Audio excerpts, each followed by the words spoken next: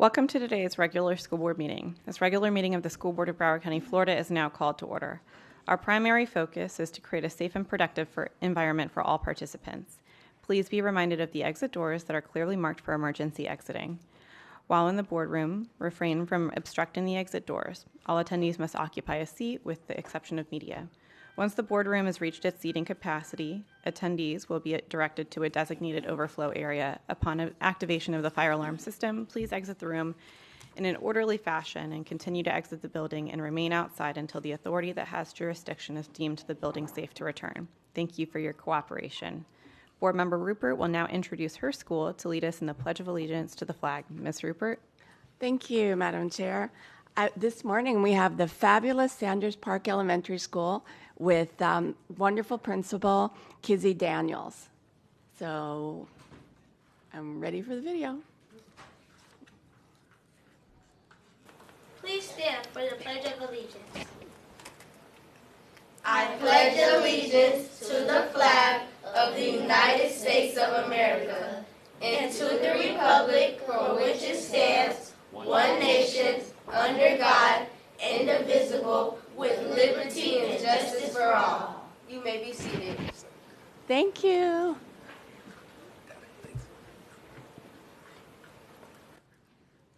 Board Member Hickson has requested a moment of silence. Ms. Hickson. Thank you.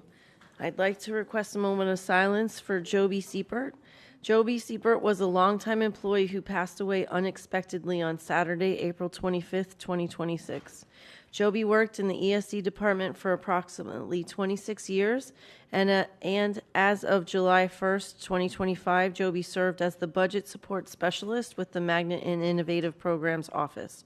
Throughout her tenure, Joby was a dependable resource with institutional knowledge and attention to detail that contributed to the effective management of budgets. Joby's passion and commitment were evident in the quality of her work and her consistent daily attendance. She is dearly missed by her family, friends, and colleagues. Please join me in a moment of silence.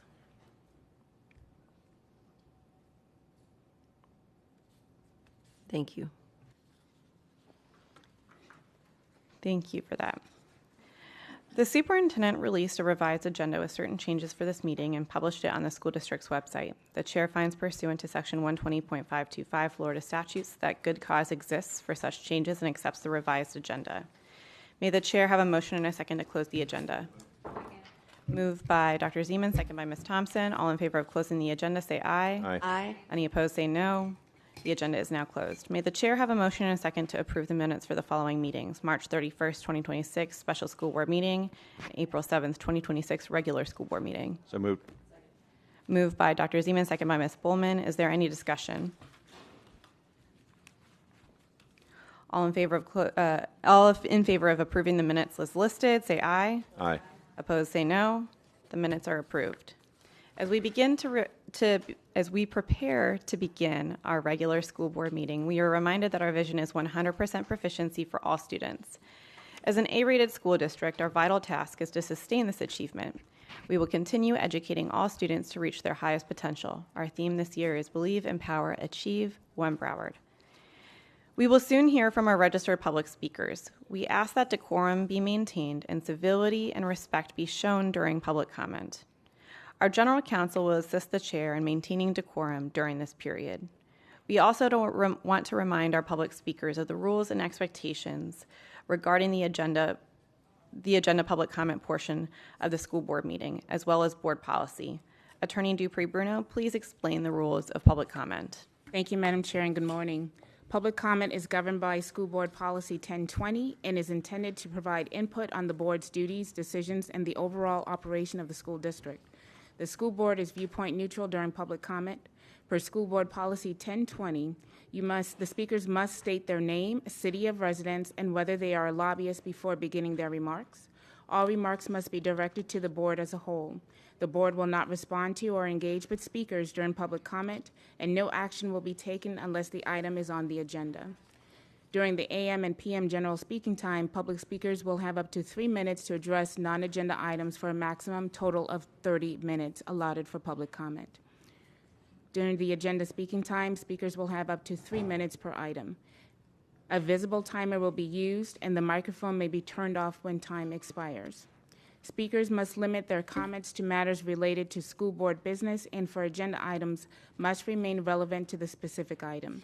Comments may not address matters that are pending in litigation, quasi-judicial proceedings, active investigations, or administrative hearings. Solicitation and lobbying activities must comply with applicable school board policy. Abusive language, defined as profanity, threatening, or name-calling, is prohibited. In addition, clapping, hissing, booing, shouting, yelling, or other disruptions from the audience are not allowed. Speakers who fail to follow proper decorum in the chambers will be ruled out of order by the board chair. Failure to comply may result in the microphone being turned off or a recess being called. After a warning, the chair may also direct removal from the meeting or the building by law enforcement or the sergeant at arms. Madam Chair. Thank you, Attorney Dupree-Bruno. The board wants to hear from you, and we appreciate your cooperation in maintaining a respectful, orderly, and productive meeting environment. The board identified any agenda items they wish to address in advance of the meeting. The following consent items have been pulled for discussion: H1, 2, A1, 2, 4, B1, 2, 3, 4, 5, F2, O1, O2, and S1. At this time, may the chair have a motion and a second to pass the consent items that have not been pulled for discussion, which are moved by Dr. Zeman and seconded by Ms. Goldman. I'll just read them for the record. H3, A3, F1, M1, 2, 3, 4, 5, 6, 7, 8, and O3. Are there any registered speakers on the items that have not been pulled for discussion? No comments. All in favor of approving the consent agenda items that have not been pulled for discussion, say aye. Aye. Those opposed, say no. Items pass unanimously. At this time, may the chair have a motion and a second to may I have a motion and a second on items H1 and GG3? So moved. And the reason I want to bring those items together is that Attorney Dupree-Bruno has members in the audience, and GG3 was not pulled, but it has to do with the employees. So who is it moved by? Dr. Zeman, seconded by Ms. Rupert.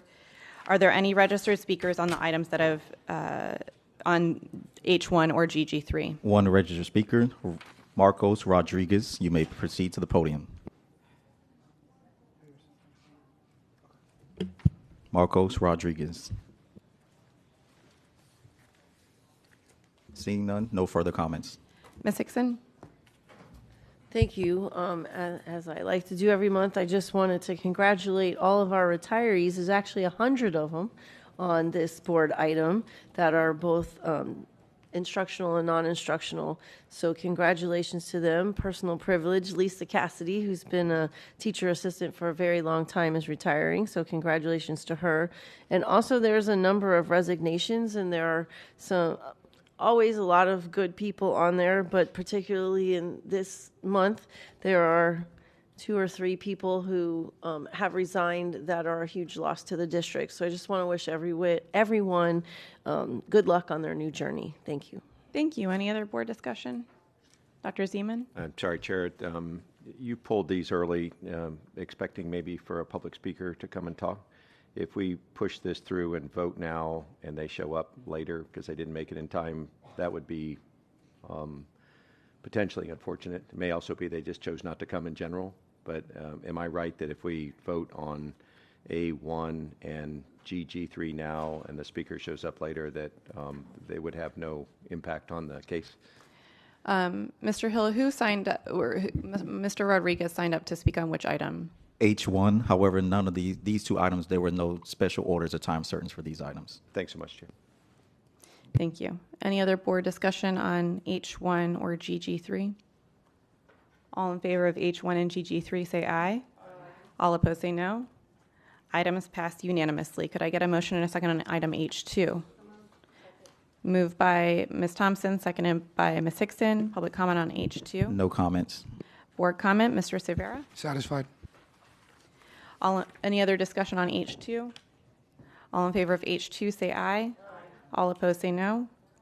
Item passes unanimously. Could I get a motion and a second on A1? So moved. Moved by Dr. Zeman, second by Ms. Hickson. Public comment. No comment.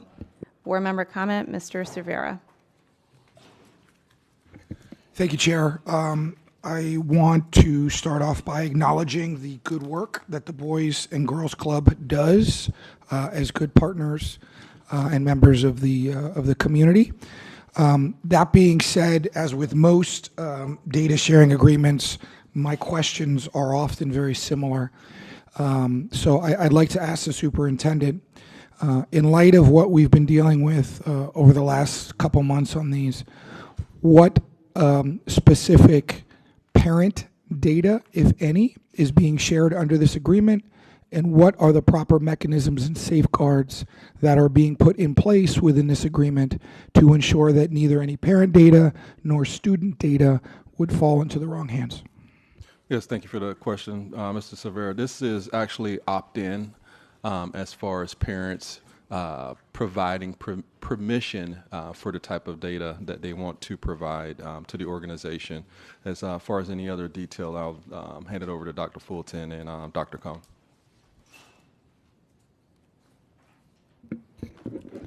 So part of the data sharing agreement with this particular entity is that students are consented into this initiative. And so what we do is share the passwords with them, which are via a protected file. So that way students are protected based on this protection system that we have with the agreement. So we've had a historical agreement with them with this data sharing privacy agreement, so there shouldn't be any issues with that. Thank you for that, Dr. Conan. And just to clarify, Mr. Superintendent, this agreement, is this the district's form agreement that we send out to all these companies? Dr. Cohn. That is correct, sir. Thank you. Thank you. Dr. Holness? Thank you, Madam Chair. So I am so happy to see this coming forward. I had met with Boys and Girls Club in Lauderhill, the leadership and staff, many months ago, and I toured their facilities, and I was just really pleasantly surprised and delighted by the level of proficiency and care they have towards students. And so I am strongly supportive of this. I think this sort of collaborative relationship that we'll have in terms of ensuring that they receive just enough data that's adequate for them to service our students' academic needs. Many of these students that go to the Boys and Girls Clubs are kids in Broward County Public Schools, and they go there after school, and they get supplemental support and help. So I am really happy that after many months of meeting with them, I see this coming forth, and I think these are the kind of partnerships in Broward County that we should seek to have and to maintain, because it will show us as one community supporting our students. With that being said, Dr. Hepburn, I have a few questions, and again, I'm just really excited to see this coming forth. So I know that they do have to fill out an opt-in form. Is that what it's called? Yes. Okay, so was that form, can you describe how that form was developed? Was it a collaborative sort of effort between Boys and Girls Club and the School Board of Broward County, or is this a standard form that we've always used? Dr. Cohn. It is a collaboration form that we developed together, and we've used this form consistently throughout the years. Okay, so Dr. Cohn, if you don't mind, I know that when these forms are filled out, they're going to be filled out by the Boys and Girls Club as they get students who come in, correct? That's correct. Okay, so how will we provide or at least have some level of oversight where how will we receive the forms that they are filling out at Boys and Girls Club? Is it coming back to us, and how are we storing these forms? So that's a good question. I know we roster the students based on those parents that opt in, and then that information is sent directly to them. So it's a one-way system where the parents sign up, they ask us for the information through the parent form, and we send them the information. Okay, so if we send them the information because we're sharing data, can it be put in place where we're receiving copies of that information just as a level of student safety for us to make sure that their records, that Boys and Girls Club are doing what they're supposed to do, and we have a record of it. Yes, absolutely. Okay, and Dr. Cohn, upon the process to receive these as just documentation for us, can you put something in place where we are receiving it from a specific email as opposed to many different individuals in the office just sending these forms?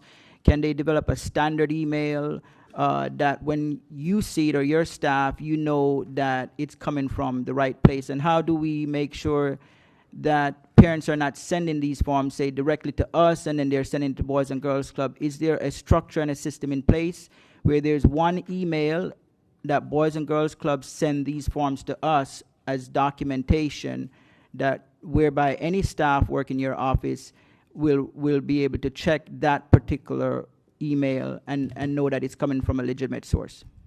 So I'm going to have Richie Baum, our Director of Research, go a little bit into detail to assure you of the safety parameters that we put in place to make sure that that takes place. Okay.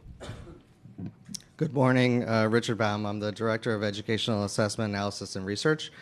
So our department handles the Institutional Review Board and the research, and we have one individual who worked closely on this agreement with the individual at the Boys and Girls Club, and that person is the one who will receive the email of the consent forms. They'll check the consent forms, make sure that they're filled out correctly, and then only after those forms are filled out correctly and we approve it is when we send the data back to Boys and Girls Club in a secure OneDrive folder that only that person will have access to at the Boys and Girls Club.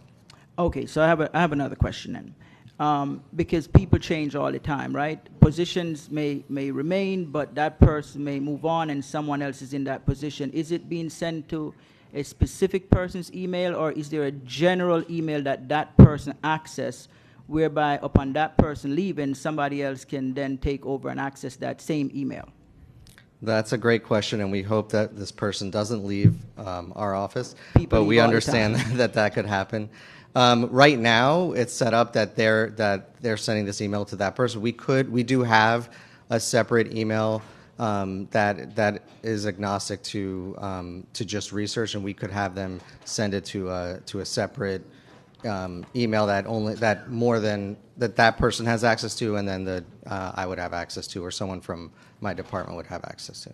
Okay, so Dr. Hepburn, I would much rather see a specific general email that is attached to this data sharing, whereby it doesn't matter who's in the position.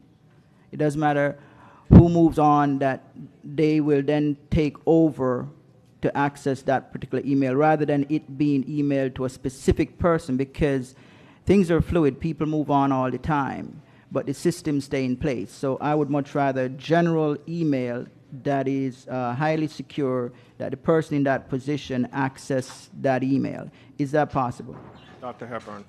So I think, Dr. Holness, we can create some standard operating procedures around that, because that's a great question. So we'll go back to the Boys and Girls Clubs and develop a standard operating procedure when an employee is transitioning. Mm-hmm. Here is the default email that we use. So we can put some tighter structures in place for that. Okay, so I think it should go both ways, right? Boys and Girls Club, whatever agreement we have with them, they should have a general specific email, regardless of their staff, if they come and go, that they receive these data, and that it's sent back to us to a general specific email that we receive the data, regardless of staff. I don't like when something is attached to a specific staff, because staff comes and go. But if you have something that's general, that is secure, you can change the password anytime. When staff leave, somebody else take over, and it's still the same system, but it's secure. Yes, absolutely. So that is possible. Absolutely. Okay, so Dr. Hepburn, my support of the item is going to be contingent on that level of sort of security. It's noted. Okay, thank you.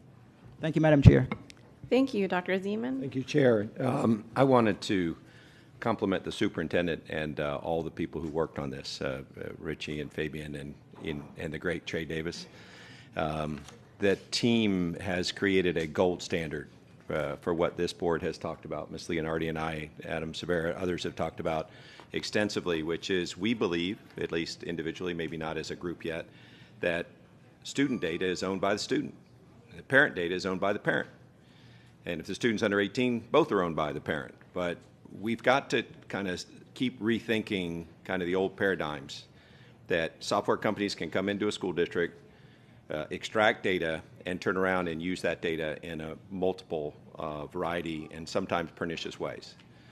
That's never been right, but it is kind of the way that the internet works right now. And for us as a school district to create this gold standard, it's both on A1 and on A4, this language, and just so that the community understands, this is much more than just an opt-in. It's an opt-in with some very, very tight security restrictions around the transfer of data. And it even says, even though parents can opt in, they can only opt in for 3 very specific ways that the data can be used. And so Broward is really moving fast and forward and making sure that student data, parent data, and things like that are created in a system that will offer maximum ownership and maximum protection to what that data can rightfully be used for. If you want to see opt-in parent data so you can survey parents and ask them, about how things are going at night on homework related to a certain vendor, that's great. That would help the progress that we seek to make. It would help us achieve our strategic goals. Taking that data, though, and selling it to a magazine subscription company or to an esports company so that they can send ads to our kids, that was never what we ever intended. And I hope most vendors wouldn't do that, but that's certainly what happens with most kind of corporate digital firms. So I'm really tickled that we have the gold standard in Broward County. I'm tickled that the superintendent has heard this board very clearly on these protections. And I just want to say thank you to you guys, because it makes me feel better with 3 kids in Broward County schools that their data and my opt-in data is not going to be used in any illicit way, and it's not going to be sold for any commercial purposes outside of what the vendor needs to do to help us reach our goals. Thank you very much, Chair. Thank you. Dr. Holness? Thank you, Madam Chair. And I would be remiss if I did not mention, when we share this data and we take care of the safety part of it, the benefit is just phenomenal. I mean, the benefit is huge. And if you look at Boys and Girls Club, it said the shared data will be used to strengthen and align our academic programming with the needs of our students. I mean, that is huge. Any kind of support that we can give to students is wonderful, and that's what the Boys and Girls Club do. I personally went and toured their facilities myself, and I met with the leadership, and I was impressed. And I think if we can share data and have maximize student learning outcome, Dr. Cohn, this is just awesome. I mean, the list goes on and on in terms of the benefit. Identify areas of academic need in reading and math and language, tailor targeted interventions and enrichment within our programs, monitor students' progress and adjust support in real time, provide focus support to members who may be at risk for failing, support improved graduation outcomes by identifying students at risk for failing or falling behind. So this is a big deal, and I'm so happy to see it in front of us today. Thank you. All right, any other board discussion on A1? All in favor of A1 say aye. Aye. All opposed say no. Item passes unanimously. I do need to bring back H2. I was informed that there was a public speaker here to speak, so could I get a motion and a second to bring H2 back to the floor? Moved by Dr. Zeman, second by Ms. Hickson. Public comment on item H2. Yes, we had one registered speaker, Mr. Delvin King.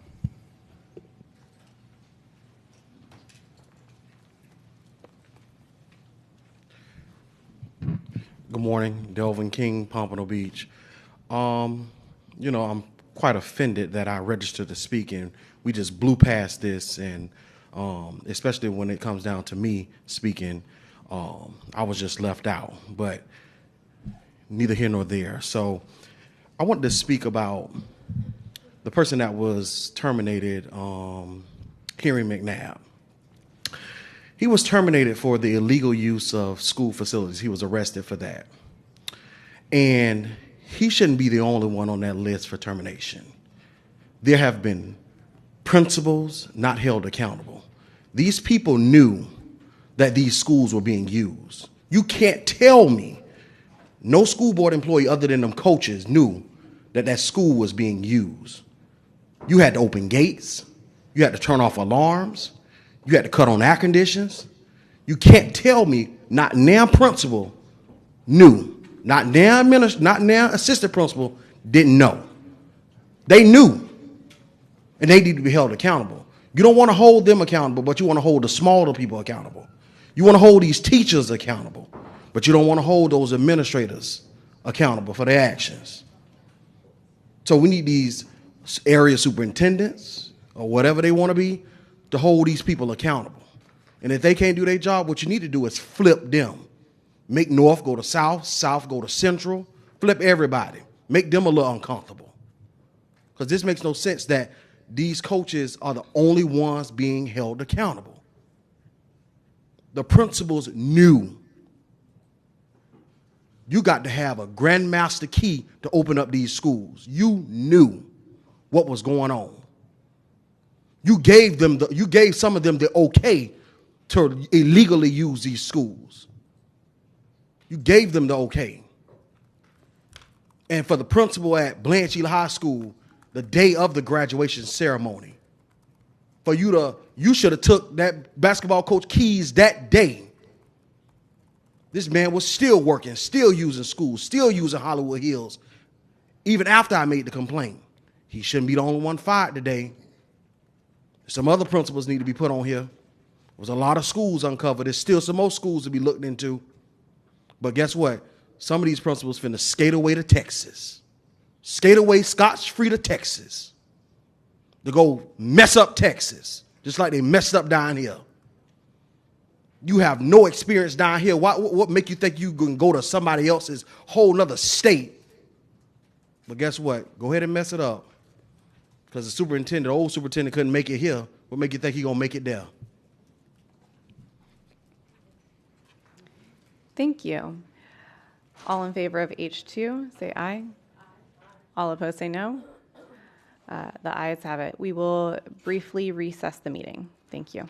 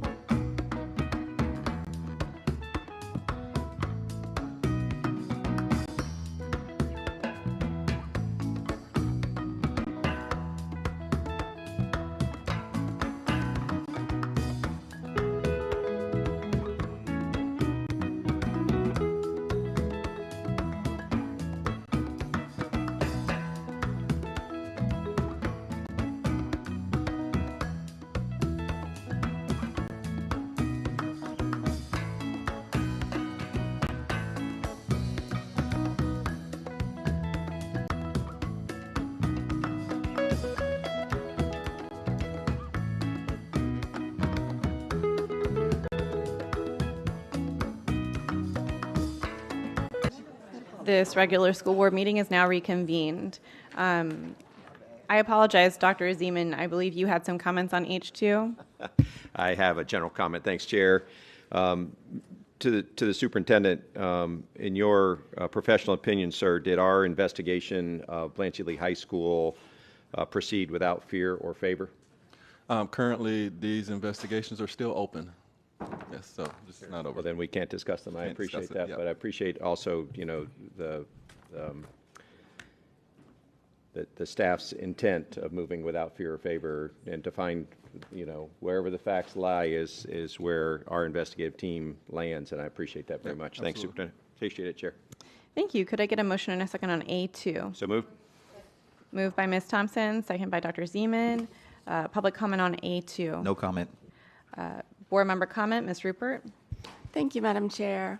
I just wanted to thank, and I hope I say it correctly, Intuit, for the donation of a food truck to Blanche Ely High School for their 3-year program and additional funds for their culinary program, which is fabulous.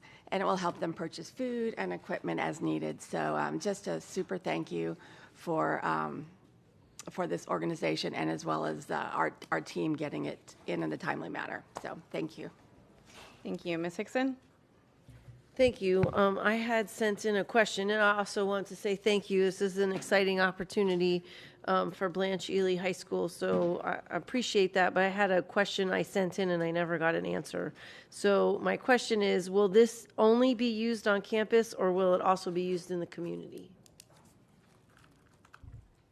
That's a great question, Dr. Fleming. Or I see Ms. Formosa. She has that information too. Go ahead, Ms. Formosa. Hi, Lolly Formosa, Career Technical Adult and Community Education Director. So it'll be used, Blanche Ely High School's teacher will be the driver of the vehicle. It'll go through safety, and it'll be able to be used at community events as well, but as part of Blanche Ely High School's program. Okay, so thank you for that. So my question is, if it goes off campus, who's responsible for the driving, which you just said it's the teacher, but the upkeep in terms of insurance and if there's an accident and just those risk management pieces? And I'm not trying to be negative. I just want to make sure that we have all those pieces covered. So it goes through vehicle maintenance. So once we obtain the food truck, it'll go through our vehicle maintenance program, and it'll be a part of our regular fleet, just like we would have our school buses and any other district vehicle. Okay, awesome. But there'll be students in it, right? So what extra safety precautions or measures do we have to go through to be sure that, students are safe and covered when they're on the food truck? So we would go through our regular process through student activities, where we would have signed permission slips and ensure that all of the liability is covered under that student permission slip. Okay, awesome. Thank you. I think it's a great way to get Broward County Public Schools and Blanche Ely out there. I think it's a great thing. I just wanted to make sure we covered all of those questions. So thank you. Thank you. Thank you. Any other board discussion on A2? All in favor of A2, say aye. Aye. All opposed, say no. Item passes unanimously. Could I get a motion and a second on A4? So moved. Moved by Dr. Zeman, second by Ms. Thompson. Public comment on A4. No comment. Board member comment, Ms. Rupert. Thank you. I pulled this because Big Brothers Big Sisters is it's a great organization. I was a member as well as my husband. That is how we met. And it was a wonderful place to be. And this particular group, we were called Bigs. I think they do the same thing. And then there's Littles. So we would do events with the Littles. And it was amazing. We just did all sorts of stuff, camping, et cetera. And it was a great organization. And as a side note, not only is it great for the kids, but when I mentioned this to Big Brothers Big Sisters, they said there's a big amount of people who meet at Big Brothers and Sisters and actually get married. Mm-hmm. So I thought that was an interesting, and for those of you who ask me, how did you meet your husband, or he's a great guy, don't look.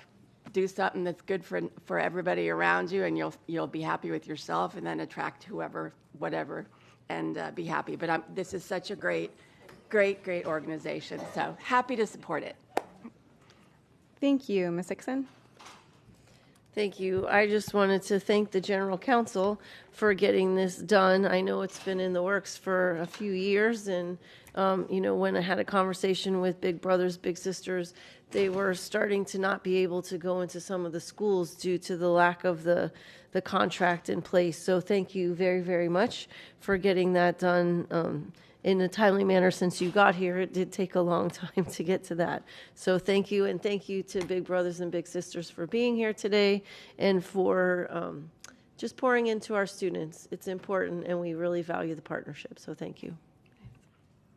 Thank you. Any other board discussion? All in favor of A4, say aye. Aye.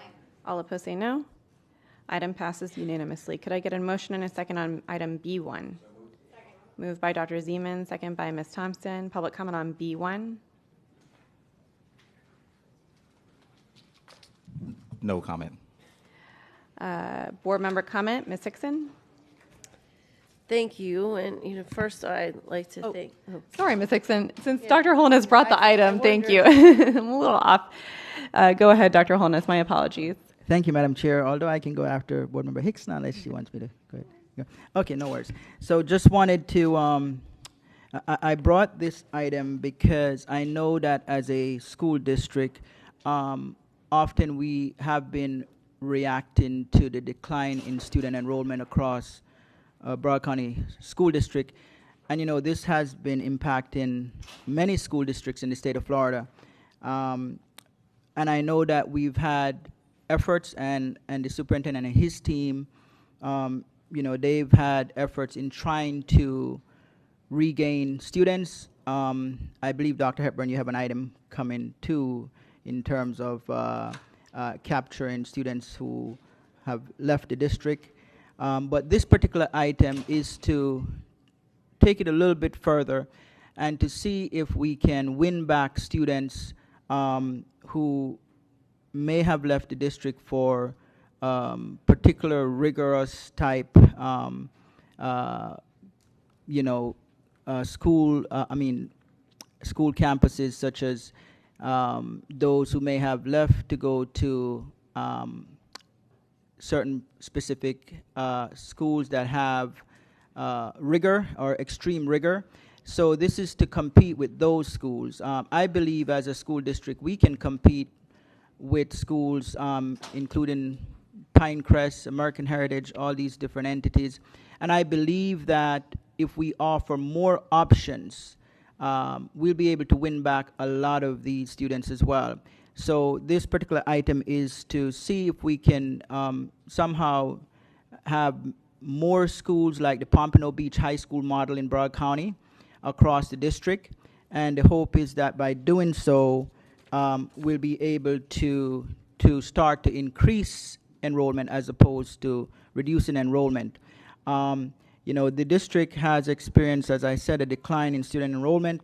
Expanding all magnet high schools would provide additional high-quality specialized academic pathways that responds to these trends. This initiative is intended to help the district win back students and remain competitive with private and charter schools by offering more attractive and rigorous educational options. And this approach does not negate existing programs, but rather enhances current offerings and supports overall enrollment growth. And as the district continues the redefining of our schools process, future opportunities may emerge to leverage existing campuses to support these expansions. Schools identified for repurpose or consolidation could at an appropriate time be considered as potential sites for additional all-magnet high school. So the item is to, because I believe, Dr. Hepburn, does Pompano Beach currently, do they have a waiting list? Yes, that's correct. Okay, so when we expand models like Pompano Beach High School, we'll be able to provide opportunities across the district where we don't have to have a waiting list, where students can enroll and we can hopefully increase enrollment and provide that kind of environment. So parents don't have to choose other options that they have to pay for. They can come to Broward County schools and they can get that same rigor whereby those students on those campuses would be high performing. So this is one of those items to see if we can attract students to come back to Broward County Schools. Thank you, Madam Chair. Thank you. Ms. Hickson? Thank you. And first, I want to thank Dr. Holness for trying to think sort of outside of the box about bringing students in. But I have a lot of concerns about this. And one, we're doing Hallandale Magnet High School as an offshoot of Pompano Beach. And we are spending, because I asked this question, just on transportation up to $1 million, and then to add into the program and stuff another $1 million. So I really think it would be important to see how Hallandale's all magnet shakes out before we jump into any more. But I'd like to ask Superintendent, Dr. Holness asked about the waiting list at Pompano. Can someone tell us how many students are on that waiting list? Go ahead, Dr. Wanza. Good morning. Valerie Wanza, Chief Strategy and Innovation Officer. Currently, for next school year, there are 137 students in the wait pool. Okay, thank you. So if we think about that, that's not even a whole class, really, of students moving in. So I have a huge concern also in terms of adding so many of them, because remember, magnet schools have a criteria, and you're going to be pushing out the boundaried students in particular schools, as or you're gonna have to figure out how to keep them in there. And I just feel like this would start us cannibalizing our own students in the district. Although the push is to get students from outside to come in, I just have a concern that that's not how it would turn out. So although I appreciate the sentiment behind it, I don't think that I could support expanding it until we see how Hallandale works, and maybe we re-examine this next year. Thank you. Thank you. Ms. Rupert? Thank you.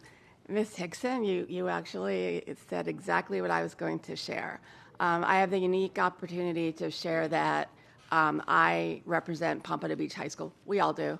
It's located in District 7, and Atlantic Tech is also a full magnet school.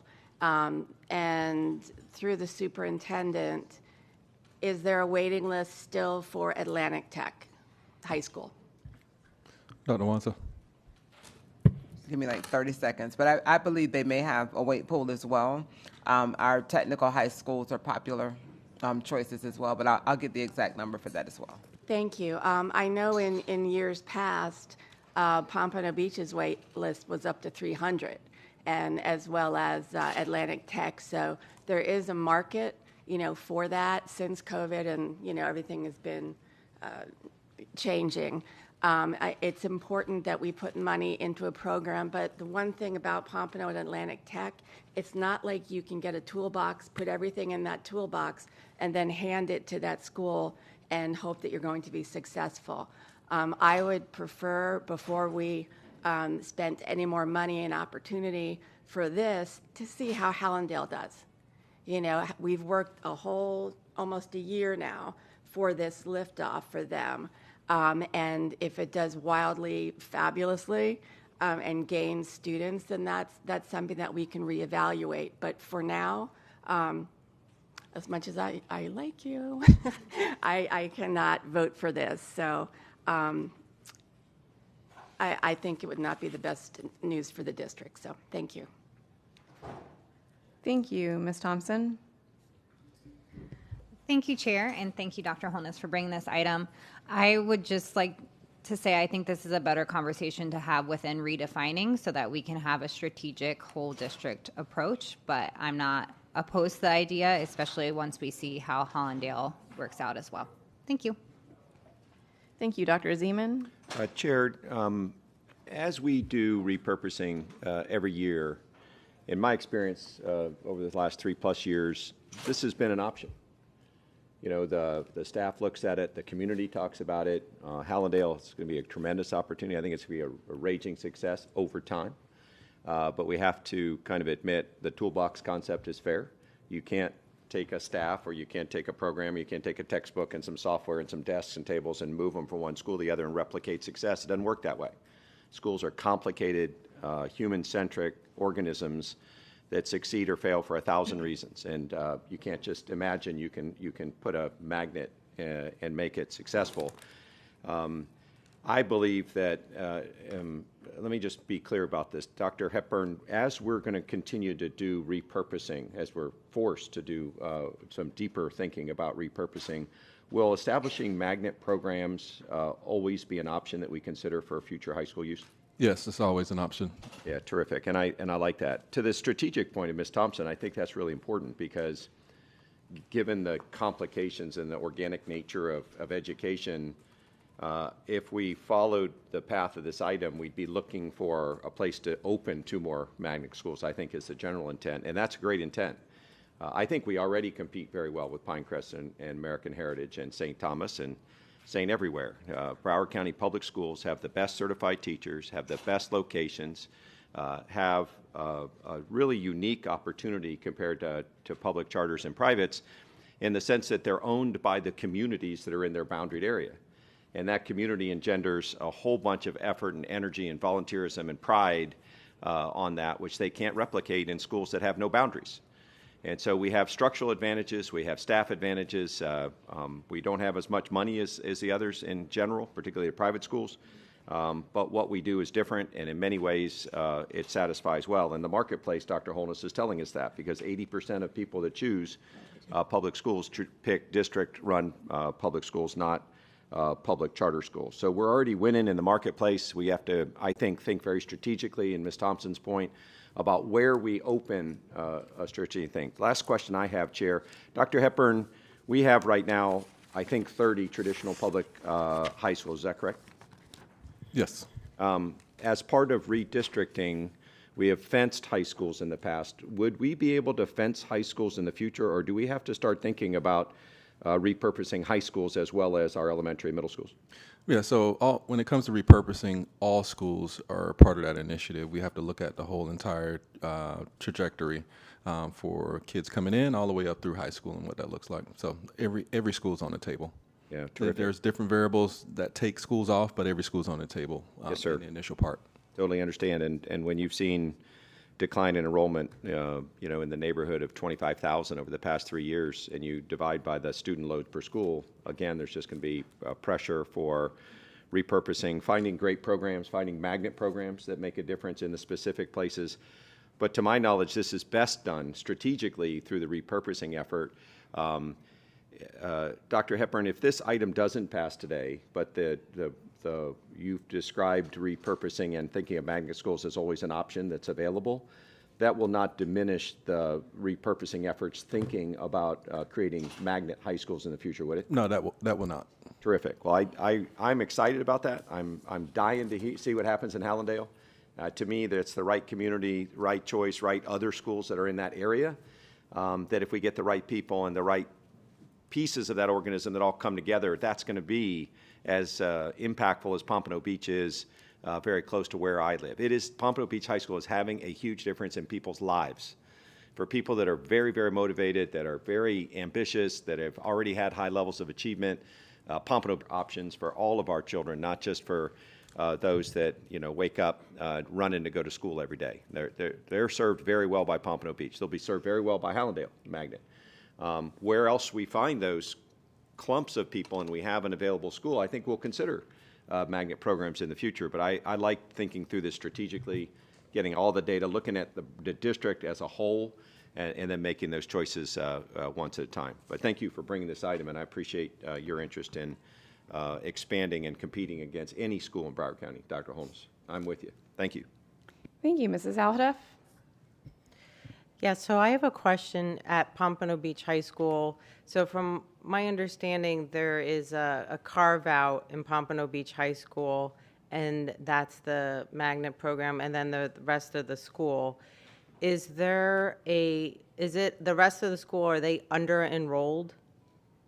No, it's a full choice school. I'll let Dr. Wanza give you the details, but if you have any additional questions. But it is a full choice school. There's no Go ahead, Dr. Watson. No, you're spot on. You're spot on. It's very the only so Pompano Beach High, like Nova High, Atlantic Tech, McFadder, Sheridan. Those are all district assignment schools.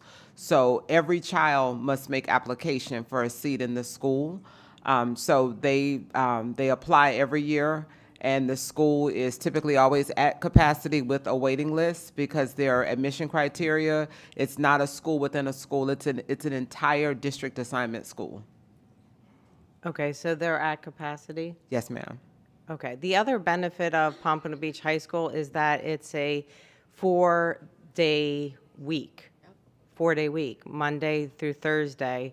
And so in Hallandale Magnet School, is it also going to be 4 days? It's going to be. Yes, that's correct. It's going to be 4 days. So that's something, though, I think we should look at is the 4-day week. I understand the magnet part, but also to do a 4-day week because you're going to reduce transportation costs, reduce utility costs, and you'll have less burnout, teacher burnout, and higher morale. So as we're having these conversations, I think it's important to look at the 4-day week. Thank you. Thank you. Anyone else before? Oh, go ahead, Ms. Dixon. Just to speak to that, when you talk to students, even students at at Pompano, they say how difficult the 4-day week is, and parents don't like it because then there's a Friday where they have to figure out what to do with their student. So it's not for everyone. Just as Dr. Zeman said, Pompano Beach, that high level isn't necessarily for everyone. So I don't mind having a discussion, but I don't think that the 4-day week is really good for everyone. So I just want to make sure we keep that in mind. Thank you. Thank you, Dr. Holness. Thank you, Madam Chair. So, I know that as a district, we have been experiencing significant decline in student enrollment, and I hear the comments of the board members. I believe that we have to start thinking beyond what we normally do. I think that we have to certain steps. We may be pleasantly surprised. I know as someone who runs a learning center, and I've seen a lot of parents who come into my learning center, and there is a part of the student population where they're going to choose Pinecrest. They're going to choose American Heritage. They're going to choose these kind of schools that require a certain academic performance to get in. We need to compete with them. We need to be able to win those students back. And I know that, yes, for Pompano Beach, there's a waiting list, 130 students, but the implication of that is not we only have 130 kids that we'll be able to put into these schools. The goal of the item is to win back students who are at these private schools, to win back students who are at Pinecrest, to win back students who are at American Heritage. These schools where parents choose those schools for a specific reason. There's a certain academic rigor that is required to stay there, and there's certain academic performance that is required to get in there. If we can offer more of those options, I strongly believe, and I understand that many of my colleagues may not agree, I strongly believe we'll be able to gain those students over time and probably very quickly. American Heritage and Pinecrest would now have to be fighting to get those students back from us, instead of we're fighting to get them because they pay a lot of money to go there. We would offer the same sort of rigor, the same sort of entrance to come into our school, and parents would choose those campuses. I firmly believe that.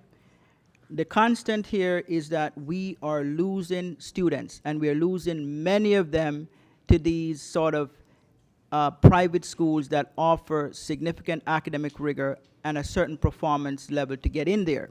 If we offer that, we may not be losing to these schools.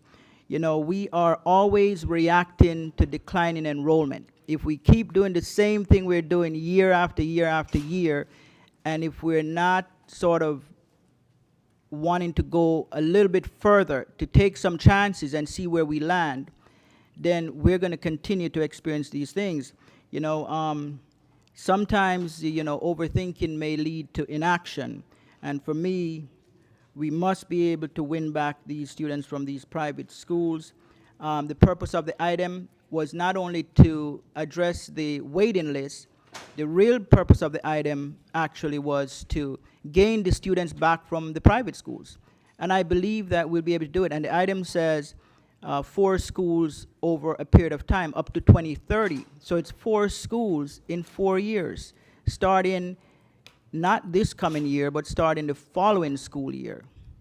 So I believe it's doable. And I'm a bit disappointed because I personally believe that if we can have a Broward County school that mirrors Pinecrest or American Heritage, that we can win the students back and they come to us for no money, where they're paying $30,000, $40,000 a year, that we can actually gain these students. So it's an attempt to address the decline in enrollment by being a little bit innovative, by thinking outside of the box. But I understand, but that was the intent of the item, to try to make this district increase enrollment and be competitive with any of these entities, because we shouldn't be losing kids to private schools. We should be able to compete with them and not be reacting to them. I don't think they have our problems. I don't think they're saying, I'm worried about losing students, and people are paying so much money to go there. So why can't we put something in place that we can get them back and let them come to us? So that was the intent of the item, Madam Chair.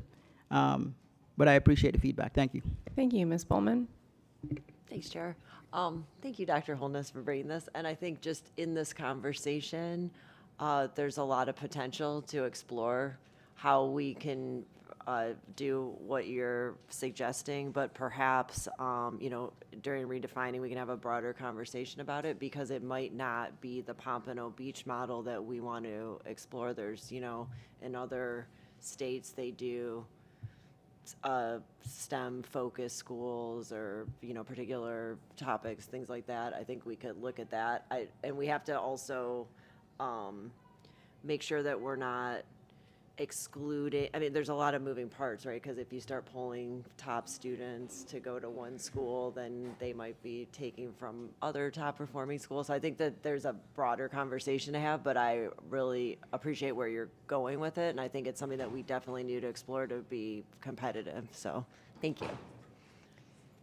Thank you. And I just had a quick comment and a question. Dr. Hepburn, I believe we've discussed as a board a desire for some data on the students who are leaving, where they are going, and why. Have we done that analysis? Yes, correct me if I'm wrong, Dr. Wanza. We sent that out earlier this spring with the enrollment projection from we the did. It was office.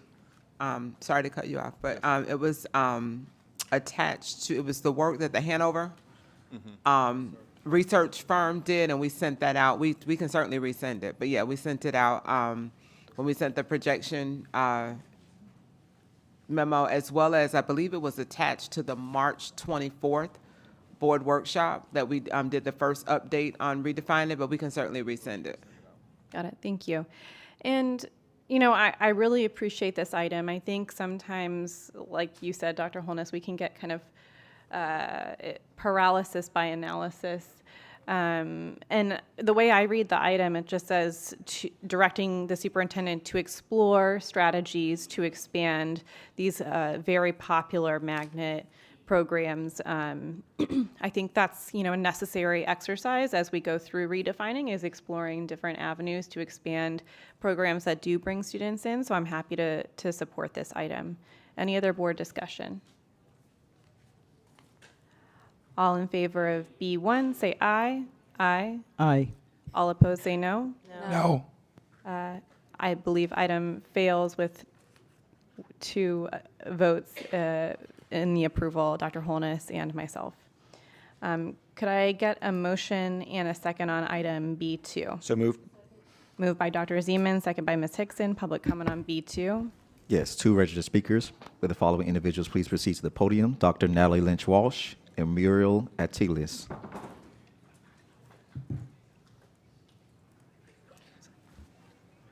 Dr. Natalie Lynch-Walsh, Muriel Atilis.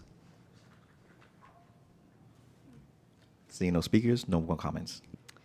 Board discussion, I did just want to, I believe the item's pretty straightforward. Do we have another public speaker coming in? This item came out of the conversations I had with go ahead, ma'am.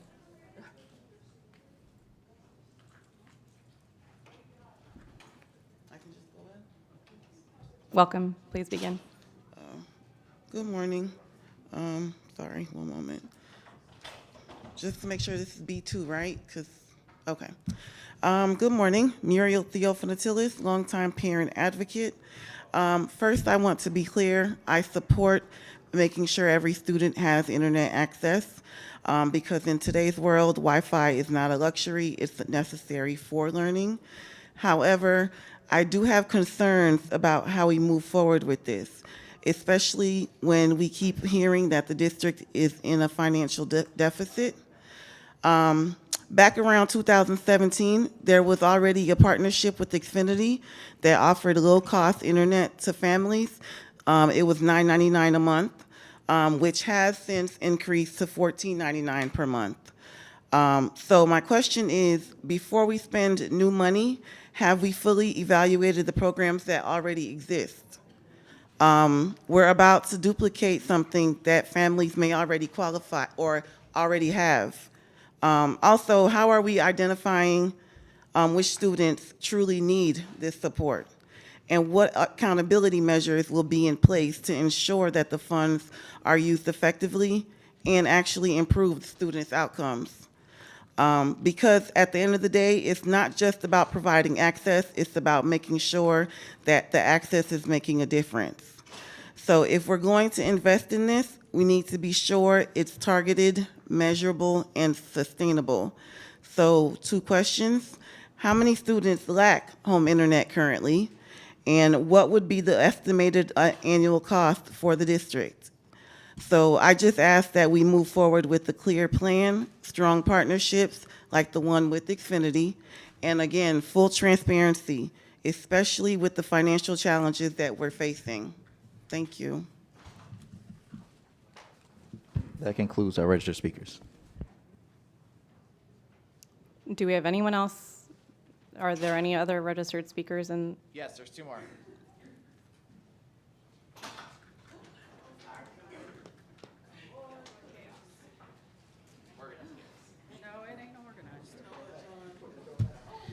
Good morning, Dr. Natalie Lynch Walsh, Plantation, Florida. First and foremost, somebody needs to go out and realize you have once again chaos.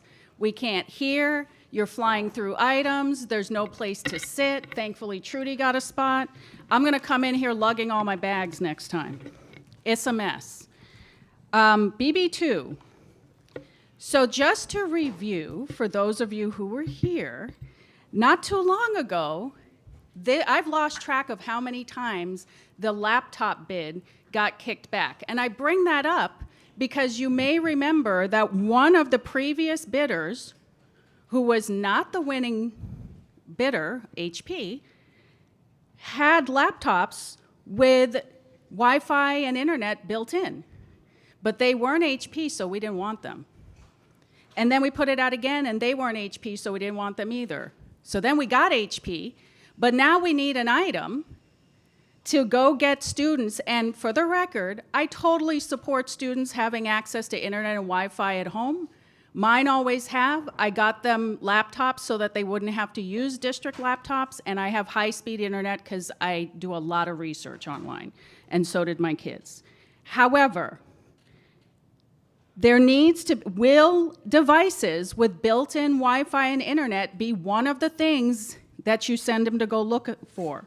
Because you had it, in theory, but you didn't want it. And that entire bid is still under investigation with the IG when you guys approved HP. So my expectation would be cost-benefit analysis, thinking outside the box and looking for devices that actually have everything built in that a kid would need when they go home with the device. But my expectation is that that would be part of the discussion.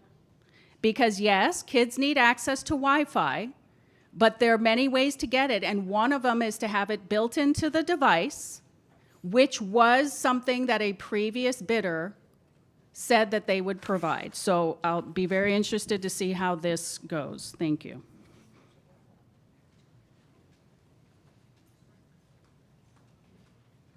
Kimberly Burke, Mulhorn, Margate, Florida.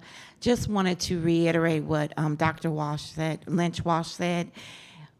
We begged you not to approve it. I know you needed computers, but we begged you not to approve it because of the built-in Wi-Fi. This is going to cost a lot of money. We know that they need it.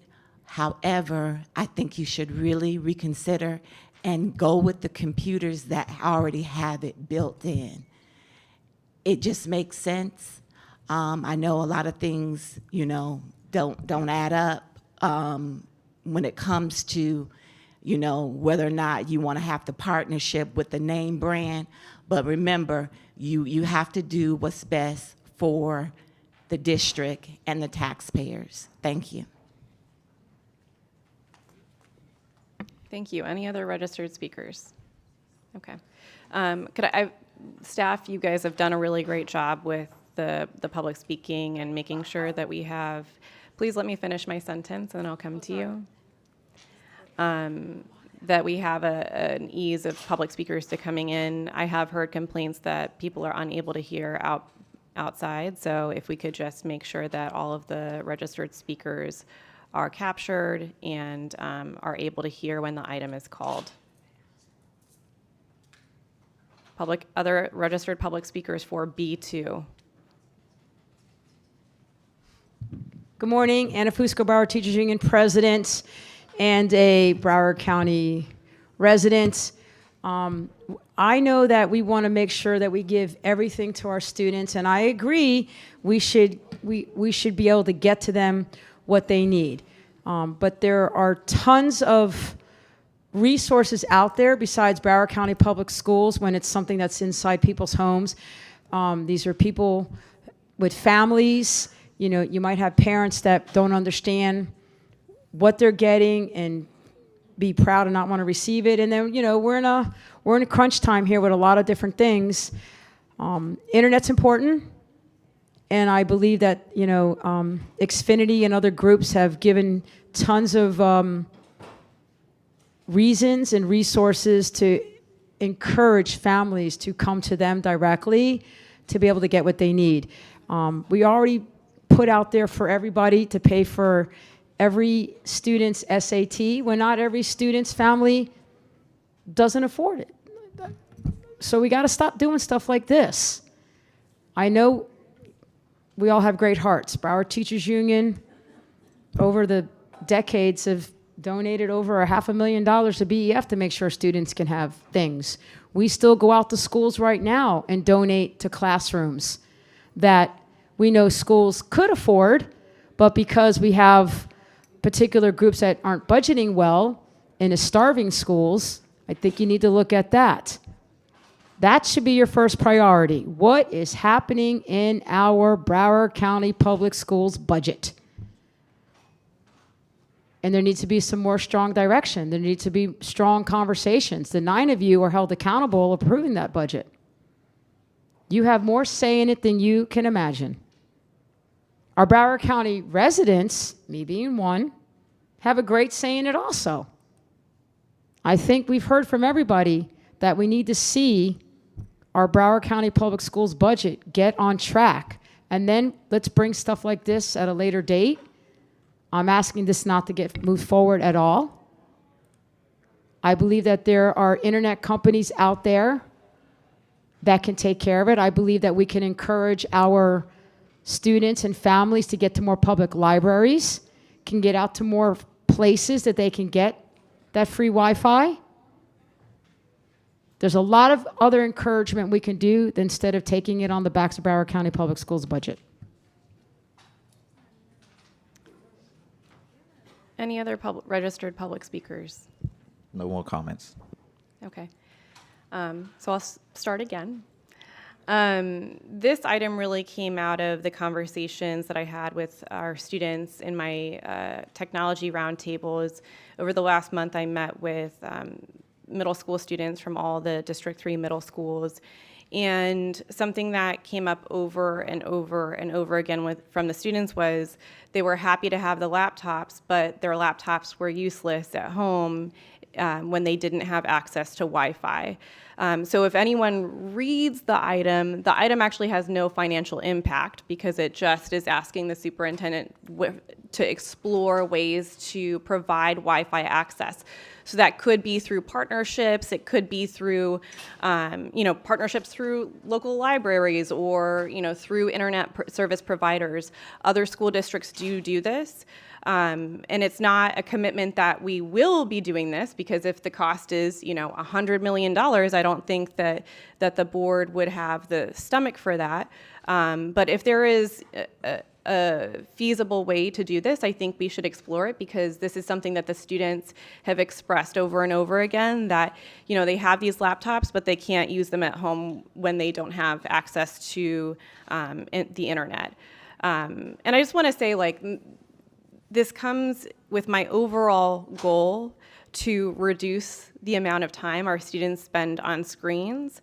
But while we do have them, required to do work on the computer, it is important that we give them access. And again, this really is an equity piece that I heard from our students. So I just wanted to uplift that.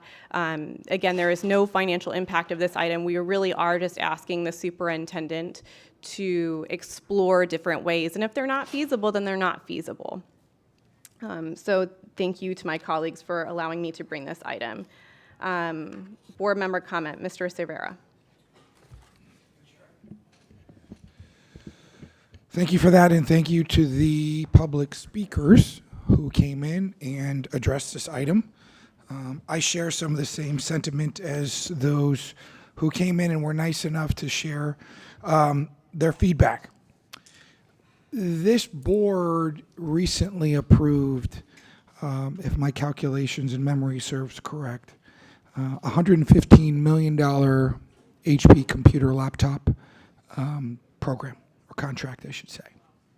Not all of us, but the majority of the board did approve that. My understanding, and I heard it again today from one of the speakers, was that one of the vendors that was competing for that bid, who ultimately didn't win, and Mr. Bruno, if I'm stepping out of bounds on anything I'm saying, please shut me up. I understand that there's a pending IG investigation, so if I'm crossing any lines, please feel free to interrupt me at any time. One of the vendors who submitted bids and went through the process, multiple bids, because I understand there are multiple processes involving this computer contract, was offering laptops that had built-in LTE cellular service, which my understanding is someone who's relatively ignorant with technology, but my understanding is that with that LTE cellular function, that would have essentially provided wireless internet connectivity included within the in that particular product.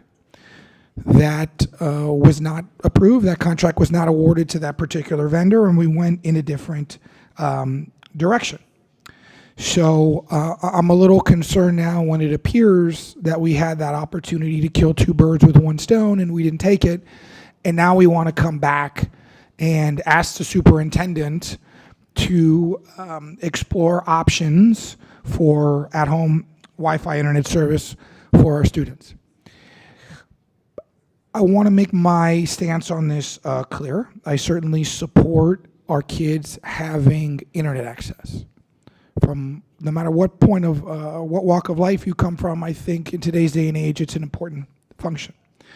I am a fan of getting the kids off the screens and using the screens in moderation, but I do understand that it is a necessity that you have Wi-Fi internet access in this day and age.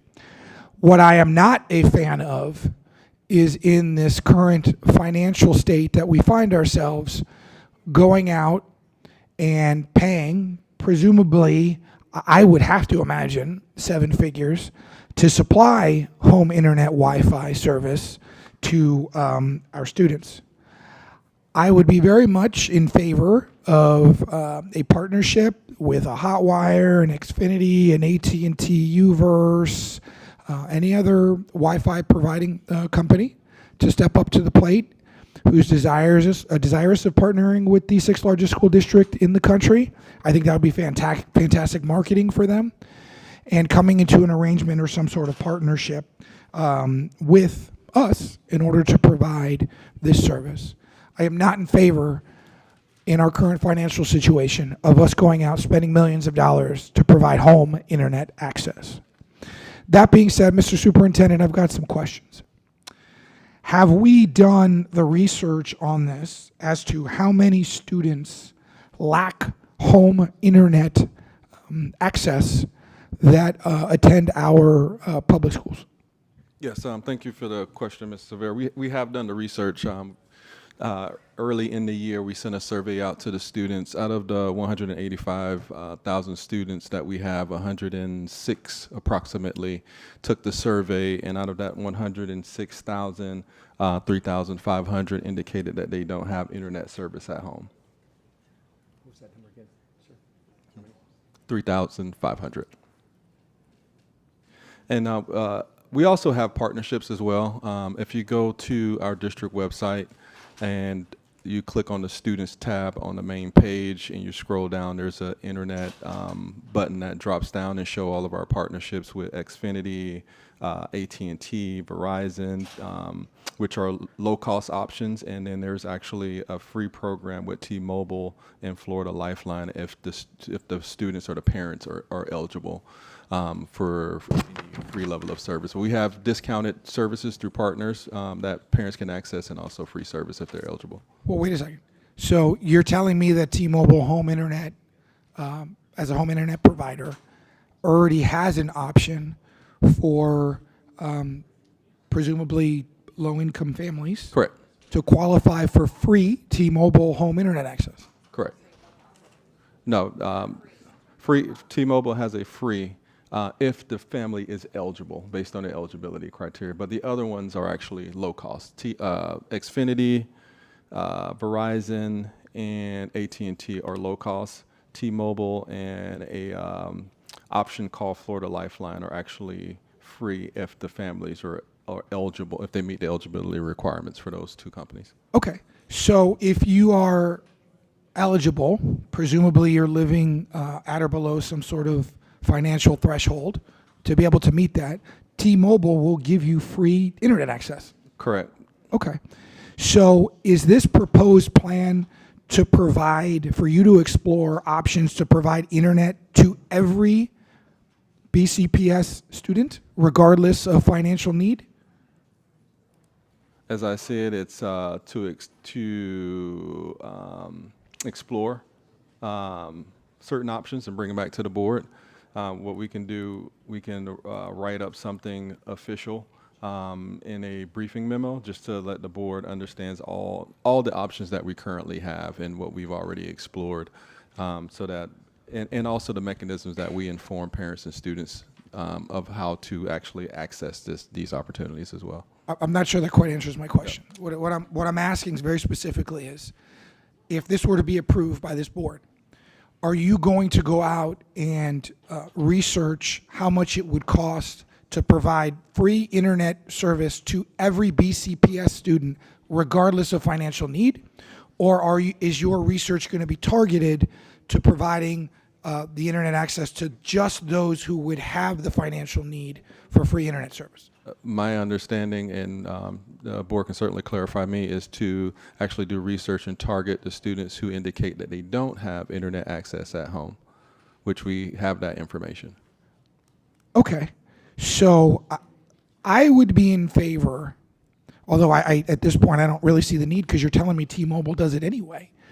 I would be in favor of hearing a plan. I'm not suggesting that I would vote for it. I obviously would need to be advised of the cost. But if you are looking specifically about researching options and perhaps more importantly partnerships, continued partnerships with internet service providers for those kids who have a financial need for home internet, that's one thing then, as opposed to just doing it for every BCPS student. I quite frankly, I think if it's the former, we already have that with T-Mobile. Why are we wasting time on this? Unless I'm missing something. I don't think it's the district's job to provide internet to certain families who clearly have the ability to pay for internet if they chose to do so, right? I mean, and based on this survey, it's only 3,500 kids. I'd have to read the survey. I don't know if that was cost determinative, whether these kids filled it out because they physically couldn't afford it or not, or maybe their parents just didn't want internet in the house. I mean, I don't know. I'd have to look at the survey. But if we're going to do something like this, it should be focused on those kids and those families that have the specific financial need, not for every public school kid that we have in the district. And you're already telling me that T-Mobile does this, so why are we wasting time with this? Could I respond to that, since I brought the item? I'd like to hear from the superintendent. It's the chair's item. I defer to the chair. So, the students are very clearly unaware of these options because, again, as I spoke with students at a variety of different middle schools and high schools throughout District 3, they brought this up as a barrier. And so if you read the requested action, it doesn't say every student. It says students generally. Different school districts do this in different ways. There is, some school districts partner with T-Mobile and they partner with other organizations. This action is really just asking the superintendent to research those different ways and bring that back to the board without any kind of financial commitment. But I do think it's important to understand that if we are going to give students work to do online, it is important for them to be able to do that online. So if we're not going to explore ways to give them access to those materials, then I think we need to also then pursue other ways to give the students work that are not online. So, again, this is something that I heard over and over from students, and I think you heard Dr. Hepburn, we missed about 50,000 students, maybe about 40,000 students in that survey. That changes year to year. And a lot of school districts do this to target students who are on free and reduced price lunch. So I think, again, having as much information as possible is helpful. And being able to give students what they need to complete their schoolwork is I don't think is a waste of time, but to each their own opinion. But that's why I brought the item to be able to give students access to what they need and explore the ways we can do that. If I may reclaim my time, I'm going to start with this. I agree with some of what you said. I think we do give kids too much online work and require them to spend too much time on the computer. That's number one.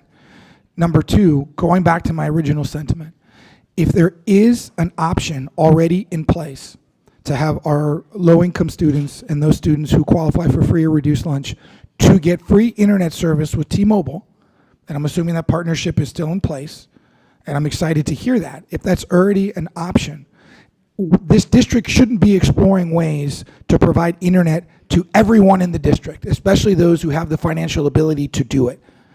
There's a lot better use of our funds that we can do in this district. Like, I don't know, give our teachers more money?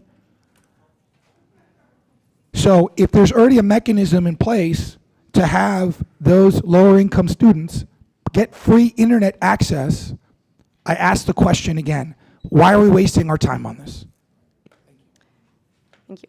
Again, I just want to reiterate, if there are ways, the students are clearly unaware of it. So. Well, maybe we need to do a better job marketing the T-Mobile. Please let me finish my sentence. Well, you stopped talking, so I assumed you were done. I took But a go breath. ahead. Thank you. Students were unaware of it. That was a routine barrier that was brought up to me. So I just, I thought it was important to explore this. Thank you. I would actually like to table this item to later in the meeting because we do have members of the audience who are here for some really wonderful proclamations. So motion to table the item to later in the meeting. Second. Seconded by Dr. Zeman. All in favor of tabling the item to later in the meeting, say aye. Aye. All opposed, say no. Item is tabled. Could I get a motion and a second on item B3? So moved. Second. Moved by Dr. Zeman, second by Ms. Hickson. Public comment on, or should I do public comment, or should we just turn it over to the board members presenting the proclamations? Ms. Dupree-Bruno?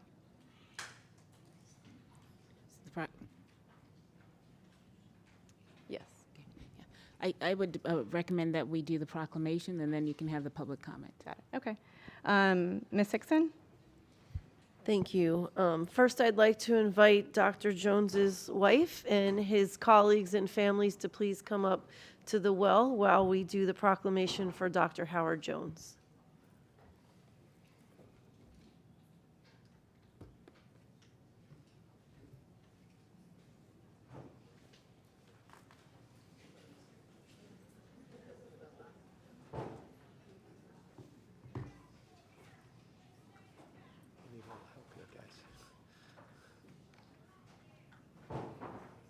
Good morning. Thank you. Thank you for coming.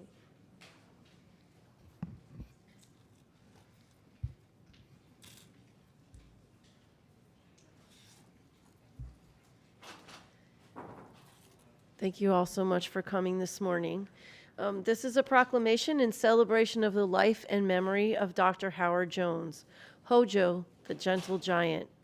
Whereas Dr. Howard F. Jones was born on March 17, 1978, to the late Howard Jones and Mrs. Clydell Wilburn, and whereas Dr. Howard Jones is a proud product of Broward County Public Schools, having attended Nova Blanche Foreman Elementary School, Nova Middle School, and graduated in 1997 from St. Thomas Aquinas High School, and whereas Dr. Howard F. Jones earned a BA degree from Eastern Kentucky University, an MS degree from Nova Southeastern University, an ED degree from Nova Southeastern University, and whereas Dr. Howard F. Jones began his career in education as a teacher at Boyd Anderson High School in 2002, Watkins Elementary School in 2008 as an ESE specialist, and whereas Dr. Howard F. Jones went on to become an assistant principal in 2011 at Ramblewood Middle School, then served at Pompano Beach Middle School until 2021.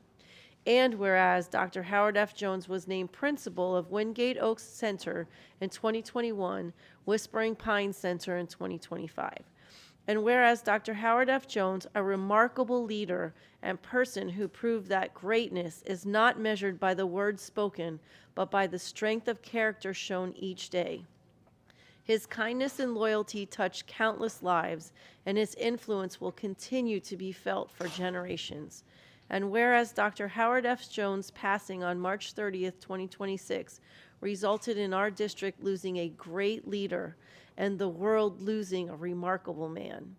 And now, therefore, I, Deborah Hickson, Countywide Seat 9 School Board Member at Large, along with District 1 School Board Member Mara McCarthy-Ballman, District 2 School Board Member Rebecca Thompson, District 3 School Board Member and Chair Sarah Leonardi, District 4 School Board Member Lori Aladef, District 5 School Board Member and Vice Chair Dr. Jeff Holness, District 6 School Board Member Adam Severa Esquire, District 7 School Board Member Nora Rupert, and Countywide Seat 8 School Board Member at Large Dr. Alan Zeman, on behalf of the School Board of Broward County, Florida, wish to offer our heartfelt sympathy to Mrs. Denise Jones, his 2 children, and the entire Jones family. We celebrate the life of this leader who touched so many lives while treating others with dignity and respect. Thank you so much, and Dr. Jones will be so missed by the entire Broward County District. Thank you.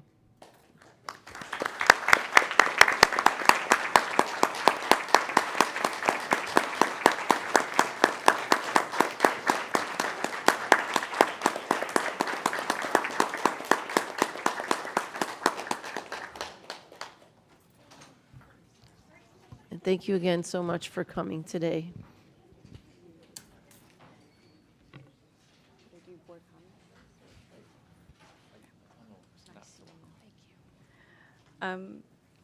Well, Family, please return to the front so we can recess the meeting. We're going to recess the meeting for a brief photo.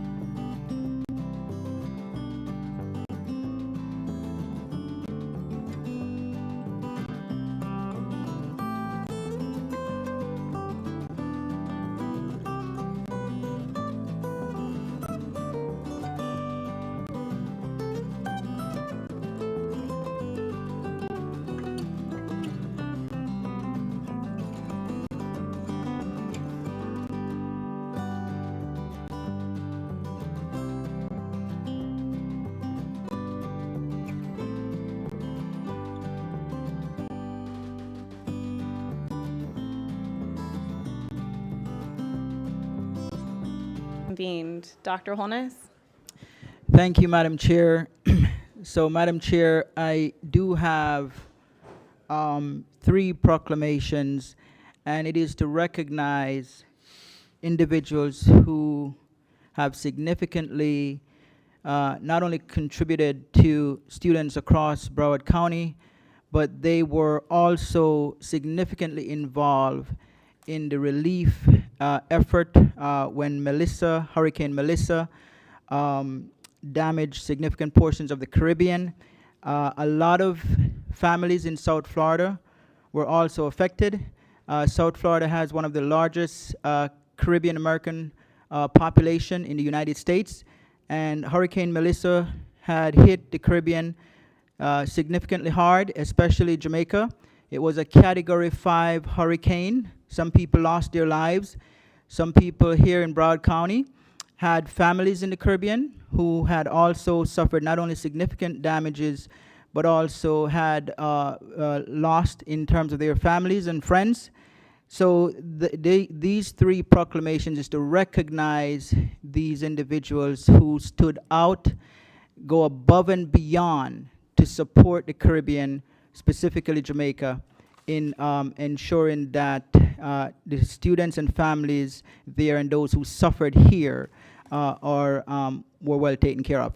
So the first one I have is a very historic and an awesome individual, and he actually flew his plane down to Jamaica to carry hurricane relief supplies. He's a pilot, he's a historic pilot, and he's none other than Mr. Barrington Irvin. So if you could come on up.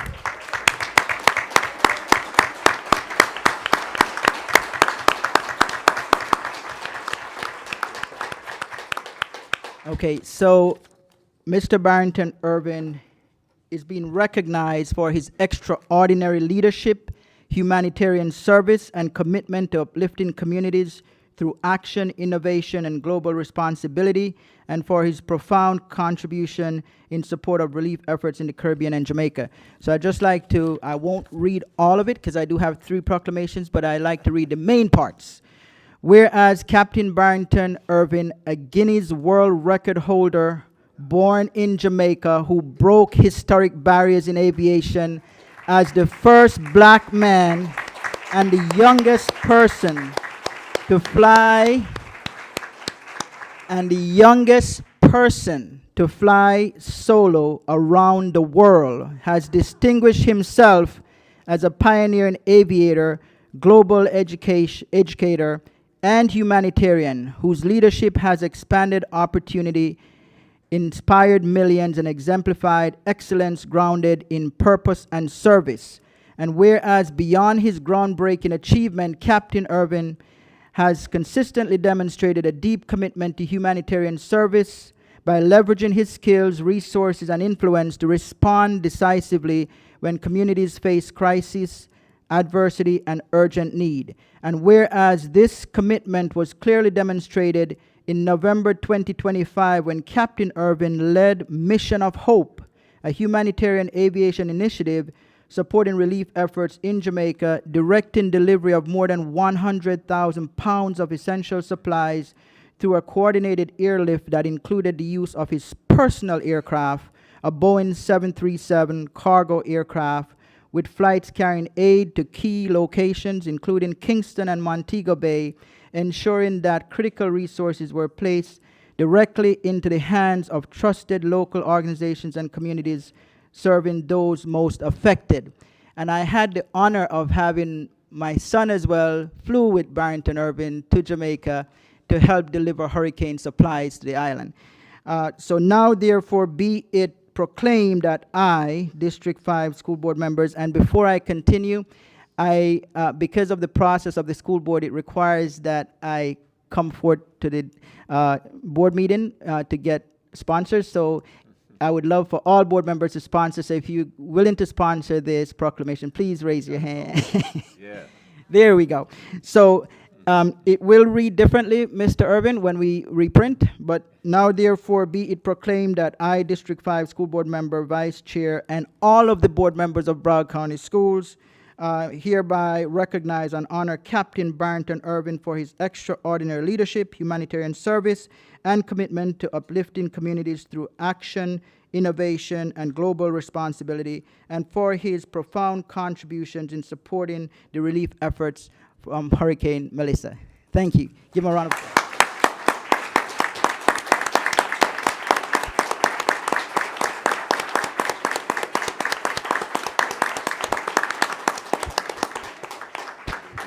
And Barrington, you may stay there because we have 2 more.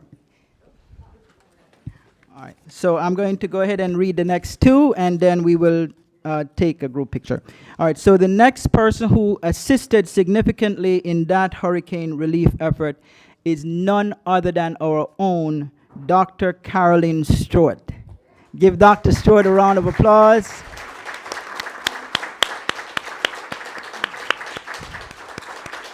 So Dr. Stewart has dedicated more than 30 years of service as a humanitarian and education professional, demonstrating an unwavering commitment to uplifting communities and advancing opportunities for others.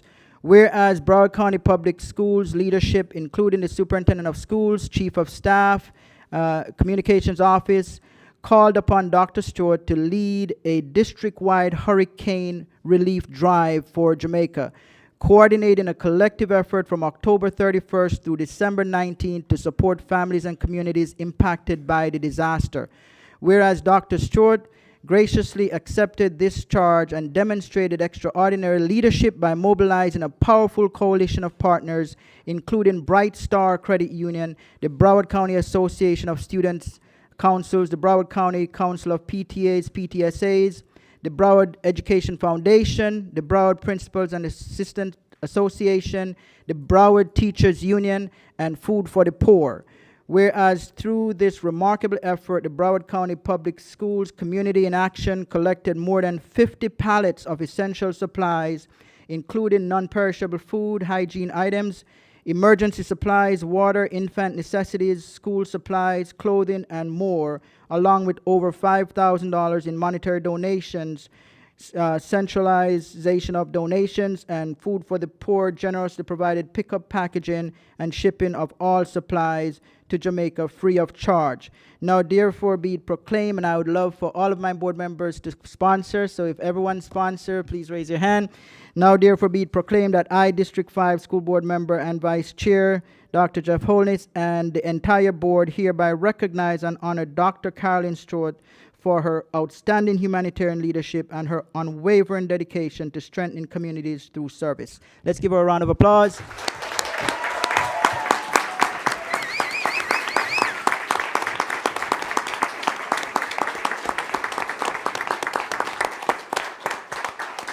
Okay, and I have one more, and then we'll take a group picture. So, by the way, I don't think, Dr. Stewart, you were aware of this, were you? Okay, and the next individual, he wasn't either. That's why he's still sitting down. But lastly, and he assisted in the hurricane relief effort, is Mr. Mark Dorsett.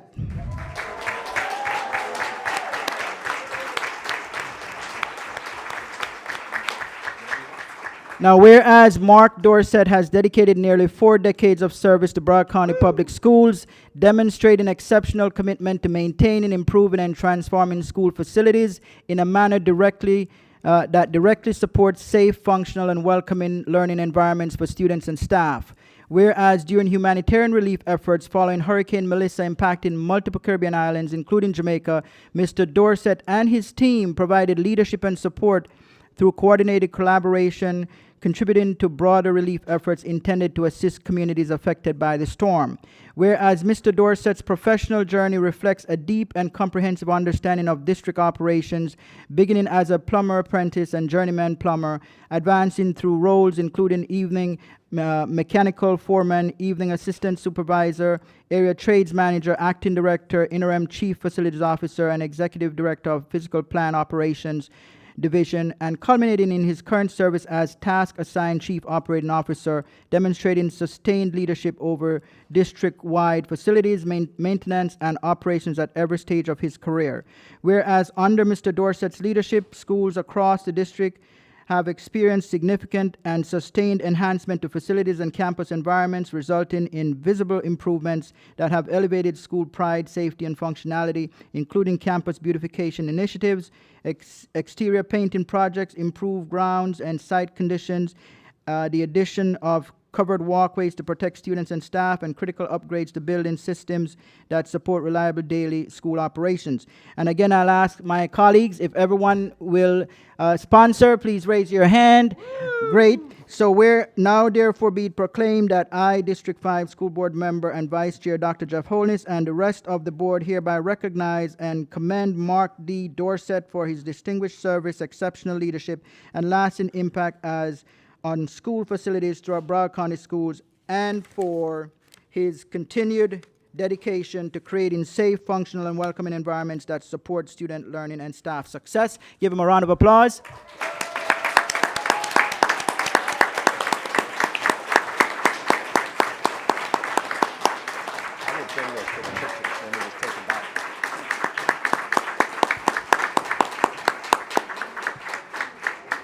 Madam Chair, if we could break for a group photo, that would be good. Yeah, so we will recess briefly for the photo, and then we will go to public speakers and board discussion.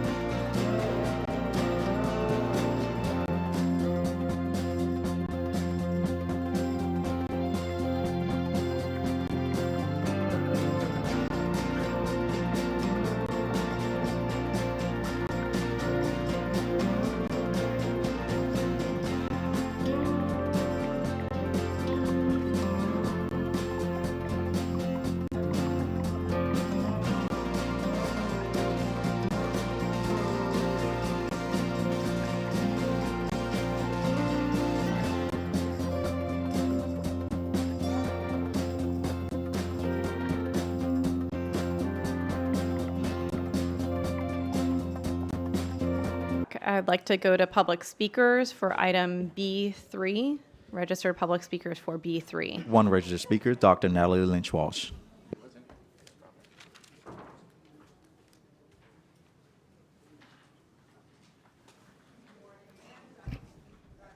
Lynch Walsh, Plantation, Florida. When I saw the resolution related to Mr. Dorsett, I immediately said, oh, Mark's retiring a second time, so I'd just like to congratulate him on his second retirement because that's what that read like. Thank you. That concludes the registered speakers. Thank you. Board member comment. I have Ms. Rupert. I'm supporting this item. Thank you. Thank you. Ms. Hickson? Just thank you to everyone that came out today. And, you know, we are a district that will remain dedicated to upholding and lifting Dr. Jones's name. He was a great leader. He served the most vulnerable students in our district, and he did that with such compassion and pride, and it's just something that we will always remember him by. So thank you for his family for coming out today. Thank you. Dr. Holness, anything else? Thank you, Madam Chair. We're on the internet item, correct? No, we're on B3 still, the proclamation. Oh, I'm so sorry. No, I'm good. Thank you. Any other board discussion on the proclamations, item B3? All in favor of B3 say aye. Aye. All opposed say no. Item passes unanimously. All right, just for the record, I know we do have a time certain for the referendum at 10:30, but we also need to go to general public speakers. So we're going to go to the general public speakers, and then we'll move to our time certain. So I'll read all 5 names out. If you could please, if you're the named speaker, please approach the microphone, and then if you heard your name, please line up as directed by staff behind the podium. Brian Schaefer-Wicks, Trudy Drumanovich, Tracy Somerville, Delvin King, and Natalie Lynch Walsh. So if you heard your name, please approach the microphone.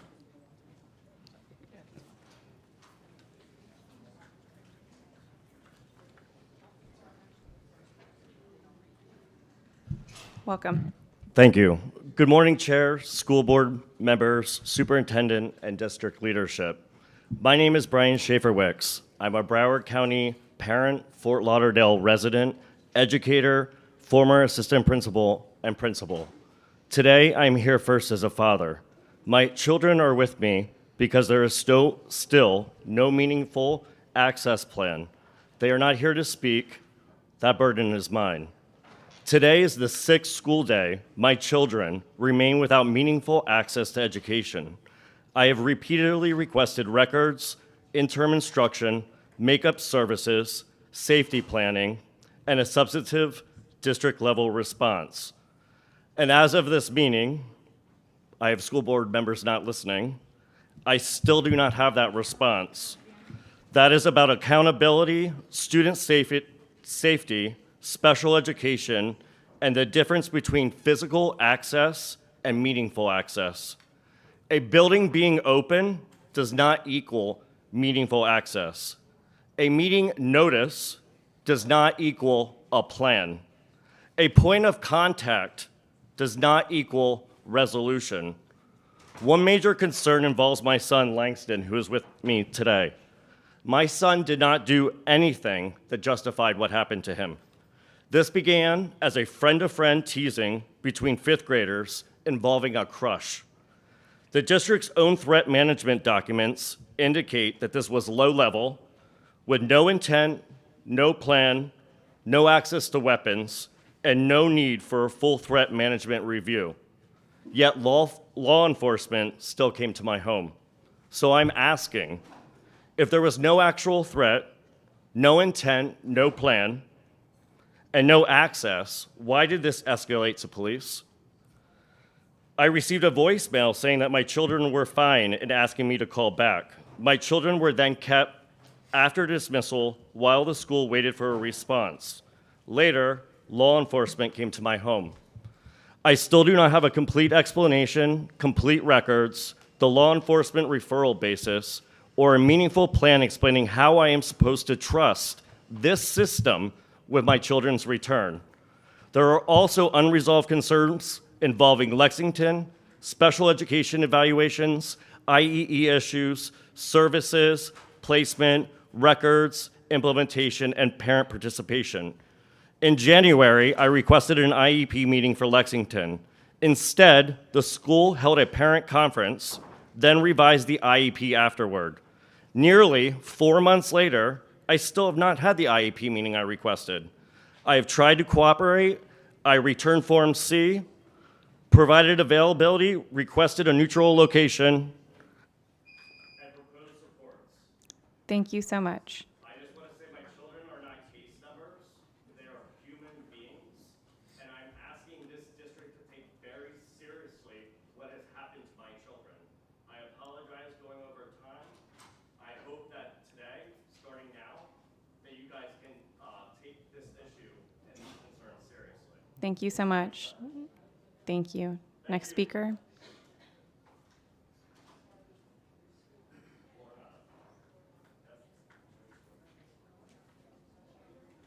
Thank you. Next speaker. We have Trudy Drumanovich, Tracy Somerville, Delvin King, Natalie Lynch Walsh. My name is Dr. Trudy Drumanovich, and I have to go over a few things for this is usually the last school board meeting that anybody listens to public speakers, not you, but the public, because it's the year's almost over. And unfortunately, I have to point out some things that are not going too well. All over Florida, we've had a legislature that has defunded public education over and over and over in different ways. And it's not just Broward that's getting this.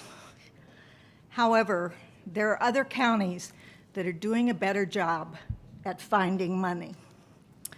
Lee County Superintendent of Schools, Dr. Denise Carlin, announced a series of major budget realignments Wednesday, revealing that the district has cut or reallocated $26.5 million at the administrative level to prioritize classroom funding. And she said that's where everyone should make the cuts. The cuts should not be at the school board or the school level. Nothing touches the school level. That's how you should write in this new referendum. You don't write, oh, we've got some administrators that are above D or S or B or whatever level that nobody knows what that is. Don't put that in there. You need to put in for the public that we are going to fund these teachers. Please think about this. This is the next part that's coming up is the most important part for you to be able to keep any teachers that really want to teach, but they have to go get another job because they can't afford to. They can't afford to buy a house. They can't afford to do a lot of things. But you can't just continue to blame Tallahassee. It's happening all over the state. You need to do your job, and your job is to make that referendum pass. So I think that's the most important thing we should think about today. Thank you.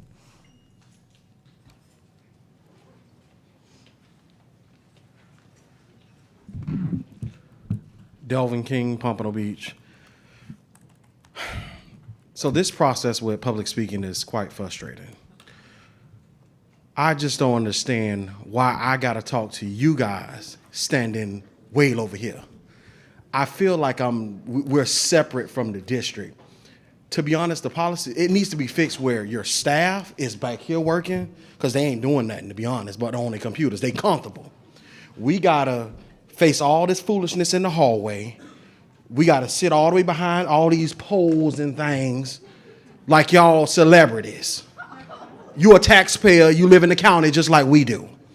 And I feel like I should stand right in the middle and be able to look at you face to face, eye to eye, and say what I need to say. Why do I got to be all the way back here? Why do they have to turn around to look at me? This makes no sense. Do you care about the taxpayer and the general public, or you don't? At this point, we all might as well be virtual. There's no need for us to come. Your staff all over here, in the back over there. We should be sitting down. Why do we got to sit in the hallway, all over in the BEF room? Why do this general public, we can't be a part of it? In the city of Pompano, when we come up at the city commission meeting, I look at the commissioners dead in their eyes, in the middle. Why I got to be back here? It makes no sense. Now, what I had to speak on, the little bit of time I got, hold these principals accountable.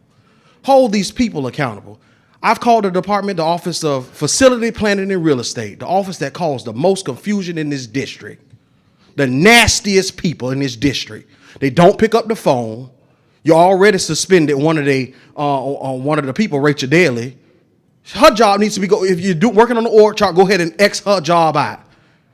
Just X it out. We can save a little money on that. Her brother was fired this morning. Go ahead and put her on the next agenda.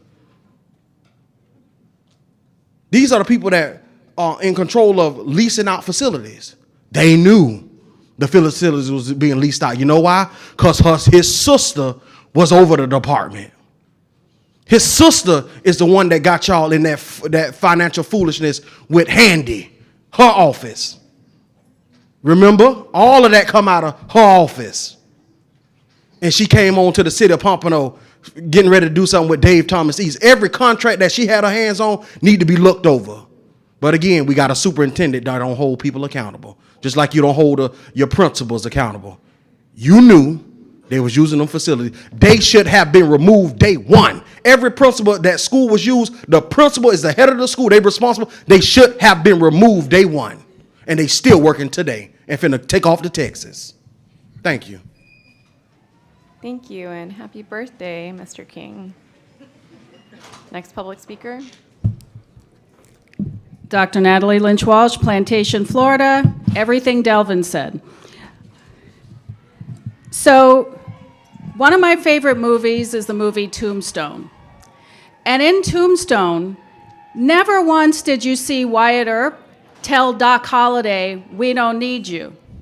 You guys are neck deep in Johnny Ringo's band of cowboys, and you don't want to accept help. Imagine how the movie would have turned out if Wyatt Earp sat there and told Doc Holliday, "Yeah, I think I can beat him. Go watch the movie." So, you have a broken P-card system that somehow landed on the backs of secretaries. Why? It kind of looks to me like we want to protect the chief of staff. Because you could have blamed the system. There's multiple bullet points in the chief of staff's job description, which I sent you an email already on this and have not gotten a response to. But there's at least 3 bullet points that let you know who's in charge of making sure that ads, flyers, the whole 9 yards, anything coming out of the district and the board office conforms to policy and procedure. If only you had those policies and procedures. And then the P card policy multiple times says, "Thou shalt not give your card to anybody for any reason." Okay, well then by virtue of doing their jobs, are your secretaries not forced to violate policy, as are you, because you gave them the card? Or will we never solve the mystery of how the District 3 card ended up with the District 3 secretary? Because on paper, it looks like she stole it. Just saying. Next up, remember the MGT contract that had to be approved on March 31st? Had to? It got my spidey senses all tingling. I'm like, ooh, he must have exceeded his spend authority. Oh, it gets better. Because what just landed in my inbox is the original scope, which was for $150,000, which if memory serves, maybe I'm confused, but I think your superintendent can only spend $50,000. And during the meeting, he made it sound like the two things had very little to do with each other. The initial scope of work was for $150,000. And then there are emails where MGT is agreeing to split it into 2 purchase orders. Is that a problem for your superintendent and chief of staff? It should be, but maybe Madam's chair is more interested in protecting the chief of staff and superintendent instead of secretaries and the public. I don't know. I will be back on F2 to speak about public records and the fund balance. Thank you. Thank you. Next public speaker, we have Tracy Somerville. If Tracy Somerville is in the audience, please approach.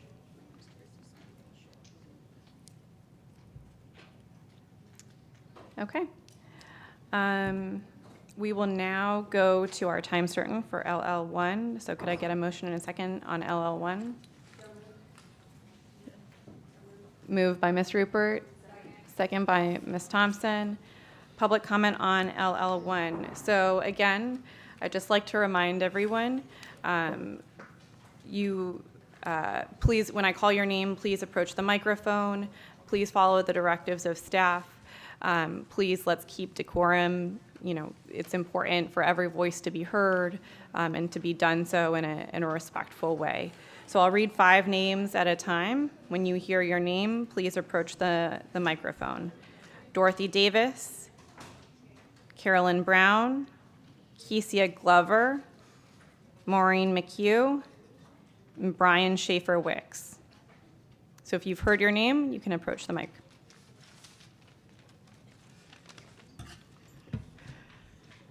And if you could if everyone could please just state their name for the record. Good morning, Board Chair, Board Members, Superintendent. My name is Dorothy Davis, and I represent the Confidential Office Employee Association, which is known as COPA. Today, I'm speaking for all confidential employees of the district. And I want you to know that COPA is united with the unions and the other non-union groups on the issue of the referendum in terms of who receives them and how they should be allotted. We strongly believe that all approved jobs in the district contributes to the success of students in the classroom. The confidential employees have been receiving the referendum dollars for quite a while, and these funds have become an additional source of income that these employees rely upon to help with the rising costs of living and to supply and provide for their basic needs. To take the referendum dollars away at this time would indeed reduce their take-home pay and create a hardship for employees during this time when everything is rising. The cost of everything is rising, from food to fuel to just living in general. It's rising for all employees, not just any one particular group.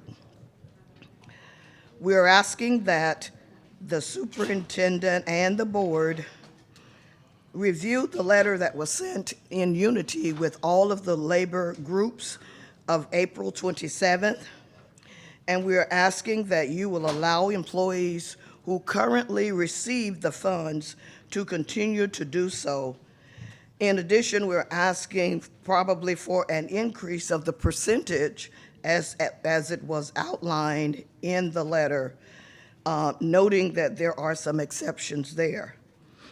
We recognize that the unions have the right to negotiate further, but the meet and confer groups urge you to partner with all the labor groups to create a best outcome for all employees. Yes, we want to be transparent and accountable to voters and taxpayers, but we urge you to remember that your employees are also voters and taxpayers too. And we would like you to consider all employees of the district important to the successful continuation of an A district for Broward County. Thank you. Thank you. Next speaker.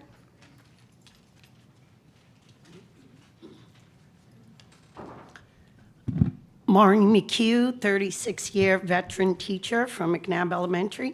Want you to know I support the referendum. I support a 90%, 10% split on that. 90% for teachers, paras, and support staff of school-based personnel. 10% for those positions that should have been budgeted by this board anyways. The issue here isn't just about funding. I mean, let's be honest, it's about trust. Trust that this board damaged with their teachers as well as taxpayers. You're asking voters in Broward to approve another tax under the promise that it will support teachers, staff, and students.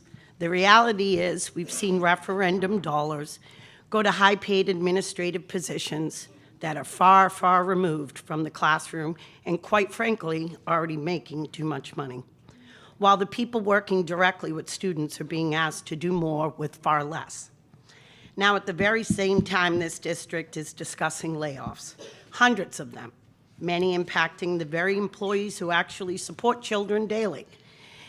That contradiction is impossible to ignore. You can't ask the public for more money while cutting the foundation from under your schools.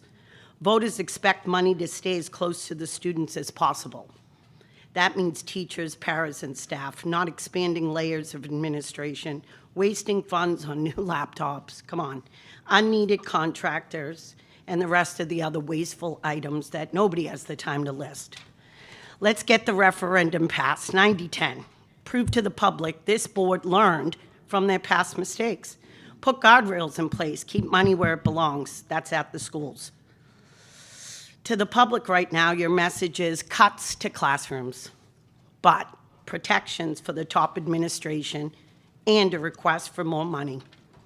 You need a new message. We need the referendum funds to function and for the teachers and those staff to teach by the beach. Please don't mess this up for us. Please don't mess this up for us. Thank you. Thank you. Next speaker. Carolyn Brown. The referendum should be used as taxpayers intended, as a supplement for teacher and staff retention to those who directly impact our students. Keep in mind that outside entities are watching closely. Rising inflation is already straining teachers and staff, and further impact from the failure of the next generation referendum passing would be catastrophic. Even for this district, I urge you to weigh these allocation choices with the utmost care. My recommendation, 2010. Thank you. And before the before the next speaker, I'll read some additional names. So before the next speaker begins, I'd like to read some additional names to approach the mic. Beth Rosenthal, Mary Carr, Terry Preuss, William Coyne, and Melanie Birkin. Welcome. Good morning, school board members. My name is Keisha Chambers Glover.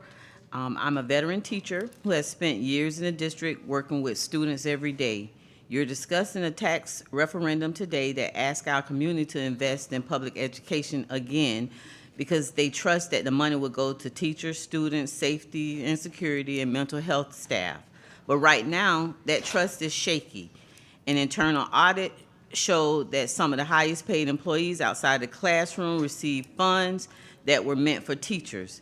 Here's something to think about. A fellow teacher that worked with me underwent brain surgery and was on medical leave recovering. Upon her return to work, payroll informed her that she had been overpaid and required her to repay the excess funds. She followed the payment plan set by payroll to return the money. Where's the accountability? Why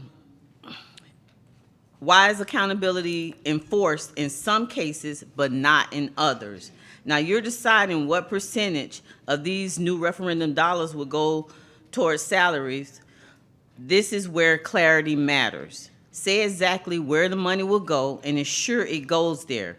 Employees outside the classroom who receive those funds should also be placed on a payment plan to repay the money that was taken to help restore public trust.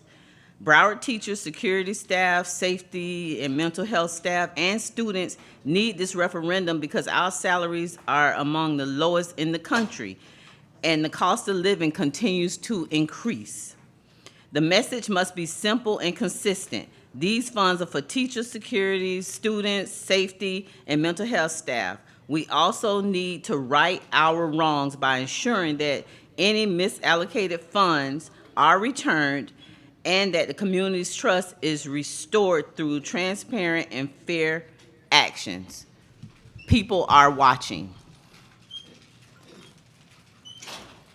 Thank you. Next speaker. Good morning. My name is Beth Rosenthal, and I'm from Coral Springs Middle School. Our school has been earned an A rating for the past 2 years. Is looking forward for achieving our third consecutive A. Our enrollment and performance numbers are up. However, I'm deeply concerned about the recent staffing freeze, layoff terminations, and school closures with Broward County Public Schools. These actions are harmful impact on our staffing and student success, especially for students with special needs. The loss of the ESC specialists, paraprofessionals, support staff, janitorial staff, and school resource officers has left many positions frozen, or will left very positions frozen. As a result, remaining staff are required to do more, leading to burned out. That's the reason for the absences. This situation affects not only staff, but the well-being of our special students and the student performance. I urge the board firsthand understanding by shadowing school staff for a full day or an entire week across the different roles and areas. Thank you for looking at me and paying attention what I'm saying. I also request accountability and transparency regarding voter-approved referendum funds, particularly concerns about whether funds were improperly allocated to upper management and board members. When overpayments occurred, to the same accountability measures apply as they are for the lower level staff. Historical referendum funds have gone directly to schools and teachers. This is the first time such concern has risen since the referendum was established, raising serious questions about the new board members and current practices. Very concerning.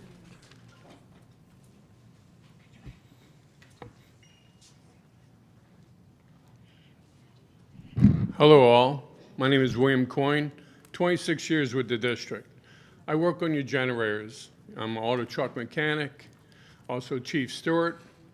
I'm here on behalf of everyone who's an employee here. But specifically, I'm here to tell you about how we're extending so much money towards the vendors. Here is a perfect example. I've got Ramblewood Middle School. The generator has been down for 5 years. 5 years this generator has been down. Inside district PPO, we could have fixed it right away. But you had the vendors taking care of this. This is insane. What's happening now is as you keep limiting the positions in maintenance and you keep lowering it, that means we have to go to more vendors. So you're actually causing a domino effect in the system. So there's going to be a point where there will be no maintenance. If anyone recalls, and the public knows this, who saved the public during Wilma was Broward County School District, the maintenance department. That's who saved it. Mark Dorsett, my leader. God bless you, Mark. Dorothy Davis, I love you. Exactly what you set up on the post here is I agree. There's a lot of people here with history and knowledge of what's going on. But now you're also terminating 2 apprentices. Mark is a perfect example of being an apprentice, and see where he's gone. If it wasn't for the school system, myself, I wouldn't be here. I've got a master automotive, master truck, master school bus. I built homes. I don't even have to work here anymore financially. I'm a chief steward, and I don't get paid for it. I do this all on my heart. If the public doesn't realize that as you keep lowering the maintenance, you keep going to vendors. The vendors, right now, you have a generator running right now, and the generator isn't proper. It just got serviced by a vendor in March. There's no pressure on the pressure gauges. Now I have to find out whether I've got a pressure problem or a water pump problem. If the power goes out right now, I cannot tell you whether it's going to be able to supply power for this meeting. I don't know what's going on, but you really need to come down inside here and find out what's going on, because all this money is going to vendors. It's really alarming. Where are you going to get the skill set? And especially when you're laying off apprentices, where are these children going to be able to advance, such as Mark, such as myself? These children, these young adults, need a vocational experience. If they do not have that, we're not going to be able to survive. Thank you. Next speaker. My name is Mary Carr. I am a teacher for 26 years, and it's precarious times for all of us. We're all very unsure about what's going to happen with our district. So here is what I have to say. I'm here today to speak on behalf of the school counselors and the support staff who serve alongside them, we serve alongside them at our schools. Every day they are asked to fulfill multiple roles. They are mental health professionals conducting risk and threat assessments. They are academic counselors monitoring student progress throughout the year, not only for their own caseloads, but often for others as well. In many cases, they are the only counselors in the building, supporting every student while also serving the needs of the entire staff. They are part of a collaborative team implementing behavior interventions, providing counseling in individual and small group and large group settings, and connecting with families to critical resources both within the district and beyond.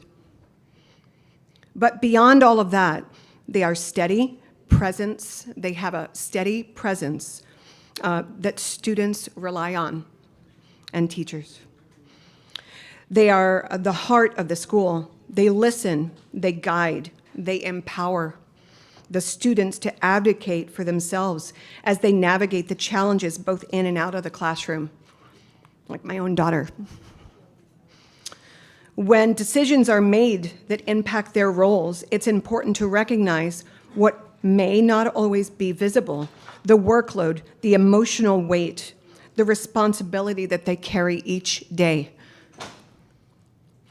To continue doing this work effectively, they need support, resources, and recognition that reflect the full scope of their responsibilities. When you support them, you directly support the well-being and success of every student they serve.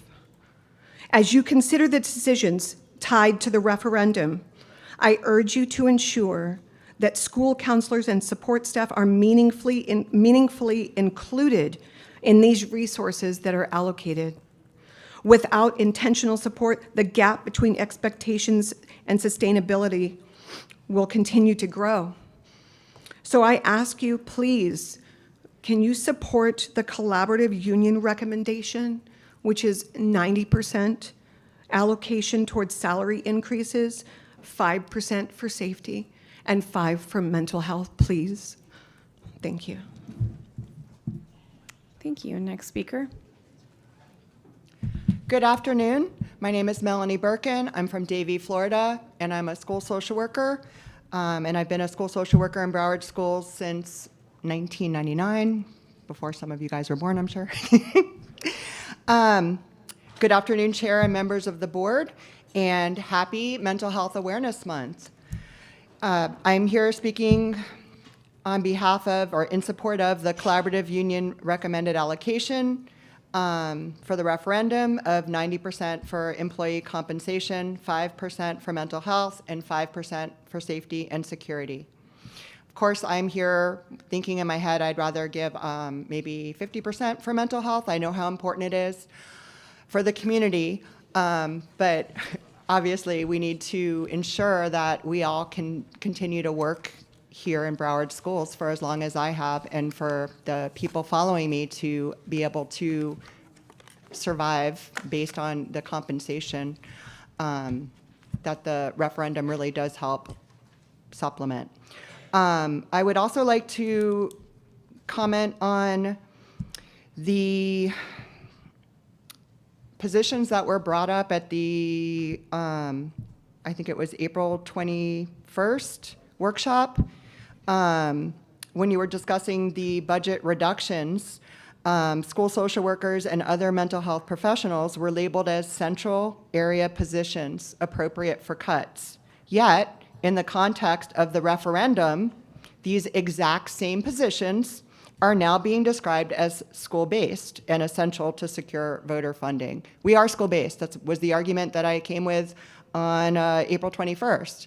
I just do find it really, really, really interesting how the same exact positions can be described both ways at the same time, which really feels misleading, and which is what has been eroding the public trust in the district, unfortunately. Mental health and safety and security are so important. So let's call us what we are all the time. We are all essential. We are all, most of us are school-based. So please don't categorize us to meet your needs at the time that it is needed to meet your needs. School social workers and other mental health professionals are a critical part of prevention, early intervention, and crisis de-escalation. We support schools before situations escalate into emergencies, which is essential to sustaining safe school environments. Safety responds after escalation. Mental health works before it happens. So during Mental Health Awareness Month, it is difficult to understand why prevention and early intervention are capped at a lower percentage while reactive measures are not. Thank you so much. Thank you. Next, before the next speaker, I'll read the following names. Dr. Natalie Lynch-Walsh, Donna Sacco, Nympha Gerard, Trudy Germanovich, and Kimberly Mohorn.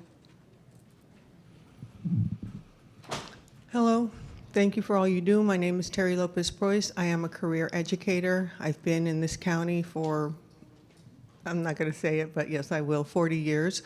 I love Broward. I love Hollywood. I love Dania Beach. Those are my towns. I've been teaching here. I came from LA to Dade, and I was told that if I moved to Broward, I'd get an extra $1,000 and a laptop.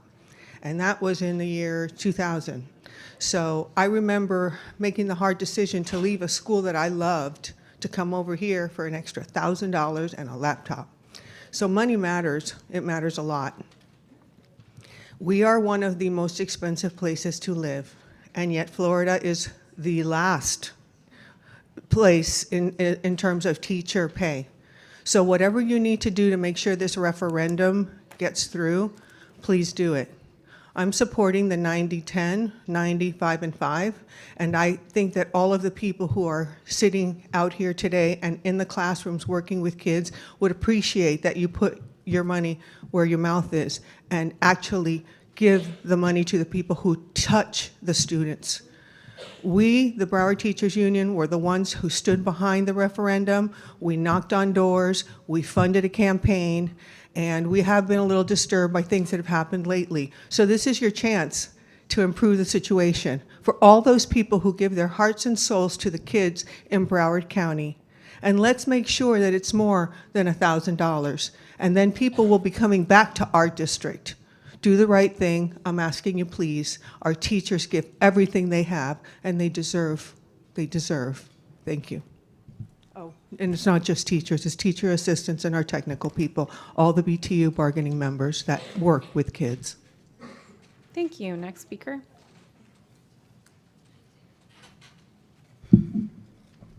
Dr. Natalie Lynch Walsh, Plantation, Florida again.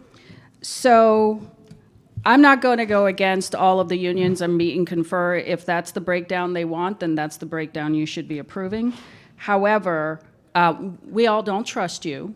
And by you, we mean the people that did all the shenanigans to make sure they got money that the voters never approved, the wasteful spending and all of that. I'm against this being discussed today and the org chart being discussed next week because there should be two scenarios.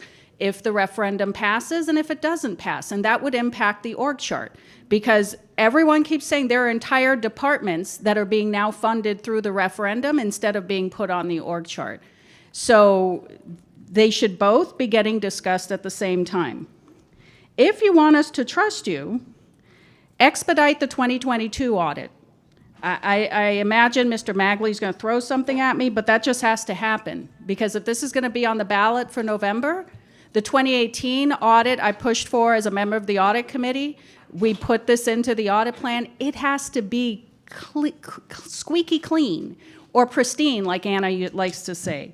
There cannot be anything that we don't already know lurking in that 2022 referendum. So cross your fingers. So the executive summary had some language. I don't trust executive summaries. I don't know that I ever did, but I especially haven't since the handy executive summary, nor should you. So there was something about some language in there that there's only certain things that the mental health assistance allocation will pay for, but they did include a link because often staff will give you a link or they'll give you a schedule that's too small to read because they know no one's going to go there. But of course I did.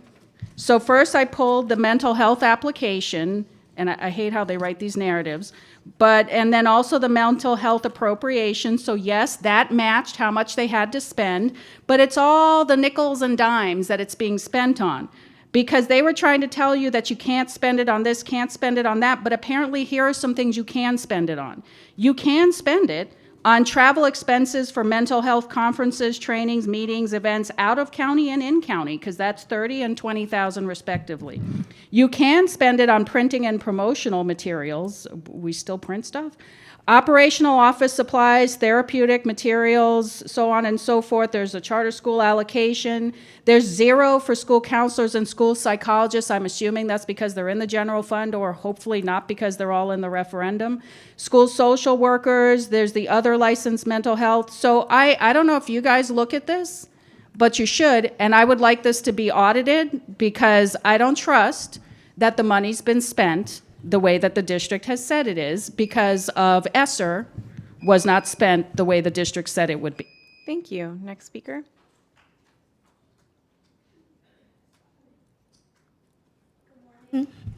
My name is Donna Sacco. I'm from Oakland Park, Florida. I'm here to talk about the referendum and the importance of the referendum money in education.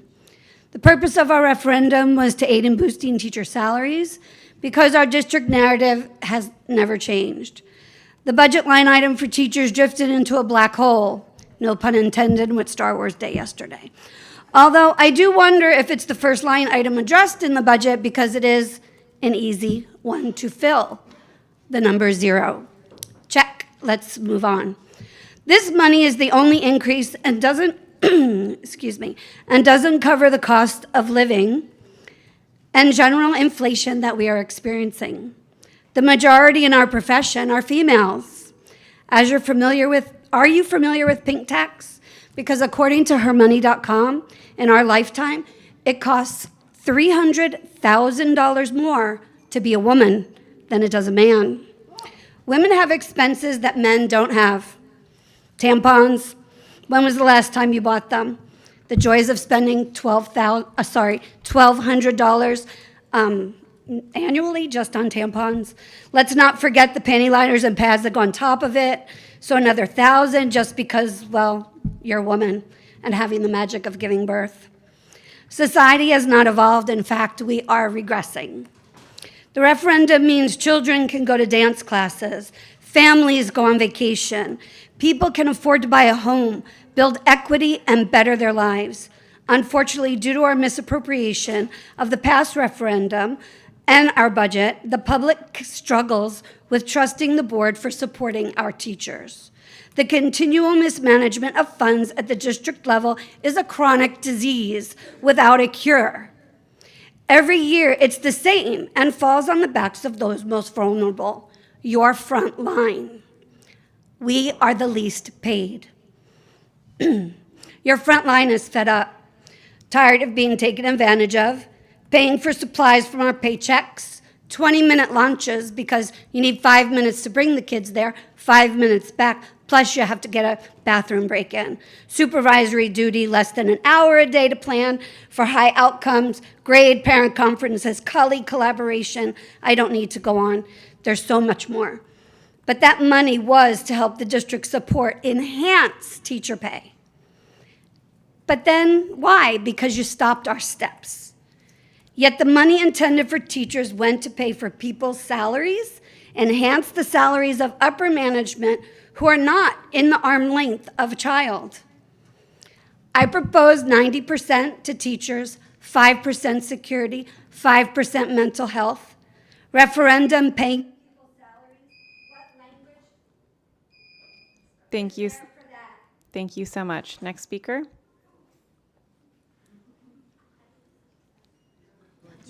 Good morning. My name is Carolyn Flanagan. I work at South Plantation High School. I've worked in this district for over 30 years. This is my wife, Nympha Gerard, who's also worked in this district for over 30 years. So between the two of us, we've been in this district for 60 years.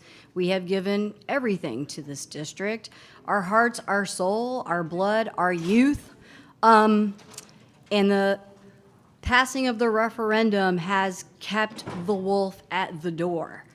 If you do not pass the referendum as a 90-10 split, the wolf will come into our door, and we will be completely decimated, as will most of the teachers in this district. The bonuses, the supplements that went to administrators that make over $250,000 a year may not have been deemed illegal, but it was certainly immoral and unethical.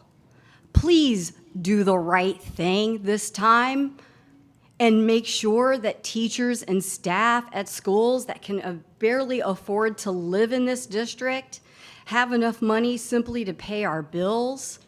As was said previously, and I don't want to reiterate what was already said so eloquently by the speakers that came before us, on average, Broward teachers make $54,000 a year. We are barely making it.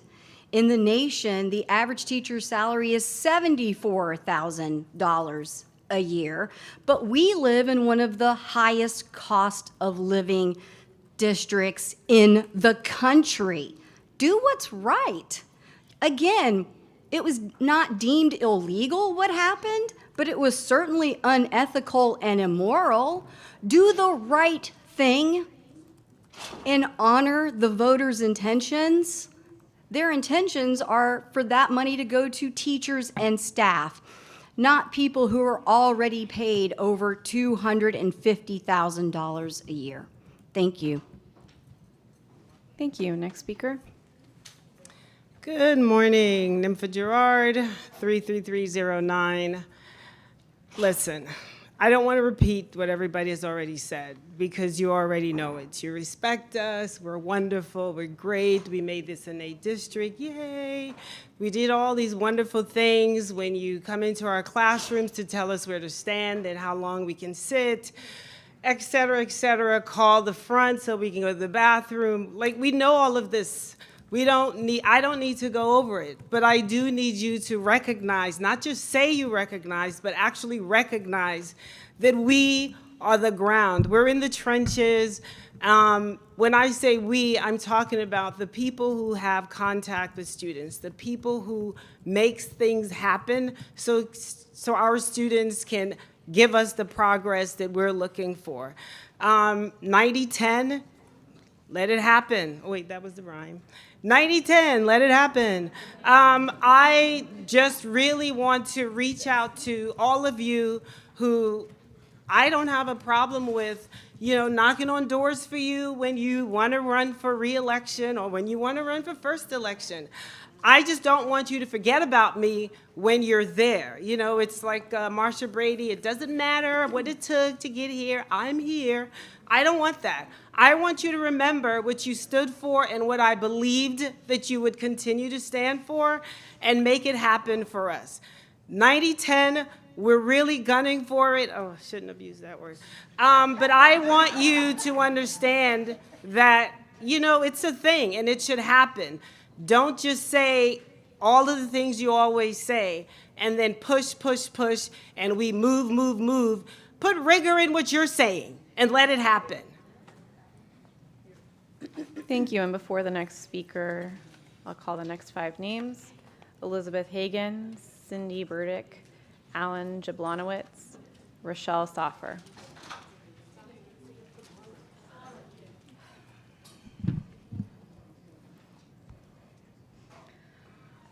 My name is Dr. Trudy Germanovich. I'm going to read to you, sorry to have to do this, but a portion that needs to be taken out and reworded, because this will not fly if you put something like this in there. For this purpose, the first part's okay. For this purpose, a school-based position refers to a role assigned to a school site that supports students daily, including teachers, school-based administrators, student support staff, and school safety personnel. This definition also includes frontline employees who provide direct services that support students and school operations, such as bus drivers, custodians, food service workers. You could add more. That's okay. Then, positions that are primarily based in the district office roles are generally not included, generally. As part of the development of the proposed funding framework, eligibility parameters for referendum-funded employee compensation also have been identified, specifically individuals with SMAD D directors, E executive directors, S chiefs, and T deputy superintendent salary bands, as well as contracted employees whose compensation is comparable to these bands. Okay, you get the gist of it. Nobody understands what that says. Instead of this confusing language, put a cap on who gets this referendum money if they are not directly touching a student at least daily or maybe weekly. Just makes that kind of a statement so that the public knows you're not going to have the same kind of, quote, mistake that we had before. I believe that more referendum money should be allocated for salaries. Therefore, I believe that scenario C should be the choice for the district. 90 salary, 10 for safety and or for mental health and safety and security. 90-10, make it happen. I like that. Thank you. Thank you. Next speaker. Kimberly Burke-Mulhorn. I want to start with saying that I support public education. I support the teachers. However, I don't think that the board does a great job, or the school board of Broward County does a great job with funding. There's no trust when it comes to this referendum, and if it's 90-10, if it's 90-10, then let it be 90-10. However, it has to get passed. And the trust is not there for it to get passed because you don't do what you're supposed to do with the money. And as a taxpayer, and many that I've spoken with, we want the teachers to get what they need. We want everybody to get what they need. But we need to put them first when we say we're going to put them first, and make sure that your budget allows it to be there. And let it be a supplement, possibly, but not a whole dependent on this referendum. And that's what you're doing. You're depending on them, the taxpayers, to pay their own budget. Not only are they taxpayers, they got to pay it double, because now they pay the taxes and then they have the referendum. You have to do better. It's not, I know that a lot of people are thinking about the extra 12, 13,000 that they get, and that's wonderful. I want them to have it. But also, you got to think about if they own a house, how much of that money they're actually going to go into their accounts. So you need to do better. Make it work in your budget. They should be the first to be on that line item for your budget. Thank you.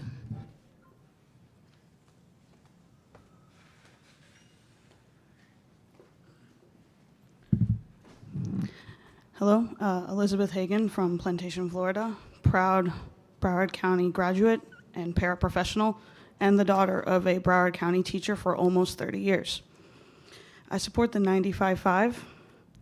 If we lived in a perfect world, I wouldn't have to stand here to tell you how to vote on this matter, because school-based staff would receive the highest percentage, because we are the ones who impact and interact with children.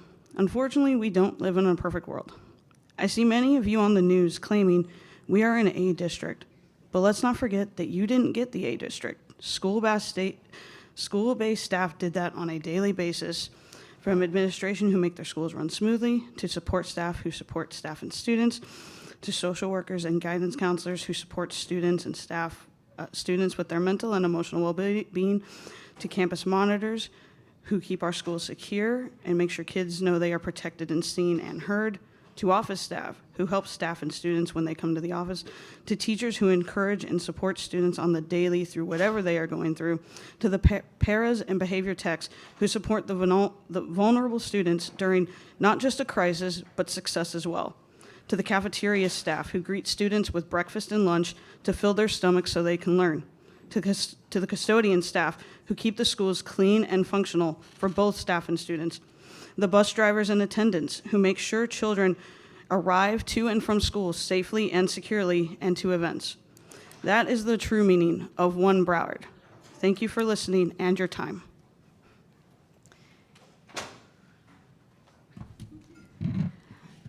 Dr. Cindy Burdick, Pompano Beach. We learned here today that clapping is out of order and will get you kicked out. And I agree with you. It's not appropriate. Okay? But what happens when you guys mismanage the money? What happens when certain people get rewarded $12,000 and they weren't supposed to get it? Absolutely nothing. But folks, do not clap, okay? Because it'll get you kicked out or scolded or something, okay? I canvassed during the election when we were working on this referendum, and I canvassed in Pompano Beach. Every single person I talked to, whether they were on one side or the other, said they support teachers. They supported the referendum and they wanted the money to go to school-based staff, not for those with caviar dreams and champagne wishes. It was for school staff, but it didn't go there. And a funny thing is, I heard, well, you know, if we even asked these people back for the $12,000 and gave it to the teachers, it wouldn't be that much money anyway.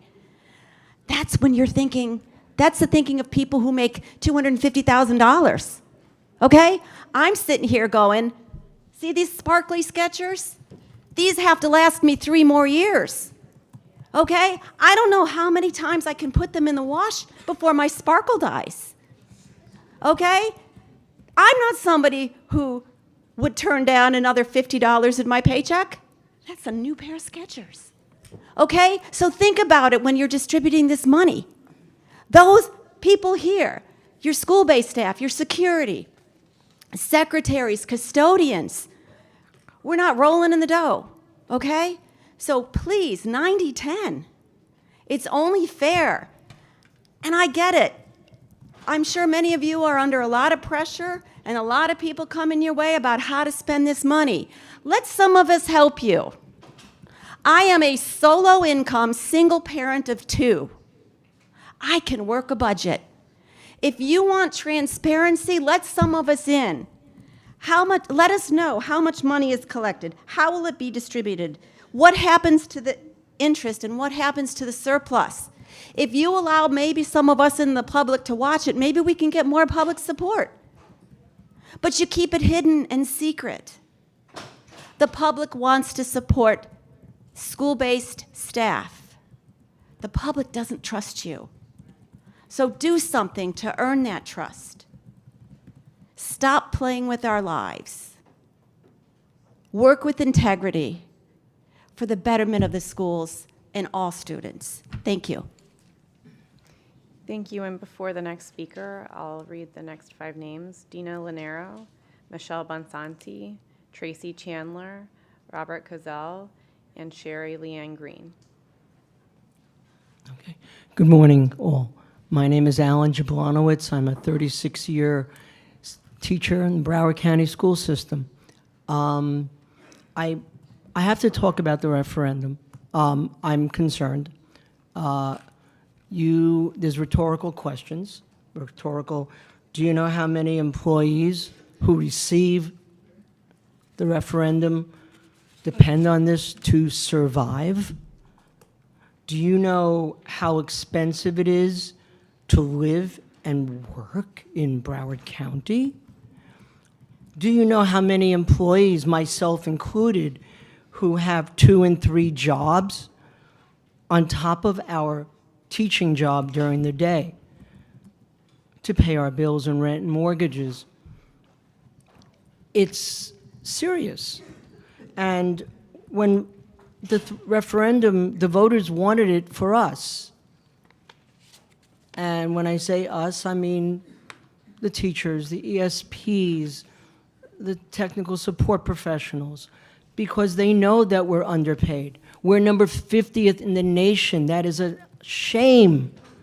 It really is. I have to be honest with you. And we are the, 6th largest, even though it's shrinking every year. I really want you all to think about this very seriously. My school is an A school for 2 years now, Maplewood Elementary, and we're struggling. We're going to get the 3rd year. And, you know, it gets to a point of where we do it because we love our kids, we work hard, and it doesn't stop. And yet, there's no reward.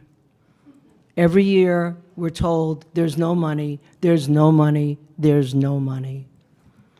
And we're always going to impasse. We're always struggling. I'm a BTU steward. I'm on the BTU executive board. Let me explain. I hear it from everybody. This is not something that is coming out of Alan's mouth. This is something that's coming out of my people. They come to me, Alan, what are we going to do? Every year is the same thing, the same thing, the same thing. And it's a struggle, you know. Referendum money is for the rank and file, for the people that impact the children directly. That's what it's for, okay? 90-10, 95-5, I'm for that, you know, but the majority has to go to, because they depend on it. We want to be fair. I wish the board would be fair when they're doing their budget and we don't come in last place. Thank you. Thank you. Next speaker. Good morning, everyone. Rochelle Sofer, Coconut Creek. And if this school board didn't look like my students with most eyes on their phones, I wouldn't know I was at school and not at a board meeting. Just going to be honest, because we do have a code about not being on your phones, right? Just making sure. Okay. Glad that all eyes are on me now. Welcome to my classroom. If this school board was a sports team, you'd make the best soccer team in the world, because the amount of backpedaling that we've seen over the last few months is unreal. You guys, get your heads out of the clouds, get it on right. Some of us have lost significant amounts of money. I've lost $12,000 from the loss of the extra periods. While I'm not a standard instructional classroom teacher, I am a speech and language pathologist. I am critical to the success of my kids with speech and language eligibilities. I work every period of every day, and I am no longer paid my extra period. On paper, I have a planning. In reality, I'm servicing the kids because their needs come before my own, and that's how it should be in this school district. Teachers' needs should come before district needs. We are the backbone. Those on the ground with their feet in a school should have the best amount of love given to them in the form of money. Punt, pass, return, not this school district, punt, pass, fumble, over and over and over again. Let me reiterate, I lost $12,000. This district does not trust you anymore. The public does not trust you anymore. Heck, I work for you, I don't trust you anymore. My family doesn't trust you anymore. You guys have to get it right. Stop fumbling the ball. In our classes, we expect our kids to do their research, show proof of their work, show their evidence, revise, rewrite, and return a finalized, perfect product. Why can't you? Why can't you? If we lose this referendum, I'm losing another $12,000. That'll make $24,000 in about 3 years. So you'll lose a great SLP who happens to be the lead zone SLP of 3 districts, over 120 SLPs, a highly effective SLP who does her job with fidelity, who makes up for those who don't when you have these due process cases. I do my job with fidelity. Do yours with fidelity. Get it right, because you're not going to be just losing an SLP. I'll go across the board. I'll make a run. I'll be Taco Bell. I'll make a run for Palm Beach County. But you'll also lose 3 more kids, one of which whose IEP is still not being upheld in your schools. And we've already talked about that. You're not paying your teachers enough, so they're not paying attention. The schools are way above. They're missing critical things in a kid's IEP. Get it right now. You have an opportunity. Thank you. Next speaker. Good afternoon. I'm Michelle Bonsanti. I am an ESE specialist at Hollywood Central Prep. I've been with the district 24 years, 22 years in middle school, and then I was offered a position. I always said, well, I really respected my principal, and when she became a principal, I said, yes, I would go there. Little did I know what I would be walking into. I had a beach bag and a beach chair in my car because I thought I was going to make it to the beach. And then when I saw what a disaster, and I was going into a school that was an F school for ESE, and I've always been an A.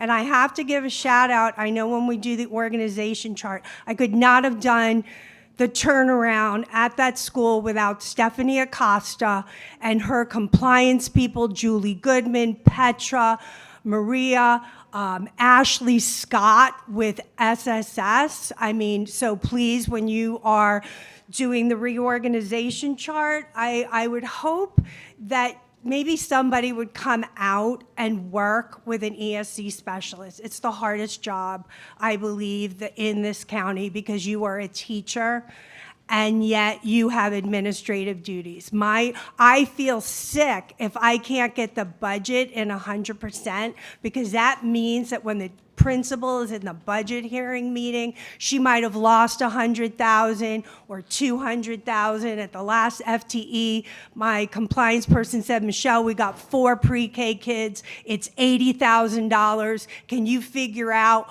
what it is we need to do? And I got it. We figured it out. We uploaded the documents, and then we made 100%. If I don't get the referendum money, I will have to sell my home and move because with the referendum money, every 2 weeks I bring home $2,200 take-home pay. And my mortgage went up by $700 because the homeowner's insurance went from $3,000 to $7,000. I love what I do. This is a post-divorce career. I was a senior vice president with Primerica Financial Services, going all over the country, speaking to people on how to invest and how to retire with dignity and teaching financial services. So when I took this job, at least I knew the skills of living beneath my means. But now everyone said, why did you work during chemo?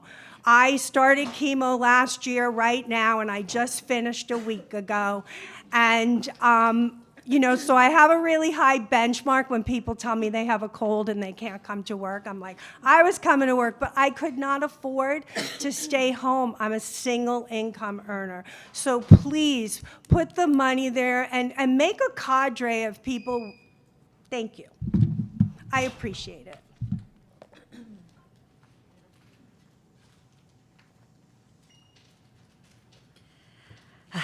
Good morning. My name is Dina Lanero. I'm a music teacher and union steward at Silver Palms Elementary in Pembroke Pines for 15 years. I help my students a lot with visualizing and getting our goals right before we get on stage. And I have a rehearsal this afternoon that I have to get back to, so I'll make this quick. But imagine then, if you will, visualize a district that is fully able to support its teachers and students at 100% of what is needed, where goals are not only set, but met through thoughtful budgeting and serious ongoing examination of priorities and resources, which is what we're trying to do here today. I'm here today to implore the board, urge the board to seriously consider approving a stronger percentage for referendum funding to be allocated to teachers at 90%. I, like many educators, am not fully versed in the complexities, red tape, and decision-making processes involved in district budgeting. What we are, and what I am, however, is deeply committed to this district and to the students we serve. But commitment alone cannot sustain a workforce facing rising living costs, increasing demands, and salaries that continue to lag behind the realities of our profession. If we truly want to strengthen our schools and improve retention and attract high-quality educators and keep them, we must invest more directly in the people at the center of student success, teachers. The referendum was intended to support our schools and improve student achievement, and yeah, a lot of trust has been lost. A stronger investment, though, in teacher salaries is not separate from that mission. It is essential to it. Stable classrooms begin with stable educators. My story is not unique in this profession. The energy and dedication I bring to my students is not reflected in my compensation. And like many educators, I find myself needing to consider additional work, tutoring, door dashing, Uber Eats, whatever I can to make ends meet. That reality inevitably takes away from the time and energy I can give to my students, unfortunately. This is an opportunity for you all to demonstrate that this district does not only value its teachers in words, but is willing to prioritize them in action.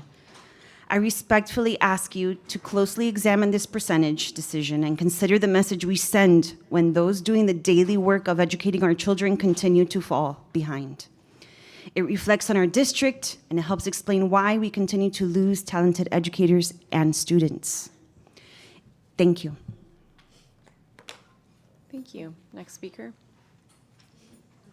Good morning. Sherry Leanne Green, Fort Lauderdale resident, teacher, BTU steward, Pompano Beach High School, and former parent as well. Thank you to the board for bringing forward this November referendum to once again ask voters to help supplement our salaries. I also urge you to seriously consider the employee recommendations on allocations as proposed by Anna Fusco, 9010. I do support placing this referendum on the ballot, but I stand here today with a real concern. First, many voters have lost trust in Broward School's ability to manage funds both responsibly and sustainably. That trust has been shaken by our current financial situation. So I have to ask, how are you going to rebuild it? How will you clearly and honestly communicate to the community that these funds are desperately needed to continue to supplement our salaries? How will you ensure that they can trust the funds will be used responsibly at this time? Because without this trust, this referendum is very much at risk. For many of us, these funds no longer are extra, they are what allow us to live. As the cost of living rises and we brace for higher insurance premiums, the financial pressure is becoming overwhelming. We are not just worried, we're scared. The board knew these funds were temporary, and yet, here we are facing the very real possibility of steep pay cuts with no clear plan in action.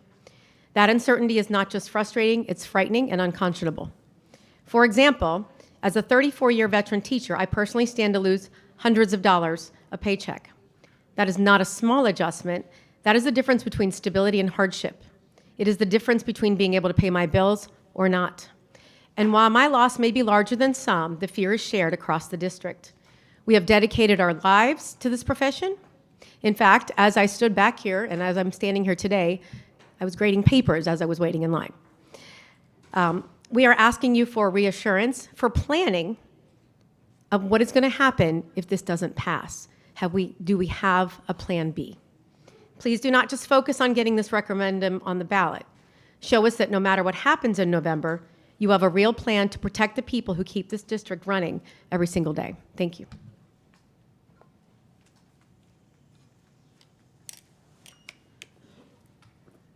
Good morning, Tracy Chandler, Plantation, Florida. We know voters are disillusioned with Broward County schools. They no longer trust you with their tax dollars. We know this because we feel the same way. We lost trust over 2 decades ago when our salary steps were removed. Since then, every step that we try to take forward leaves us more than 2 steps behind. 2, who am I fooling? The only 2 we identify with is that we are second in the nation for teacher pay from the bottom. The only state worse than Florida is Mississippi, and they are ranked bottom in the nation for cost of living. Over 70% of teachers in Florida have a second job. Think about that for a second. And that's with the referendum money. The taxpayers have been so kind to offer us has made beggars of us all. The teachers who are molding the minds in the heads of the future cannot afford the roof over their own heads. The teachers who feed the intellectual curiosity of our youth cannot afford to put quality food on their own tables. The teachers who make daily sacrifices out of love for their students have to resort to begging the public to sacrifice a couple of $100s a year so that teachers can simply afford to stay afloat. We're begging for a life raft. During the unnatural disaster that BCPS has carelessly imposed upon us, there are those who believe it isn't their job to bail us out. And they're right. But Broward has no problem wronging teachers, every year fattening their paychecks on the backs of teachers. Their answer to the budget crisis they created is to fire more teachers, increase the number of students per class, give teachers a 0% raise, all to make sure that you keep your 6-figure salary. Raise your hand if you figure that's fair. Trust me, if we had a fairy godmother, we wouldn't have to beg for help. Instead, we have people pulling the strings who think they are the godfather, taking from the poor to fatten their egos, vilifying teachers as if we aren't ranked nationally in the top 25% because of our hard work. Make it make sense. I sadly assure you, without this referendum, teachers will be forced to leave the profession. Right now, homeschooling is an option for parents. Imagine a time when it will be the only option. And it is, as it is, there are over 5,000 vacancies across the state. Thank you. Thank you. Before the next speaker, I'll read the next 5 names: Vincent Newman, Ruth Martinez, Tom Handberg, and Maria Podesta. Good morning. Good morning. Robert Kozel, Oakland Park. I have been a teacher in Florida for over 20 years, and I have seen many changes in this district. Unfortunately, many of these changes have been at the expense of the teachers. So this 90-10 referendum proposal is a chance for the district to take a step in a positive direction in supporting teachers. Most teachers work 1, 2, or even 3 extra jobs to make ends meet. These teachers continue to get up every day and go to school to help their students and do what they love. Losing this referendum money would be a huge financial burden for teachers who rely on this money to meet simple daily expenses. Given the financial situation of our district with no money for raises, this referendum money is extremely important to teachers. Please approve the 90-10 referendum proposal in favor of teachers as a symbol of good faith that our district still cares about its teachers. Thank you. Thank you. Next speaker.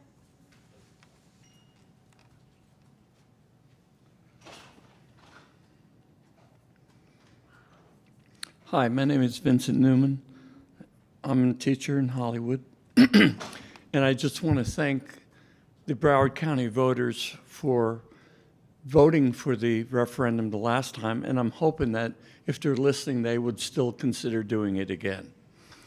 Florida teachers, everyone that spoke before me, are the lowest paid in the nation. Our governors have been attacking and defunding our schools since Jeb Bush, and continues with having to share state money with charter schools. And unlike their counterparts in charter schools, Florida public school teachers have to meet many more standards for their students to be eligible for a diploma and example reading and math testing requirements. I suggest that you continue to support the idea of the referendum, and hopefully, again, if the listeners, our voters that are listeners, would also support us in the future. Thank you.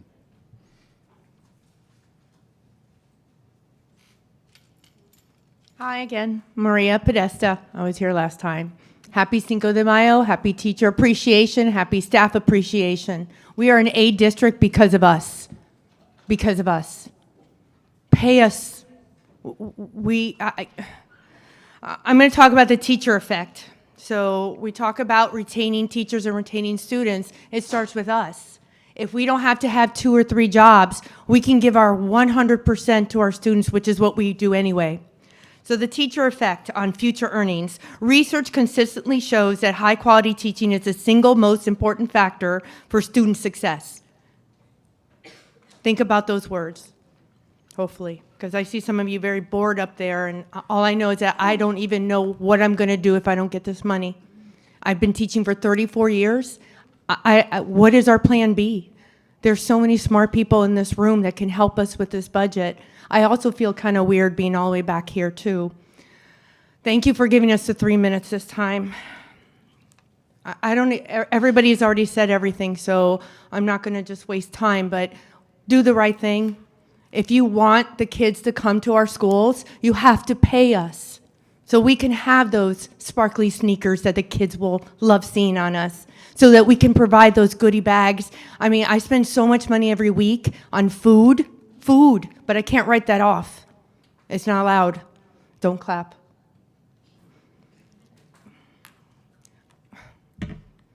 Please do the right thing, please. I need to be in my classroom, but instead I'm here. I got a test in a couple weeks to keep that A. You know, I made a mistake the other day. I had an emergency, medical emergency. One of my students and I pressed that button, that Senjex button. I pressed it too many times. I'm sorry. I know you all probably know what my name is because I pressed that button 8 times. I was so scared. That kid had, it was a glow stick that bursted in his eye, and I pressed that 8 times. Do you know how many meetings and apologies I had to give? I was shaking. My first priority was that kid, but I was admonished. We need more training now because I pressed that button. So I apologize to my school, who's going to have a training because I pressed that button 4 more times than I should. I'm wondering about that cost of that Sentex thing. I'm wondering about all of these costs, like the computers, the laptops. Why didn't we go with that? It would have solved like 2 issues in one. I'm not a smart person, but I can see why we don't trust you. I want to trust you. I want the public to say, the Broward County teachers, the school teachers are amazing, because we really are. We do so much with so little. We're such amazing people. So happy Teacher Appreciation. If nobody tells you, I'm telling you. Thank you for your time.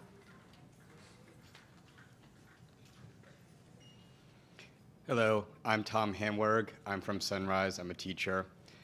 So I'm not going to say anything that hasn't already been said better. Hopefully through repetition it will become more profound. The real question here is whether this referendum is going to pass at all. We need to take steps to make sure that this referendum's language is as precise and as appealing to the voters as we possibly can. You know that, like, trust is a currency, and we know that you guys are broke. The last referendum, just 2 misplaced words and staff, and perhaps some ill intent, were allowed to change this gift that the voters are giving us into a trough. we can't let that happen again. We need to make sure that the language of this bill, of this referendum, is extraordinarily precise and targets exactly the people that the voters want to fund. These are the people that they know, that teach their kids. We want the voters to think about, Coach Dunbar, Ms. Jaramillo, Ms. Grayson when they vote for this. We don't want them to think about anyone else. We don't want them to think about Ann's staff or it's pretty telling to see that the idea of even this small amount of money getting to these people has created such a profound feeling of disgust. People are recoiling from the idea. And we did make sure that that does not happen, and it is communicated very clearly that that cannot happen under any circumstances with the most clear, precise language possible. Thank you very much.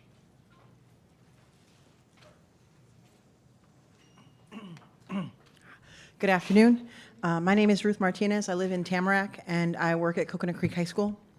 I have 21 years of service with the Broward County Public School Board, and the referendum dollars are absolutely necessary for all the school-based employees because of poor budgeting and planning by the school board.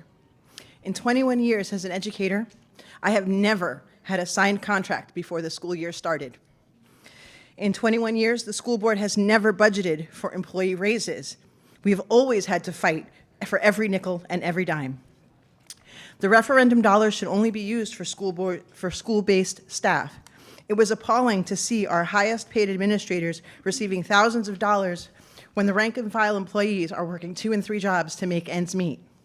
I fully support a 90-10 split as encouraged by other members of the school board, of the staff, to school-based employees, and 10% to be split between safety and security and mental health.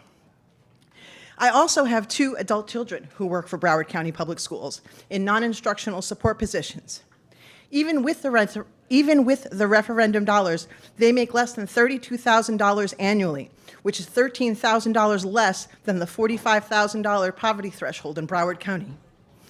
Recently, they applied for the Habitat Broward Home Ownership Program, and they were denied because they didn't meet the minimum income threshold.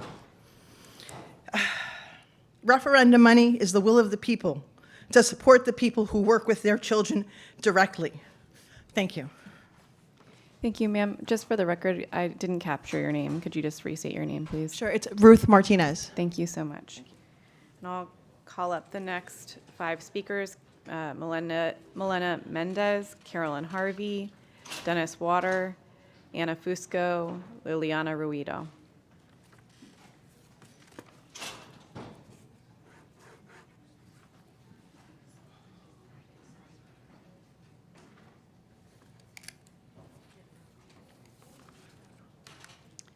I'll read the next 5 names. Jason Hale, Anthony Tobacco, Kenny Minshew, Lisa Yerkin.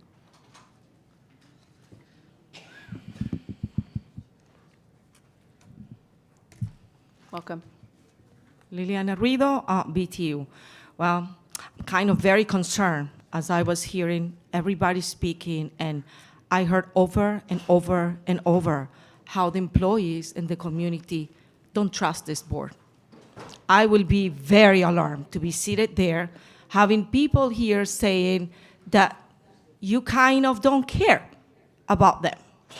So I was one of the people who knock on every door, asking the community, and you name it, parents, father, a mother, a son, grandparents, everyone who opened the door say, you know what? Of course, I will do anything for the teachers because I know how much and how far teachers go for their students. So it's very concerning that we have to stand up here reminding you that we are the force in front of the classroom. We are the force that push the instructional level. We are the force that educate the future of tomorrow. We are the voice. We are here asking you for respect. One of the things that you should consider is, if you know and you heard everybody here speaking about how disheartening it is for them to be here asking you to support the 9-10 split, and we don't hear that all of you, when I'll say the 9 of you should vote yes, I'm telling you this. They're already disheartened. They're already upset. They don't believe in you. They don't trust you, okay? So also, what makes you think that you have the right to make a decision after people out there, the community said, we are supporting the referendum because we care for our teachers. So my question to you is, do you care? Do you care? You really do care, I'm asking you. So because the reality is, every time we come here and every time we negotiate and ask for salary raise, you never have anything for the teachers. You never have money. You never have the right explanation on how you got to this point. So my advice to you is think very, very closely when you vote today, because I'm gonna tell you this, the 90-10 should go and will go. And you are the voice and everybody's watching you, all of us. So show respect and dignity. Thank you. Next speaker. Good afternoon. My name is Dennis Waters from Sunrise.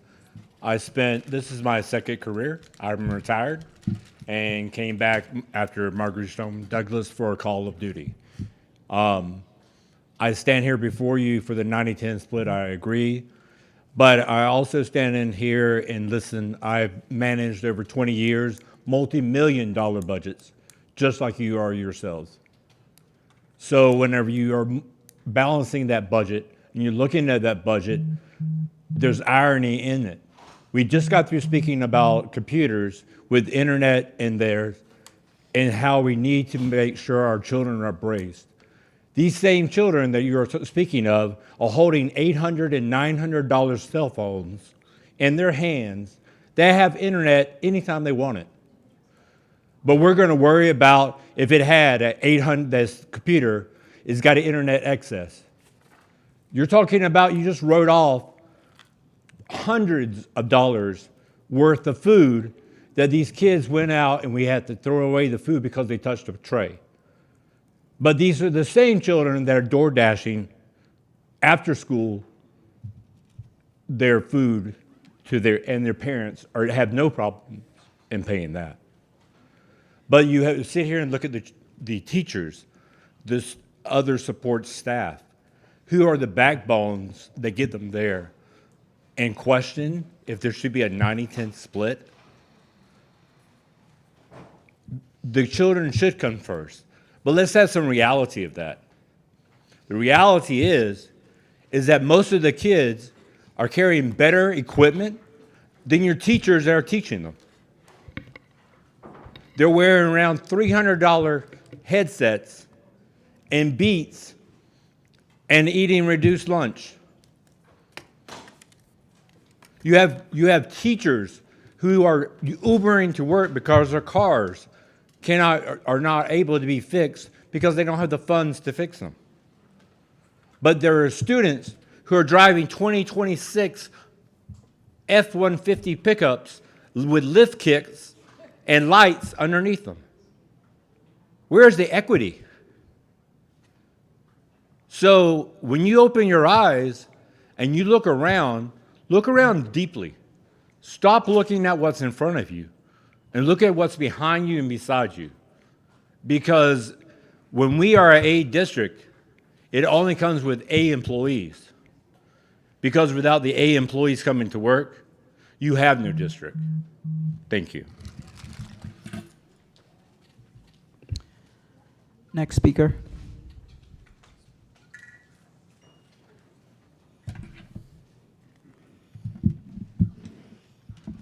Carolyn Harvey, BTU steward, executive board member, citizen of Lauderhill.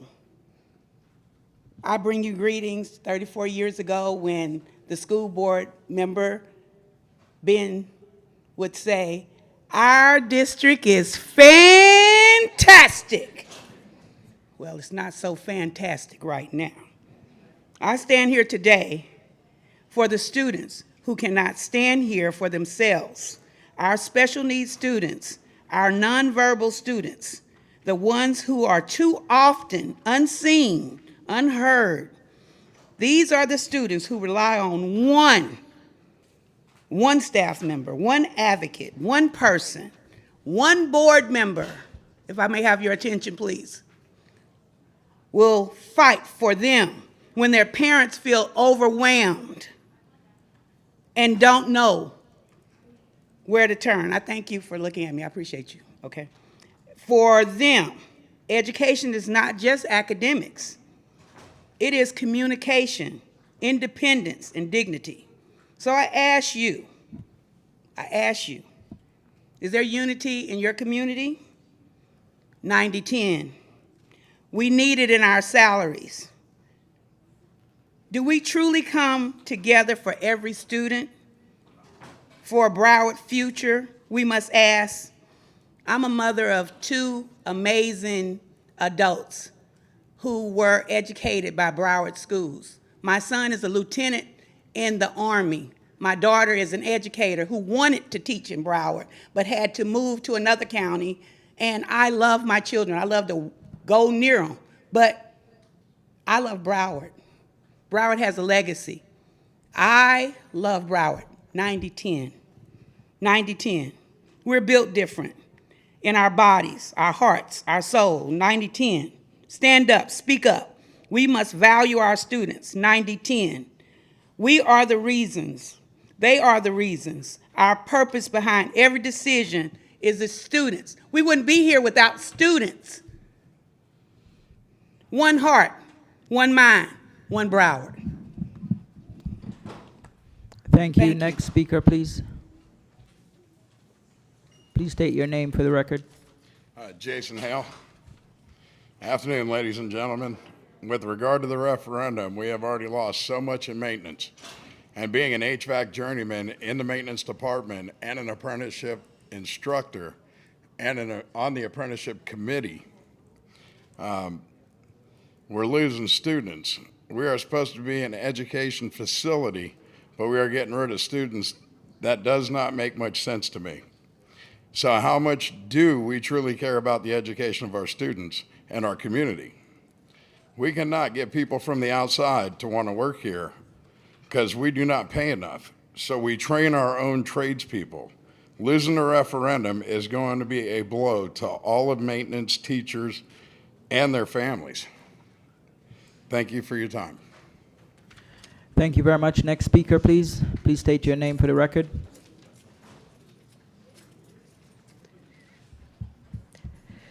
Hi, good afternoon, Madam Chair and board members.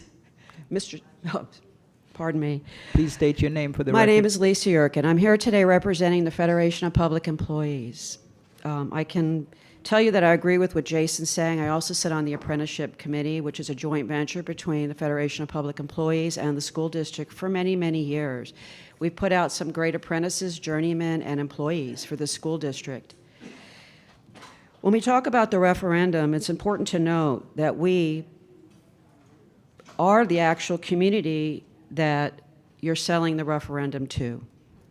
We live in the community, we are engaged in the community, and we are the community. It's so funny when sometimes we are seen as outsiders within our own county, like we've been beamed in from outer space, and that we're not connected to anything, when in fact we're some of the most connected people out in the community.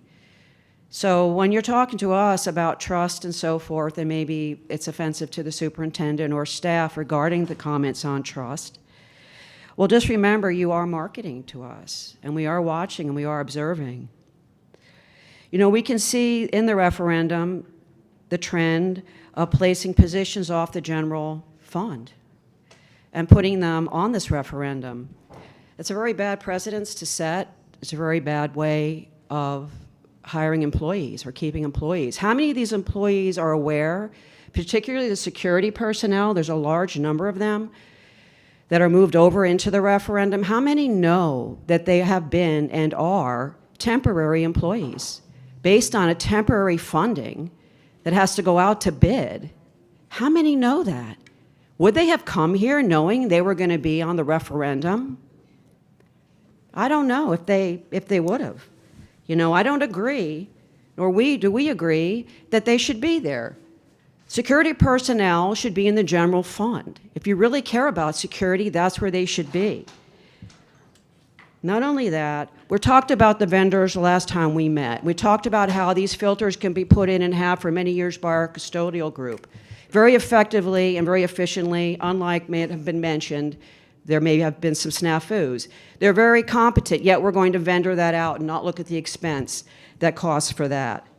I have to speak out on behalf of the non-instructional personnel because they are fundamentally very important to how schools function and how this county functions and this district functions. And they do impact students.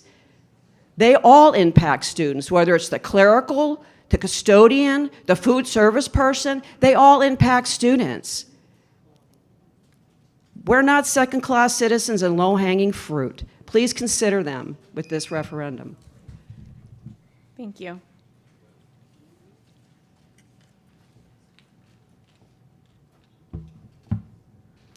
Good afternoon, Chair and school board members. My name is Anthony Tobacco, and I'm a middle school band teacher here in Broward County for over 16 years. I actually started with Broward County Public Schools in 2002 as a custodian, working that position while earning my degree in music education. I've dedicated my entire professional career to this district. I'm here today to support placing the referendum on the November ballot, but also to advocate for how those funds are used. After over 16 years in this district as a teacher, I barely make more than a first-year teacher. That's not sustainable. It sends a message that experience is not being meaningfully valued. Like many veteran educators, I've had to go above and beyond just to keep up financially. I teach private piano lessons, take on handyman work, on top of my full-time responsibilities just to make ends meet. And even within my role, the work goes far beyond the school day. I spend countless hours preparing my students for performances, concerts, music programs, and MPA, music performance assessment. I also accompany my students on the piano for solo and ensemble MPA, just to make sure they have every opportunity to succeed. This level of education, this level of dedication is not unique to me. Across Broward County Public Schools, educators and school employees are putting in the same level of effort every day because we believe in our students and in this district. We want to retain, if we want to retain experienced educators, the people who build programs, mentor students, and create stability in our schools, we have to prioritize them. That's why I'm asking for a clear commitment to a 90-10 split, with 90% of the referendum funds going directly towards supplementing salaries. This is about fairness, it's about retention, and it's about protecting the quality of education for our students. Please let the voters decide and ensure that when they do, the outcome truly supports the people doing this work every day. I've given this district my entire career, starting as a custodian and over 16 years in the classroom. That should mean something. Right now, it doesn't enough. Thank you. Thank you. And before the next speaker, I'll read the next 5 names. Yanori Gale, Luis Machado, Lisa Maxwell, Eva Nathal, Danielle Wesley. Good afternoon, board members. Kenny Minshew, Plantation, Florida. South Florida is one of the most expensive places to live in the nation. Teacher pay ranks 50th. 6 of you sitting up there were teachers. You remember the struggle when you were in the classroom. It's real. You know the pay is low. You know you need to direct the district to budget better. Teachers are going to go to Palm Beach, Dade. We must have a 90-10 split. That is if we're going to keep them here. It's about the students, right? I mean, that's what admin always says when they need to squeeze more out of the teachers. Don't you want to keep them? Don't you want to keep this an 8 district? This time then, let's make it about the teachers. Thank you.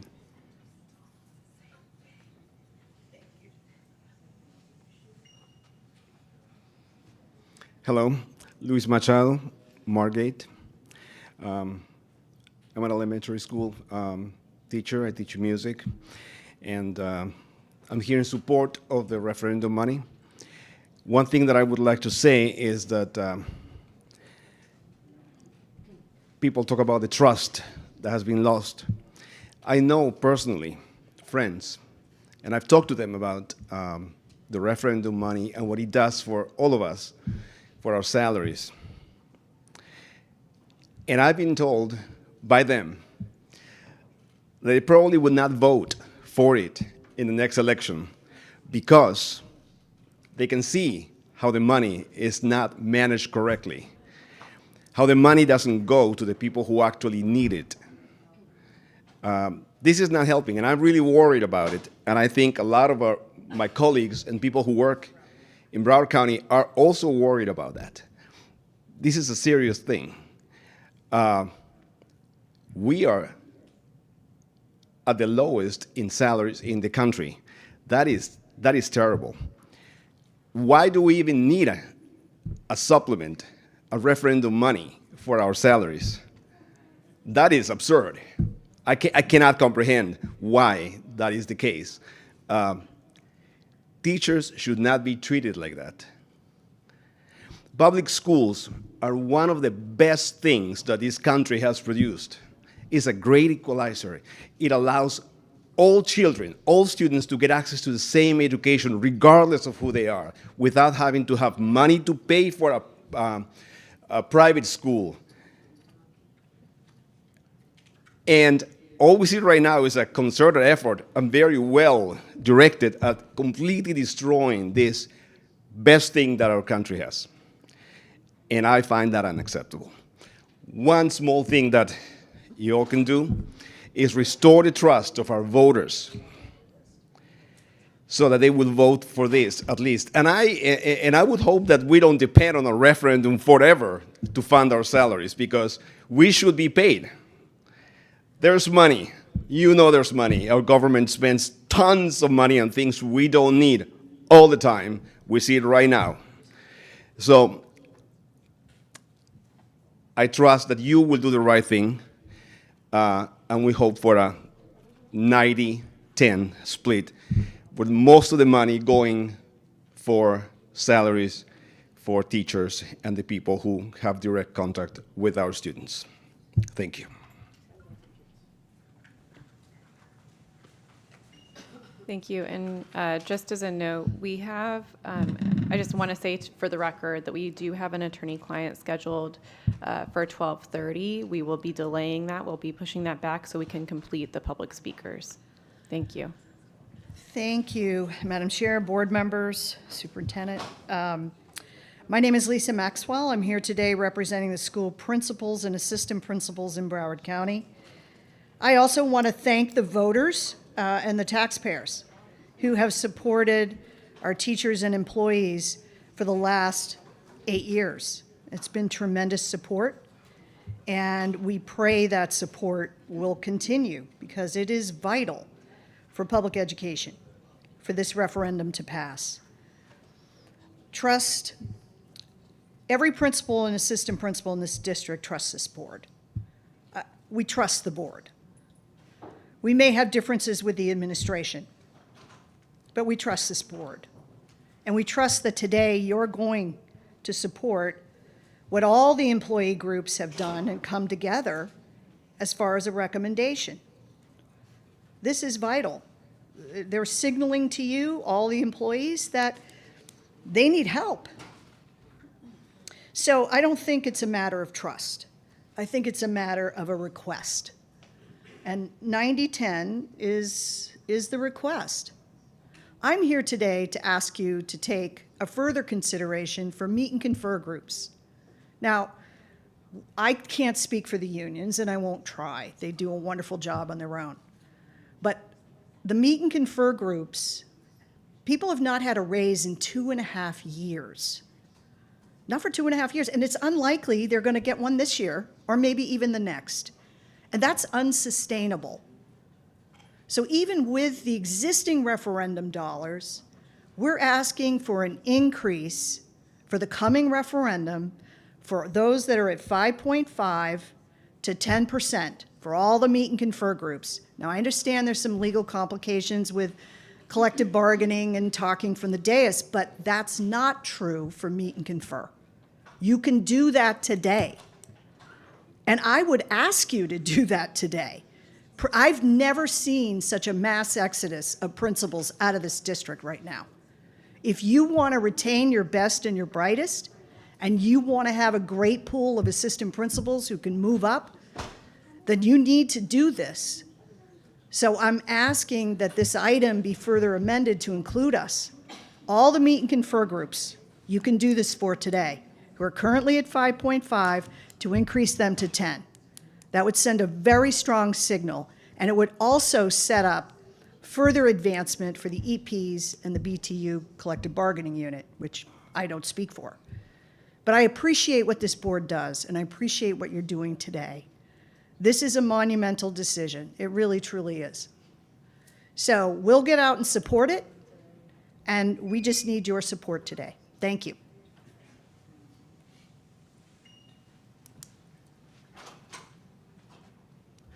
Good afternoon. My name is Danielle Wesley. I'm 21 years in this district teaching. I'm speaking on behalf of the referendum, which I do support, but I just want to speak on behalf of my colleagues and all the employees that I know that when we don't get the referendum money, the check is so disheartening and saddening and a little scary when it's not in there. When you see what, oh my gosh, the difference is it's unimaginable. We have people in the district who, like everybody said, has 2 and 3 jobs, myself included, just to make ends meet. I'm not doing it to spend on a vacation or anything special. I'm just trying to live in this county. We are, as everybody said, at the bottom, which is amazing because our cost of living is so high. How do you expect to retain these quality teachers if they can't live? And they're stressed from teaching, like not making ends meet. They're stressed. So that's going to impact their performance in the classroom, which is going to impact our student achievement. We should be able to have the confidence to know that our salaries are going to provide for us so that we can go into the classrooms ready without that on our minds and be our best for our colleagues and our students so that we can keep that A rating that we have helped you guys earn.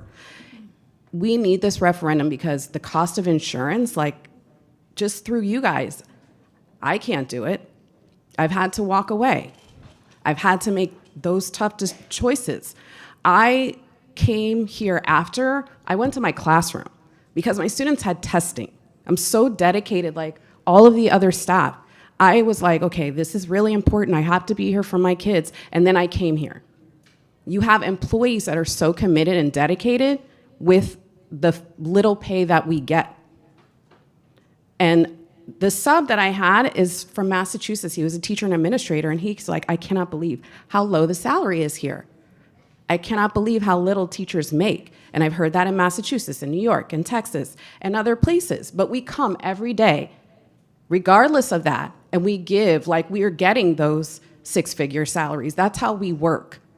So when we come here, we're asking you to show us that you have faith in what we do, and we'll continue to do what we do with that 90-10 split. We need it. I don't even see how it's a question, because we don't have what we need just to sustain. I buy things for my kids, and I will not be able to do that and provide for them without that support from the referendum. Thank you.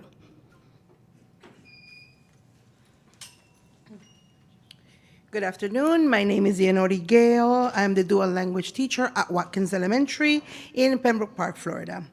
I stand here today to speak for the thousands of educators who are the heartbeat of Broward County. When our community voted for the referendum, they voted to invest in the future, and that future starts with the people in the classroom.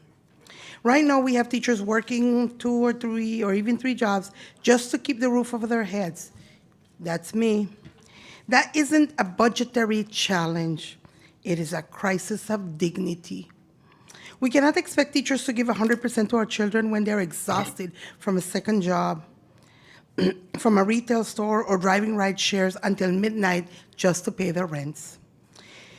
We're calling for a 90-10 split distribution of the referendum funds. By committing 90% of these funds directly to teacher compensation, you're not just paying staff. You are stabilizing our schools, preventing mass exodus of talent, and ensuring an A-rate school, and led by teachers who don't live below poverty level. Dr. Hepburn, to balance this budget, don't do it on the back of those with mostly financially vulnerable. Who are the reasons why you guys have a job? Freeze the upper management and the superintendent's salary for 10 years plus, like you did the teachers. Use the referendum in the way that it was intended. Cut costs with curriculum vendors and stop buying duplication. How many sets of manipulatives do we need? In Europe, people work so they can live. Let us live like in Europe. We need this. Support the referendum, 9-10, and a better quality of lives. Our teachers have shown up for Broward County Public Schools children. It's time that the district shows up for their teachers. Thank you. Thank you. Before the next public speaker, I do want to read the last 5 names that I have.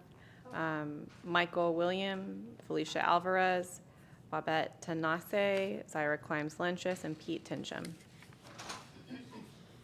Madam Chair, board members, Zyra Climes-Lenchis, Deerfield Beach. And I want to say, shame, shame, shame, shame. I agree with whatever the BTU would like, but you guys put teacher's salary on the backs of me. Fear, obligation, and guilt, fog. That's what you have us in this position. Please understand, it's not a personal attack when people say we don't trust you, but the shadiness is just too much.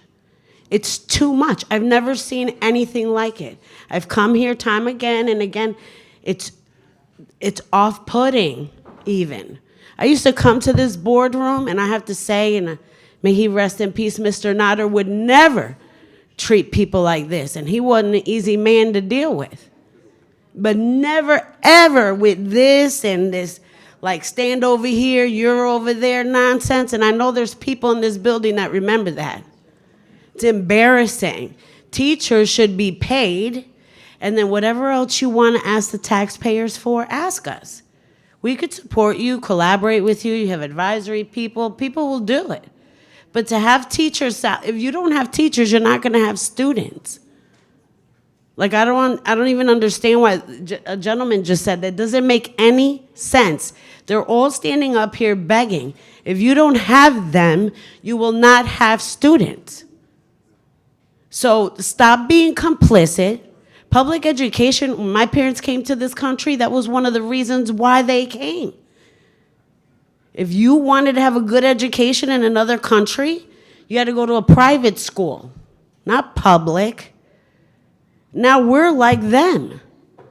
The public schools, I mean, what you're offering, AP Psych, really? These teachers are busting their tushies. And they're begging for 12 grand a year that they also pay taxes on. They're paying for their own raise. Shame on all of you. Shame, shame, shame, shame, and shame. Thank you. Hello, Felicia Alvarez, Coral Springs, Florida, and to piggyback right away, if you don't feed the teachers, they will eat the students. If I am not well taken care of, I'm worried about what's going on at home. My lessons are not as creative. My assignments are graded a little more rigorously. It's difficult. And again, I just want to say this is a terrible way to communicate. This should be a conversation, not just me talking at you. And some of you listening, it should be an actual dialogue. I had a lot to say. A lot of it was said. I don't want to pretend like you don't understand teachers are underpaid and that we don't need more money. My question to you is, what are you doing in Tallahassee to get us more money? You have the money you have to work with, but what are you doing to get us more? What are you doing to ensure that we are innovative so that we do have students coming so our budget does increase so we can get those raises we're asking for? I'm in the classroom. I'm creating lesson plans and I'm printing papers and I'm grading assignments. I'm also Title I, so I'm uploading documents and re-uploading documents and re-uploading documents until it's finally approved. I do tier, I mentor teachers. I have 5 different preps. I don't have time to go to Tallahassee and beg for money. You do. That's what I thought when you asked to be elected. You said, we support teachers. We want teachers to get raises, but what have you done and what are you doing since then to make sure we do, besides just balance the budget you have and you know that it's not there? Get us more money, please.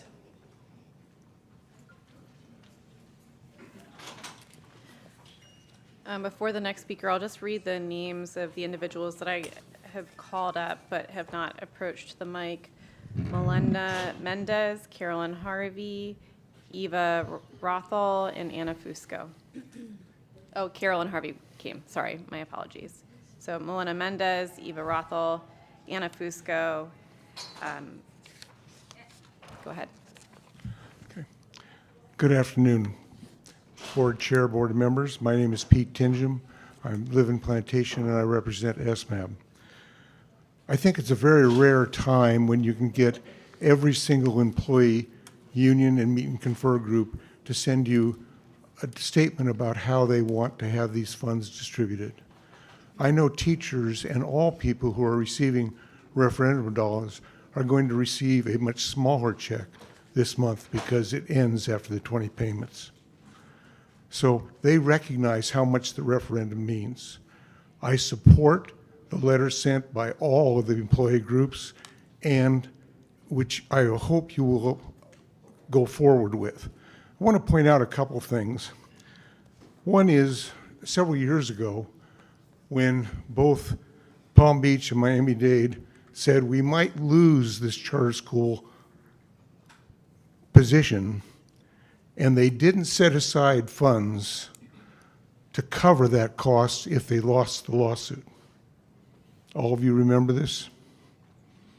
And by not foreseeing that to happen, it cost the district significant hardship trying to repay that money they owed the charter schools. Those are the types of future decisions that I hope this board will try to avoid. Another thing I'd like to say about that is a rising tide lifts all boats. And if we have unity within all of the employee groups, I recommend the 90-10, 95-5 split be used in the way the letter was sent to you in April. And I guess as a kind of a closing remark, I'd like to just say, many of you are familiar with Project Hail Mary. I think you need to look for a solution like Project Hail Mary. Thank you.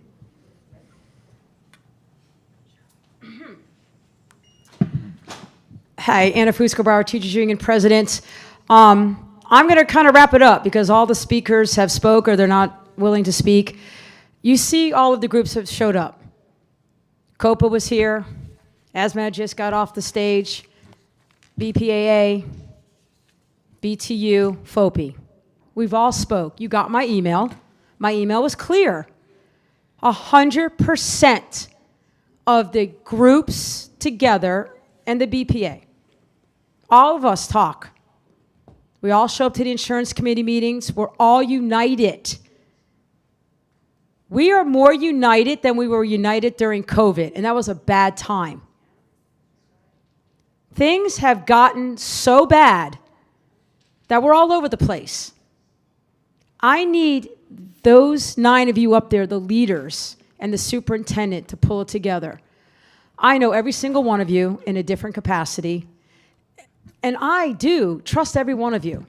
I like every one of you. And community, don't mistake because I banter or I get loud or argumentative that I don't care and respect for the leader that sits before us that have been elected. It's a hard job. They get pulled in 50,000 different ways. And hell, just getting pulled by Anna Fusco has got to make you guys go all certain ways.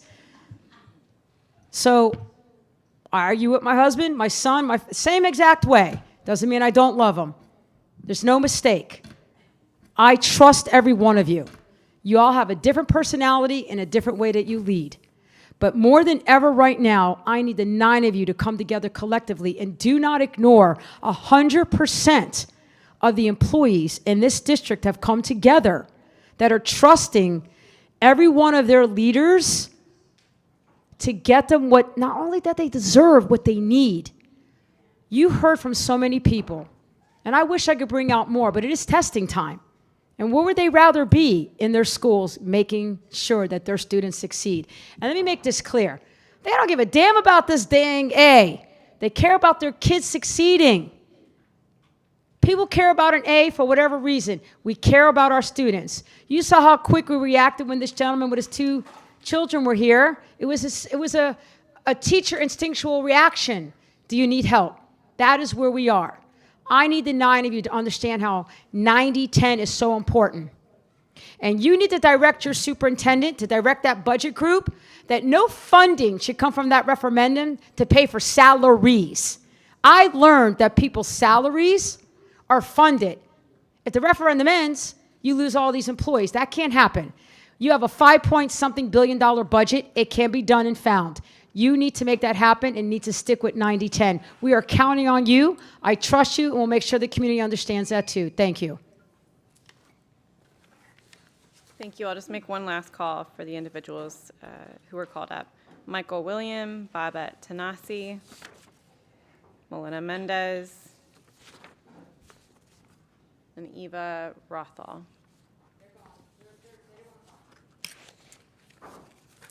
All right, we will go ahead and recess the school board meeting for our attorney-client session, but before we recess, we do have to read something into the record, and then we will come back to this item after our attorney-client.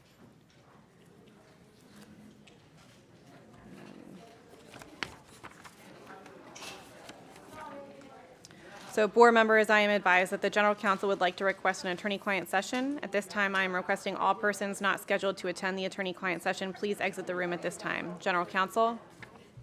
Thank you, Madam Chair. I would like to request that the school board convene an attorney. So please, if the audience could maintain decorum, if you want to have a conversation, please step outside so we can read the necessary statements into the record. I would like to request school board convene an attorney-client session in order to discuss litigation pending before the Circuit Court of the 17th Judicial Circuit in and for Broward County, Florida, in the following matter. OHL Building, Inc., also known as OHL Building, Inc. versus the School Board of Broward County, Florida, the School Board of Broward County, Florida versus Ziskovich, LLC, and Ziskovich, LLC versus Nutting Engineers of Florida, collectively under the case number case-22-008804. A certified court reporter will record the entire session. The following individuals will attend the attorney-client session: school board members, Chair Sarah Leonardi, Vice Chair Dr. Jeff Holness, Lori Alhadeff, Maura McCarthy-Bowman, Adam Severa, Deborah Hickson, Nora Rupert, Rebecca Thompson, Dr. Alan Zeman, Dr. Howard Hepburn, Superintendent of Schools. Oscar Soto of the law firm of the Soto Law Group, Thomas Cooney, Assistant General Counsel, and myself, Kathy Dupree Bruno, General Counsel. In anticipation of this request, the attorney-client session was properly advertised for today, May 5th, 2026, at 12:30 p.m. in accordance with Section 286.011, subsection 8 of the Florida statutes. The purpose of the attorney-client session is to discuss settlement negotiations and/or strategy relative to the pending litigation. A certified court reporter will record the session, and only those persons noted in the advertisement will be permitted to attend. At this time, the School Board of Broward County, Florida will recess the regular school board meeting for an attorney-client session. The attorney-client session will be held in the 10th floor conference room at the Kathleen C. Wright Administration Center, 600 Southeast 3rd Avenue, Fort Lauderdale, Florida, 33301. The attorney-client session will take approximately 45 minutes. At the conclusion of the business of the attorney-client session, the regular school board meeting will reconvene. Thank you.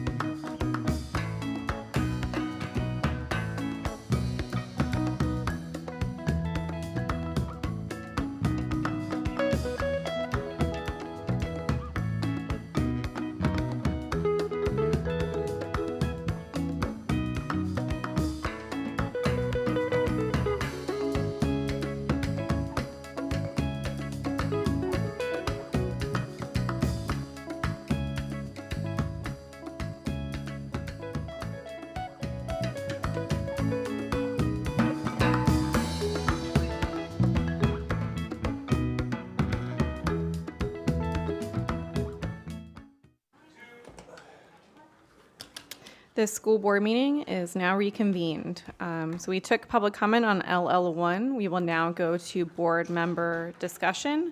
Dr. Zeman. Oh, it's not here. Ms. Thompson. Oh. Dr. Zeman's approaching his seat.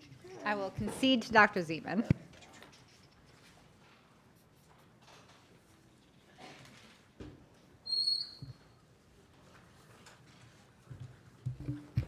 Chair, thank you very much. There's a couple things that I maybe wanted to share about this particular item.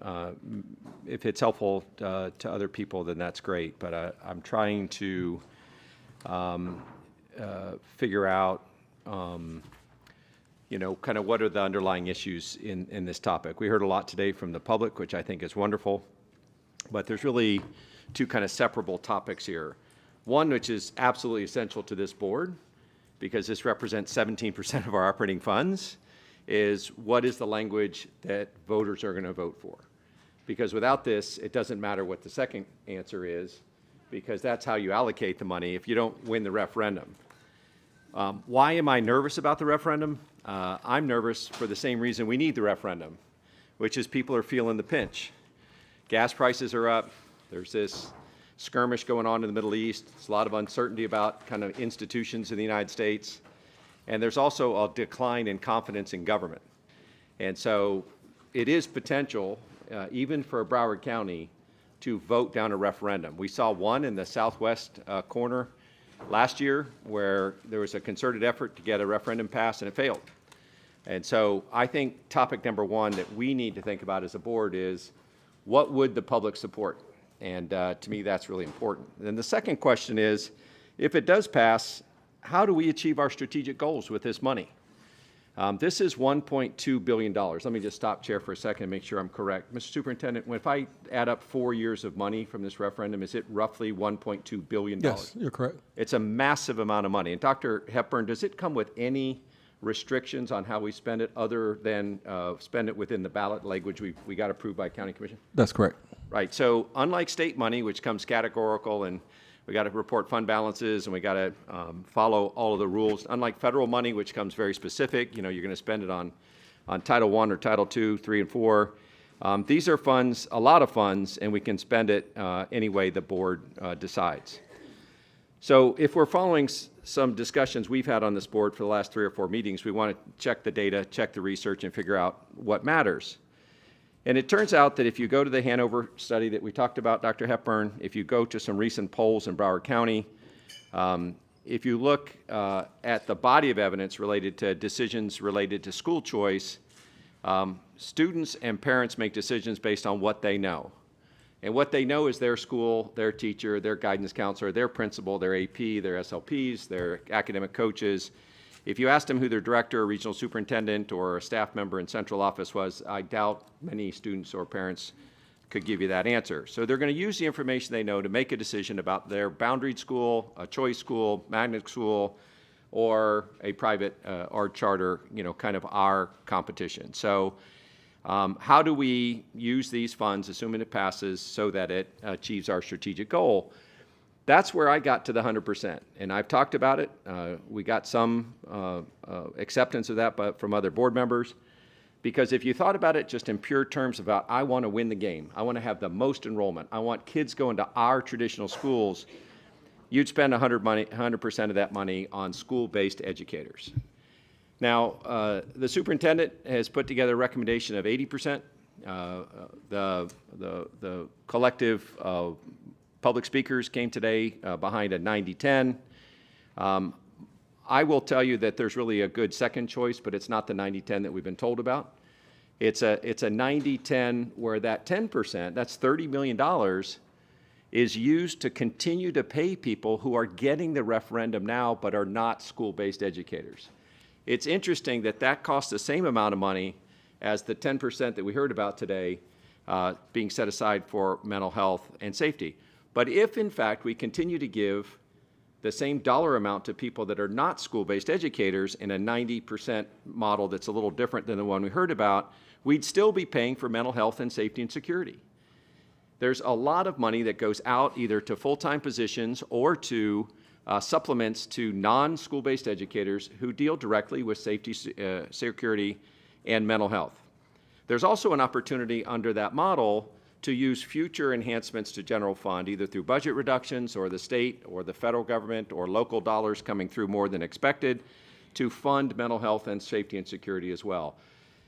10% is $30 million. We have found a lot more than that, and we can find more to fund that out of the general fund. So I just want to be clear that if we're not going to do the 100%, which I think is theoretically the best answer for Broward County Schools, it will win back the most students to put that money where the decision is made.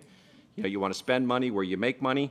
We put 100% in school-based educators. If we don't, I hope that we can do a 90-10 that's a good second best plan, because I think it would be very powerful to be able to go to everyone that works here and say, you're either going to get what we've already been giving you, or if you're a school-based educator, you're going to get more.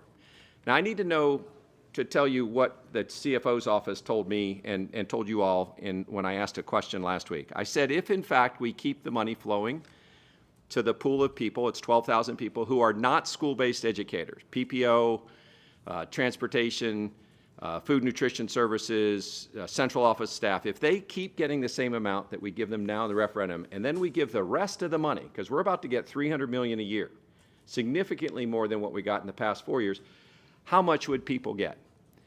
It's $18,000 a year. We just heard a number, 18,000, this morning. It's the difference that the National Education Association says is the difference between average teacher salary in the United States and teacher salaries in Florida is 18,000. So if in fact we do the modified 90%, because my 100% might not get 5 votes, I'm fine with that. But if we don't get 5 votes of that, I think the 90-10 where we spend that 10% already on the people that are supporting our school-based educators and the 90% on school-based educators, we're still coming very close to our strategic optimal. And we get to go to folks who right now, Dr. Hepburn, is the max supplement to any educator in Broward County $12,000 right now? Yes, that's correct. So I like that. One is it eliminates the gap between the Florida average and the national average in one fell swoop for 4 years. And by the way, if you're interested in what happens in years 2 through 4, it goes to 19 to 20 and then to 21,000 in the 4th year. I'm not going to talk, General Counsel, Ms. Dupuy Bruno. I'm still fighting with that. I'll get it soon, but I'm not perfect yet. Ms. Dupuy Bruno has asked us not to talk about it, and I'm not. All I'm using is the number that the CFO's office gave, that if you take the pot of money and divide by the number of employees, non-school-based educators can keep their current amount of dollars that they get, and school-based educators can get an $18,000 per person bonus, to be negotiated later. I'm not going to get into that. That's between the negotiators and our negotiators. But the amount of money they'd have per person, per school-based educator, eliminates the gap between the national average and the state average. For Broward County, where it's very expensive, it is the #1 county in the United States when you compare income to rent or housing. #1 in the nation. We're the most expensive when you look at our incomes compared to how much we have to pay for rent. It's a very expensive place given how much we make here in income. This would change the lives of our educators. $18,000 a year, guaranteed for 4 years, rising to 19 to 20 to 21 is a huge gap. We still have money left over to pay for mental health and safety and security because we're doing that now. But I would view that as a much better second best plan than the 90 with some fence that's categorical around mental health and safety and security. I think we need to fund mental health and safety and security to the extent that we need it. And we need it. You cannot undo those things. We need to do that. But that's $30 million. We can find that. I'd like to spend the $270 million on school-based educators if, in fact, we don't get concurrence from the board to spend all $300 million on it under the 100% plan. So, Chair, thank you very much for your time. Thank you. Ms. Thompson? Thank you, Chair. So I think I made this comment before, and when we had more people in the audience, and I'm sure people are still listening, but do we currently, without a referendum, get enough funding from the state to base our budget on teacher salaries to fully fund all of the things that we need as a school system? That's negative. That's no. Thank you. And the majority of counties in the state of Florida go out for referendums or other tax initiatives in order to fund teachers because we don't get enough. And someone in the audience said, well, you're saying we don't get enough funding. What are you guys doing? So I want to explain. We are 9 people. We are also in the minority of the state legislature. The most of us are. And so if we go out, and we sent our chair this year, we've sent students who I would argue are the best advocates for public education. And prior years, we've all gone to advocate. If we don't have the same energy that we had today talking to the board, talking to Tallahassee, this issue isn't going to get better. There will be more schools closing. There will be more layoffs. There will be more destruction of public education, which I think all of us are here because we love, because we protect, because our kids are in this system. So we can talk about ways to allocate this. We can talk about ways we can improve our system, because I'm not saying that things shouldn't have gone differently in different items. But if we don't get on the same board to advocate to Tallahassee, this is a lose-lose situation. So I think just reminding the general public, reminding my colleagues that we need to be advocating for higher funding. We need to be advocating for transparency in taxpayer vouchers, which from their own audit has lost $270 million that they know of. So with that being said, I have a request for a follow-up about what the rules are to our general counsel about what the rules are for school board members in advocating for the referendum, because we know that the district is not able to other than education, but I think school board members need to know what they can and cannot do. If we could get a memo on that so we can start planning, because I, for one, will be knocking doors for this referendum. So then based on the breakdown, I have some questions. And before that, is it clear from this document that the money will not go to the highest paid administrators as it was in the past? That's correct. My recommendation is pay grade E and above, that the dollars do not go to. Thank you. And refresh my memory. The moment that the board found out that it was going to the highest paid administrators, did our chair bring an item? I added an additional letter, D and above. Oh, important letter. So when it became clear to the board that that was going to the highest paid administrators, did we take swift action? Did our chair introduce an item to fix it? Yes, that's correct. Thank you. In our marketing of educating the public on this initiative, are we allowed to say, give that distinction to educate the public that it will not be going to the highest paid administrators? Yes, that's correct. And did the board ever receive that portion? The school board members, were we ever a part of that referendum dollars that got misallocated? No. Thank you. So I see that and I heard the public saying the 95-5. I had advocated for 80-10-10 because I believe we do need to put more investment in mental health. But I kind of want to walk through this proposal and what might be the ramifications if we go with 90-10-10 and not your recommendation of at least 80, 13.5 for safety, and then 6.5 for mental health. So if we were to switch to 95-5, I see that at least for safety and security, there are hundreds of positions funded through that, 169 at least. So what will happen to those positions if we reduce the 13.5 to 5%? Yeah, so great question. So there's a portion of dollars that we get from the state and a portion that's paid out of general fund. If we were to go with the increased amount of 90%, we would have to, all of this is personnel costs. This isn't items or things. These are all personnel costs. We would have to reduce personnel. And for the mental health allocation, I see that there are several school counselors, school social workers that are funded. If we reduce the 6.5 that you're recommending to 5, what will happen to those employees? We will have to reduce personnel. This is all personnel expenses. So I'm going to put that more plainly. So what I'm hearing is if we went to 95.5, we would have to increase the numbers of layoffs that we are doing in the area of safety and security and mental health. That's correct. So then my question is, with the language of at least 80%, if there was a shift in Tallahassee, we suddenly got 100% of our safety funded, are we able to increase the compensation percentage with the way you have recommended it? Yes, because we have for mental health and also safety and security up to. So we can make adjustments once we find cost savings in the future. Thank you for that clarity, because I think it is important to know that there is some flexibility in the at least 80% and then the up to 13.5 and up to 6.5.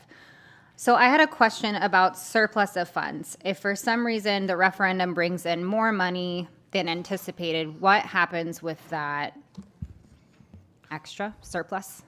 We will bring that back to the board, and the board will make a decision about the additional surplus. Could we give direction today if there's additional surplus that it goes to compensation? Yeah. Okay. Yes, you could. I'll defer to the GC, but I'm assuming you could. Okay. And then we had a speaker talk about the percentages for meet and confer. Is that something we can talk about today? I would stay away from anything that could be a potential topic in bargaining. So even though it's meet and confer, what happens with the other units could impact. Okay. Those are my questions for now. I would like to hear from my colleagues before I state the percentages, but I do think it's really important that we focus on the ramifications that can happen if we change from our superintendent's recommendation. Thank you. Thank you, Ms. Rupert. I have an amendment. You guys would take one and pass it around.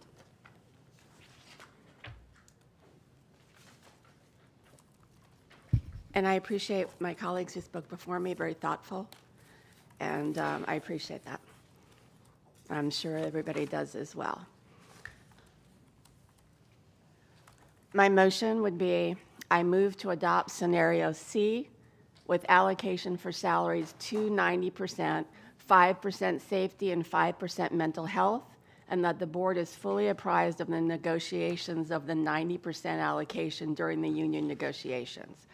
I move that the superintendent review the employees listed in this item whose salaries are paid for by the referendum so they can be moved to the general fund. Those two statements, the attorney worked with me on that language so it is appropriate. I additionally had a comment I want to make, which is to increase all employees currently being paid the 5.5 to 10% for the meet and confer groups.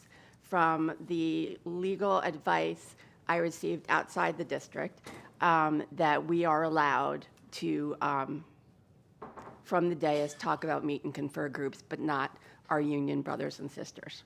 So that is my amendment, which would be the first two that I mentioned, and I'm up for a conversation or a friendly amendment or whatever, if anybody wanted to kind of take a bite at the apple to increase all employees currently being paid 5.5 to the 10% for that meet and confer groups. Ms. Dupree-Bruno? Ms. Rupert, are you making a formal motion? Your first motion, my understanding, is to move to adopt scenario C? Yes. Okay, so next, Madam Chair, if there's a second. Is there a second? There's a second. Motion made by Ms. Rupert, seconded by Mr. Severa. Public comment on the motion?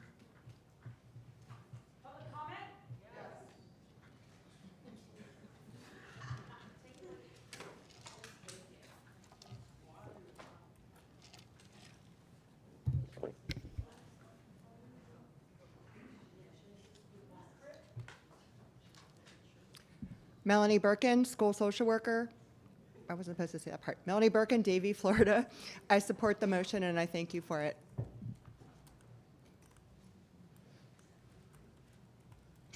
I rise in support of the motion, but I also want to say that the 5.5%, the original 5.5%, was awarded to meet and confer in this exact setting.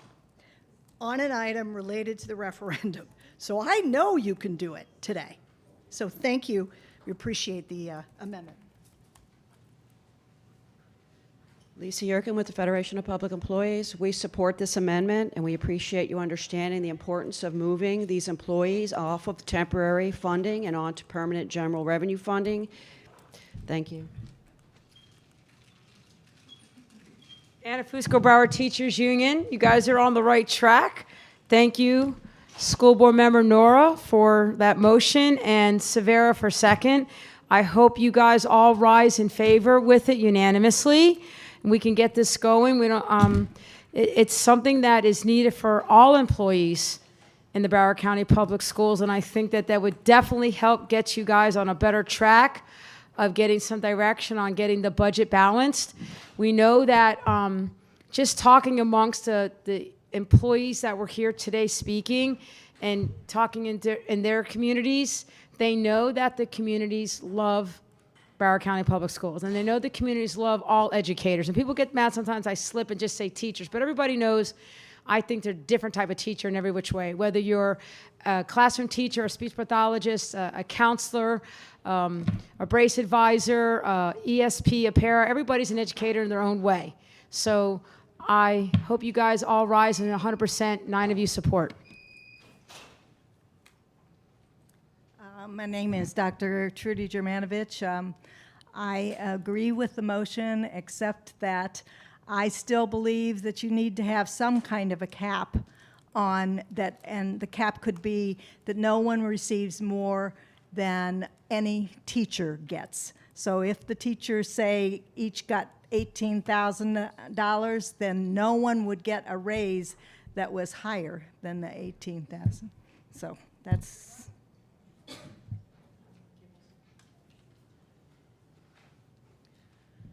Dr. Natalie Lynch Walsh, Plantation, Florida. I support the motion, the first part. The second part, I got issues with giving ASMAP 10% because I've never seen a job study that confirms the positions that are underfunded versus overpaid.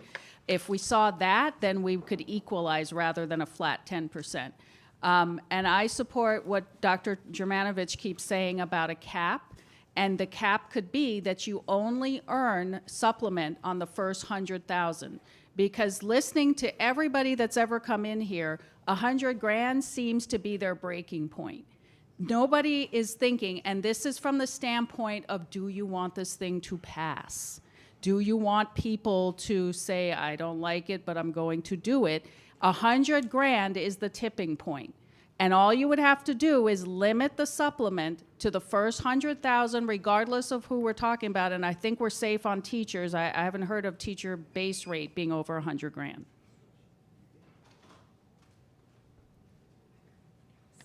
Hi, Carolyn Harvey, BTU Stewart, Lauderhill.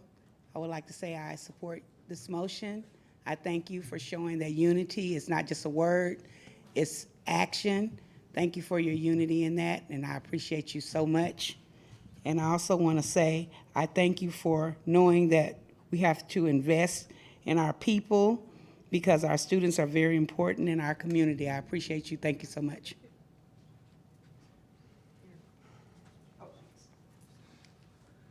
Terry Lopez Preuss, Vice President of the Broward Teachers Union. Thank you, Representative Rupert, for the motion. Thank you, Adam, for the second.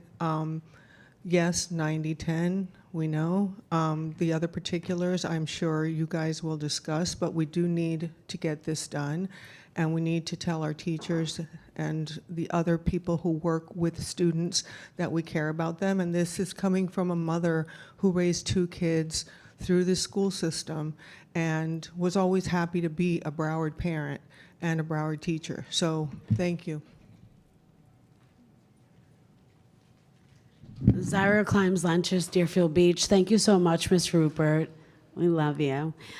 Just remember, though, that we still have to vote on this, so be careful how much you plan, because unless you all do something you've never done, it's DOA. Just remember that. There's a lot of people in the community that support teachers, but we're also not crazy. If people don't trust you with their money, don't put us against teachers. Don't do that, because it's going to end up really bad for everyone, especially the children. Thank you so much.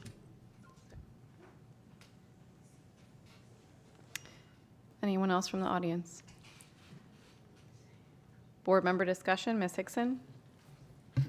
Thank you, and just want to address something before I say what I want to say about the motion. Two things. General Counsel, we can only do one motion at a time, correct? So we're only talking right now about the first motion that Ms. That's the only motion on the floor made. right now. Perfect. I just want to be clear. Someone mentioned about the funding and that we shouldn't have to ask the public for additional taxes to pay additional money. I want to remind everyone, everything that happens here in Broward County Public Schools is on taxpayers.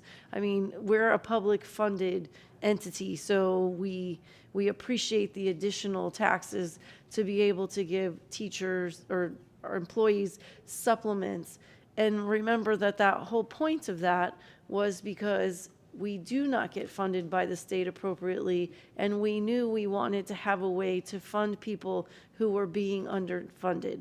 So I just want to mention a couple of things. In 2025, I know that the legislature likes to tell us that they raised the funds. I think it was $143 that they increased per student.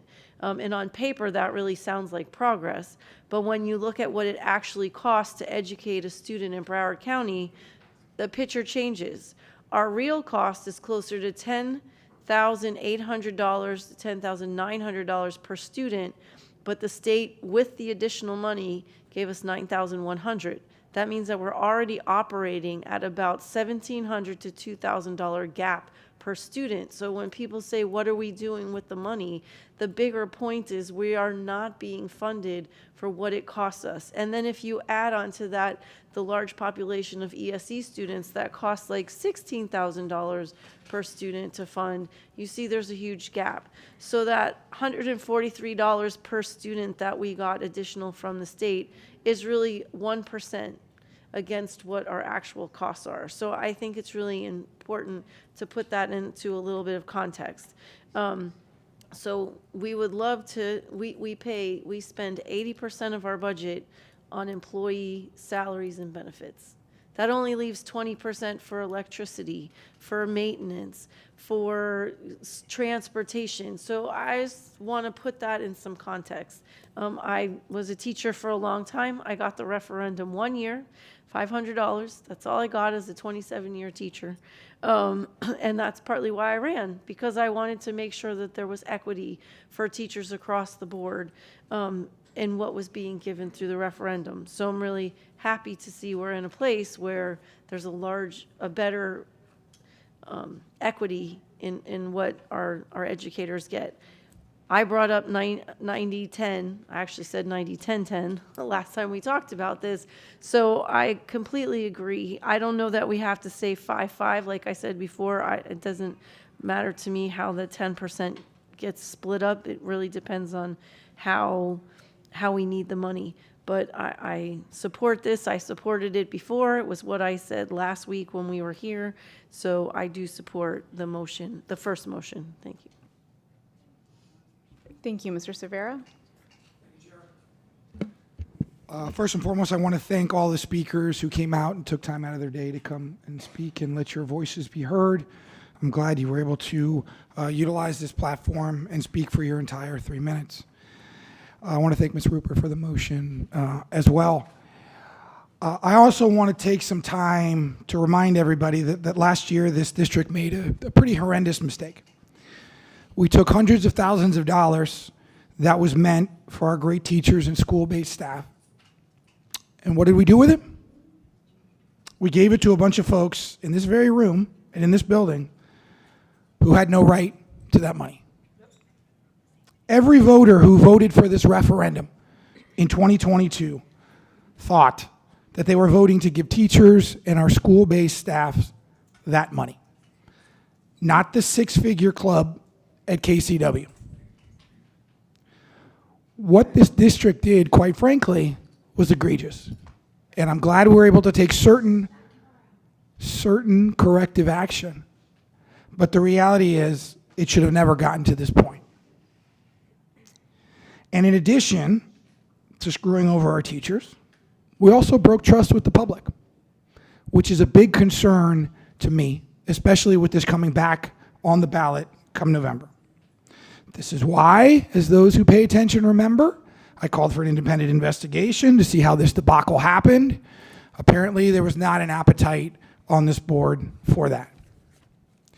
So how do we fix this? How do we restore trust with the public and with our teachers? Well, here's the good news. We have an opportunity to do that now, thanks to Ms. Rupert's motion. And it's not lost on me that this happens to be Teacher Appreciation Week. So in addition to saying thank you to all of our great teachers who make Broward County an A-rated school district, for 2 years running, I might add, we now have an opportunity to put those words into action and begin the long journey back to restoring trust with our teachers and with the public at large. So let's get to work and let's take the first step. I'm in support of the 90-10 because I want to restore trust again. I'm sick and tired of my teachers telling me that they have to work 2 to 3 jobs to pay rent or put food on the table. We need to take care of our teachers. We need to take care of our school-based staff. If we don't do right by them, they're going to leave. And I'm afraid that if they go, our students and that A rating that we like to brag about all the time are going to go with them. We have an opportunity to get back on track. I am in support of the motion, and I'm encouraging my colleagues to adopt my position as well. Thank you. Thank you, Ms. Thompson. Thank you, Chair. I just wanted, because we talk a lot about trust, right? And so that means we all have to be on the same page about what happened. So 2 years ago, so prior to Mr. Severa, Ms. Bowman, and myself being on the board, there was a board discussion where my predecessor said, and similar to what was said in the audience, that all employees should have a piece of this referendum. All means all. In fact, I'm pretty sure I'm quoting my predecessor. Predecessor, thank you. All means all.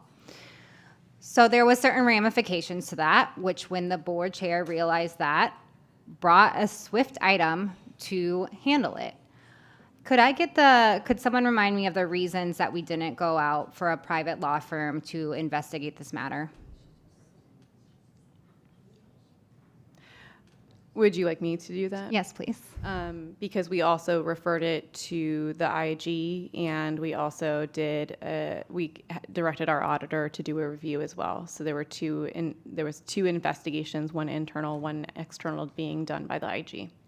Thank you, because I think when we talk about restoring trust, that means, again, we all have to be on the same page on the facts. The facts of the matter is we had an internal audit of what happened. We also asked the OIG to audit it. So why would we go out and spend thousands of dollars on a law firm when we have the OIG we contract with and our auditor? And so, again, I think I would like my colleagues to also commit within the bounds that we are able to not just talk about the referendum being important to pass on the dais, but actually commit to knocking doors and making sure the public understands the importance of this. And I also want to remind people that the majority of the public isn't watching this board. What they are watching is when they drop their kids off and their kids feel safe and going into their classrooms. They are talking to the teachers about what issues their children might be having. They're talking to the school counselor about having a friendship group for their kid because their kid is not great at making friends. Like, that is who is going to get the referendum passed. That is what builds public trust. And so if we continue to beat down our school system, then that is going to be the narrative. And it won't pass. But right now, I have full confidence it's going to pass because of what's happening in our schools, because of how Broward values education. But we can't continue to beat down our own system from this dais. Thank you. Thank you. Ms. Bowman? Thank you, Ms. Thompson. And I appreciate both Ms. Thompson and Ms. Hickson framing a larger challenge that we have here with funding in general for our public schools and the way that they are supported in the state. And I believe that everybody that's sitting up here right now wants to see the absolute best outcomes for the students of Broward County. I know that I personally have 3 children that are attending schools currently in Broward County Public Schools, and one that just graduated from one who's doing very well as a result of the education that he got in Broward County Public Schools.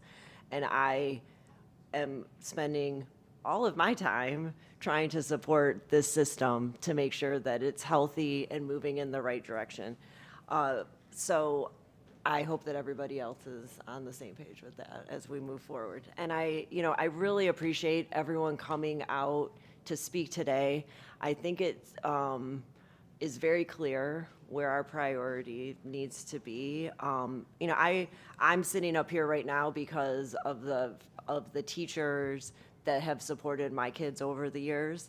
And so I absolutely support teachers being paid more. It's a travesty that we're not able to do that with the funding that we get from the state, and really the way that the state of Florida is compared to other states. It's not, people are not having the same experience as an educator when you're in a different state.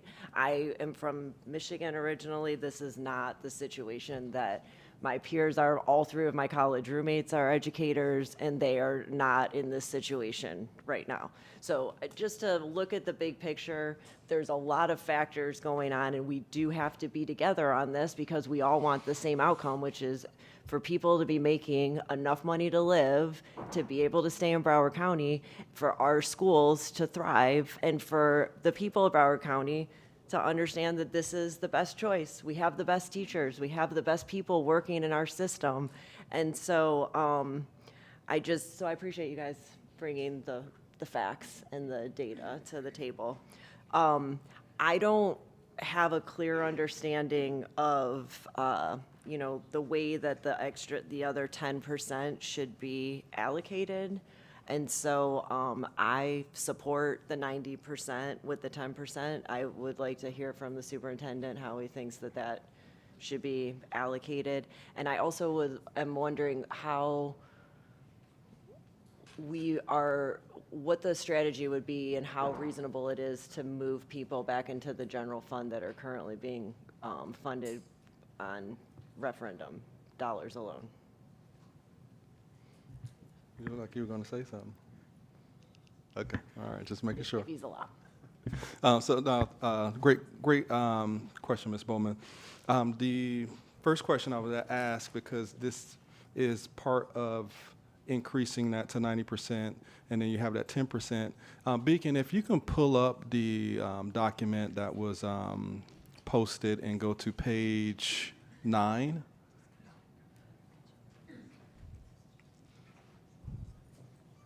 Has the page number in the upper left-hand corner, not on the bottom.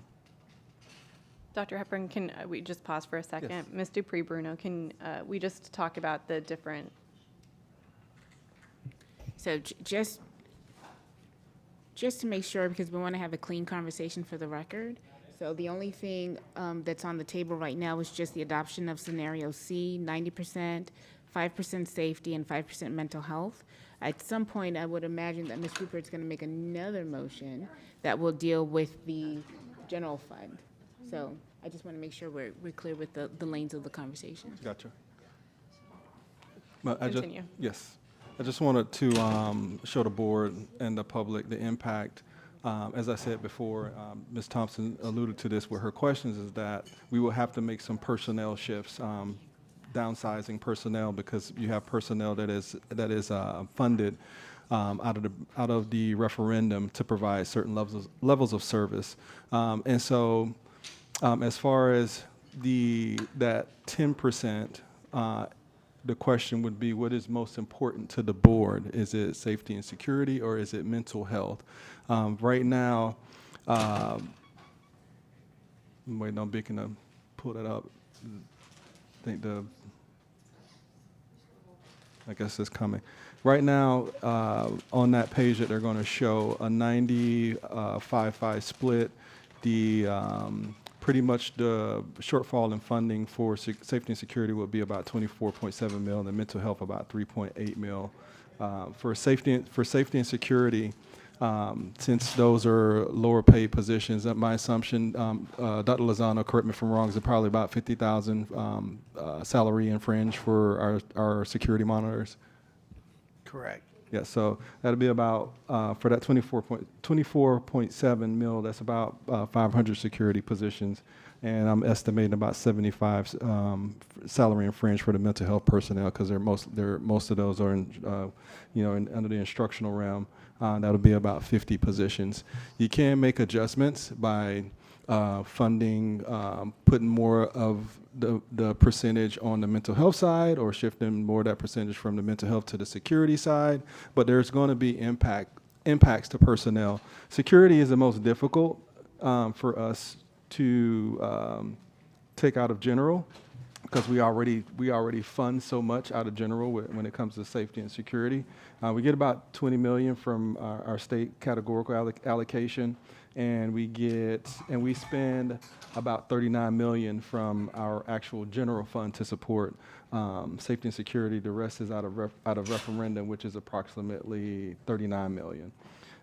For mental health, about 12 million, call it 13 million, is funded out of our state allocation for mental health, and then support from Broward County agreement of about $2 million, and the rest is out of referendum. So there'll be some shifts depending on what's most important to the board, but nonetheless, employees will be impacted where we have to downsize to make that work, especially in the first year.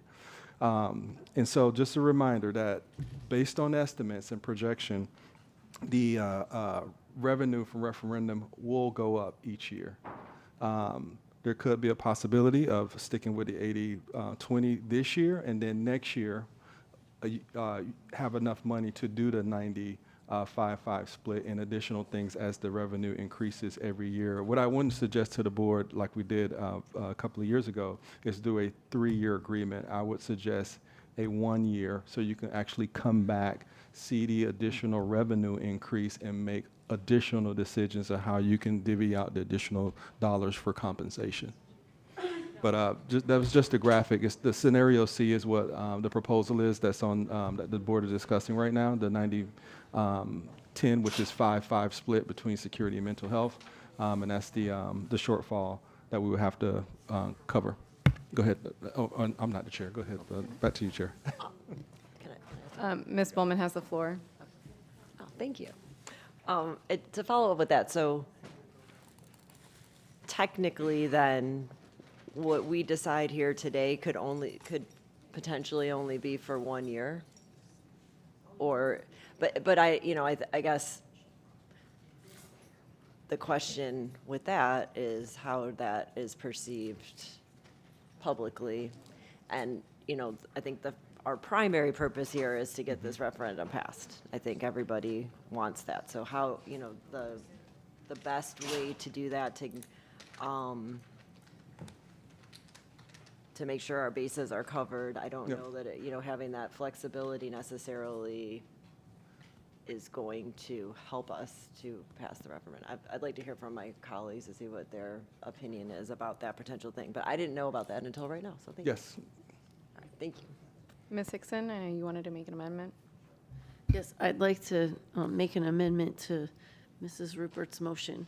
So I'd like it to read, or I move to change it to say, I move to adopt scenario C with allocation for salaries no less than 90% and up to 10% to be divided by safety and mental health, and that the board is fully apprised of negotiations of the 90% allocation during the union negotiations. Could you repeat that first part one more time, Right. please? So I move to adopt scenario C with allocation for salaries no less than 90% and up to 10% to be divided by safety and mental health. Ms. Dupree Bruno, for an amendment, does there need to be a second to the amendment? Yes. I'll second that. And then do we need to take public comment on the amendment? Yes. Public comment on the amendment? Ms. Rupert? To Ms. Hickson, were you relieving the negotiations of the 90%? Oh, yeah, I wasn't Fine. changing that. Yeah, because I it got it. always reads up to and, Okay. and all of that, so I think we just need to clean it up a little. I got it. Thank you. Am I speaking? Okay. Melanie Birkin, Davie, Florida. I wasn't 100% clear on the motion. Is it 50% divide, 10% to be divided equally between mental health and safety and security? No, or just 10% within mental health and safety, however it needs to be So it could be divided. Could be 8 and 2, could be 6 and 4. safety and security, 1% mental health. That would be the concern. So that would be my concern with that portion of the amendment. Would be that who decides which is more important, and whether it's mental health, which is prevention, or safety and security, which is also important. But we know where I stand with mental health. So, but thank you. My name is Dr. Trudy Germanovich. I would go along with what you're proposing. However, I think the ability to find money could be found for the missing money to hire these people back could be found in the general fund, just like it was in Lee County, where they cut $63 million. Thank you very much. Tracy Chandler, Plantation, Florida. Excuse my teacher voice. Thank you, Ms. Rupert, for the motion. Thank you for the amendment to the motion. I'm concerned about my newer, younger colleagues who aren't whole, who are working those 2 and 3 jobs. So I appreciate the conversation about keeping the 90%. I am concerned about how that 10% will be divided among safety and security. We are short security. I know in my school, and we are tasked to yell at kids, get kids in the classroom, intervene with fights or whatever, and it is a huge problem. If the referendum doesn't pass, God forbid, then how are we going to fund them? So we need to find another way to fund some of these things that we are placing on this referendum. Thank you. I want to support Mrs. Hickson's motion. I think both Mrs. Hickson and Mrs. Rupert's motions are excellent. I would just encourage the board to ensure that this is for the full 4 years. A 1-year decision is not probably a good idea. I think we need to roll out a full package for the voters, and I appreciate your consideration. Thank you.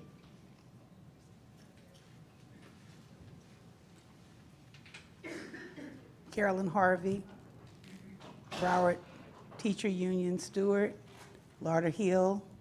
I just want to thank you so much for keeping it 90-10, very important to me. I appreciate you so much for our community. Again, unity is action word, and I appreciate that. And I also would like to say that where there's safety, there's learning. I appreciate that. And also, when you're mentally able, you're able to learn. So please continue to consider that. Thank you so much.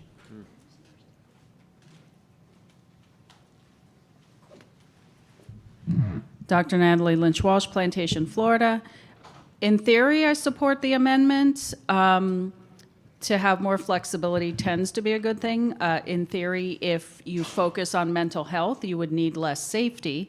Prevention, an ounce of prevention is worth a pound of cure. But this is where the problem with doing this today and the org chart next week at a workshop instead of the two together comes in. Do you do it for a year? Do you do it for 4 years? There are pros and cons for each. It would be nice to have it locked in, but at the same time, if you subsequently discover something after today and you're like, crap, but we voted for it to be 4 years, you don't know what changes could be made to the org chart. You're talking about pulling people into the general fund and off the referendum. So I support it in theory, and I'll leave it at that. Broward Teachers Union President Anna Fusco, you think I know where I stand. I support it. You have to direct that superintendent and the staff to make sure the money's in the general fund. This will also drive you to make a better decision and the right decisions for the org chart. Again, the org chart is in your hands to approve. So I believe by supporting this amendment and locking in for 4 years, you're going to lock in employees that know that they can have some relief so they could stay in Broward County Public Schools. I could tell you right now, if you can't lock in this 90-10 and get a strong grasp on that org chart, you're going to have a mass exodus with a lot of employees, more than just your educators, because they can surely go over to Palm Beach and Dade that has it together, that locks in their budget with raises and solid referendum.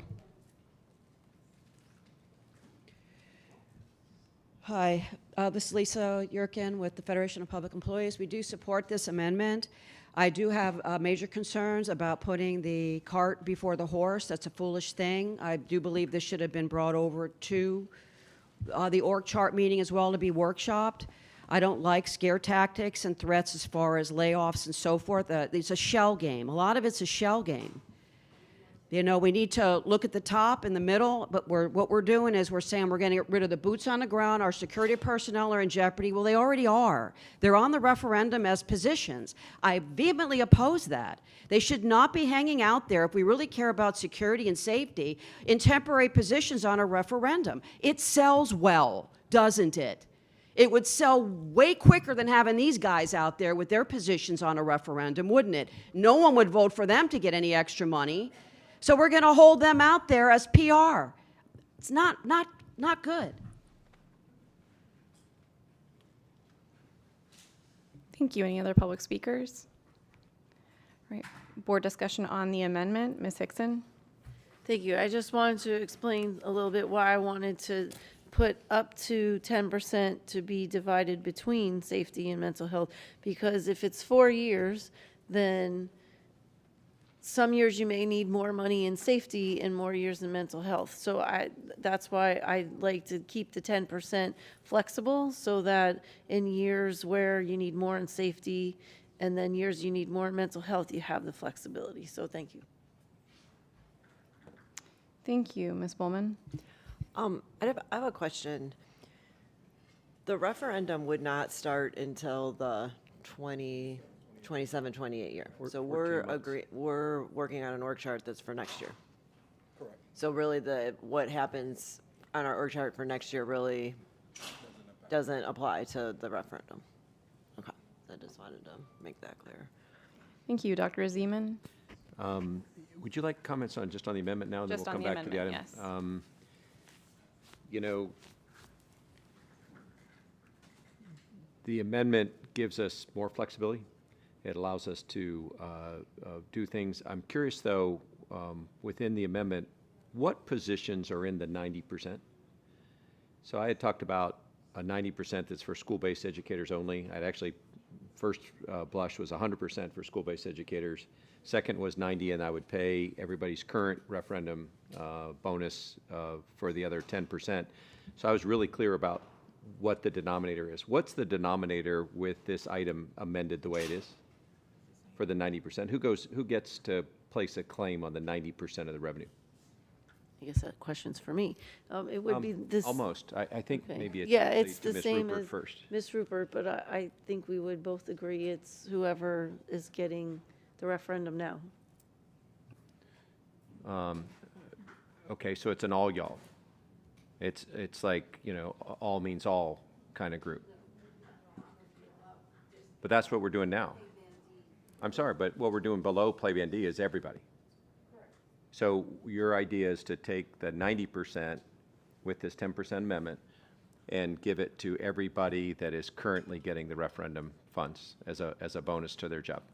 Yes, because I would still like to see mental health and safety as part of the referendum with Totally. the 10%.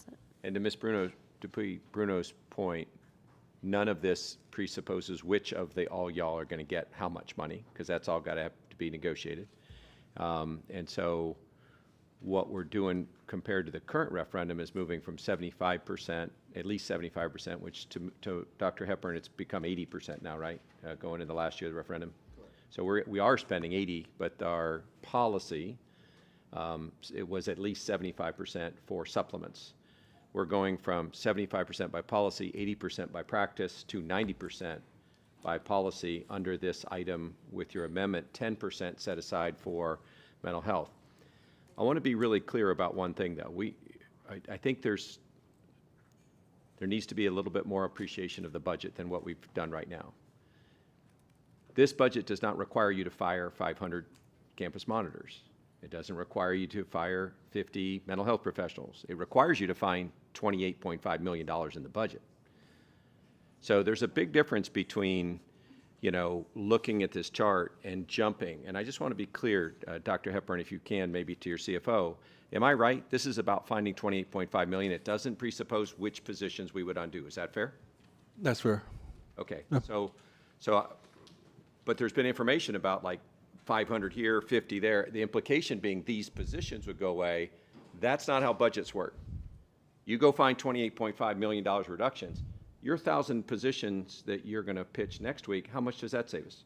About 50 to, depends on the actual salary. It could be up to 60, but it could most likely around 50. But 50 to 60. Yep. I don't want to hold you to that number, and it's not really related. But my point was that's $50 to $60 million of savings by undoing some positions. The mental health and safety and security shortfall, or the difference from current practice to going to 90% is $28.5 million. It presupposes some reductions in staff, some cost efficiencies in contracts. There's a million things Correct. to do.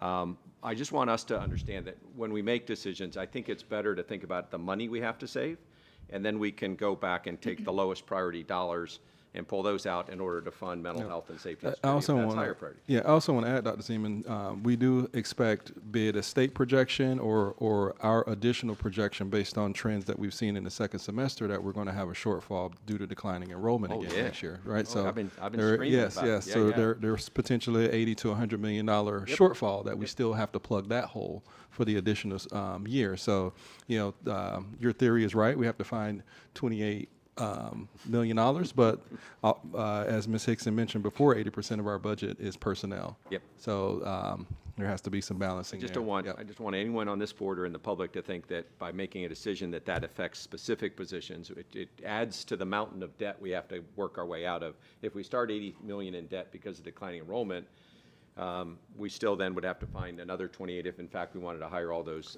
safety, security, and mental health people back. All right, so that's clear. On the amendment, I don't think anybody ought to be against it, Ms. Hickson. Anything that gives us more flexibility is going to be good. The only issue I have is, does it change our ability to get the referendum passed? And so, Dr. Hepburn, do we know what this policy that we decide today, what key words that voters in Broward County or in large urban districts in Florida influences them positively to vote for a referendum or a sales tax increase like this for public education? Do we know what people in Florida, urban districts, want to pay for? I'll ask Mr. Sullivan, because he has some key words that we've leveraged in the ballot language. And it's more of talking about how are you going to spend the money on what we have on the ballot language: mental health, safety and security. Those two things are very important to the populace right now with the things that have been going on in the country for the past 8 or so years. And plus also providing additional supplements to educators so they can actually afford to live. Okay, so let me say it back to you. If we say to the public, we're going to pay, in the ballot language, we're going to pay for supplements, mental health, safety and security. Correct. And a broad denominator. We say it for staff, school-based staff and others, right? That's a good thing. And this amendment that Ms. Hickson's put together doesn't change that because we're still talking about safety That is and correct. security. It's just putting a broader number. And it's saying, look, 90% of this is going to go to pay to people who work for the district. And 10% is going to go to safety and security. That doesn't diminish the popularity No, you it think doesn't. of people voting for this. Great. I think more flexibility is better than less, so I think this amendment in general is adding to the original item that Mr. Rupert brought. Thank you. Thank you. Mrs. Alhadeff? Thank you. So my first question to Dr. Hepburn, for the $28.5 million, is it, and I know it's not, I'm not going to use the word easy, it's not easy either way, but to find it in the, if we put 10% to compensation in the general fund, to find it that way, or doing it through this referendum? It's not easy. It's not easy to find a penny right now. So, and so you're saying if it's easier to find it in the general fund or easier to do it out of the referendum? Correct, like we made a motion to put 10% of the compensation to come from general fund. So I'm going to say it's going to be easier out of the referendum because that is guaranteed local effort, right, based on the voters. There's uncertainty due to variables that impact enrollment, right? So we often have good projections, but there's always some form of a surprise that we have to fill an additional hole throughout the year, not just at the beginning of the year. I know everybody's concerned about enrollment at the beginning of the year, but it's certain survey windows where we have to pay back money, so to speak, when enrollment continues to decline throughout the year. But I will always say it's easier with referendum because that's a guaranteed local effort if the voters actually vote for that. Mm-hmm. And the 500 security positions, are we talking school resource officers? No, this would be unarmed security. We're required by law to have armed security. Okay, so it won't touch SROs or guardians? Correct. Nope. And then so potentially if we make this and vote on this, we'll lose potentially 75 mental health positions and 500 security positions. So potentially 50. Of course, we know that's important to the public and the board. So we will work hard to make sure we prioritize to ensure we have those services. The safety and security, the chief and his team are already going through specific criteria for staffing adjustments anyway. So that number will be adjusted this summer in the immediate, probably next couple of weeks, as far as what that staffing will look like for school. So that number is going to decline a bit anyway. And as Ms. Bowman asked the question about, does this apply for next year? No, next year we will be working on how do we actually impact a decline in positions to support if the board moves forward with 90%. So we have a year to actually plan how that impact would look overall. We were going to have a decline this year for sure for safety and security because we're working on the specific criteria to push out for the upcoming school year. But the overall, we will have a year before it actually impacts us with the 27-28 school year, which is would be the first year of this specific referendum dollars. Okay, thank you. Thank you, Ms. Thompson. Thank you, Chair. And I just think it's disingenuous to say we can just easily find $28 million, that it's just a matter of finding this money. I think our CFO has performed some miracles and has done some things to make the budget work for now. But if we don't truly understand the ramifications of changing these percentages and vote, I'm not, like I said, I have not said what percentage I support, but if we're going into it just being like, oh, don't worry because a miracle is going to happen. We're going to find $128 million. We're going to fully fund mental health. We're going to fully fund safety and security. We're going to have brand new facilities. We're not living in reality of where the state of public education right now. We're not living in the reality of our funding. So that's fine. 90, I would prefer to have set percentages for mental health and safety security because what I see happening is that there's a bigger deficit for safety and security. So why wouldn't the superintendent wanting to protect that do 9% for safety security, 1% for mental health? I can see that as something that's happening. And in my mind, we need to fund mental health as well. But to not talk through and be honest with our constituents and with employee groups about what could happen if this changes is not right. Thank you. Thank you. Any other discussion on the amendment? Dr. Holness, on the amendment? Yes, thank you, Madam Chair. So on the amendment, I know that initially we started off in the prior referendum, it was 75%. The superintendent proposed 80, Board Member Hickson up to 90%. So I believe we're trying to seek the right balance, and in doing so, we're trying to give teachers, instructional staff the maximum we can while maintaining a balance where we are securing funding for safety and mental health of our students. So Dr. Hepburn, I just want to understand this clearly, and I know that you've mentioned 500 security positions, 50 mental health, and so on and so forth. Dr. Zeman spoke of it in terms of finding the dollars to fund these. Should we move ahead with the 1090? So this is $28 million, and Board Member Thompson spoke about, you know, we can't, it just doesn't drop from the sky, right? So explain to us the challenge. And by the way, I want to say to the audience and to the teachers that spoke, you know, I appreciate all of the input, and I was a teacher myself. My sister is still a current teacher for Broward County Public Schools, so I understand. I wish I could give 100%.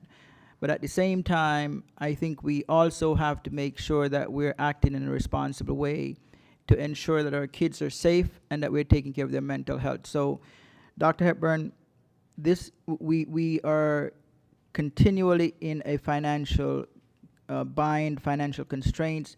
We're continue to lose students over the years. So the $28 million, how challenging would this be to find $28 million in light of continuing student decline that we are expected to see? No, it's as I said before, it's hard. It's a challenge, especially, you know, we're not talking about losing 1,000, 2,000 students like most large urban centers are, you know, used to losing. Now we're losing, you know, 7,000 to 10,000 students a year, which is a large amount of revenue that we do not receive. And so it is a challenge. So as we get those numbers, we're not only just planning for right now, trying to fill our budget shortfall, we're also planning for next year, how we're going to fill that budget shortfall, because we have the projections. All right, so in our, as mentioned before, the largest expense for any school district is personnel expense. That's why we have to make the hard decisions about downsizing personnel. We've made some hard decisions also about downsizing schools, because we just, our schools are under enrolled, and trying to consolidate to make sure, you know, the capacity usage is comparable to how much we're spending on operating in the school. So yes, it's a hard decision, very hard. Okay, so I know that you mentioned the 500 security positions are not armed security. Can you walk me through the importance of these unarmed security personnel in our schools, and you know, how important their role is in keeping our kids safe? Yep, they are important. They play a critical role in an additional set of eyes, as most of them are called campus monitors or security monitors, being able to monitor the interior, exterior of the campuses, the gates, being able to communicate with our principals and leadership teams just to alert them of any issues, being able to, especially for high schools, being able to man our weapons detection system in the morning too, and we also leverage them for afternoon and evening services for certain meetings. Okay, and would you say reduction in the number of the security, unarmed security personnel, is that a possibility that we can look at, or would that compromise the safety of our schools? So we're looking at that right now to really adjust staffing based on the needs of the school. But with this will be an additional reduction. So we're talking, correct me if I'm wrong, Chief Gregory, probably got about 1,200 security monitors that include security specialists. So this would roughly cut that number in half. So we're talking about more for us based on a specific criteria of probably about a reduction of about 15 to 20% based on certain criteria. So this would be almost 50%, I think. Okay, and would that increase the risk of our students in terms of, you know, situations that may occur that we don't have adequate staffing to ensure their safety? I would say it's a huge adjustment for this system. I come from systems that have less security specialists and security monitors. That would be a huge shift for this district because we're so used to having a certain amount of security personnel on campus, unarmed security more specifically. So you know, one of the mottos I often use, I haven't used in a while, is that we're all safety. Right, everybody's part of that. The custodian, the teacher, the principal, everybody will have to engage in being actively on duty to help ensure that the campus is well monitored and supervised. Understand. So for the mental health portion where you talk about 50 mental health positions, is it 75 or is it 50? I heard 50. I heard 50 75. at an average of 75,000 for fringe and salary. Okay, so Dr. Hepburn, can you tell me what kind of mental health would be, I believe you said $3 million. Can you go over the mental health positions that would possibly be impacted and that you would have to find additional funding of $3 million for? Yep, so I know there's a list of various mental health personnel that provide different levels of service, direct or indirect. So the team and I will have to go back and see what the impacts are and make sure we prioritize, right? Prioritize budgeting some of that as well, because that is important. We think one of the speakers talked about being more proactive, and that's the case when it comes to mental health providers, is helping us be more proactive and address student concerns before they manifest into something larger. Okay, so Dr. Hepburn, let me just ask a frank question, because as a board member, you know, I have a responsibility to make sure that our school district is safe, that we have the appropriate mental health services, and that teachers are properly paid, right? And that is my responsibility, to try to make decisions that we achieve these things. So if the 90-10 goes through today, and I want you to be frank with the public and with me, how does this, what reaction do you have to this? What challenge does this create for you? Be quite frank with all of us, because I understand and I hear all the unions, and I understand what the unions are advocating and what they would like to see. But I also understand, as a board member, having the position of making a decision that could be impactful. So I want to know for sure, if this goes through, what reaction do you have? What will it mean for you and your staff going forward, and for this school district and our students? No, absolutely. And I'm going to give you a frank answer, but I want to preface it with this. We've lost $350 million over a 10-year span. For the upcoming school year, that'll be probably up to $450 million. This is because of decline of enrollment. That's our main source of revenue. We have to make hard decisions. 80% of our budget is personnel costs, hence why we have to downsize, because it hasn't happened. We can't continue to provide the same level of services 10 years ago when we have almost 50,000 students less today. Point blank. With this, when we take away, when we shift dollars to other places for other things, something is going to suffer. As a result, there will be impacts to personnel. How impactful that is, I can't answer that question right now, because we have to go in and do a deep dive analysis as we budget for the upcoming school year, with the expectations that we're losing additional students. But it will, I don't want to leave the board thinking that, oh, everybody's going to be back for 2020, 27, 28. It's going to impact personnel, because that's the majority of our expenses when it comes. It's 100% of our expenses for referendum. So okay. It's going to impact personnel. So I understand that. And my concern is, how will that then impact students and student learning outcome and safety and mental health? Will this trickle down to having significant impact on our students?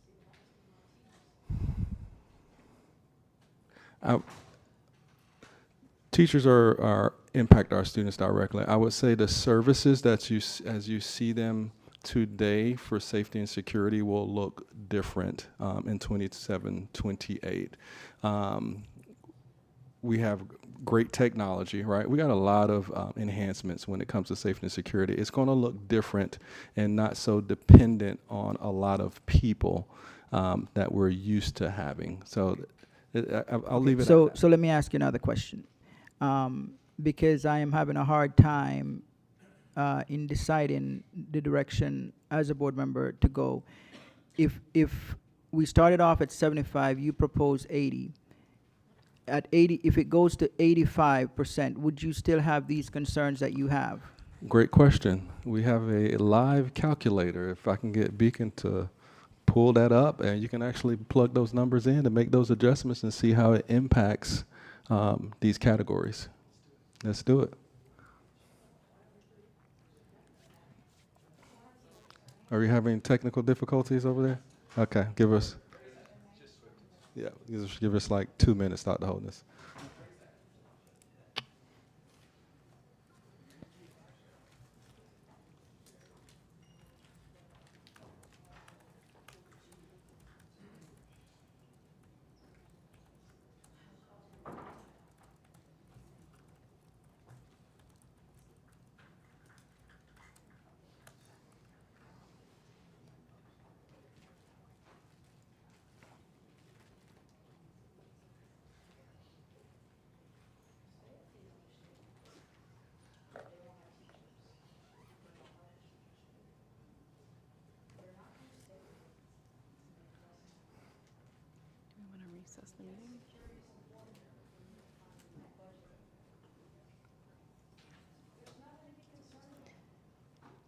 Ms. Fusco, if you need to take a phone call, please step outside. We're not on recess. We're waiting on staff.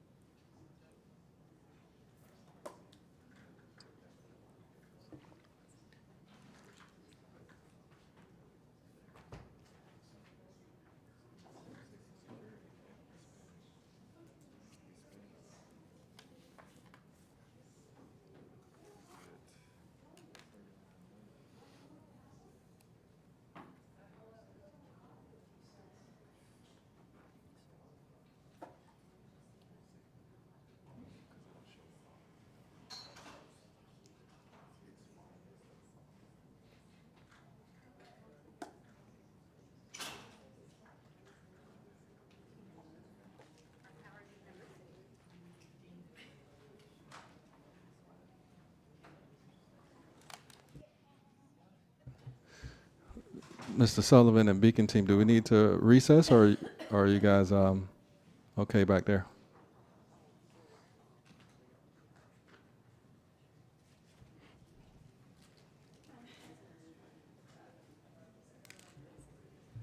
Ms. Rupert? Off topic for a second. I forgot to announce that it is National Speech, Language, and Hearing Month, so I want to appreciate it since we were saying that to all the other groups. So we appreciate you. Thank you. Thank you. All righty. So, Dr. Holness, you were proposing that 85%. You want to take a look at how that impacts it? Correct. I would like to see the impact of 85 on the concerns of safety that you've mentioned.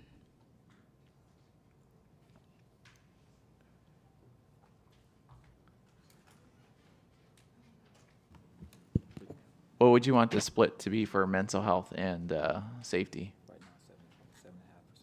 So that's 85% compensation. And right now we have it 7.5 and 7.5 split.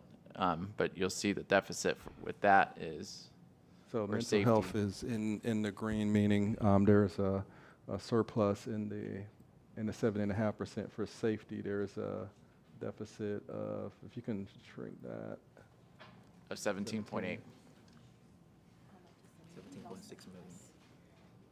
million. What, John, can you do, hold on just a sec. Are we at the 85? Can you do 5% for safety? I mean, 5% for mental health and the rest for safety. See what that looks like. Mm.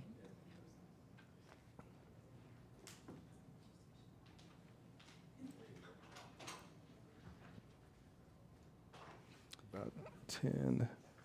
Okay, so Dr. Hepburn, based upon this, how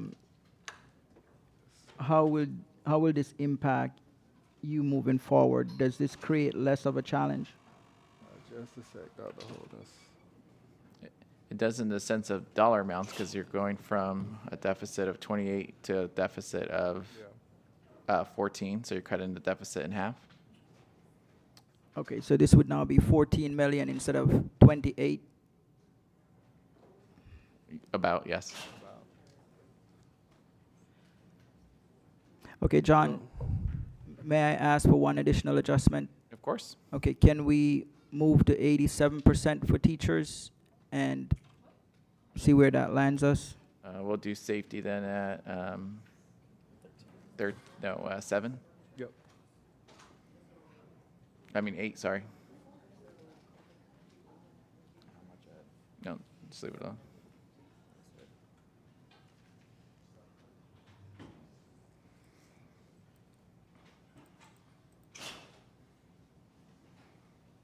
So the deficit would be 20 million versus 28.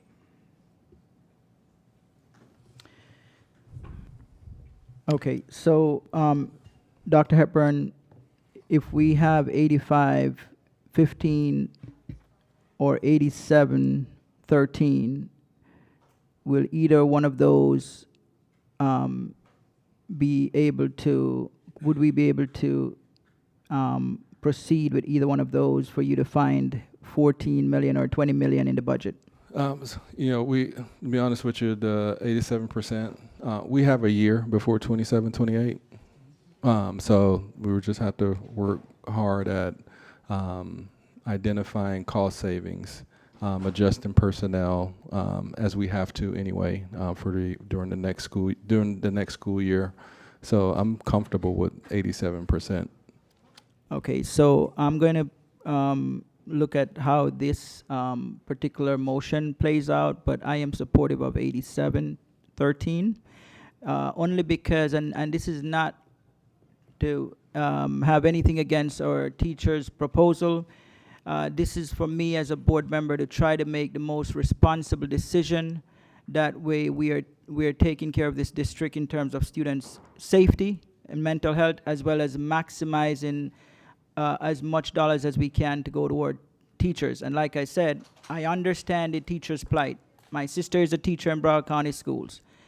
I fully understand it, but at the same time, I think we have to make a decision that we create a balance where we are maintaining equilibrium in terms of students' safety, students' mental well-being, as well as maximizing the amount of funds we can pay towards teachers. So I would be comfortable with the 87-13 moving forward. The superintendent indicates that he will try to work with that. I think the 90-10 just add more concerns for me, and so I will see how this plays out, but I'll support 87-13.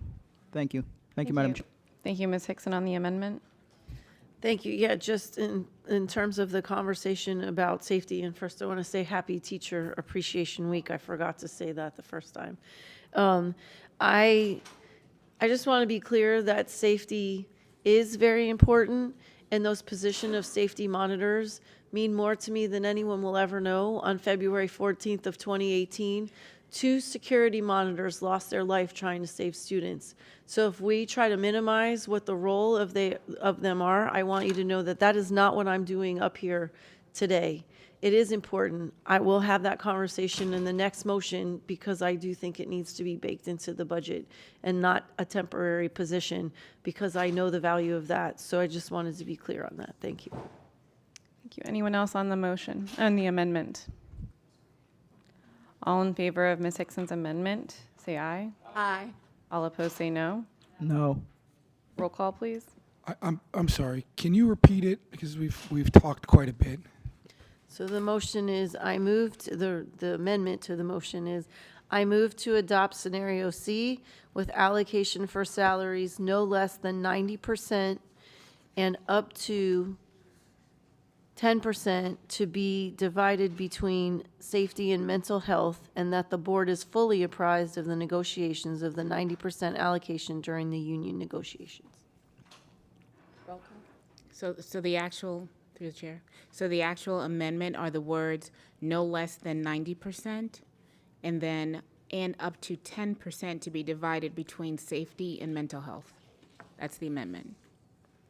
The original language was allocations for salaries to 90%, 5% safety, and 5% mental health. So now the amendment says up to 90% and then, okay. Roll call.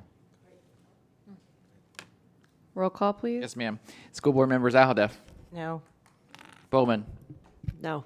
Severa, Hickson, Yes. Honus, No. Leonardi, Yes. Rupert, Yes. Thompson, Zeman,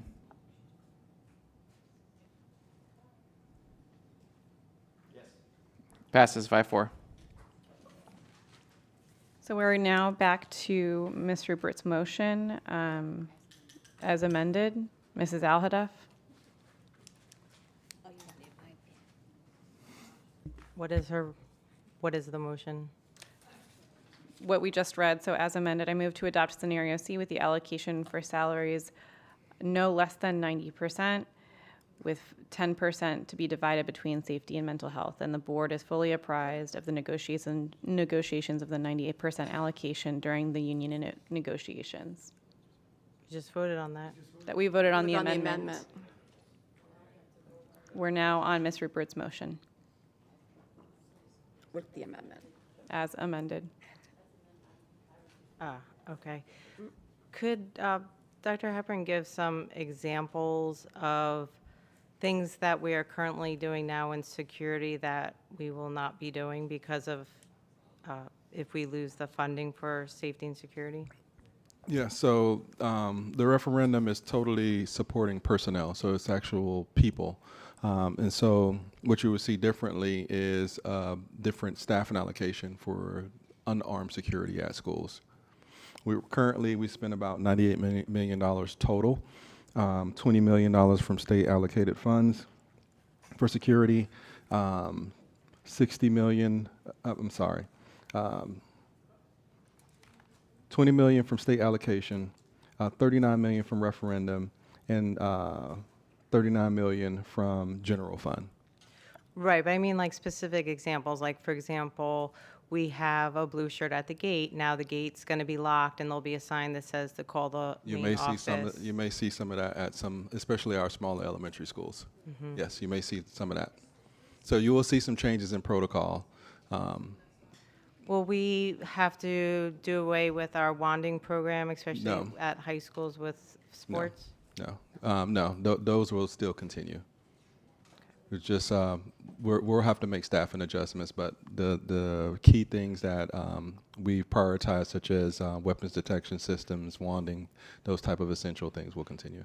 Will our ratio of number of mental health counselors to students now be a higher ratio? So we're going to prioritize that. Team, go back to the drawing board, and as we plan out for the 27-28 school year, we're making sure that we're prioritizing mental health services. You didn't answer the question. Yes. Well, Will repeat. the ratio be increased so there'll be less mental health counselors available per student? My objective is, I'm going to say no. And my objective is to make sure we maintain. So let me preface this with the answer. We're continuing to decline in enrollment. So the ratio, we have less students, so the ratio technically should stay the same even when we actually downsize staffing because we have less students, if that answers the question. Thank you. On the motion, Dr. Zeman. Thank you so much, Chair. I just want to get practical about this. This item, this motion, says we have to spend at least 90% of the $300 million we're going to get per year on salaries. It doesn't distinguish which people would get how much. All that would be negotiated. But it gives us a lot of latitude to, I think, do what's going to help us pass the referendum. People like the fact that we're spending a lot of the money, in this particular motion, 90% of it toward that. It's up 10%, Dr. Hepburn, from what you have said that we're spending right now out of the supplement, but the supplement is also a lot more money. So, Dr. Hepburn, how much money will we collect in 26, 27 versus 27, 28 in the referendum? We'll collect 42 million more. That's a little different than the number I have. Are you sure? Correct me if I'm wrong, Ms. Johnson. The difference between, you said 25, 26 to 26, 27? Between what we're collecting right now, 25, 26 versus 27, 28. So 2 years from now, we're going to, when we collect the new revenue, we're in 25, 26. So in 27, 28, what's the difference between those two numbers of what we get in revenue to Broward County Schools? Ms. Johnson, you have that number. I have the number for 26, 27 to 27, 28. And the reason I'm asking is right now we continue to pay off the settlement with charter schools. That goes away at the end of next year, and property values are going up considerably, and so there's a big steep. And I just want the board to think about this because we're talking about dollars, not positions. So how much more money are we collecting from the referendum from 25, 26 to 27, 28? 52 million is what I have for BCPS share. Are you talking about the current referendum versus the new referendum, or year 1 and year 2 of the new referendum? 25, 26 referendum revenue versus the 27, first year of this 28. referendum. It's a very important question because the board needs to know how much extra money we're collecting too, not just that, you know. So for BCPS share, once you back out what's shared with charter schools and the tax collector, for the 27, 28 years, $282 million. Yep. What is it this year, though? For 25, 26 is $231 million. Okay, so 51 million more. Yep. So that's a big number. Yeah. Guess how much other things that we have for adjustments? We're in the middle of doing other things that might be significant cost reductions, some of them on the tune of another $50 million, right? In fact, we have 2 things that we're discussing outside of this meeting that equal a lot of money. The money is what matters, not the positions. This is not a cut to mental health. It is not a cut to safety and security, partly because we're collecting another $50 million starting in 27, 28. So that's a lot more than the 28, right? It actually gives us more than the 30 million that I proposed with the 100% of the money going to school-based educators, because we're getting $50 million of additional revenue in 27, 28. So the money really matters, because with money you can buy positions all day long. So I think that that's important to consider. Here's the issue I have. If I knock on a door next week, I can't do that next week. We're not done yet. Referendum is coming out. I'm walking around this summer. I'm knocking on doors. And I say, look, neighbor, I'm from the school board, so I can't tell you how to vote, but I can tell you what the impact of this referendum is going to be. Under this proposal, we say we're going to spend 90% on salaries and 10% on mental health and safety and security. Under a different one, we say if you take this money and spend it on school-based educators, the average educator is going to get $18,000 in your school. That's the difference between the all y'all denominator, which is what we're thinking about right now, and a school-based educator plan for that same 90%. We could also say under the 90%, everyone that's getting the referendum now is going to continue to get the amount of money that they get right now. Nobody is going to be harmed under the plan.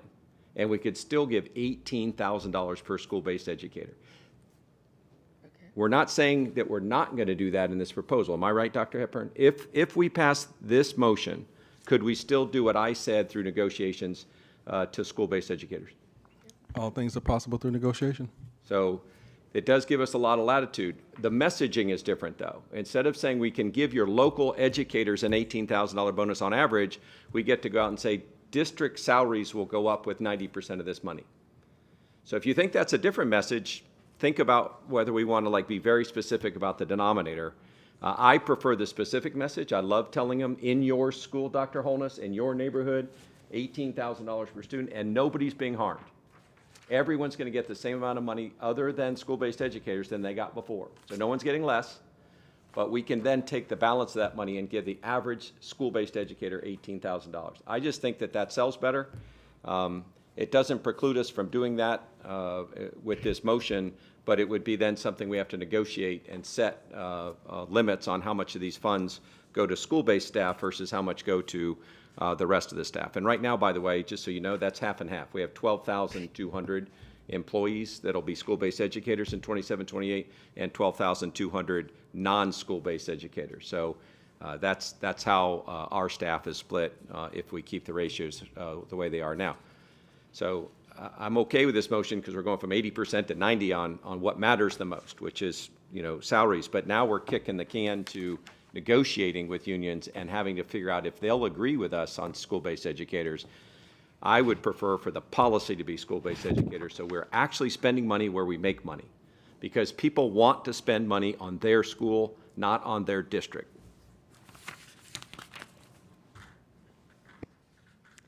Thank you, Ms. Bowman. Thanks, Chair. I'd just like a little clarification on what we're doing right now. So the original motion that Ms. Rupert had it 90%, 5%, and 5% split. Ms. Hickson has split it to 90-10 with no specific allocation between the two. How are we deciding what that allocation will be? Because that was the confusion that I had in the last vote, when would that happen and who decides that if we're not deciding that here? The board will decide that in time because we have a whole year. So probably within the middle of the year, we'll be able to bring something to the board, lots of data about the impact and how it would look monetarily of how we support safety, security, and how we support mental health, and what the referendum dollars would support. So, I'm appreciate Dr. Zeman's sales pitches and spinning those around.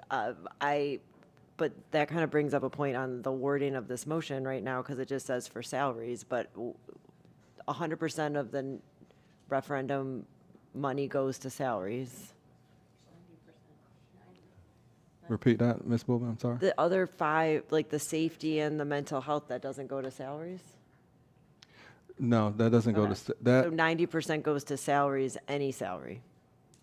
Because it's For very vague compensation, right yeah. now, the way that it's written, so I'm just wondering why. 90% goes to supplemental compensation. Okay. But as far as the safety and security and mental health, that actually allows us to supplement services by hiring additional personnel. So, for instance, we pay for SROs, right? About $24 million contract. We have all the security monitors and specialists that you see on campuses when you visit schools. With the state allocation in the general budget, we wouldn't be able to provide the unarmed security that you see at school in the abundance that you see. So right. So the question is this specific enough? If 90% is going to salaries, 5% to safety, and 5%, or we're not breaking it up, but do we need to make it more specific about whose salary is going to? I would say allow us to go and do research, work with our budget, You know what I'm saying? and come back to the board in a workshop. Because this is school. I think what we want it to be is the school-based employee salaries.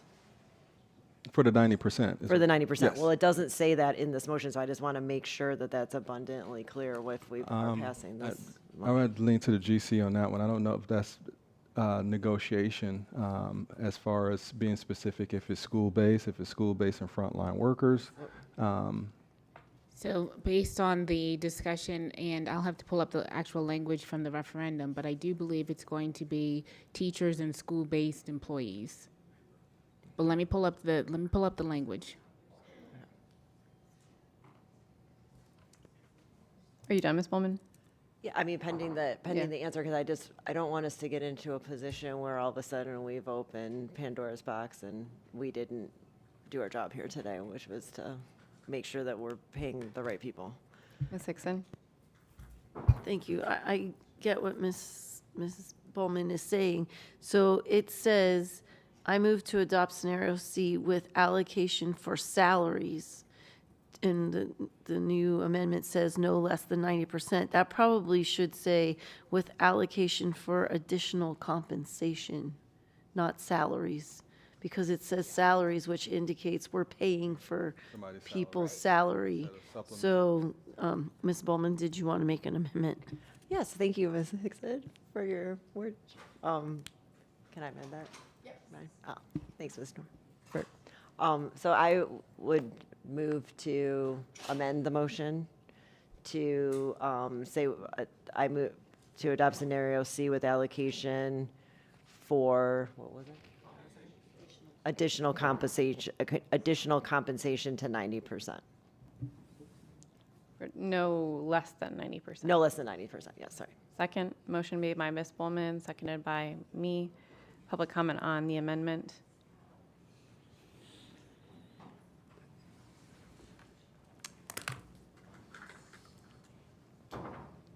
No public comment on the amendment? I said public comment, yes.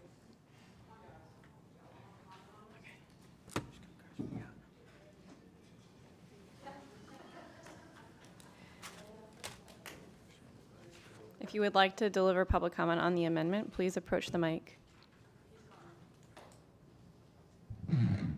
My name is Dr. Trudy Germanovich, and I'm confused, but I think what you're saying is that you want to take the word salary out because it implies that it might be somebody's whole salary, and instead you're putting supplement. Is that the word you're using? Additional compensation. Additional compensation. Okay. So that to me is clearer than before. So I agree with it. Thank you.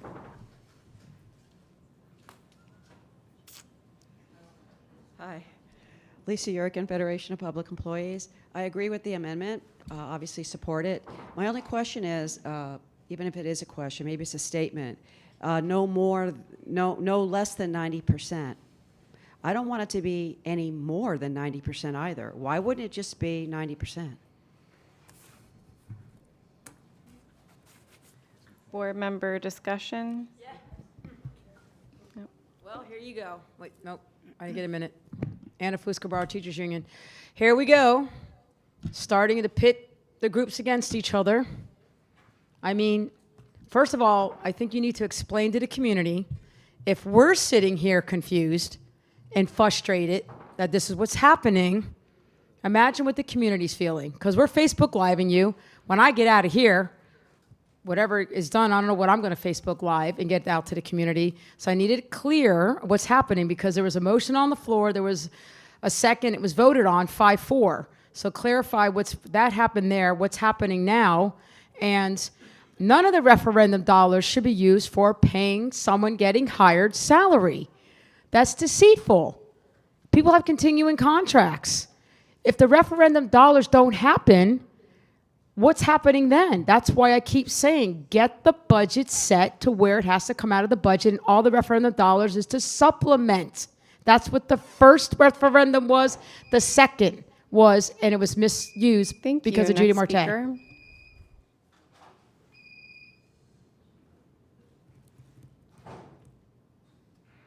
Dr. Natalie Lynch Walsh, Plantation, Florida. Admittedly, I went and grabbed coffee, and when I came back, it sounded like you were redoing the Mrs. Rupert's motion. So color me also confused. I do get that you want to say, I would prefer the word supplements, because I think that's the word that was used last time, although additional compensation, that to me is a little vague too, but it's definitely better. Both of them are better than salaries, because that's what you want to limit it to.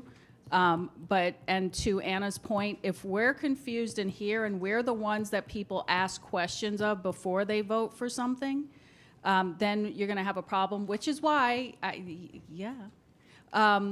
this should have been a workshop.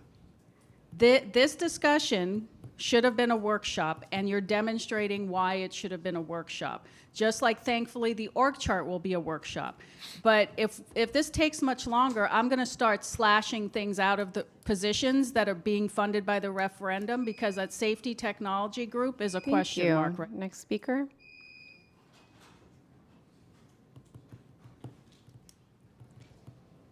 All right. Board member discussion on the amendment. Mr. Attorney Bruno. Thank you, Madam Chair. So first, with regards to the language of the ballot, the question is this is what will be before the voters.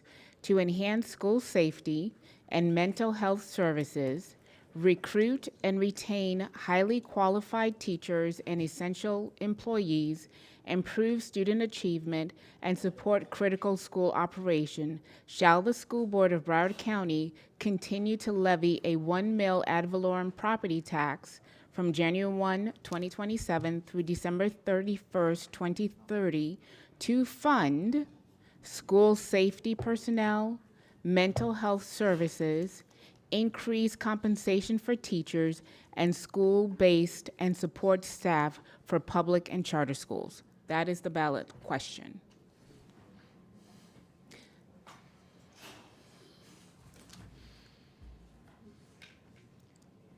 I don't know, Mr. Superintendent, if we can, you want to put that on the screen, did you?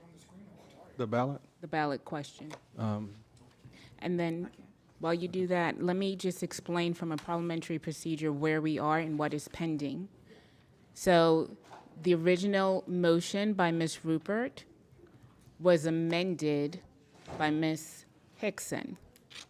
The board then voted on that amendment, and the amendment was to replace 90%, 5% safety, and 5% mental health in the original motion to no less than 90% and up to 10% to be divided between safety and mental health.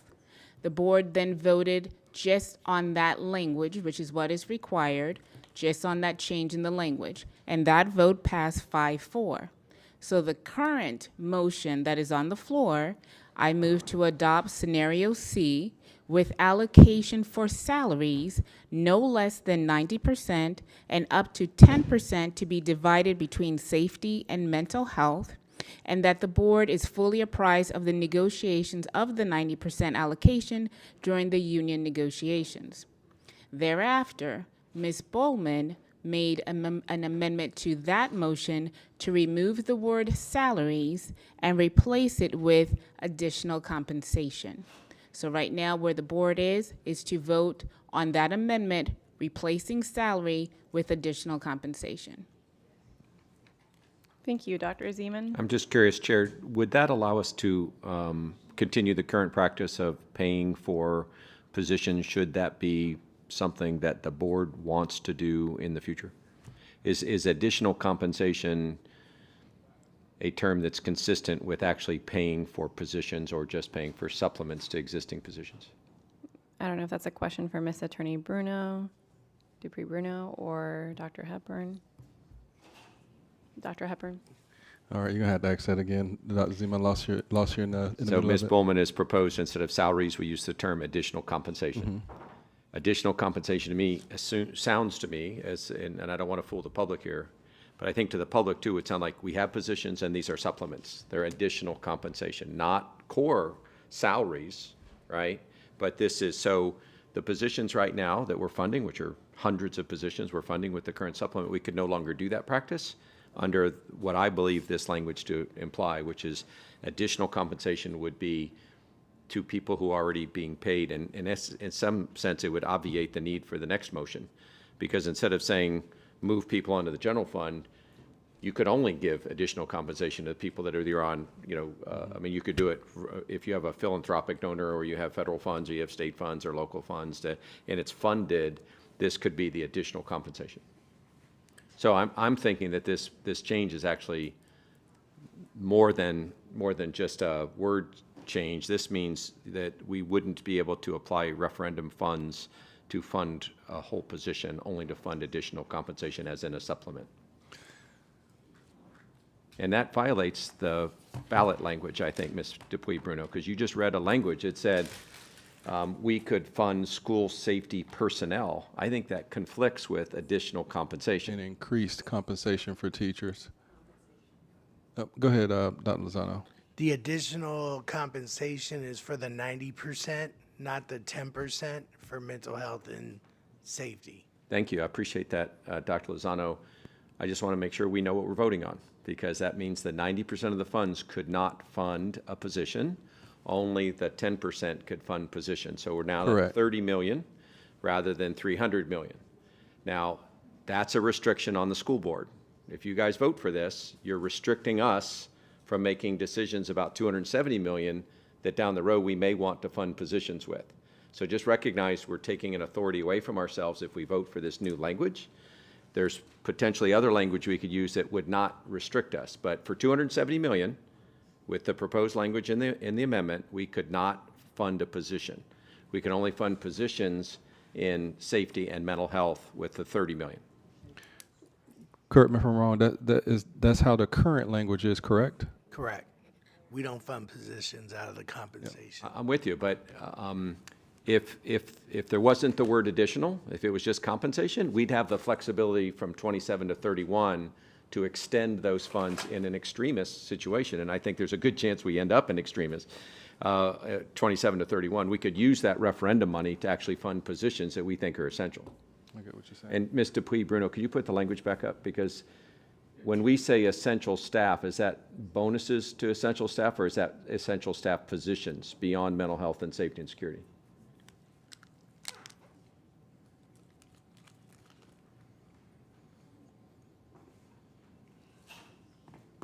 We say essential employees, so we're going to recruit and retain highly qualified teachers and essential employees. Does that language imply that we're hiring positions outside of mental health, or could hire positions outside mental health and safety? Increase, okay, so to fund school safety personnel, mental health services, increase compensation for teachers, and school-based and support staff for public and charter schools. So, Dr. Zeman, the question is again, please. Does the first two lines, when it ends with essential employees, does that ballot language suggest that we could hire essential employees, whole positions, or just augment their salaries? Because of the fact that it says recruit and retain highly qualified teachers and essential employees, I think it gives some latitude to the board. The board is not, so long as it's some type of increase in compensation, be it a supplement or be it an actual salary, I think it gives you some latitude. Terrific. And so to the maker of the motion, if you drop the word additional, we'd still have all the latitude that is in that ballot language. And again, I'm not sure that this board would ever vote to do that. But if you say additional compensation, you are tying the hands on the 270 million to only be supplements to existing positions. So, Thank you, Ms. Bowman. thank you, Chair, sorry. So if we drop additional and we just use compensation instead of salaries, do you think that gets the job done? You could do that, or you could make it even broader for yourselves and say salaries or compensation. Or salaries or supplements. Supplements. That way it gives you the most flexibility.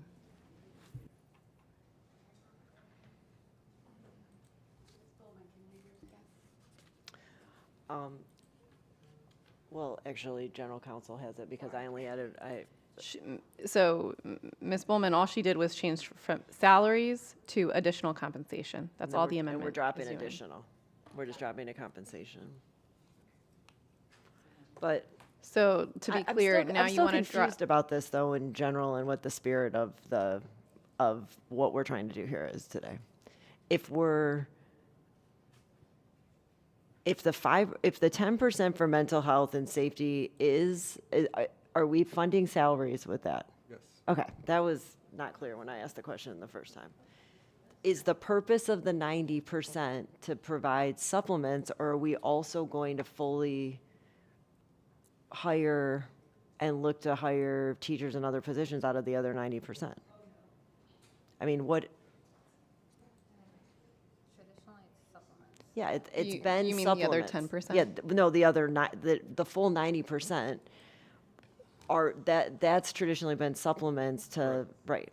So we wouldn't be doing anything that we haven't been doing already, except decreasing the mental health and safety, which we've already done, and we can fund salaries out of that. So I think additional supplements or additional compensation is. So how do you want your amendment to read? You want to replace salaries with? Compensation. Just compensation? Yeah. Ms. Hickson? I'm good. Ms. Dupree-Bruno? We'll treat that as a substitute motion because we have a motion on the floor. So you just want to replace salaries, which is compensation in general. Do you think that protects us properly, or do you think that it should say it should be additional? It could be supplements. What gets us legally to the best outcome so that we're protecting the intent of this exercise? So through the chair, Dr. Hepburn, I don't know if you want to ask Dr. Lozano this question, but pursuant to the CBA, compensation will be inclusive of salary and supplements? Just want to make sure. Dr. Lozano. Legal definition for CBA. If you put that in the language, we would have to negotiate that. My question is, if we use the word compensation pursuant to the CBA, I just want to make sure, will that be all encompassing of any type of payment that's going to an employee, be it a salary, be it a supplement? That's my question. I would say yes, because you compensate a base salary or a supplement. Thank you. So is this so let me be clear, Ms. Dupree-Bruno. Ms. Bowman had an amendment on the floor to change salaries to additional compensation. Now you're saying it's going to be a substitute motion instead of an amendment?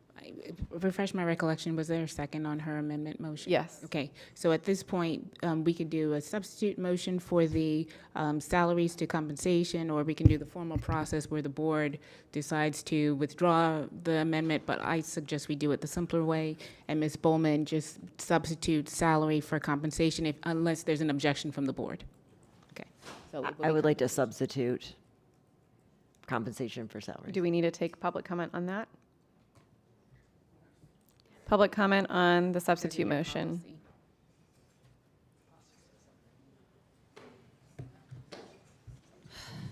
Dr. Natalie Lynch-Walsh, Plantation, Florida. We're now demonstrating why you do not do ballot language first and then decide who you're giving it to.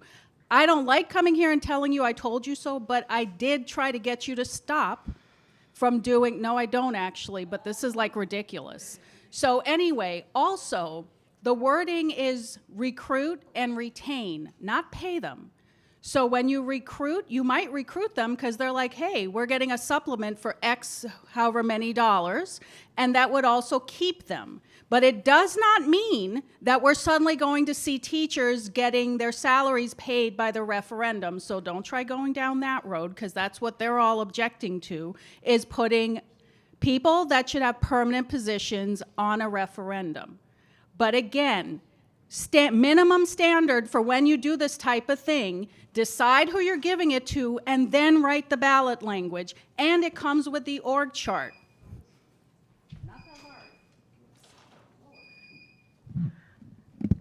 My name is Dr. Trudy Germanovich. I agree with Natalie. I strongly object to this because I believe that the way I would see it when I hear about how you're going to implement this is the board has the choice. We can change our mind. We're not just giving a supplement. We're going to compensate the teacher for her salary. So I would not go down that road because I think that the public will be even more confused.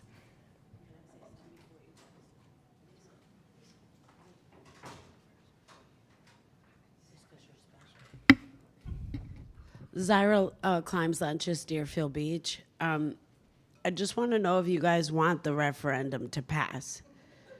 That's all I want to know, because if you guys want it to pass, just the conversation here, and it's nothing personal, really. It isn't.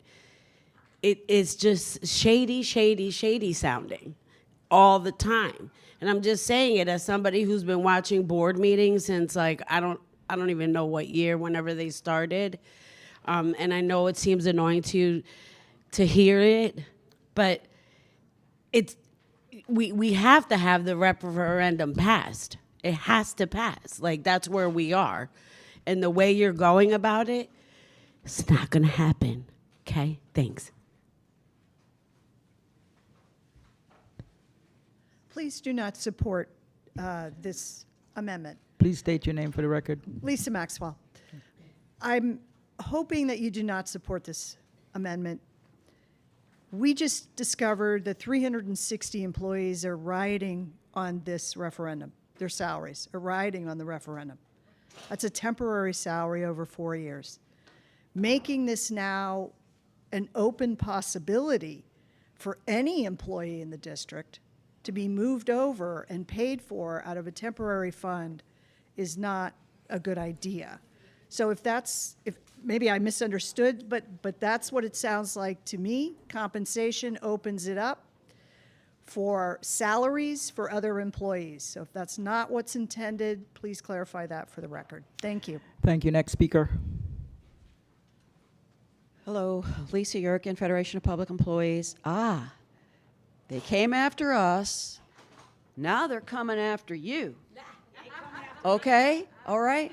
I'll tell you, once again, I would not want to accept a job that was based upon a referendum. Nope.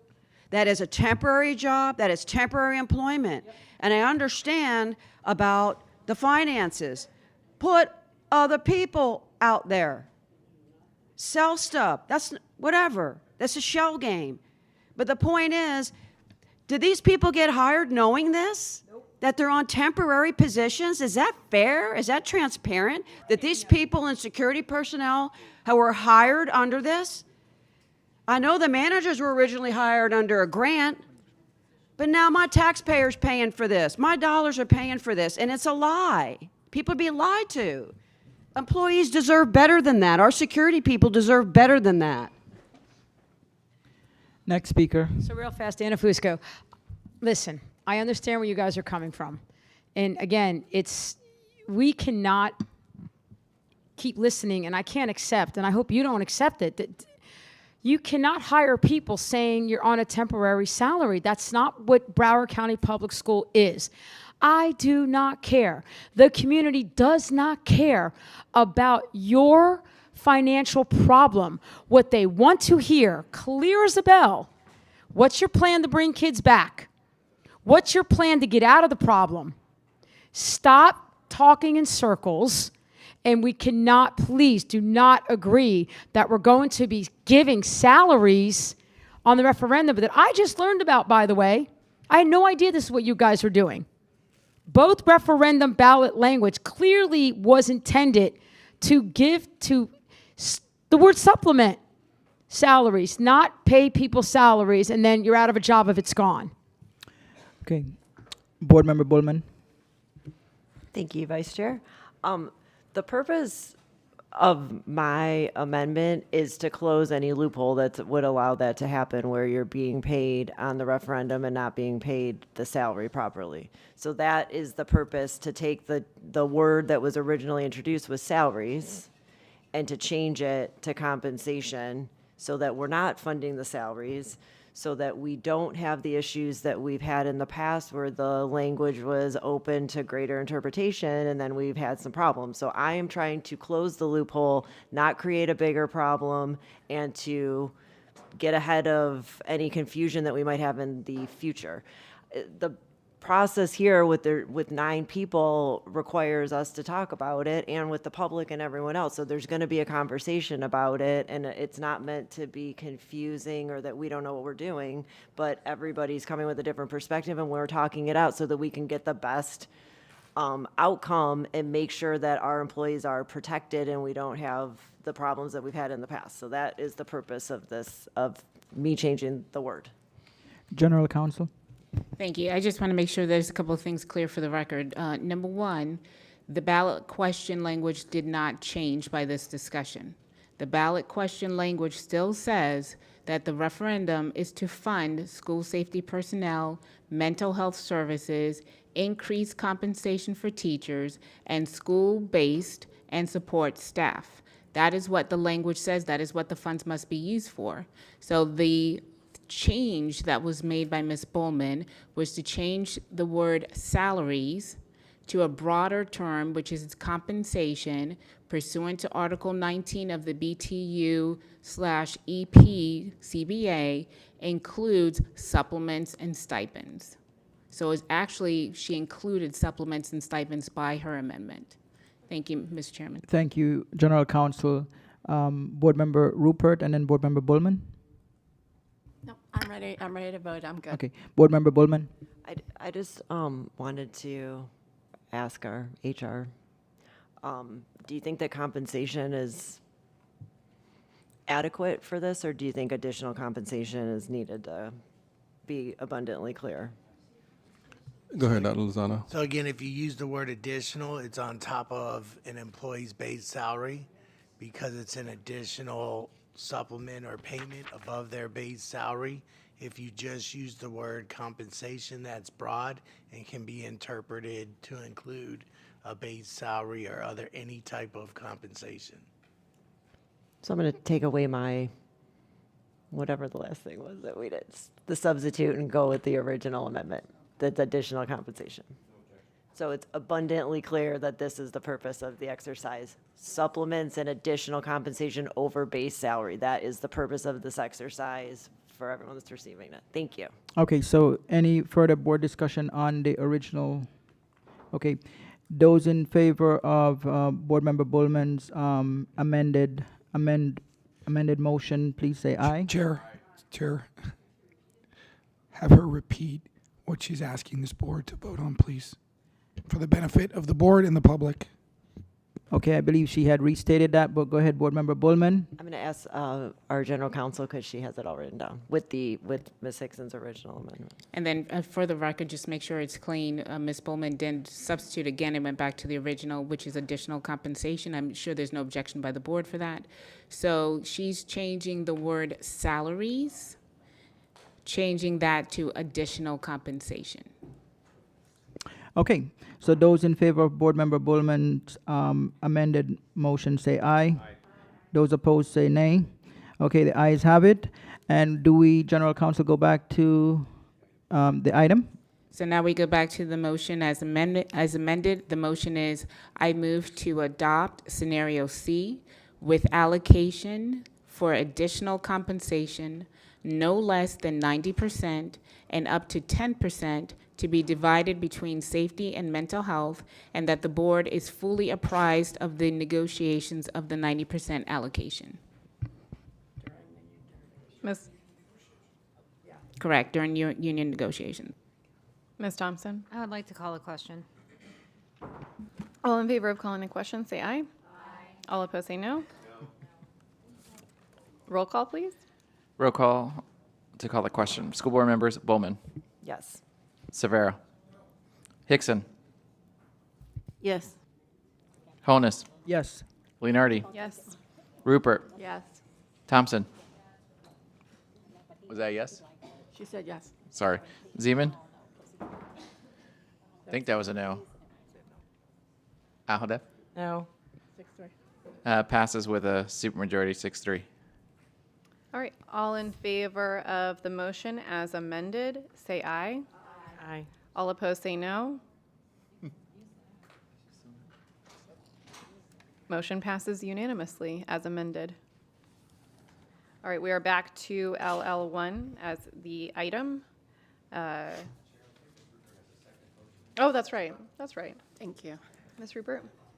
Thank you. I move that the superintendent review the employees listed in this item whose salaries are paid for by the referendum so they can be moved to the general fund. Motion made by Ms. Rupert, seconded by Ms. Hickson. Public comment on the motion.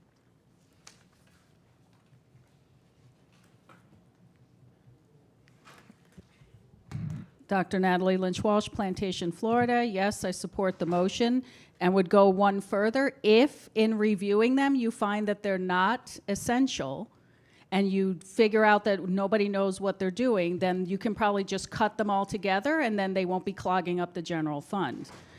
Because you shouldn't be fear-mongering and telling people they're not going to have guards at the gate and all these other things that you should have at a school when there are people on the referendum list that we could happily cut and not miss. But I support the motion to review it and hope that you will also save some additional funds by reviewing them. Thank you. Lisa Yurkin, Federation of Public Employees. You've heard from me. I support this motion. It seems like I heard you're going to cut some of these security folks anyway, quite a few of them. So that should lessen your load, unfortunately. That's new information that I think everybody should be aware of. But this is not good practice to bring people on here to work for the school district under referendum money that is temporary. It's just really bad labor practice. And if it was me and I was in these positions, I would have 4 years of being uncomfortable about what's going to happen at the end. And it affects the morale of the employees as well when they find out. And again, I don't think very many know that they're even on there, which is a whole issue unto itself about, you know, being transparent with the people that you employ. Thanks.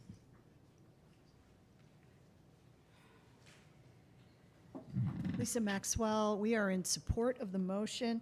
I also wanted to remind Mrs. Rupert she had another motion on the 5.5, so hopefully that'll come back as well. Thank you.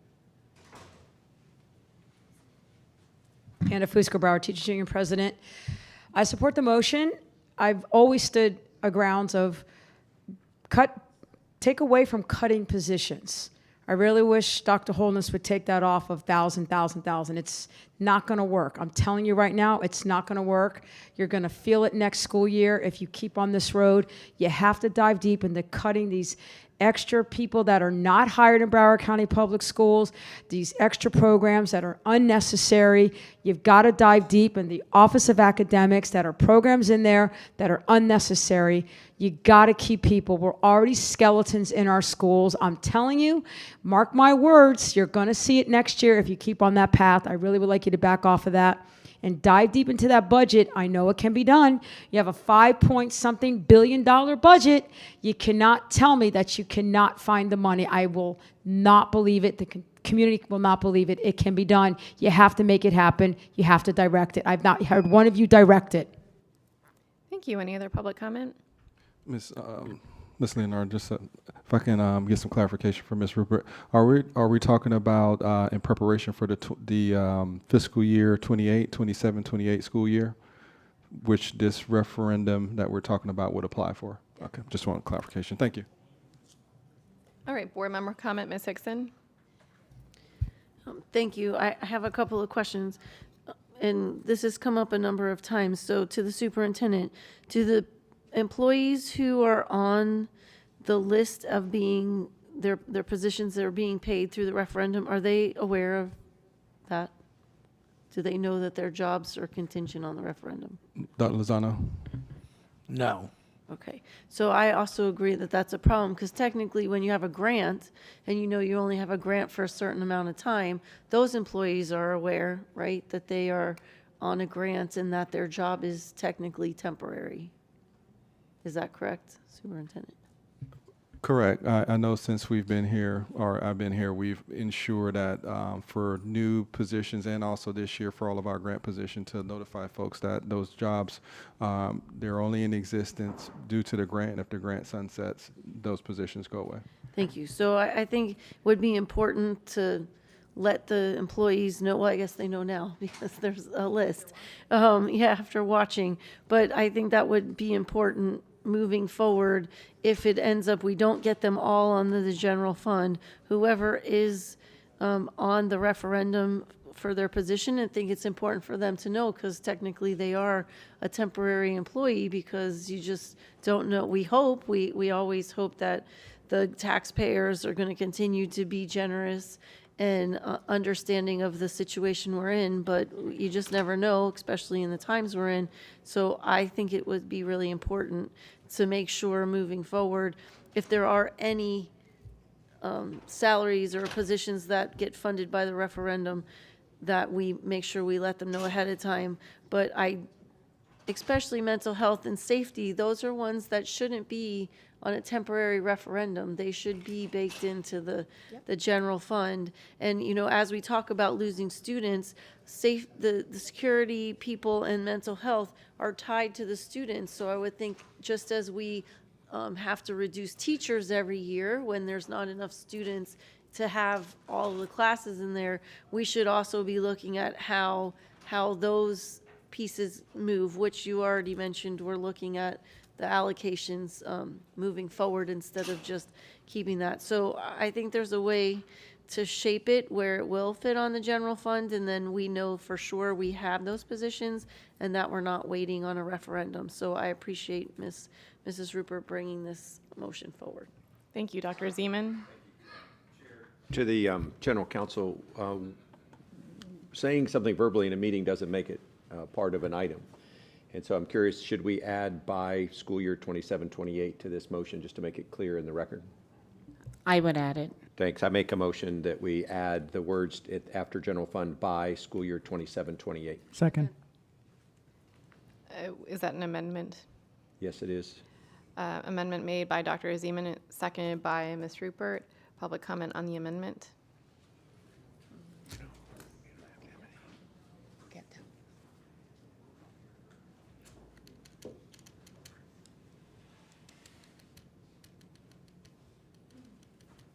Can you repeat the whole amendment? I move the superintendent review the employees listed in this item whose salaries are paid for by the referendum so they can move to the general fund by 27-28.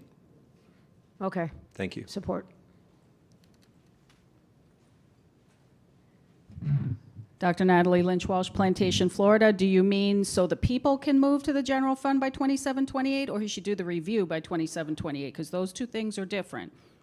If you intend for them to be able to get moved by 27-28, then he needs to be doing it like tomorrow. Otherwise, I support the motion. Thank you. Any other public comment on the amendment? All right, board member comment on the amendment. All in favor of the amendment, say aye. Aye. All opposed, say no. Amendment passes unanimously. We're back to Ms. Rupert's motion as amended. Ms. Hickson, you're done. Dr. Zeman? Thank you so much, Chair. I'm going to offer one more amendment to Ms. Rupert's, Ms. Dupuy-Bruno. Can I amend this amendment, or do I need a substitute to the amendment? So the amendment has already passed. Now you're offering a second amendment. Oh, terrific. So we're back to the item. Thanks so much. Appreciate your help. Yeah, I'm actually good. Thank you. Anyone else on the motion as amended? All in favor of Ms. Rupert's motion as amended, say aye. Aye. All opposed, say no. Motion passes unanimously as amended.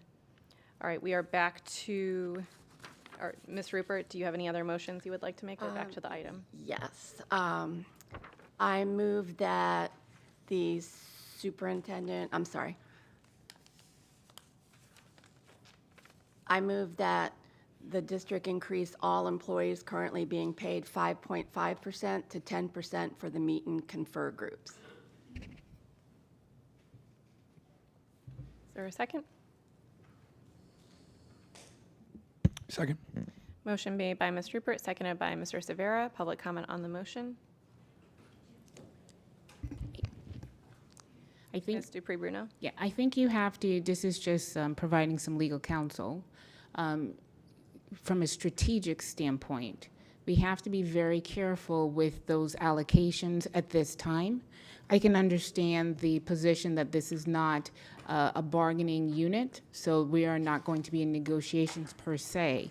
However, the influence of what happens with those non-bargaining units can impact the negotiations. So my legal recommendation is to wait until such time as we know where we are with the union, and then we can come back and address the non-bargaining units, or the meet and confer units. Public comment on the motion. Dr. Natalie Lynch Walsh, Plantation, Florida. I unfortunately do not support this motion because we do not know, well, actually I can say that principals here seem to be paid a little less than Palm Beach. However, unless you get, this should be a minimum standard for when your decisions are only as good as the recommendations being made, and you need data and you need explanations. So without a study showing you a comparison between all of those meet and confer group salaries, and there are people I definitely know are underpaid, but then there are people that may be overpaid, or they may have a position you don't even need. That's how you're going to cut some jobs. So you need a comparative study to show you before you go giving everybody 10%. So I appreciate the sentiment, but I cannot support this until I see more data. And you guys should be asking for it too.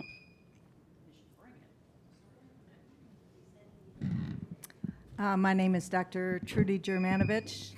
My name is Dr. Please. Trudy Germanovich. 1 second, Dr. Germanovich. And, we restart her time. Thank you. That's okay. Thank you.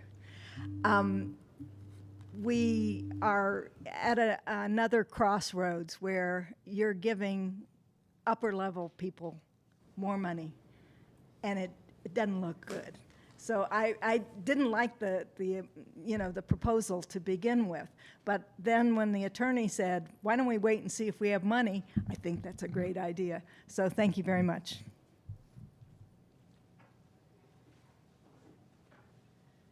Thank you. Please support this motion on behalf of not just school-based administrators, but campus monitors, secretaries, and everybody else in the meet and confer contingent who we were like the redheaded stepchildren. We have to wait, wait, wait, always. We're going to have to come back here and do this.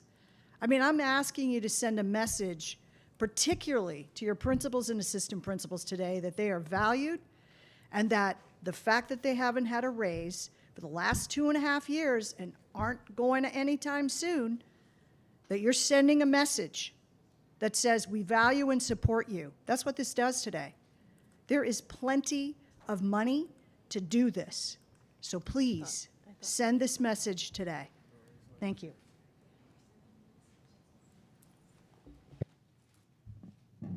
Anna Fusco, Broward Teachers Union President. I know this is unusual. We have groups that everybody wants to say may make too much, may not make enough, but we know that there are tons of people that work with salaries that are truly, truly worker bees. And we have groups in the meet and confer pieces that don't make enough salary for the type of jobs that they do. And they're at their employer's beck and call. It seems like there's going to be plenty of money, and I want you guys to ask some more questions. Maybe there might be some conversation right now of what the actual dollar amount would be, and if it were to come to this 10%, is it going to hold back on everyone else? I don't believe it will. I believe there is plenty of money, and there are groups out there, unlike the Broward Teachers Union educators, have not received raises in years. Thank you. As Next nobody's speaker. getting one this year, though. Hi, Lisa with the Federation of Public Employees. We do support this, and I want to thank you for that last vote. Thanks. Zyra Climbs Lunches, Deerfield Beach. I just want to ask one question. Do you guys want this referendum to pass? That's all I want to know, because if you do, we got to go the other way. Thanks. Thank you. Any other public speakers? Board member discussion, Ms. Hickson? Thank you. Just a quick question to the superintendent before I say my other part. Did we give raises to our employees last year and the year before? Yes, that's correct. It wasn't a big one, I say, but everyone in the district received, it was wasn't it 2% or something? I think it was, last year was 4%?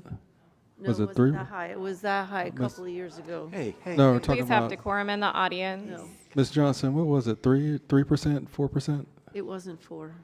It was 2 something. It was 4% that we negotiated at the table, but different bargaining unions had different negotiations, so I can say that. But 4% in general was given at the table. So every single employee in the district received an average of 4%. Is that correct? Because I don't think Correct. that's accurate. Could we please have decorum in the audience? Okay.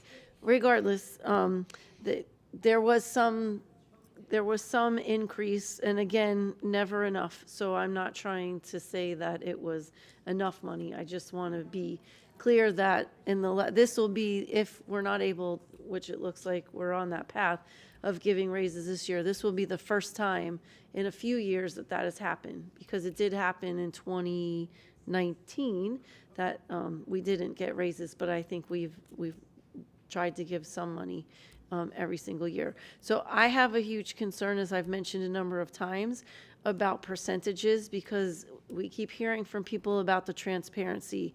We have made it very clear that we don't want to see anyone getting more of the referendum money than our educators, our teachers in the classroom. So the concern would be if we just set a blanket 10% for principals, and let's say they make $120,000 a year, that's $12,000. There are some teachers that don't get that amount based on a chart that we have. So I would rather see it be a chart just like teachers have at this point, so that it's very transparent. We know exactly what we're spending, and we don't find ourselves in the same place where we weren't sure that there were people getting money. So my preference is to list all the positions, know exactly how much money those positions are getting, or at least a range of those for those positions, so that it's very clear to us, it's very clear to the public. You know, we talk about public trust. Percentages don't do that. And people will say it's equitable, but it's not equitable, because 10% for a principal is not equal or equitable to 10% to an ESP, or even a first or second year teacher, or a bus driver, or cafeteria worker. So I just, I have an issue with the percentage part, and I know we'll talk about equity, but that to me is not equitable. And that's how we landed in the oops that we had, because we just made a lot of assumptions based on making a flat percentage. And I just don't find that to be very transparent. So I appreciate what Ms. Rupert's trying to do, and I think there's still a way to give them an increase. I just don't believe in a flat percentage rate. So thank you. Thank you, Dr. Zeman. Thank you, Chair. Following our general counsel's advice, which I think is quite wise, let me just ask the superintendent a question. Have we, in our budget for 27-28, have we allocated any of those funds yet for compensation 14 months ahead of that school year? For budget year 27-28? Yes, sir. No. Right. So this is, I just think, out of order. Like, just timing wise. Like, one, I love our school leaders. They have the hardest jobs amongst, I mean, we have a lot of really hard jobs in education, but school leader jobs are hugely difficult, and they contribute in ways that I think are just miraculous and really, really important to our system, but all in due course, and we're just not there yet. And again, we also have to protect about extreme budget situations. And whenever we allocate funds in 27-28, 14 months ahead of time, we are putting ourselves in a little bit of a budget corner. So I don't think we should do this, but I do want all of our school leaders to know how much they are contributing to all of our schools and education in Broward County. Thank you, Mr. Severa. To our general counsel, I'd like a very clear and concise answer, if you'd be so kind, to this question. are we within our parameters to have this vote without violating any collective bargaining, anything with any of these groups? Because I sense some hesitancy before, but I would like your professional legal opinion as to whether or not this is appropriate for this board to vote on at this time to change the percentages. Meet and confer is just that. It's meet and confer. It's not bargaining, but you are in the process of working towards negotiations with your bargaining units, BTU, et cetera. So again, I keep my same legal recommendation that you should finish with the bargaining units, and then you can go ahead and do your meet and confer. Thank you. Any other board member discussion? All in favor of the motion, say aye. Aye. All opposed, say no. No. Roll call, please. Roll call on the motion. School Board Member Severa. Hickson. Holness. Leonardi. No. Rupert. Thompson. Zeman. No. Alhadeff. Yes. Bowman. No. Fails. All right. 2-5. Thank you. Ms. Rupert? Thank you. Dr. Holness, oh, he's not here. Ms. Hickson? We're on the item now just generally. We mostly said everything, but I have a question because the motion, what are we actually voting on now? Because Mrs. Rupert made a motion and we passed the 90-10. So when we come back now to the item, is there something we're actually voting on now? Is that the superintendent's? Because I think we already voted on that, so I'm a little confused about where we are right now. If you could help with that. The item as amended. So just the item as amended. Okay, perfect. And again, appreciate everyone that came out to speak. We have to keep, I think, in mind that the whole point of the referendum isn't because someone earned it or deserved it, or the idea that we're pitting people against each other. The referendum was because we know we do not have the funds because of state funding to give our employees the increases we would like to give them. And if we keep the discussion in that context, it isn't about that. It's about looking at who are the lowest paid people in this district and how do we help give them equity in that space. That's what the referendum is about. I think we value, I know I do, every single employee in here, whether they're at the top or, they're the custodians, the bus drivers, the cafeteria workers, teachers in the classroom, teachers' assistants, everyone who's sitting in the room today in this building. Everybody plays a part in here. It isn't about value in that sense. So I really think it's important that we change the narrative on that. I do hope it passes. I think we also have to change the narrative about we misused the funds for the referendum up to this point. There was a huge mistake that has been corrected, and we need to move, as the BTU president has said a number of times, move on from it. It has been corrected. The more you keep reminding people that there was a mistake and not adding to that it was corrected, then you're just keeping that narrative going. It's really important that we are all in this together, and we want it to pass because we know we want to have funds to be able to give the people who are not at the higher level of pay, the pay we know that they deserve or that they've earned. So I also had a question, which just escaped me. So about, I can't remember what it was. It was for general counsel, but, oh yeah, I remember now. General counsel, can you also speak to the fact, because we had a number of people come and speak today, why it is that we cannot ask for the funds that were given to higher level staff, why it is that we can't ask for them to pay that back, because it was a mistake really that we made as a board, not that they were overpaid technically. Could you speak to that? So this was a little bit before my time, but my understanding is that you sent this out to outside counsel and they issued a complete report. I'd have to pull that report out just to refresh my recollection as to what they said. But generally speaking, when you provide something contractually, if there's a property interest and an expectation, it's very difficult. You do expose yourself legally to that. But I can fully answer that question once I review that report again, Ms. Hickson. Thank you. Yes, because I just wanted to point out it's different than when someone was overpaid. They weren't necessarily overpaid. It was a mistake we made as a board. We owned it, we changed it, and that's not happening now. But it wasn't that they were overpaid. We agreed and we voted on giving them that money. Whether we understood we were doing that or not is besides the point right now.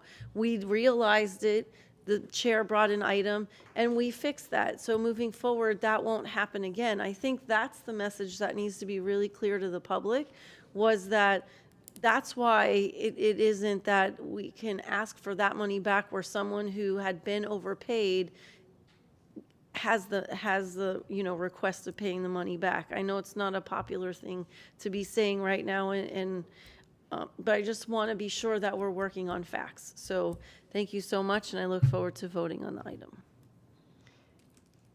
Thank you. Dr. Zeman, we haven't gone to everyone yet, so I just want to make sure we get to everyone. Mr. Cervera? At this point, I was going to call the question, but I see Dr. Zeman has his I got his two hand quick up. questions, that's all. Okay. So, Ms. Bowman? You're on the list. You're on the list who signed up to speak for LL1. Oh, I've done all my speaking, thank you. Okay. Dr. Zeman? Thanks so much, Chair. With this decision that we make today, are we fixing our policy for 4 years, or because it's a school board policy, we can go back and amend in other years if we do get in budget extremis? Dr. Hepburn? I'll defer to Ms. Bruno, Ms. Dupree-Bruno. The board hasn't put any limit on the motion that it's passed, but you certainly can if you wish to. No, ma'am, I appreciate the flexibility. Second question is, there's nothing that we've identified today as a board for who is getting this money. What we've done is that 90% of the money will go to additional compensation for the people identified in the ballot language, and 10% will be split between safety, security, and mental health. But in no way have we said which people in safety or mental health or which people in other occupational categories will get any amounts of money. All of that subject to negotiation with unions and eventually decisions about meet and confer groups. Is that fair? Through the chair, yes, sir. Terrific. I just want to make it clear. There's big decision when we fixed the ballot language, big decision when the county commission approved it a couple weeks ago, and now a big policy that we've set. And by not, being specific about it for 4 years, in the case of really, really radical, we lose even more than 10,000 students per year, we'd have the ability to go in and do different things in the future by just changing our own policy. Thank you, Chair. Thank you. And then I just had some quick comments, and I think something need to be clarified. On page 5 of the document online, it says the proposed funding framework, hold on. So it's like the middle paragraph. For this purpose, a school-based position refers to a role assigned to a school site that supports students daily, including teachers, school-based administrators, student support staff, and school safety personnel. This definition includes frontline employees who provide direct services that support students in school operations, such as bus drivers, custodians, and food service workers. Positions that are primarily based in district office roles are generally not included. As a part of the development of the proposed funding framework, eligibility parameters for referendum-funded employee compensation have also been identified. Specifically, individuals within the ESMAB D, E, S, and T salary bands, as well as contracted employees whose compensation is comparable to these bands pursuant to contractual agreements, are not eligible to receive referendum-funded supplements. So I just want us to be clear about what we're voting on today. It is my understanding, and I just want to be very clear, that we are accepting the superintendent's proposal to exclude ASMAB D and above salary bands. Dr. Hepburn, is that your understanding? Yes, that's correct. Ms. Dupree-Bruno, is that your understanding? Yes, that's correct. Okay. I'm glad we can be absolutely clear on that. Chair, through the soup, can I add something? Yes? I just wanted to also make clear that the contractual employees are referring to general counsel's employees. Okay. So, sorry, let me back up. So you said the contractual, so those employees would be excluded, correct? Yes, ma'am. And through the chair, it's in their contract, and anyone who's here will be added, an amendment will be added. Thank you. Just a few housekeeping pieces. I do request that a messaging package be handed out to our principals and administrators. I know we have to be very careful about how we communicate about this. I know that they received some communications package when we did the bond, which I know, again, was a different legislative environment that we were operating in. But in order for our principals, who are some of our most important communicators and trusted communicators in the district, they do need a messaging package. So can we expect that to happen? Yes, ma'am. We're just waiting for the intended allocation. That would be part of the toolkit for board members, principals, other stakeholders who want to participate in the awareness campaign. We have a disclaimer. This is would be our second renewal, so we've done it before, specifically saying in the talking points that every information provided by district employees for informational purposes, and that we're not taking a position whether to vote yes or no. Okay. When can we expect that to go out to our principals? But we want to time it right because unlike last time, this is a general election, not the primary. So sometimes the messaging is a little different in terms of the timing. We definitely want to have it before the opening of schools because we do want to maximize that exposure when principals have airtime with parents within their school communities. Okay, so we can expect that to go out by August 1st? Absolutely. Dr. Hepburn, can you provide a follow-up to the board when that has been? Yes. Thank you. Okay, those are all my comments. Dr. Holness, thank you for joining us again. Did you have anything to add? No, I'm good, Madam Chair. Thank you. All right. Anyone else? Any other board discussion on this item as amended? All in favor of LL1 as amended, say aye. Aye. Aye. All opposed, say no. Item passes unanimously. Good job. All right. Could I get a motion and a second to bring B2 back to the So floor? moved. Second. Moved by Dr. Zeman, second by Ms. Hickson. Ms. Hickson, I have you on this item. Yes, thank you. Did we, no public comment? We already did. Oh, This that's is- right, yeah. that's right, I'm sorry. So I just have a question, and I appreciate you bringing it up because students had asked about it, which kind of brings up a bigger question because I believe, I asked, didn't we do this already? Because I know Dr. Holness had brought an item similar to this in 2025. So on the response I got from did we do this already is on June 23rd, 2025, the Information Systems Division received 5 responses for requests for information through the procurement and warehousing team. And the vendors who responded were Comcast, Enerstar, Jati, I guess that's how you say that, CDW, G, Jati, and T-Mobile, which all had plans that were for a minimal amount of money. Some of them said requires an agreement with the district, and they had different things. So to the superintendent, Dr. Fulton, can you tell us whatever happened with this information and how did we relay the information to our students? Because it sounds like we already did reach out to get information, so that's what this item's asking, but we did it a year ago. So would that information still be the same now? Like how do the students not know about this if it's something we spent this much energy getting information on? So I know we did explore some opportunities to see whether we can bring some gaps where there were in terms of not having access to Wi-Fi. And some of the municipalities that we work with, we was getting some more information, for example, library access. I know there was like Starbucks as well too. And when you mentioned it and when the B2 item came out, one of the opportunities that we found was making sure we got information to our students, because that seems to be the gap, meaning the students were not aware. So that is an opportunity that we have to do better with that.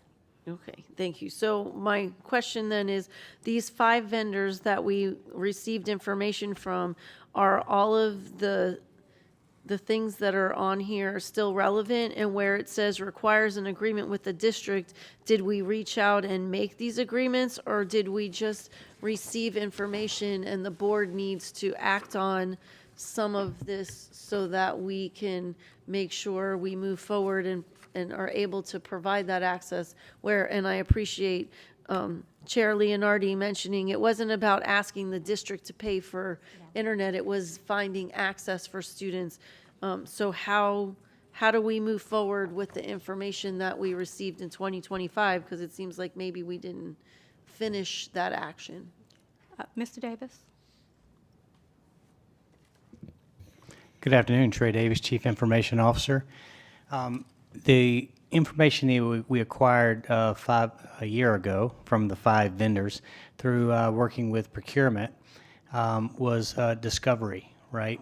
There were no agreements. What you saw there was referencing the need to have an agreement should we want to continue in any sort of volume purchase on behalf of our students. It's not meant to be accessible individually by students, as you would if you went up to the student section, internet access, where the actual no cost to low cost options are there for families. So it's basically organizational versus individual that's accessible on that student section. So it was a discovery only, no further movement at that time. Okay, thank you. That was important to know. Yes. Because I don't remember, I mean, I'm guessing we got this information, but this was about, so this information that is in the follow-up is if the district was going to provide internet, this would be the cost to the district. Is that what you're saying?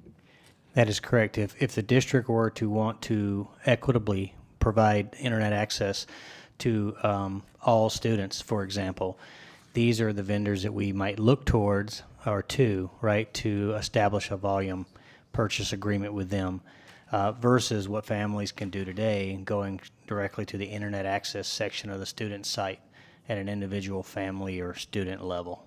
Okay, so on the website today is information where if I'm a mom and I don't have internet access at my home and I want to get internet access, I could click on that link and find either low cost or free, because the T-Mobile one is free. Obviously, I would pick that one. Is that correct? Yeah, that is correct. There are a number of options. Again, no cost to low cost, from Florida Lifeline to the T-Mobile 10 million project to Verizon's Forward, AT&T options, and other T-Mobile options that range from, again, no cost to low cost options that family could access, and the information is actually there under that particular section. It's the internet access section underneath the students link. Okay, thank you. So You're welcome. It seems to me that the action that's being asked for in this item has already been done. So I'd like to make a substitute motion, and I'm doing this in my head. So I would like to move to direct the superintendent to send out through a parent link all of the information about how they can access internet at low or no cost that's already accessible on our website. I didn't really word that the way I wanted to, but you get the gist of what I'm trying to say. Second. Motion made by Ms. Hickson, seconded by Mr. Cervera. Public comment on the motion. Dr. Natalie Lynch Walsh, Plantation, Florida. I support the motion. It's not amusing, really. It's kind of sad that you're now doing things twice because you don't have a system to monitor follow-up. Your superintendent is supposed to produce a follow-up log, but I think this happened before the follow-up log. Not that the log is functioning the way it ought to. So I appreciate that they would send it out, but then you have to have a way to monitor so that you know that there's been some impact. So they would send it to the parents, and then you need to measure whether there's been a use of any of these formats. Like, then you survey the students and the parents to see if there's an increase in internet access, because that's part of, I think, the back to school forms. There has to be a way to measure whether these things are having an impact, not just telling him to do stuff, but then you have to monitor whether he's done it. Thank you. Thank you. Any other public comment? Board member discussion on the motion? I would just ask, instead of the parent link coming from the district, I think it's more effective when it's coming from the schools. So, you know, I don't think the motion needs to be amended, but I think, you know, having our principals send, our schools send the parent link out is, parents are more receptive to that. Ms. Thompson? Thank you, Chair, and thank you, Mrs. Hickson. That's kind of the vein I was going to say in my other comments. I appreciate Ms.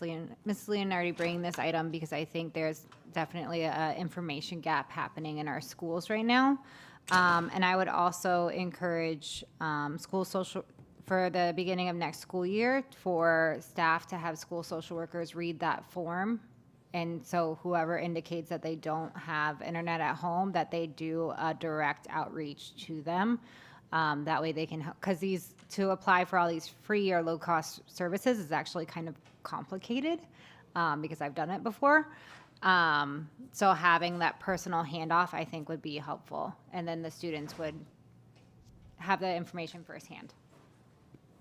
Thank you, Dr. Holness. Thank you, Madam Chair.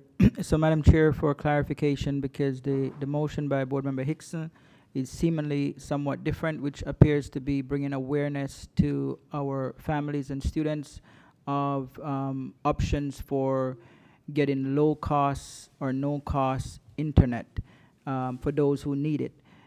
Is that motion, if you could clarify, is that significantly different from the motion that you originally had? I would say the action is different, but the spirit is the same. It's getting kids access to something that they need.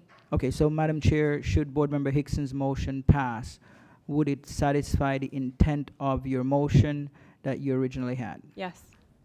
Okay. All right, so Dr. Fulton, the current availability of internet options for students, which would include low cost and no cost, that I believe Mr. Davis mentioned that has already been in place in terms of those options. It's just that we haven't provided enough awareness to students, so that's what we're proceeding with. So it's almost a year old, so I think it may be more prudent for us to do another analysis so the information we provide is more current. It may not change, but at least allow us the time to do something now, and then maybe in addition to the parent link, create some literature that's attached to our newsletters as well that we can provide to our schools, so that can go home as well. But I only want to say the information went out June 23rd, which was last year, and it's coming up to be a year, so perhaps we have additional information that we can add to it. Maybe some of it has changed, maybe some of it has not, but I would rather do a current analysis first. Okay, so Dr. Fulton, can you reiterate the kind of information that went out a year ago so the public and I can better understand what the parents receive, and then that would lead to further questions from me? No, information did not go out a year ago. We did an analysis a year ago to identify what low cost or no cost options that were out there. Okay, and so did we identify what the low cost and no cost options were? Yes. And none of this was communicated to families or students by No. any means? Not as of yet. Okay, so what did we do with the information from a year ago? So currently, as I'm looking here, we do have it actually on our district website, but perhaps some more promotion to let our parents know that it is there. But in addition, I'm hearing that we want a parent link to go out that would be more school specific. Right. But I would like to also add some literature attached to newsletters as well too. Okay, so any of those options are zero cost that you're aware of? I know they're low cost. Do we have any zero cost? Because I've heard zero cost. Mr. Davis? There are a couple of options up there. One's the T-Mobile 10 million program, which if for qualifying families is zero cost. There's also Florida Lifeline program as well. Again, a qualifying family could receive that at no cost. Okay, but was that part of the information we received a year ago regarding zero cost? No, that's different. That's the 5 vendors that we through procurement gained from an RFI on who could provide internet access for us, again, at an organizational level to our students, not the individual families contacting like T-Mobile 10 million. So there are different vendors. There is some overlap. Some of those vendors are on that list, but not all. Okay, and Dr. Fulton, just another question. The efforts we had a year ago, did it include any kind of a survey to students and families so we can better determine the volume of students who may need some sort of a support for no-cost internet? Go ahead, Mr. Davis. So I know the superintendent mentioned about the 106,000 students earlier, and I think it's important to note that survey was launched at the beginning of the year. So, for example, like when you're doing start of school forums and all of that is promoted. But it's important to note that it's an open survey, right? It didn't just happen at the start of school. It continues and is accessible today. So the number has actually decreased from just under 4% to around 3%.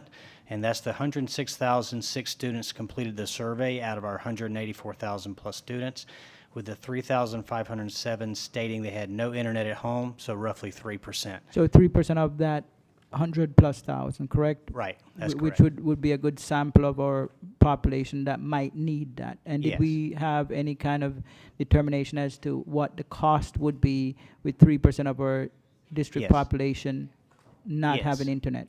So if we were to use our AT&T agreement, for example, where we have a device, a SIPA filter, and the services included, that's $17 a month. If you do the math on the 3,507 students, you get $59,619 per month, or annualized $715,428. That's for the 3% that I just mentioned of students, the 3,507. To put it in a perspective here too, though, depending on how you were to deploy out that option to people, if that were to go to 10%, it goes to $3.75 million. So it escalates quite quickly depending on what the number is and who you roll it out to or who qualifies for it. But currently, based on the 3%, that's the cost right now annually through our AT&T agreement that we have. Same provider that also does our cellular services, like with phones and all, is the $715,428. That's a snapshot right now. Thank you. And Madam Chair, I appreciate you bringing this item. I think it's out of great intent to support our students, and I appreciate the substitute motion. Thank you, Board Member Hickson. Thank you. Ms. Hickson? Thank you. I also just wanted to ask the superintendent, is there a way to have, I have to wait so she's paying attention. Okay. Is there a way, since there's something now already on our website, to have all the schools direct them to ours so that they could start now? They don't have to wait until we put out a parent link or whatever. You mean on the individual schools? On the school's website, if they could say, the district? Yeah, for access to low cost or no cost internet, click here and it would direct them to what we already have. I'm not the techie, but I believe we can do that, correct, Mr. Davis? Yes, we could work with application services on that to make it a common across different school sites. Okay, so that would be included in what my action is here. Thank you. Thank you. Mr. Cervera? Call the question. All in favor of calling the question, say aye. Aye. All opposed, say no. Oh, no, I didn't get to speak. I will also say no, but No. okay. All right. I believe the call to question fails with Mrs. Al-Hadaf, Dr. Zeman, Dr. Holness, and myself voting no. Mr. Cervera, Ms. Rupert? Okay. All right, Mr. Cervera, you still have the floor. Would you like to do anything else? Mrs. Alhadeff? Thank you. So part of the problem is that our student online services and safety that lists all the access mobile and online services is buried in our website. So I like to make a substitute motion to add a direct link to the homepage of our Broward Schools website. Second. Public comment on the substitute motion?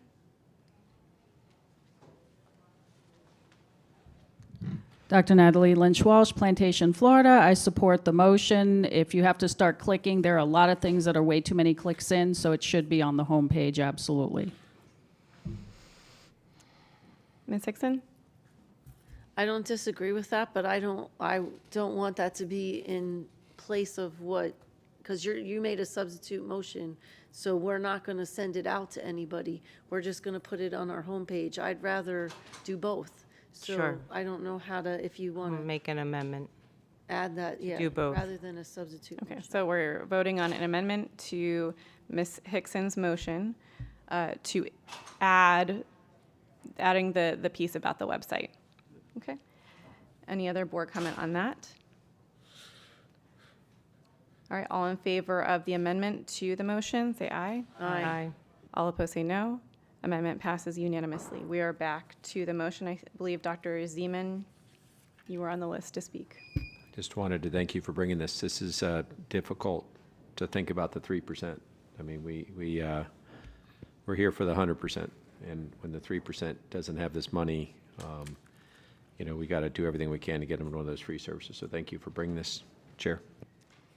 Thank you. And Ms. Thompson, you were also on the list. I know you've spoken already, but Oh, I was just going to add that at the public library, you can, if you have a card, you can actually get a home hotspot.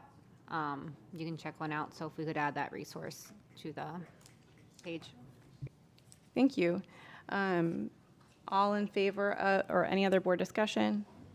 All in favor of the motion as amended, say aye. Aye. All opposed, say no. Motion passes unanimously as amended. That disposes of the item as well, I believe. Okay. Could I get a motion and a second on item B4, please? Moved by Dr. Zeman, second by Ms. Hickson. Public comment on B4. No, ma'am.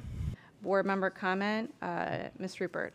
Yes, since we have term limits now, some of us, you know, are getting termed out, and our new board members have really only 2 terms to actually build their leadership skills around the state where we need advocacy.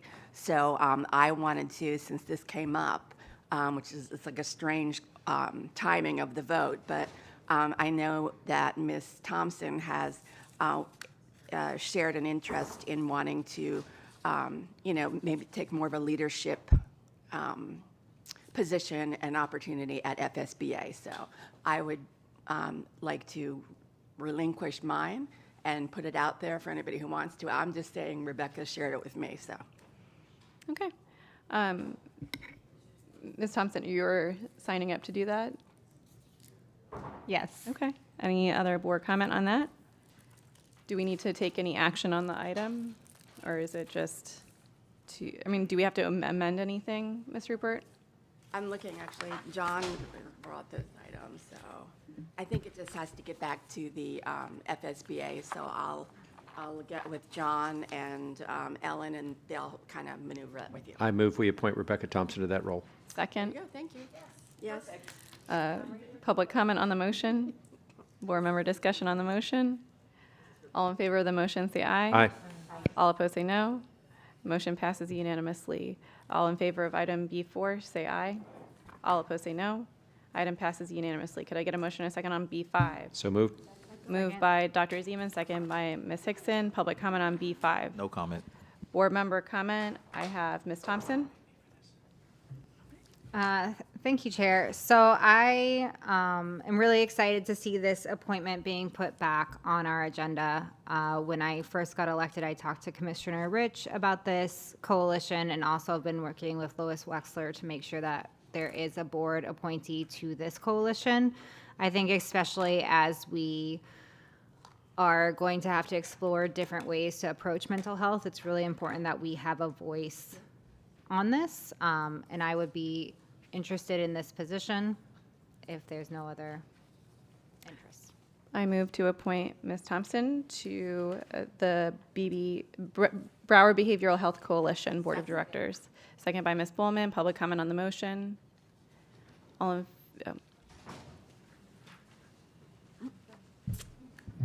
I support you having a voice on there, seeing as you give them $103,000 last year from the mental health assistant allocation. So you should have a voice for that amount of money. Thank you. Ms. Hickson? Thank you. Our general counsel isn't here, but I just was, I mean, I'm glad to see it on here, but I sat on that board and then was told it was a conflict of interest and had to step down. I had to turn in my resignation on that board because I was told by our general counsel that I couldn't sit on it. So I'm glad to see it came back. I kind of wanted to ask why. I don't mind that Ms. Thompson wants to be on it. I'm glad someone will be. But I kind of wanted an explanation as to why just a few months ago I had to resign from it, and now it's back on and someone else gets to join. So, but she's not here, so. All right, well, I had some questions, so we can wait for the general counsel to come back. Related to the Broward Behavioral Health, well, there we go. So, Madam General Counsel, Ms. Hickson had mentioned that she was told by our previous General Counsel that she had to resign from the Broward Behavioral Health Coalition as it was a conflict of interest, and now it's back to us as an item to have an appointment to the Broward Behavioral Health Coalition. So she's just wanting some clarity around that. Yeah, and I'll explain. So there was an item, because we do give money to the BBHC, so I wrote in that I had to recuse myself, which started this whole tumbling of how I wasn't supposed to be on there, and it was a conflict of interest, and I had to resign.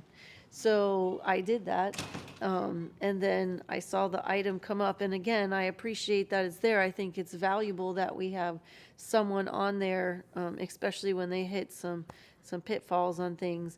But I just wondered how, in just those few months, it changed. I cannot answer in terms of the analysis made by prior counsel. I would like to look into this. I'm not quite sure I understand the conflict yet, so I need to look into this and then I can give you some guidance. I appreciate it. Again, I'm fine with Ms. Thompson wanting to be on there. It wasn't about that I had to resign. It was just kind of seemed weird that these all fell in line like that. Thank you. Thank you, Dr. Zeman. May we lay this, I move we lay this on the table till the next school board meeting on the 19th of May, Is there a second? so that we get an answer from our general counsel on whether we can actually fill this position. So my understanding is general counsel has been working with their general counsel, and then everything has been approved and contracts signed. There's an MOU. And thank you, there's an MOU. Yeah. So I don't feel like there's a need to lay it on the table, and also we're missing meetings, so. So I will say that it's correct that we have been working with the general counsel for Broward Behavioral Health Coalition. This is the first that I'm hearing of a potential conflict and an analysis that was made by prior counsel. So that I need to vet because I just don't have that information. I don't know. I'm going to leave the motion out there because I think it's better to be safe than sorry. It's a 2-week delay. I don't want another self-inflicted wound where we appoint somebody and then have to undo it because a previous general counsel position said it was a conflict. I don't feel like taking that risk.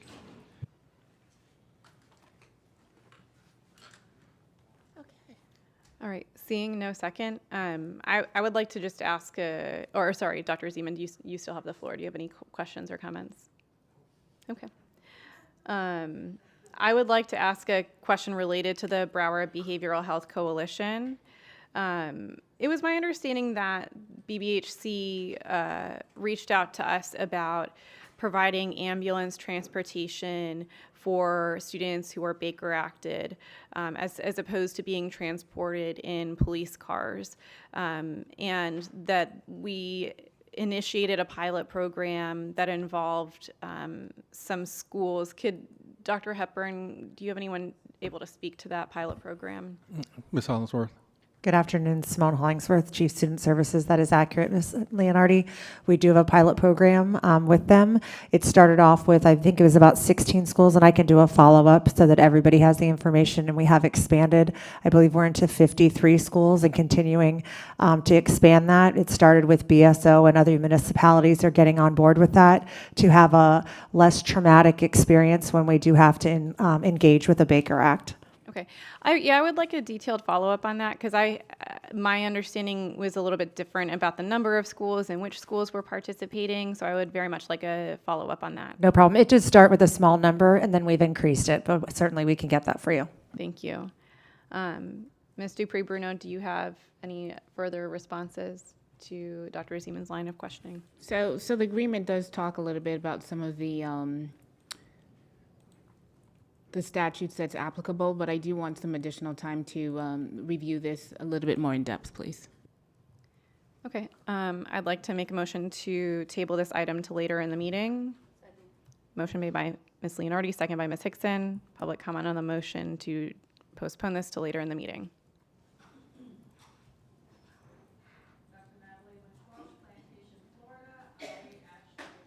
Dr. Zeman's suggestion to table it to the next meeting.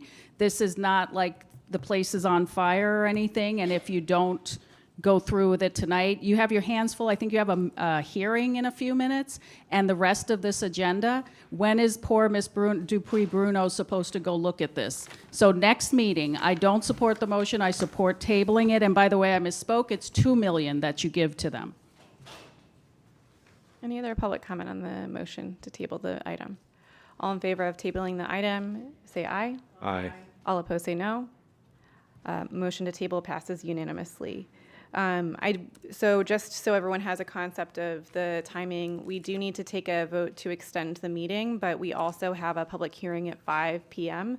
So at 5 p.m., we will, or just before 5 p.m., we'll recess the regular school board meeting, go to the public hearing, do that, and then come back to the regular school board meeting.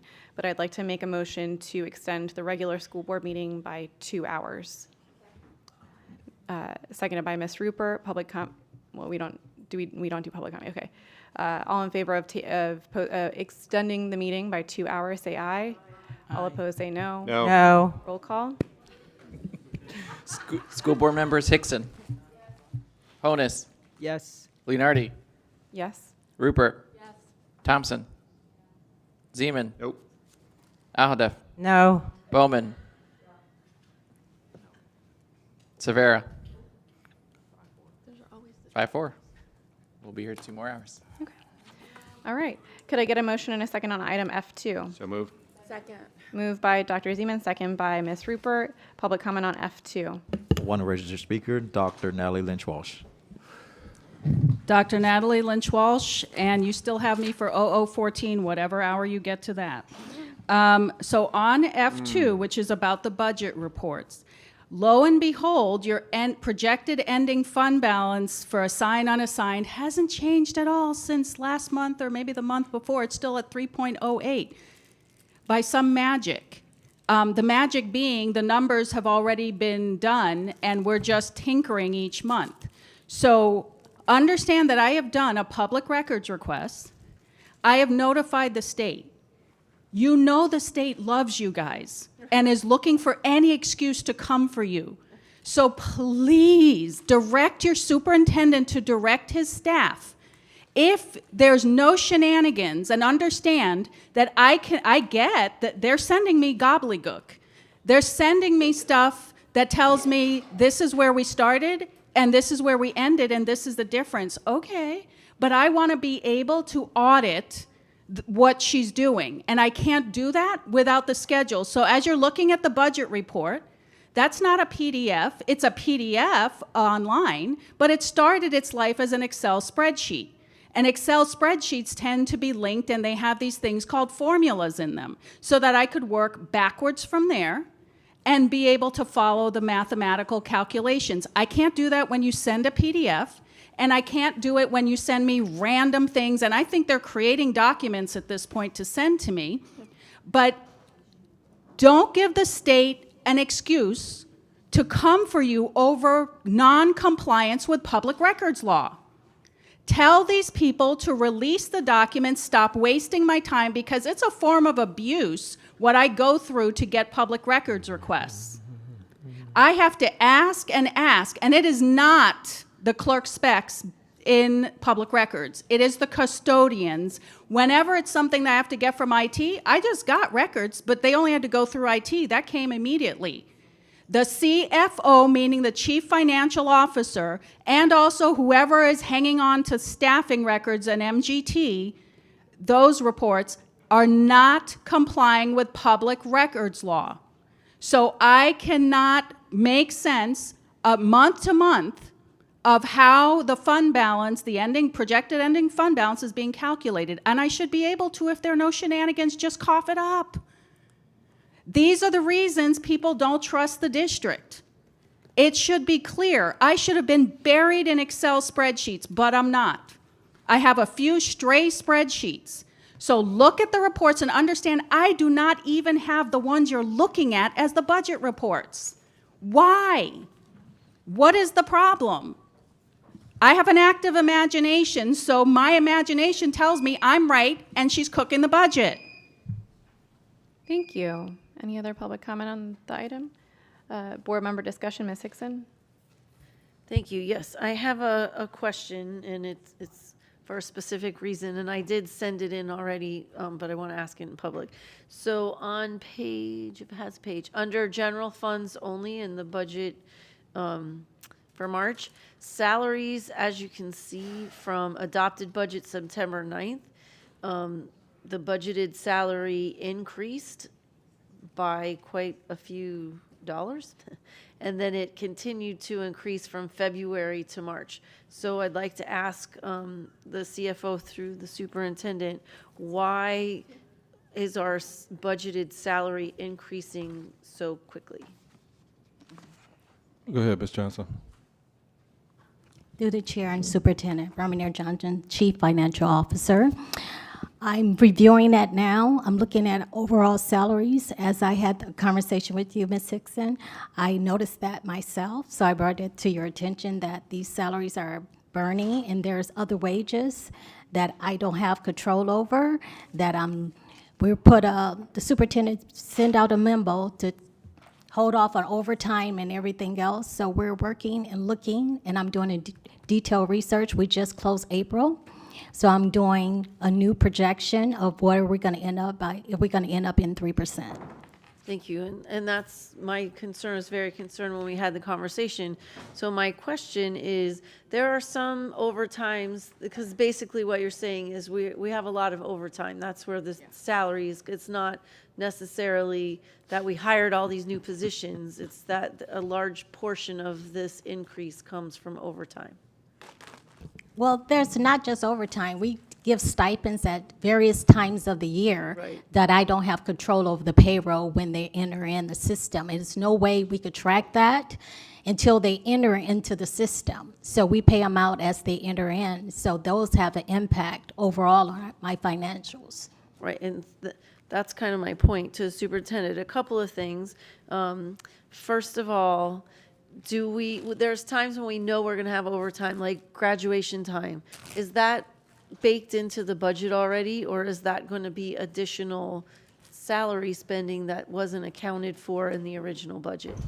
No, so it's not so-called baked in the budget. Overtime isn't baked in the budget, right? So one of the things we do, we monitor. We have a dashboard that we monitor, and as we look at the burn, and we talk to the CFO to see where our burn is, like we just did. We just sent out a memo. We talked to the departments that have the most impact, transportation, some of PPO, some of security are the largest impact when it comes to overtime. But some of the things that, like Ms. Johnson mentioned, you have other wages. You have some positions where a person may be doing things twice, like for instance, a tech school instructor for a very specific role. Let me just use an example. It may be a welder. That welder may be teaching a class in the afternoon and also teaching a class in the evening, because you can't find additional welders.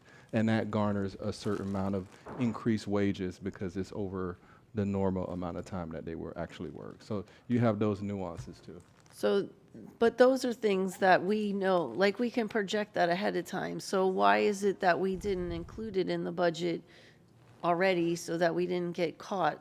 So we're below where we are with overtime last year. We're like 36% less Okay. overtime than last year. And that was my other question, because we did give a directive Yep. to reduce overtime by 40%. So we haven't received an update. So if you could send us a follow-up on that, because it was supposed to be by January of 2026. Yep. And the other question I have kind of tied to that, maybe not exactly, but we also gave a directive about looking at job descriptions and identifying things that we're giving supplements for but are in someone's job description. And I didn't see any of those job descriptions come back to us when we had the org chart. And that was also supposed to be in January of 2026, and we're in May of 2026. So when are we going to be able to see those? Yeah, so I can have Dr. Lozano give you an update, but it's more of a complex situation than just changing the job description. And so he can walk It you wasn't guys about changing it. It was bringing forward to us the job description, looking at supplements and seeing if they fell into someone's job description, so you could eliminate the supplements. And he'll walk you through what they've been doing. Yeah, so we just finished under the direction of Director Henschel. She met with a group of principals, assistant principals, departments, and they are finalizing their report right now to prepare to present to me and our labor relations team, so we can look it over and present it to the board. Okay, and the consultants that we hired, did they have any role in trying to see where overlap happens? Not in that type of detail with job descriptions and in duties, not in that detail. That's something that Dr. Lozano's team is working on with the principals and other impacted groups. Okay, I look forward to seeing that, because I am very concerned based on, our conversation.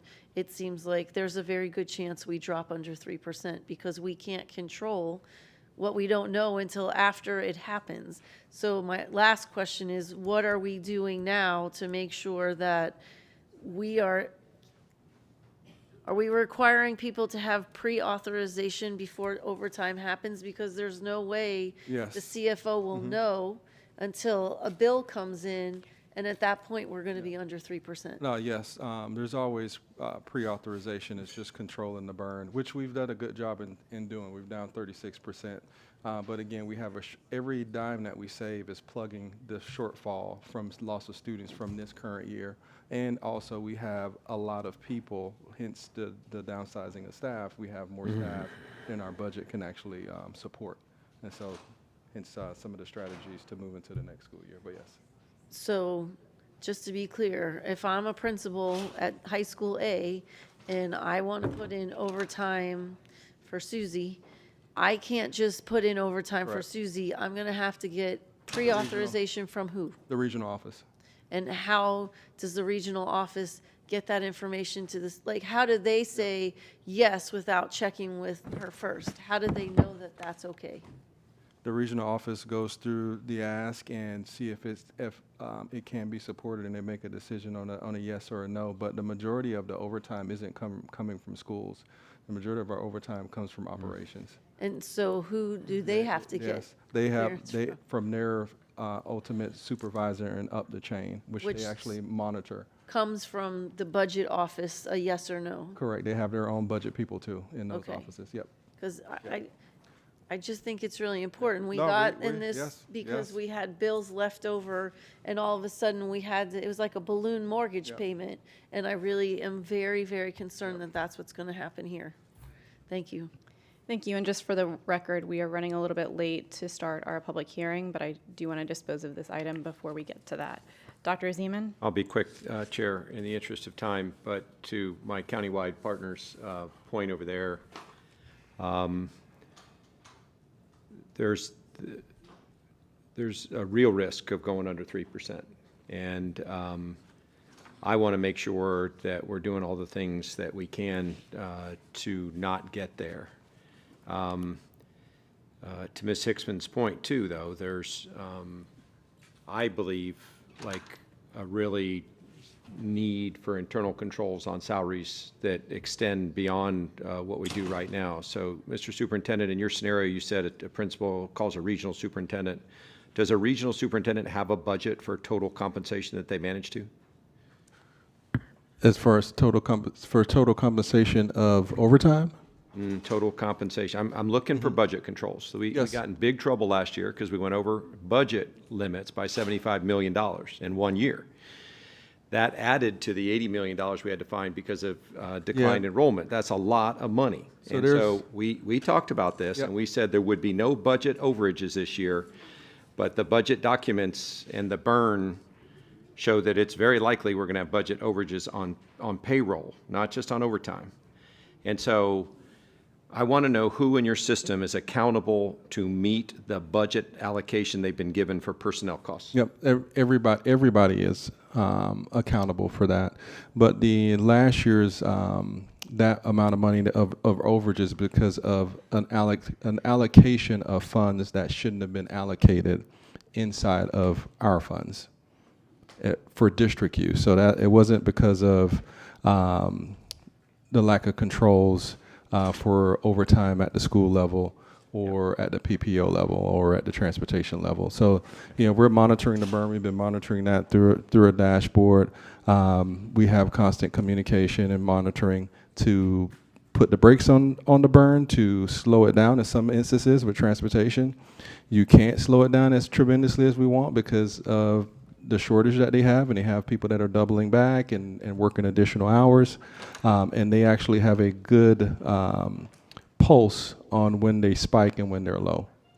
If you had to make a choice between going under 3% and stopping bus traffic right now, what would you do, Mr. Superintendent? We can't stop bus traffic. We can't go under 3%? I don't know why this is confusing to people.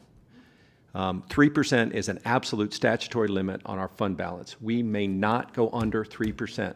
We may not, under no circumstances, invite the state to come to Broward County and take over our financial controls. That's what the law says they can do at 3%. So this is a year-old problem about not having financial internal controls on our personnel, which is a bulk of our operating costs. And if everyone's responsible, no one's responsible.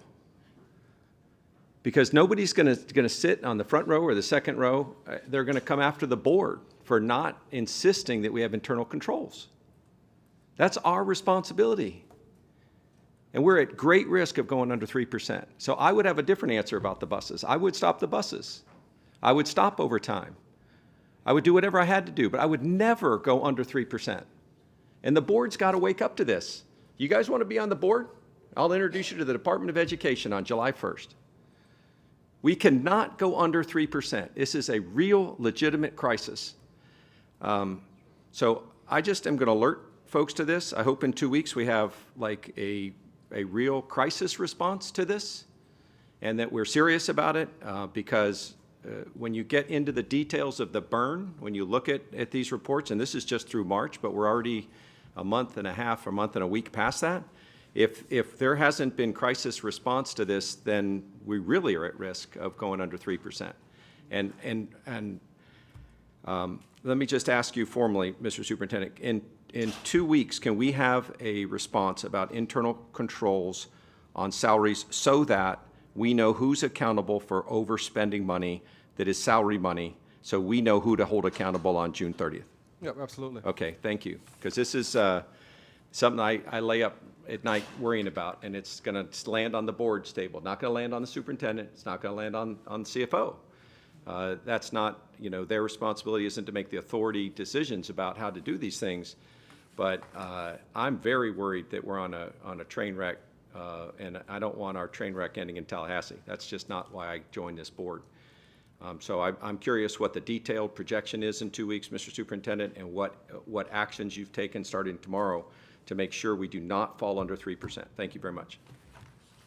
Thank you. Any other board discussion? Ms. Thompson? I would just like to encourage my colleagues to bring that vigor of not falling under 3% to our org chart conversation and all of the other hard conversations we've been having, because it's not just the superintendent's responsibility. It's ours to vote on what he's recommending to stay above 3%.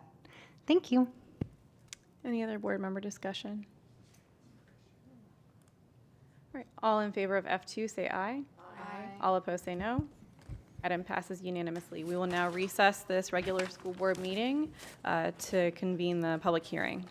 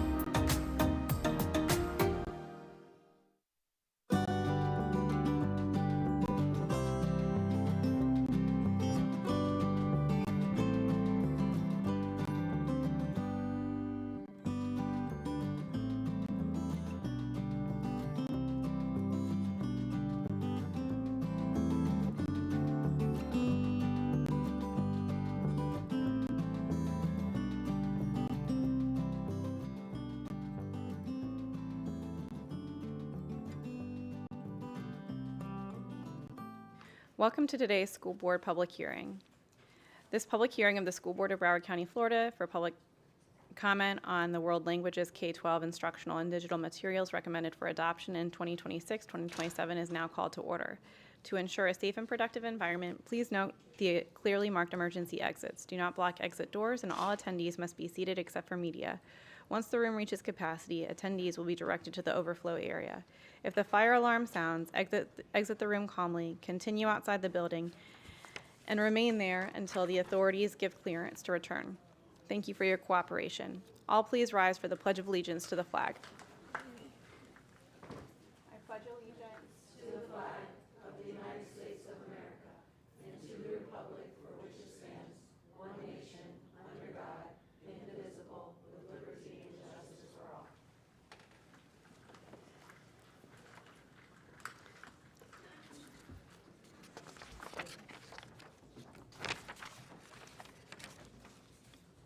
Are there any changes to the agenda, Dr. Hepburn?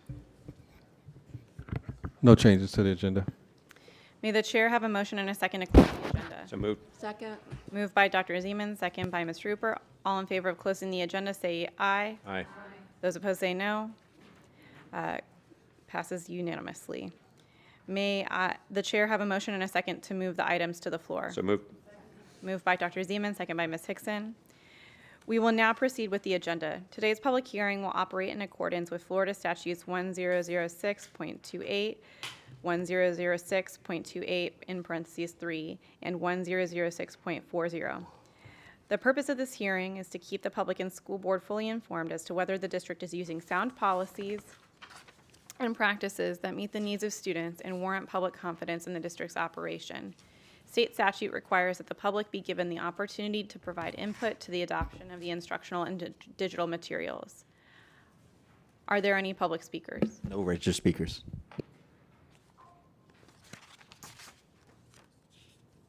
Dr. Hepburn will now give a brief overview of the instructional and digital materials recommended for adoption in 2026-2027. Thank you, Madam Chair. Good evening. I'm pleased to submit the instructional and digital materials plan recommended for the K-12 world languages adoption in 2026-2027 for the school board's consideration and adoption. Florida Statute 1006.40 requires public access to the recommended instructional and digital materials and a school board hearing to receive public comment.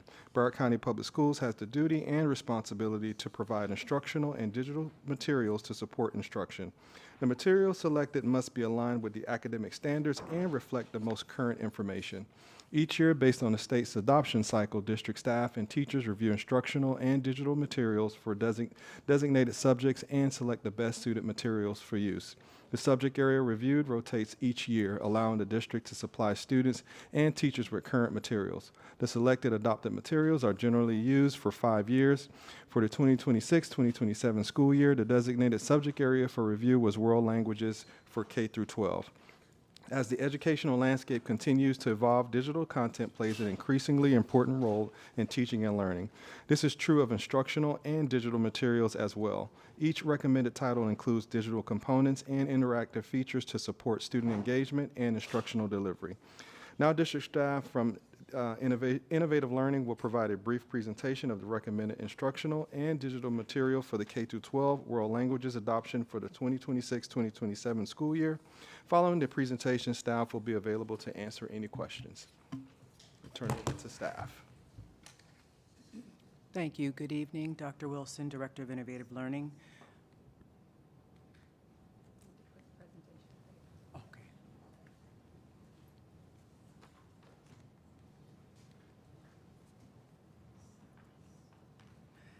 This evening, we will be going through the public hearing for the instructional materials and world languages adoption.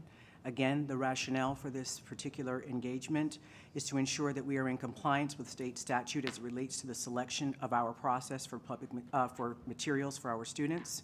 In addition, we are showing you the recommended selections from our instructional review committee as they think that these are the tools that are adequate and most aligned for our students. According to Florida State Statute 7004, we do have adequate instructional materials defined, making sure that we have a sufficient amount of materials and site licenses for our students. This definition was expanded in the last couple of years, where this could look like bound or unbound kit, package, hardback or softback materials, along with electronic content and consumables. This allows us to have flexibility with purchasing to ensure that we are being as fiscally lean as possible in our selection process. Additionally, to ensure that we have a transparent process, to ensure that all of the feedback from our committee is viewable and also accessible, we use the Ed Credible tool. This is an electronic system that allows us to glean all of the professional in-depth shifts within our materials. Also, it gives us the opportunity to make sure that we are reviewing the high-quality content aligned to state standards, and also making sure we are in alignment with IT technical requirements. Again, this is also in accordance with state statute to have a clear and transparent process for instructional materials. Additionally, the Department of Innovative Learning will place all district order for schools based on the current enrollment. We make sure that we go back and work with our aligned departments to ensure that we have numbers that are not inflated, and that we do order for the cases of damaged or lost materials, but there is not anything that is purchased in excess. Again, based on board approval, the world language order can then be placed in the state queue for processing after the 31-day protest period.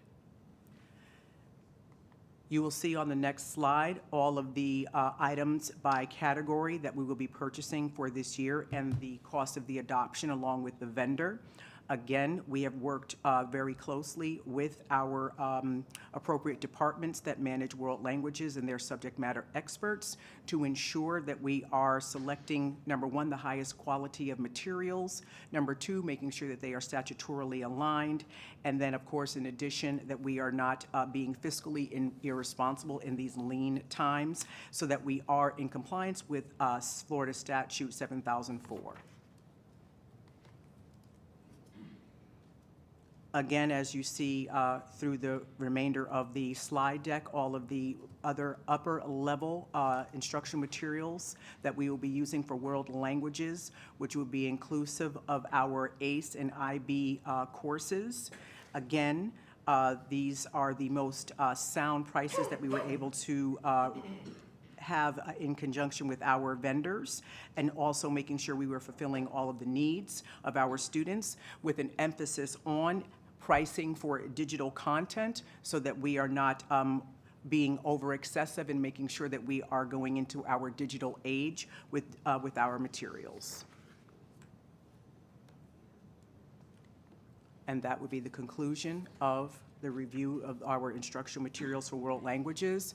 Please note that in the appendices, we can also have access to all of the materials in detail by clicking on the appendix items to actually have an in-depth review of the materials and reviewing those page by page. Thank you. Thank you. We'll go to board discussion. Any board discussion on this item?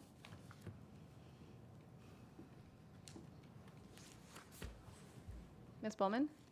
Thank you for all your hard work doing this and putting this together. I had one question. We are required to purchase textbooks periodically. Do we receive funding for this, or is this, how does that work? Through the chair.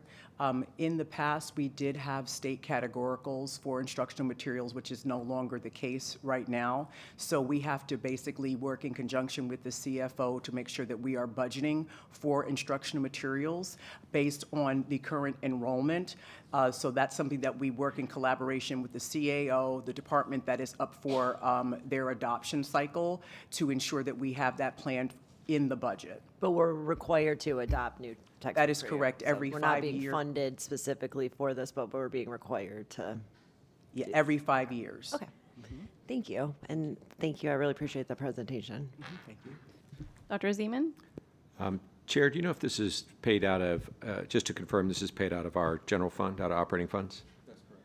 And are any of these contracts executing so that those operational funds that are being used are school year 25-26 funds? Are we buying these books with this year's money? No. No. No, we are not. Thank you. Thank you. Any other board member discussion? All right, all in favor of item 1, say aye. Aye. All opposed, say no. Item passes unanimously. The scheduled order of business for this public hearing of the School Board of Broward County, Florida has been completed. Seeing no objections, I will now adjourn this public hearing.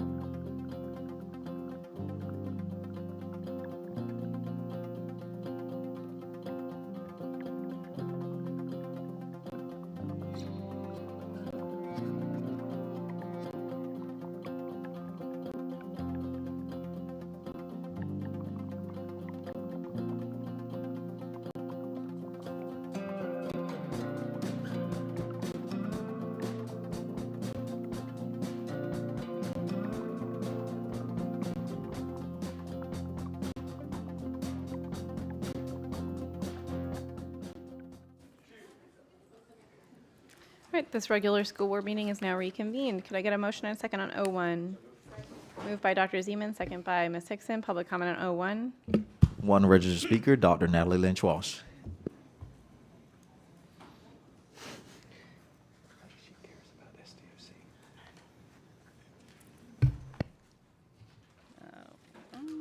Oh, Dr. Natalie Lynch Walsh, Plantation, Florida. Just another reminder, as far as the summary of progress report, A few years ago, I did some number crunching to compare who the subs were that were MWBE versus their actual utilization. That should be coming forward every month. The promises versus what's actually happening. Again, a monitoring function. So just a reminder, every time I look at this report, that is lacking. There's a lot of fanfare about outreach, this and the other, but it comes to nothing if you cannot show that you're utilizing the MWBE subs, and I am speaking primarily from a facilities standpoint. That does not get reported. I am the last person that reported it to you, and it was like at 12% and nowhere near 100%. So again, a reminder, it's a monitoring function. All right, thank you. Madam Chair, I'm sorry, we have to recess for technical difficulties. All right, we'll recess again.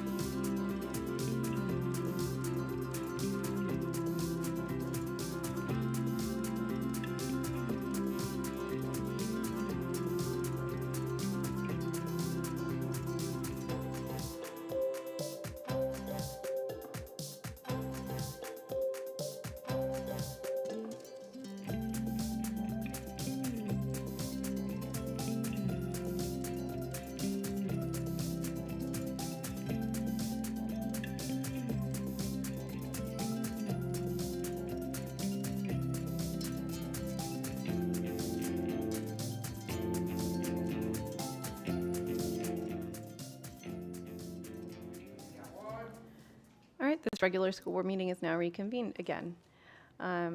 We did public comment on 01, board member comment. I have Dr. Holness. Thank you, Madam Chair. So, Dr. Hepburn, I just want to continue to encourage increase in participation of our certified small local businesses. Looking at quarter 3 as opposed to quarter 2. In quarter 2, I remember, and it's here, 8.03% participation. In quarter 3, it's 8.29% of certified small local businesses participation. So I just want to encourage you, Dr. Hepburn, to continue the efforts to increase our participation of certified small local businesses for Broward County Schools. And I also would be remiss if I did not thank Mr. Michael Scott and Mr. John White for inviting me to Matchmaker event. I thought it was great, and I was able to see a lot more of what you do. So thank you so much for that invitation as well. Thank you, Madam Chair. Thank you. Any other board discussion? Dr. Zeman? Just a quick question to the General Counsel. Any laws that passed this year that would require us to look hard at our policy 3330? I'll have to double check that, Dr. Zeman. Off the top of my head, I have to research that a bit. I appreciate that. There are several that passed that got a lot of publicity that seem like we should probably look at it and see if it needs to come back to the board. But if you could, if you don't mind, if you could report back to the board whenever it's convenient on that. I just want to make sure we stay compliant with the law.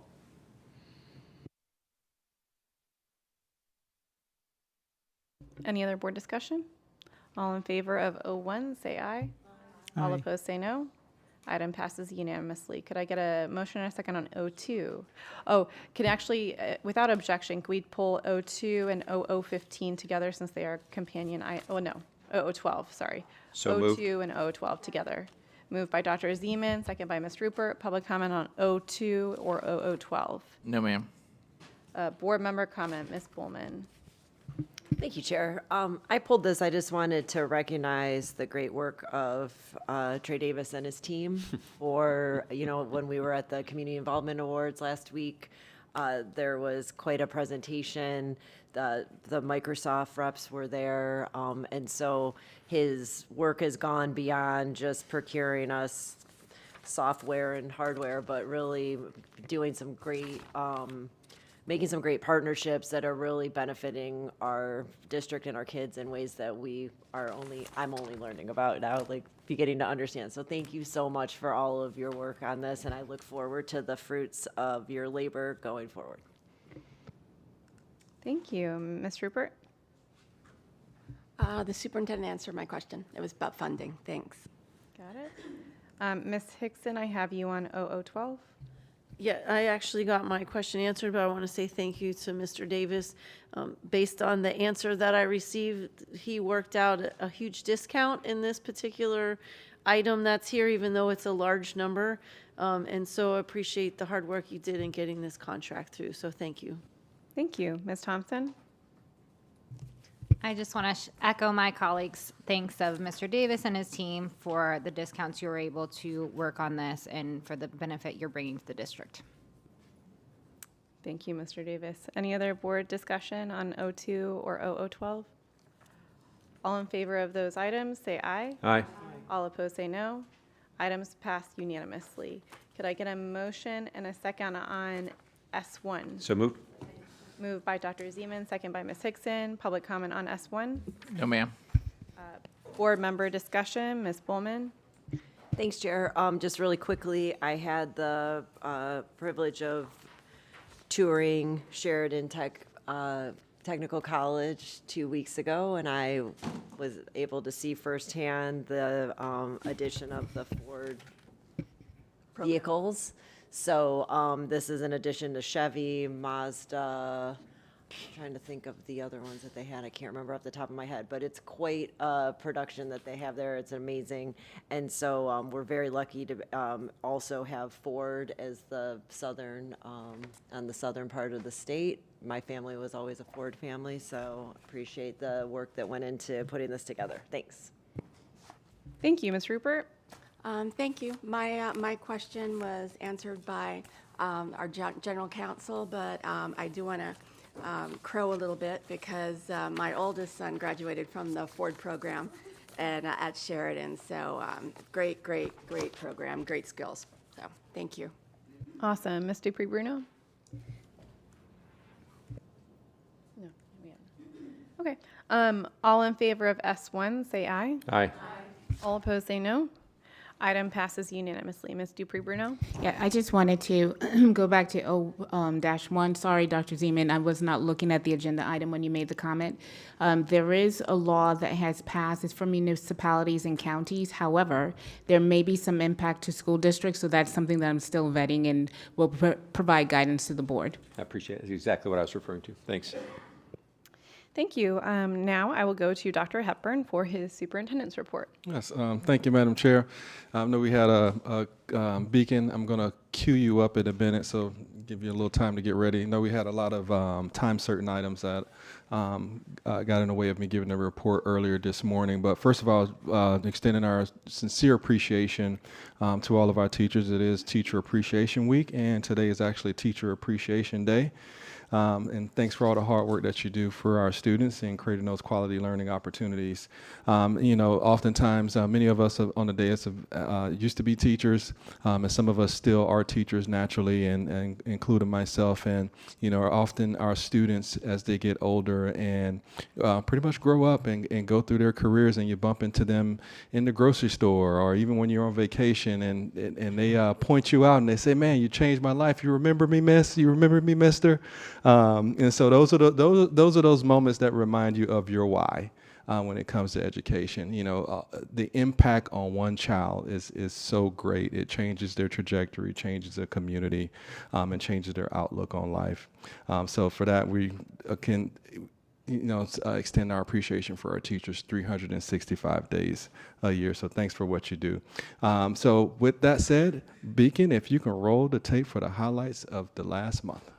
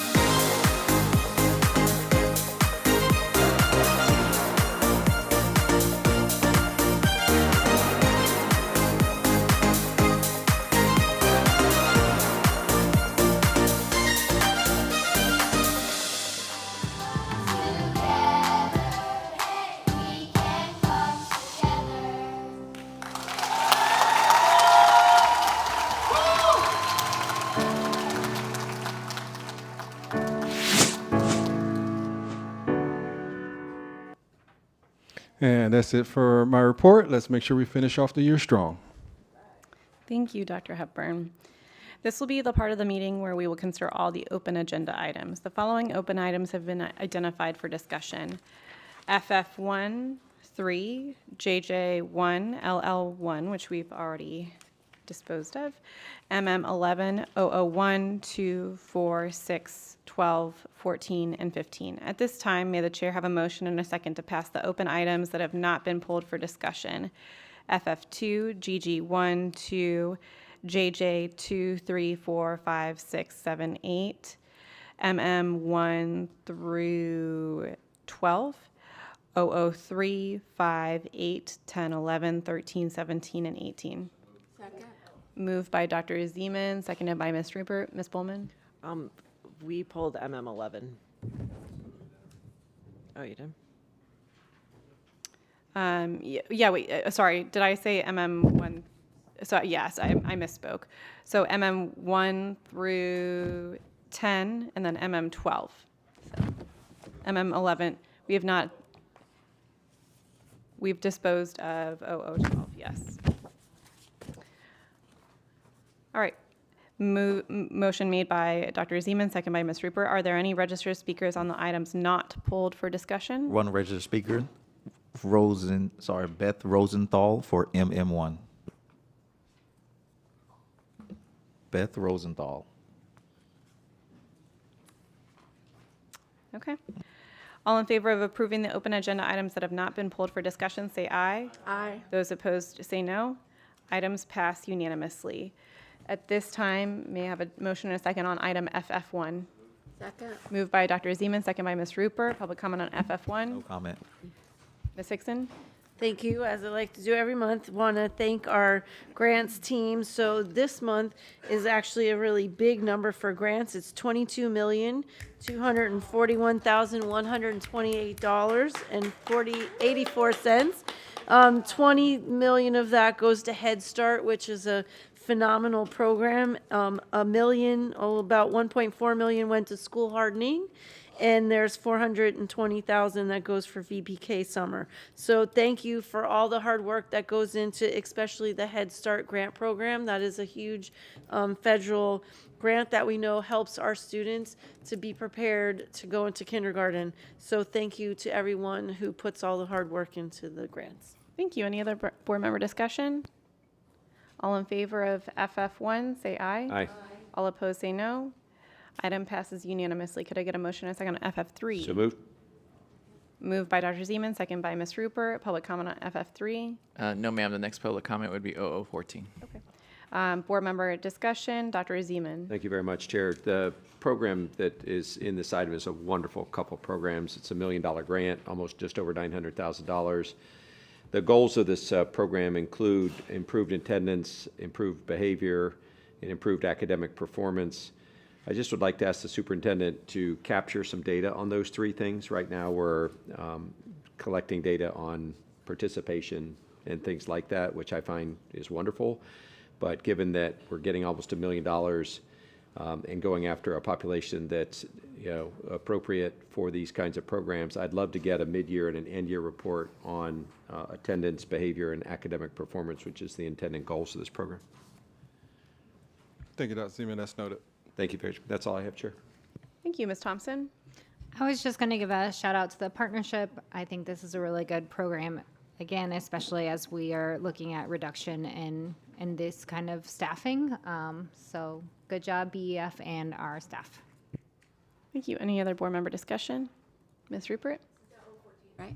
This is FF3. Oh, sorry. Any other board member discussion? All in favor of FF3, say aye. Aye. All opposed, say no. Item passes unanimously. Could I get a motion and a second on JJ1? Moved by Dr. Zeman, second by Ms. Hickson. No public comment. Dr. Zeman. Thank you so much, Chair. I'm calling this item up really because of the JJ items. This one has a 556-day delay. Item 4, 1,072-day delay. 5, 336-day delay. I'm curious, Dr. Hepburn, is there a point where we're going to get to projects where we can display one that's done the complete scope on time and on budget? And if you could just tell me how long we have to wash through these projects that have been around forever, because the delay in these projects and getting to 100% completion, it just seems like we should be at that point 6 months ago. But is there a point where we look at the projects we have and we can get them into a point where we feel good about spending the money to get these projects done on time for our kids? Yeah, so we have over 100 projects, and I know many of them have already started a while ago and has already experienced delays for various reasons. My hopes as we start putting new projects on deck that they're scoped out appropriately with all the information, especially with the facilities condition assessment information that we do have, so we can scope them out appropriately, so we won't have to deal with these type of issues. A lot of unforeseen things, a lot of items that weren't properly scoped out appropriately. So as we move in the future, and we're cleaning up things from the past, but as we move in the future, my hopes is with the better assessments of our facilities is going to equate to better project scopes and therefore equate to on time, on budget, on scope projects. Those 100 projects, though, do you have a time period where they're going to be past the point where we have to go through these items with 500 and 1,000 day delays to getting No specific timeline, but I'll bring that back to the team. I meet with AECOM and facilities team every 2 weeks, so we'll go discuss all of that and see what type of strategy we can build to go through and see what we can identify, so we can get ahead and probably bring it more in bulk to the board. So we don't have to bring it incrementally. I love the bulk idea. Yep. If there was a rebaselining of those 100 projects that was to kind of take in the previous errors of past administrations, and we said, okay, we're going to take these 100. Here's the new deadline for those, so that the community sees that we've got now a baseline that we're actually going to manage to. I think that would satisfy the community quite a bit. Thank you, agreed. sir. Thank you. Any other board member comment? All in favor of JJ1, say aye. Aye. All opposed, say no. Item passes unanimously. Could I get a motion and a second on MM11? Moved by Dr. Zeman, second by Ms. Bowman. Mr. Severa. Thank you, Chair. Just want to acknowledge my appreciation for this program, for the ROCKS program, and our great law enforcement men and women who take advantage of it and keep these campuses throughout the county safe. So I am happy to see that this is still an ongoing thing and is being taken advantage of by our law enforcement professionals, and 100% in favor of this motion. Thank you. Thank you. Ms. Bowman. Thanks, Chair. I wanted to thank Dr. Wanza and her team for doing this very quickly. This was brought to my attention by the union leader of the Hollywood Police Department, and Dr. Wanza got this turned around in legal and everybody else in probably 4 weeks to get it on the agenda. So I really appreciate you guys doing that, recognizing how important that the officers are for the safety of our kids and the value that they bring on when they're off duty living on our campuses. So thank you. Thank you. Any other board discussion? All in favor of MM11, say aye. Aye. All opposed, say no. Item passes unanimously. Could I get a motion and a second on 001? So moved. Moved by Dr. Zeman, second by Ms. Hickson. Sorry, I forgot which one was the next public comment that 014. Okay, no public comment on 001. Board member discussion, Ms. Rupert.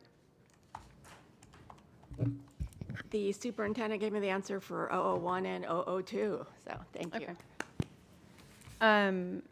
I pulled a few of these software items today because I remain increasingly concerned about the money that we're spending on this, and it feels like, every month, well, it doesn't feel like, every month we are asked to approve new items for software that, I've heard anecdotally from students they may or may not be using. So I just wanted to flag that. So this item is for our ELL students. We did receive a follow-up on this.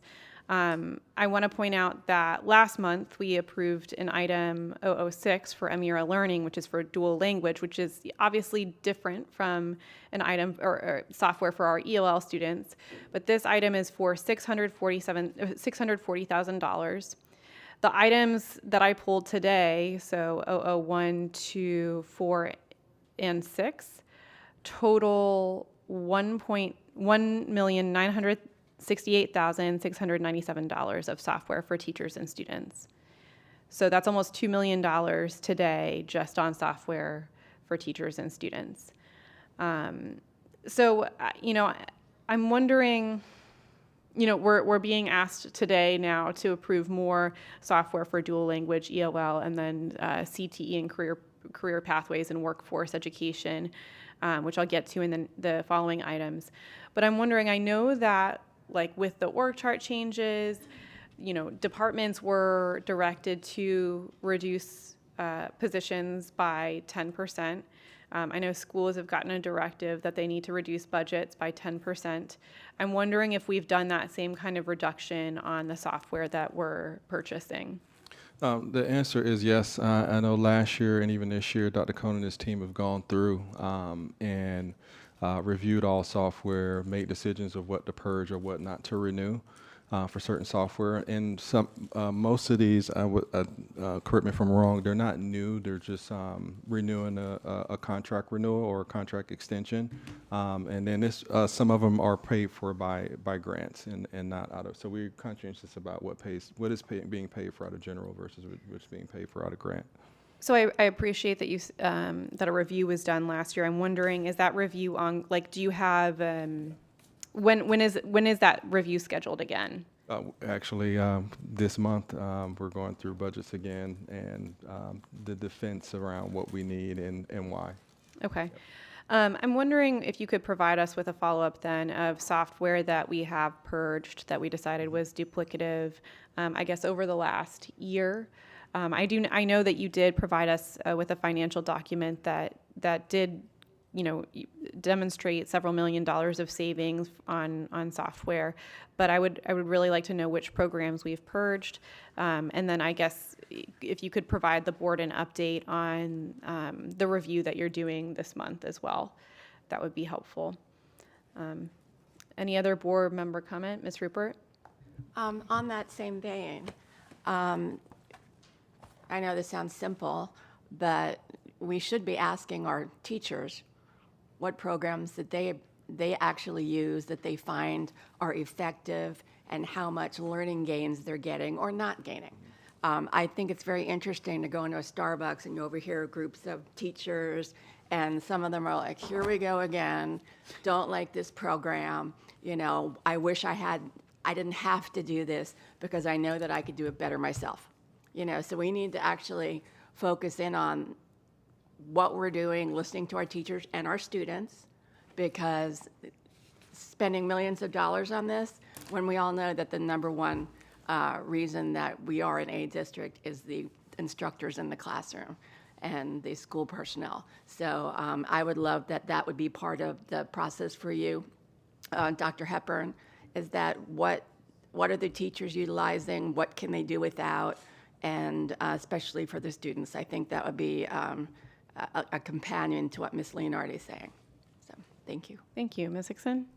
Thank you. And to add to that, because I also asked a question and we received the follow-up on 001 and 002, and the answer, part of the answer was that it was required, I don't know if it was statutorily or had to do with grants, but anyway, it was something that required us to have this software. So in the follow-up that we get, could it also be indicated that it's something we're required and like what requires us to have it? Because I know on the org chart, there were things that were through a grant that we were getting ready to cut out, and then that would have been an issue with the grant that we had. So I think the more information that we can have, the better. Thank you. Yeah, and I mean, to Ms. Rupert's point, like the follow-up and some of the items do include data on teacher and student usage.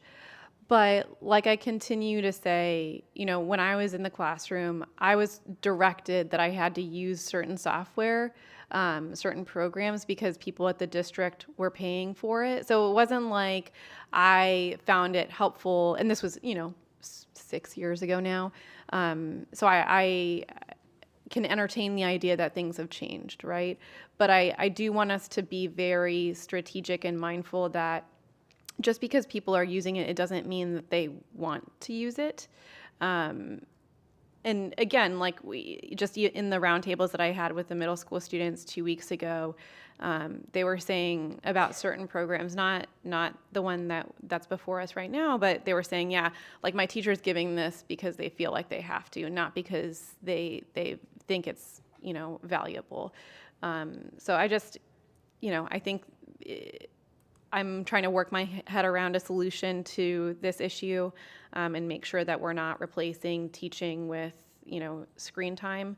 But yeah, I pulled some of these items to flag some of that. Any other board discussion? All right, all in favor of 001, say aye. All opposed, say no. No. Item passes with one dissenting vote. Mr. Severa. Could I get a motion and a second on 002? Moved. Moved by Dr. Zeman, second by Ms. Hickson. Public comment, no public comment. Board member comment. I had a question about this. I'm wondering if staff could please explain among the teachers, because I know this is a teacher-facing tool. It's something that I used. Among the different grade levels and subjects and courses, who is the primary user for this program, Elevation? Good afternoon, Vicky Saldala, Director for Bilingual ESOL. So with Elevations, there's two components. There's the Elevation platform and the Elevation strategies. The platform, the main user is the ESOL contact at the school, because that is where we keep all of our monitoring of our Ls, our ELL plans, demographics, everything that's state required through our state approved ELL plan. So basically compliance is on the platform. And the main user is the ESOL contact. Although we do have dashboards when you first log on that has a lot of demographics, a lot of data. So principals also have access if at any given point in time they're monitoring their compliance or they want to know how many Ls are in their school, language breakdown, all that information is kept there.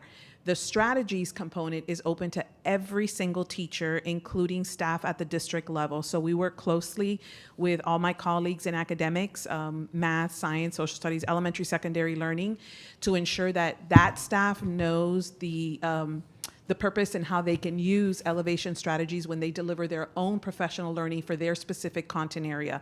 So that one is for everyone. Any teacher can go in there. Bilingual paraprofessionals also that we fund at the schools have access to go in there, pull strategies. The beauty of it is, since they work in conjunction, when you log into strategies, everything you need to know about that English language learner, for example, their scores on WIDA access, what their language proficiency level is, it breaks it down for the teacher by the domains, listening, speaking, reading, and writing. So if a teacher is doing a lesson in science and knows he or she has students at the beginning stages of language acquisition, they can go in there, look up those students, group them together, and the platform will give them specific strategies on how to make those lessons comprehensible for the Ls. So it's in there also by themes, by Florida standards. So there's multiple ways teachers can use it, but that one is open to everyone. Okay, I have a few questions about just the logistics of all that, and perhaps the usefulness of this for our core content teachers. When someone is pursuing either a temporary teaching certificate or a 5-year teaching certificate, do they not have to take courses on teaching ESOL? So some teachers are required to do an ESOL endorsement, which is their 5 courses, depending what students or what courses they teach as teachers, math, science, social studies, art, PE, music. There is some level of training they're required to take at the state, yes. Okay, so would they not learn those strategies in those courses? They will, and some of those teachers may have taken those courses 20 years ago, right? So this is very current, and like I shared, it is intertwined with the platform, so teachers have any data they need about that ELL right at their fingertips, current data around the students right at their fingertips. And I want to add too that we allow charter schools, because this is purchased through our Title III grants, the strategies. Our charter teachers also have access to go in there and see the strategies and to support. When someone goes to renew their certificate, do they not have access to taking those courses around ELL strategies? So the endorsement, it's bankable points, and I don't want to go too much of certification because I don't want to step out of my boundaries, but when you do the endorsement, it is bankable points. Once you complete that, you never have to take those courses again. Yeah, I know. Okay, and could these strategies not be taught or discussed in our PLCs? And they are, and we, again, show teachers the elevation strategies, how to go in there and pull the strategies based on the ELLs that they have in their classroom. Okay. And then one last question. Is the student's ELL status only in elevation, or is it housed elsewhere? Like if I'm a teacher and I'm going into my grade book or going into whatever database it is that we use now, how else, like if they don't know about elevation, or is there somewhere else they can find out if their students are ELLs? So in Focus, they can find their language classification, but that's all they're going to get there. They're not going to get any strategies. They're not going to get any other specific on how to make that content comprehensible. Mm-hmm. And would you say that teachers as a best practice would know which of their students were ELLs? Just like they would know about if a student has an IEP or a 504 plan? That is the goal. Okay. I just, again, I'm on this thing about, like, are we using a program to replace, like, real human interactions and professional development? So it is a supplemental, right? We do a lot of professional learning within my department. We even write the content for those BVU courses that the teachers that require ESOL training have to take. My department writes the content. We make sure to put in there all the latest research through our academic plan. Out of our teaching and learning department, we had a whole focus on 5 keys to elevating ESOL this year. So we do a lot of professional learning when it comes to ELLs in our schools, supporting our teachers, in addition to everything else they receive. So this is a supplemental resource for teachers to go into and pull some of those resources. Right, and so I guess my point is, this is $874,497. We are doing a lot of this work in our schools. I understand that there is a compliance piece. I'll just say, like, as an English teacher, I was told, I think, like, at the beginning of the year, make sure you log into Elevation and, like, log some stuff, and then I was done with it for the year. And maybe that was an issue 6 years ago that is no longer an issue. Like, I can also entertain that idea, but I'm really struggling with the amount of money we're spending on these programs for mere, like, compliance reasons, right? So may I add that for the compliance piece, we're actually working with the IT department, and we are using this year to transition everything that's compliance to Focus. So when this comes for the next amendment, if it comes forward, there will not be an elevation platform, because that will now all be in Focus. So that will help with some of that funding. And then the strategies will be the discussion that we will have if we want to continue with strategies, or if that's something we can also eventually phase out. Okay. Any other board discussion on this item? Dr. Zeman? Can we do Focus now? Dr. Hepburn? We're in the trend. We're building it now. We paid for Focus. Yes. It's up. We've had it for years. Yes. Why are we phasing now? Let's do it now. So we are working on it now, but it's not that simple. We want to make sure that all the pieces work, because a lot of that gets reported to the state too, right? So compliance has multiple pieces, and so we are working with Focus. We're working on it. So if you're asking, can it be ready for the 26-27 school year? I'm not comfortable with saying it is yet. Chair, how much is this? 876? It was $874,497 for both components. And does Focus have this capability? The Focus does have the capability. I think we found it. But it wouldn't be for the whole. So the 800 something is for both pieces, right? For strategies and platform. They're 2 separate platforms that we're purchasing for the 800. I don't have my glasses on. $74,497. And Focus can do one of those 2 things? One. Which one can it not do? The strategies. Which, I mean, my argument is, like, in teacher education, yeah. Sorry. Yeah, but I mean, in some sense, we have another school board meeting in 2 weeks. It might be useful to do a quick drill and see what we could do, because $847,000 is a lot of money. And so... if I can ask Ms. Saldala, what's the percent of this for grant, out of grant funds? The 800? Yes. So part of it is grants. All of strategies is grants. A portion of The platform is grants, and the rest is either the bilingual ESOL general funds and some funds from IT. There's a mix of funding for this one. It comes from 3 different funding sources. You know the percent for grant? I do not off the top of my head, sir. Is there any impact, Mr. Superintendent, if we push this back 2 weeks and get a little bit more granular on this? Not for the start of the school year. Yeah, I'd like to propose that we just postpone this for 2 weeks, Chair, and bring it back. And again, it may be we still have to move forward and there's grants, funding and things like that, but it may also be we can do the grants for the strategy and not need to do the other part. And that would save, half of these funds. Anything we can do between now and the end of the year, not to spend money, and anything we could do to make sure we reinforce the role of a teacher as a human being and a leader, to do this, I think is worthwhile. So I'm going to propose that we just postpone this for 2 weeks until we can get some more answers. Second, public comment on the motion to postpone this to May 19th. And correct me if I'm wrong, this is for the next fiscal year, correct? Yes, sir. Yeah, we need money then too. All right. Board member discussion on postponing. All in favor of postponing this item to May 19th, say aye. Aye. All opposed, say no. Motion to postpone passes unanimously. Could I get a motion and a second on item 004? So moved. Chair, I just want to make sure what to bring back as far as discussion with this item. The follow-up is the feasibility of transitioning the compliance part to focus quicker. The idea is a business case for not using general funds for this capability, but to keep using the grant funds for the strategy. But could we transition the effort to focus faster? Faster. Gotcha. Thank you, sir. Can I get a motion on 004? So move. Moved by Dr. Zeman, second by Ms. Hickson. Public comment on 004? Nope. A board member comment.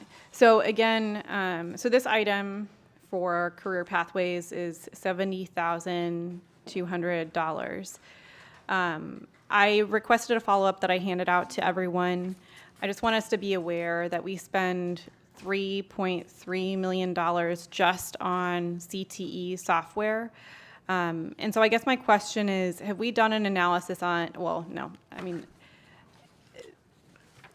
have we looked at this specific matrix in the follow-up to see if any of this is duplicative? Because I do see, that we're spending, so we have like the business and entrepreneurial experiences curriculum program that supports entrepreneurship, and then network for teaching entrepreneurship.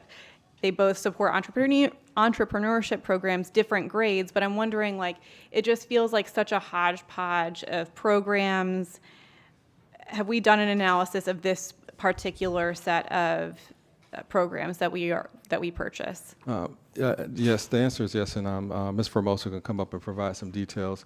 The issue with CTE programs is there are so many, and they're very unique, and so there's very rarely one software package that addresses a large cluster of CTE programs. So I wish there was a company out there that gave you a one-stop shop for many of these programs, but there's not a lot. There's very unique and very specific, and so that's why for CTE, and most of that is purchased out of the funds that they actually earned for the industry certifications and the CAPE funds and things like that to actually pay for it. So it's to support the programs, but it's because they're so unique. They need different sets of software package. And Ms. Formosa, if I missed anything, you can add it. Well, and so I just want to be a little bit more specific on the business and entrepreneurial experiences curriculum program.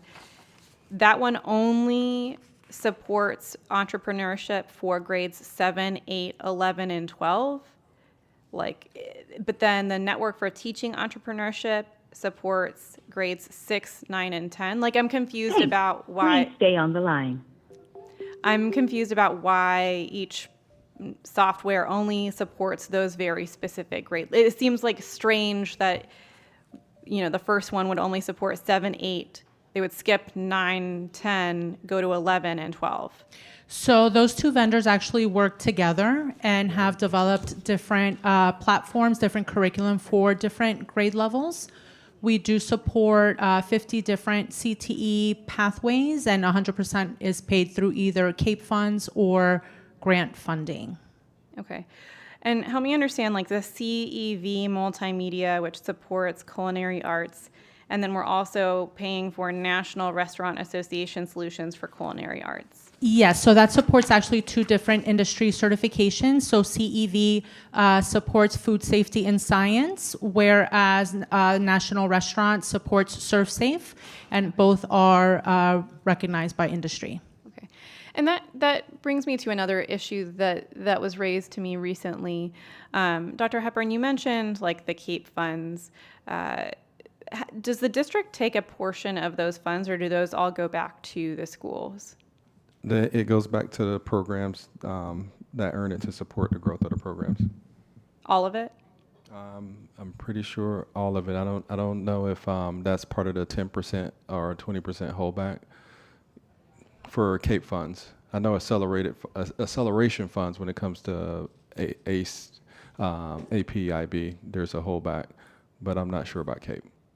All funds, all accelerated funds and all those funds is allocated based on a pool of money that goes to the state, right? They got a pool and they allocate it by the number of students throughout the districts, right? Through all those districts that's qualified. They don't increase because they got a cap on it. It's based on the number, then they allocate it based on FTE per each district. So it's really no chance, opportunity to really grow the funds unless someone is losing students in those categorical funding. But are we holding back 20% of those funds from schools?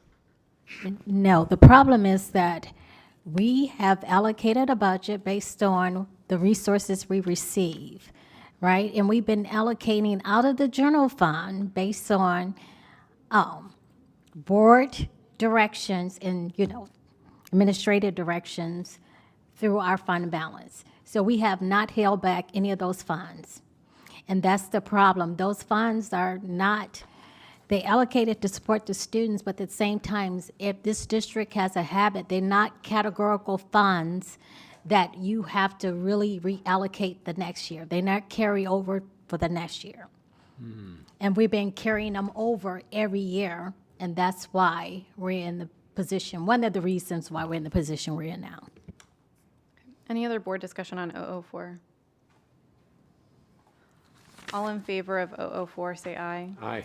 All opposed, say no. No. Item passes with one dissenting vote from me. Could I get a motion and a second on 006? So moved. Moved by Dr. Zeman, second by Ms. Hickson. No public comment, board member comment. I think I've made my point here. So any other board member discussion? Ms. Okay. All in favor of 006, say aye. All opposed, say no. No. No. Item passes with two dissenting votes, Dr. Zeman and Ms. Leonardi. Could I get a motion and second on 0014? So moved. Moved by Dr. Zeman, second by Ms. Hickson. Public comment on 0014. Two registered speakers, Dr. Natalie Lynch-Walsh and Zara Lynches.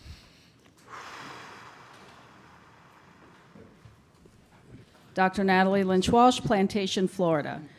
This item is probably the easiest no you'll have all day, because there is just nothing that makes any kind of sense about this item. First of all, these functions that they're proposing to perform for $150K can all be found in your Chief of Staff / Chief of Communications job description. So somewhere within that job description and that department, you should be able to find people that can do the same thing. So that's one no.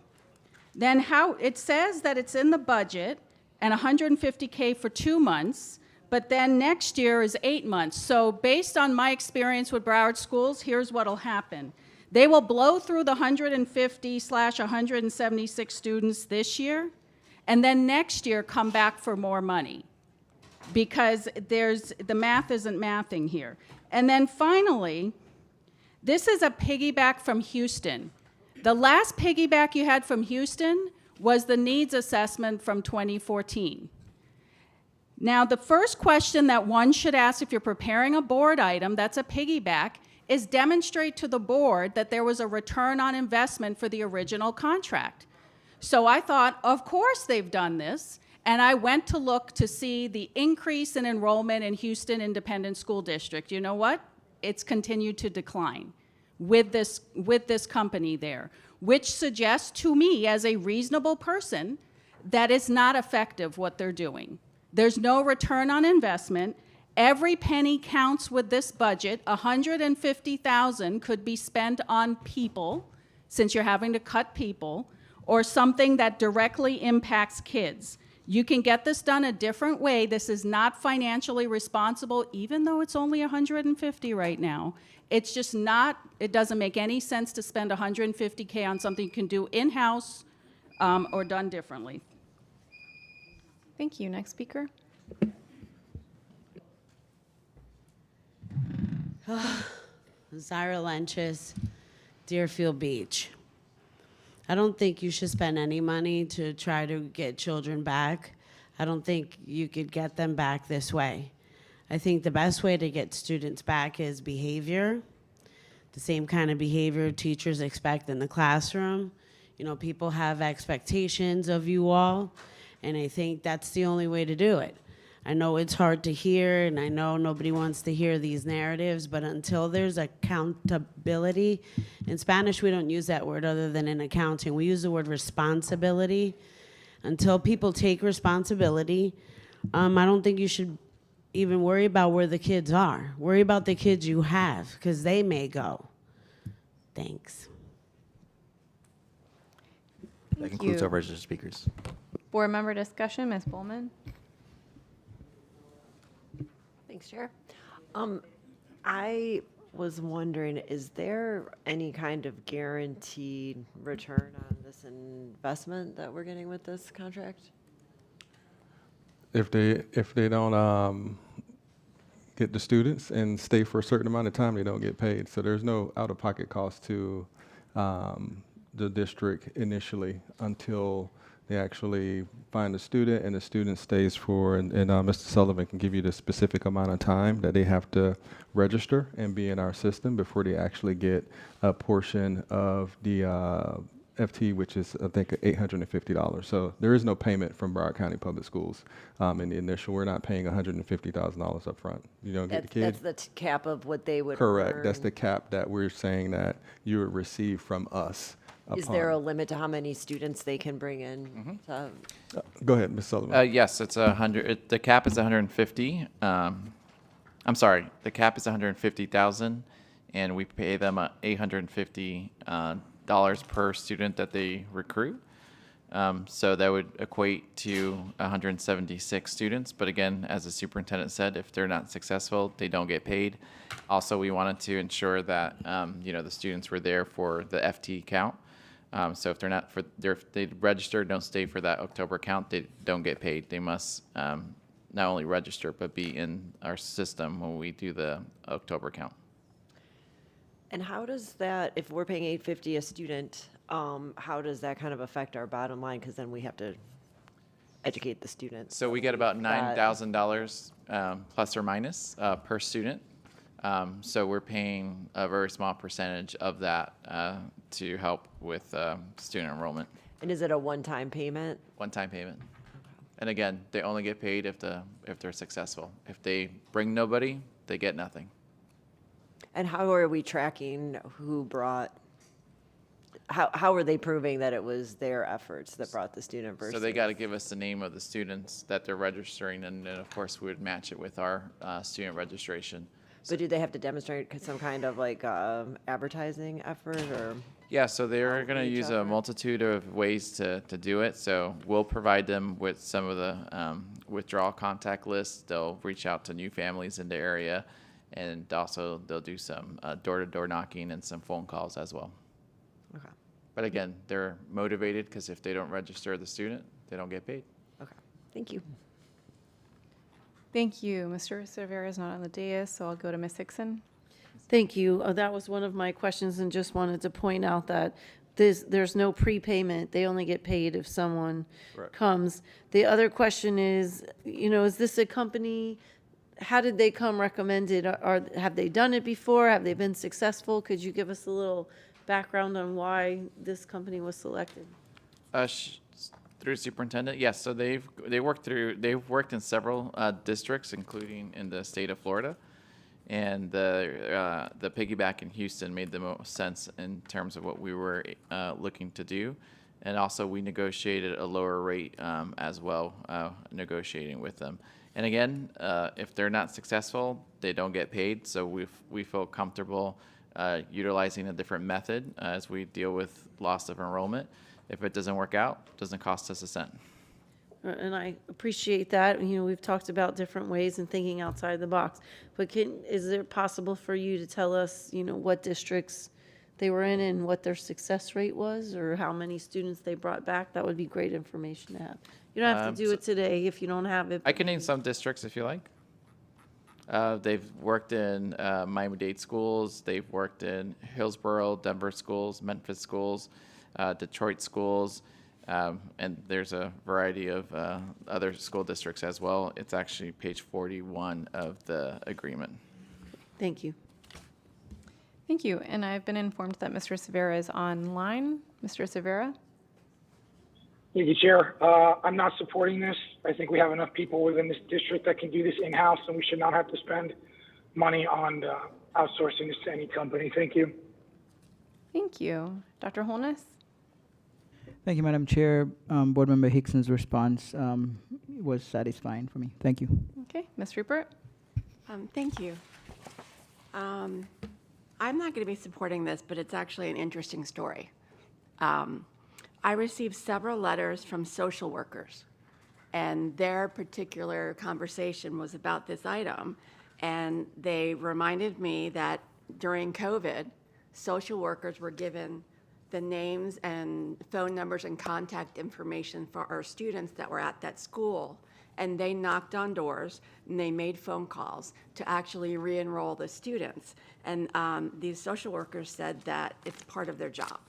So my question is, why don't we let our social workers do their jobs? Because we're all ambassadors. And I had no idea that would be, I mean, it makes sense that social workers would from a school, from a neighborhood, and if kids are missing, I get that. So just for that reason, I think we have better ways to do this. It would be nice to support our social workers by keeping them, and I think that's kind of where I'm going to stand. So thank you. Thank you. Ms. Thompson? Thank you. So I was actually going to bring that up. So as a school social worker, we do home visits to do like attendance checks and kind of see where people are at. But this is a very different type of programming. If staff could walk us through how this might be different than like a home visit or kind of re-enrollment with absenteeism. I'll start it, Mr. Sullivan, and you can finish it. Yes, absolutely. And when we talk about our social workers, they're doing a myriad of tasks to support our schools, and we've kind of also put a fence around to ensure that they're supporting mental health services as well as, you know, the attendance, home checks, making sure our kids' well-being is being supported so they can actually perform in our school centers.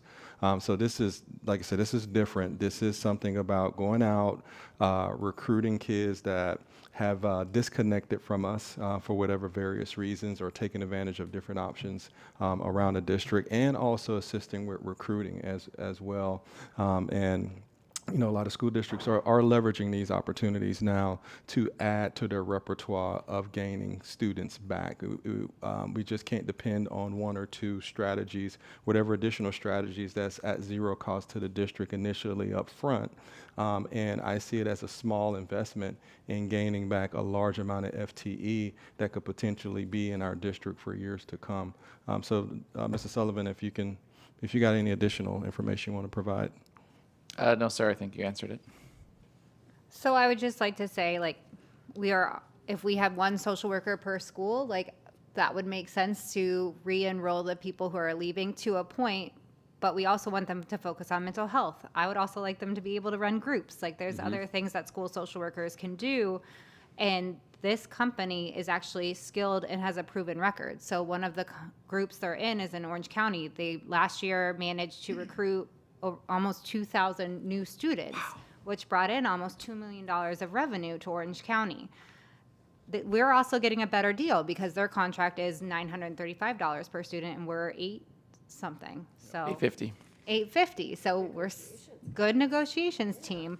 So I think it's not a risk because we don't pay them if it's not successful, but we need to be utilizing every tactic we can to get kids back into our doors. They're able to pull different data than we would have in our school system. We also don't have contacts for people who have never touched Broward County schools. So this is our St. Thomas, this is our micro schools. Like, they're able to find what those students need and then connect them with a Broward school that can offer them all they have now and more. So I think it would be irresponsible and a very low risk. It would be irresponsible to not pass it, and it's a very low risk that could have a high reward. Thank you. Thank you, Dr. Zeman. And there's very few opportunities to spend $1 and get $10, and that's what this is. To Ms. Thompson's point, the savings in Orange County was $18 million. That's the additional revenue they got there from the 2,000 students.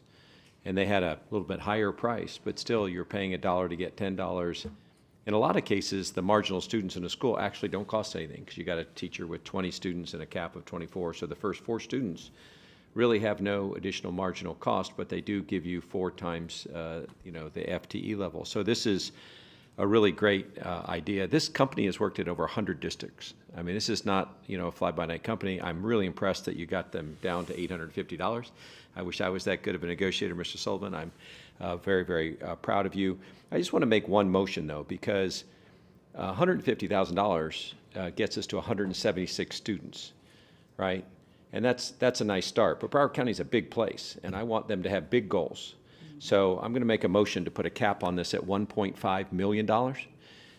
That would generate how many students, John? 1,760? Sounds about right, sir. And if we got 1,760 students,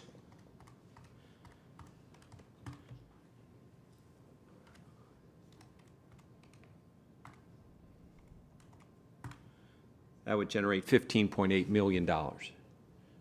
I like those numbers. I just don't see why there's a cap. I understand that, they don't get paid until we've had them long enough, so that we're hitting the state FTE counts. But I'm going to make a motion to extend this cap to $1.5 million, not $150,000. Second.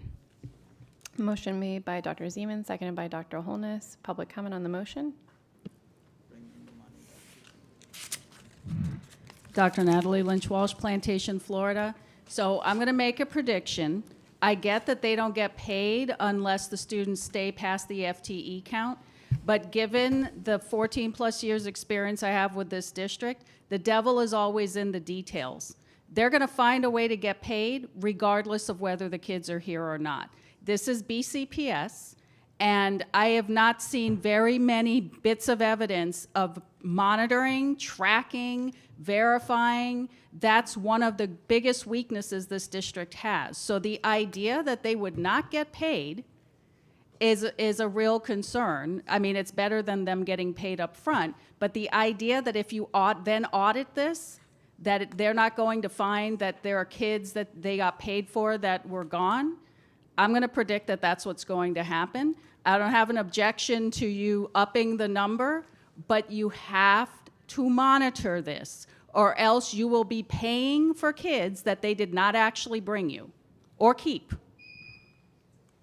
Thank you. Any other public speakers on the motion? Board member discussion on the motion? All in favor of the motion, say aye. Aye. All opposed, say no. No. Motion passes with with 2 dissenting votes from Ms. Rupert and Mr. Cervera. All right. Any other board discussion on the item? Chair, through the superintendent, if I can add something really quick. So for our social workers, they do amazing jobs. As it relates to this item, social workers are really contacting students that are part of our system, not students who are not part of our system. So that's where this entity can help us, because they're really have a different reach than our social workers will have, because again, they're looking for students who don't have a relationship with BCPS. Don't we do that now? Ms. Rupert? Don't we do that now? To my knowledge, our social workers aren't contacting students who are not part of BCPS. So they're more reaching out to students who have attendance issues, or maybe they were, the first day of school, but they didn't come back a few days. So our social workers are reaching out to make sure they're coming to school.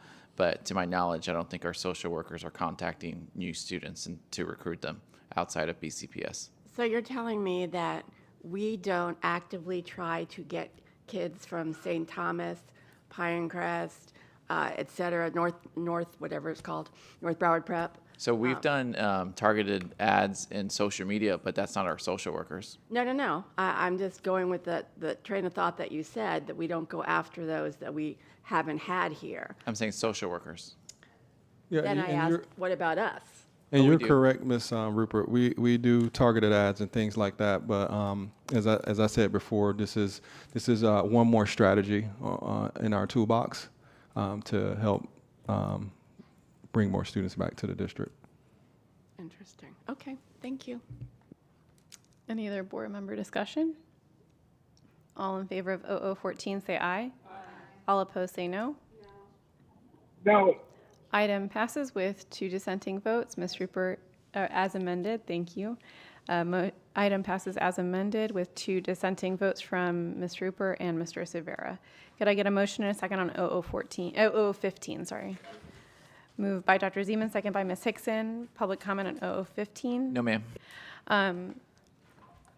I just had a quick question about this item. At every single roundtable that I've had with middle school and high school students, the students have brought up issues with Wi-Fi connectivity, reliability. So I'm wondering if this item will be helping expand the reliability of the Wi-Fi. Go ahead, Mr. Davis. I don't want to steal Jason Greenberg's thunder back there, but I will tell you that we are building in that additional resiliency bandwidth, also for defensive purposes, relative to external threats. But what we find, and we're going to visit the 3 schools that you went to, what we find is that it's often devices. Like, let's say it's a particular firmware on a device that's not connecting correctly and getting the maximum bandwidth. It's usually not the actual access point. So there's multiple variables there. Not to get too technical there, but we will definitely check out the schools that you went through. But yes, it will increase. Yes. Thank you, and I'll email you that list right now. Okay. Thank you. And thank you. I just this was a continual issue for our students, so I'm happy to hear that this will be improving their experience in our schools. Any other board discussion on 0015? All in favor of 0015 say aye. All opposed say no. Item passes unanimously. Could I get a motion and a second on item B5? So moved. Moved by Dr. Zeman, second by Ms. Hickson. We already did public comment. Ms. Dupree-Bruno. Thank you very much, Madam Chair. So I've had an opportunity to review the memorandum that was issued December of 2025 by the OGC office. I also had an opportunity to speak to my team and did my own research. At this point, the memorandum actually solved the problem that we had. The original concern was because of the conflict provisions from Chapter 112, whether or not somebody could stand or sit in a board of directors position when you are receiving donations and there's some type of financial interchange between the agency.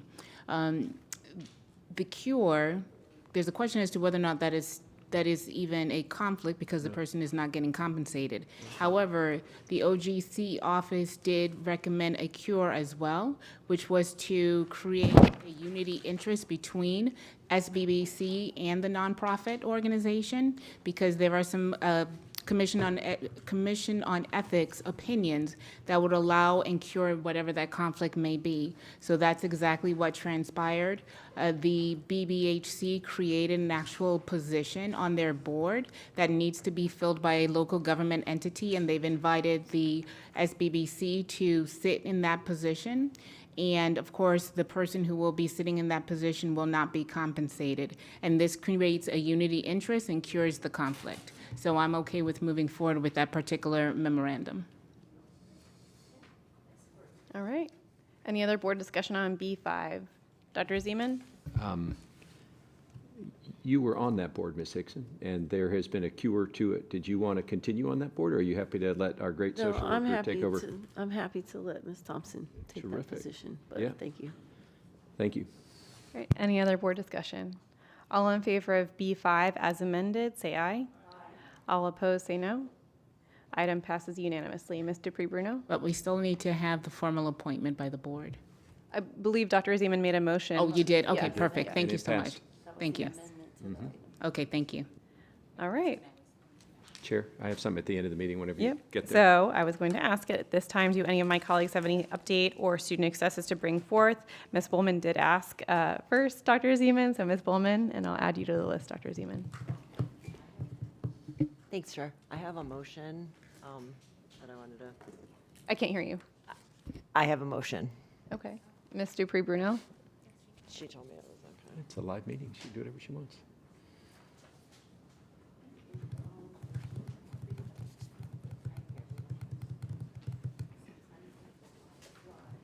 Let's get it down to Zeman because he's getting antsy over there. Second this motion. I'm in favor. Yeah.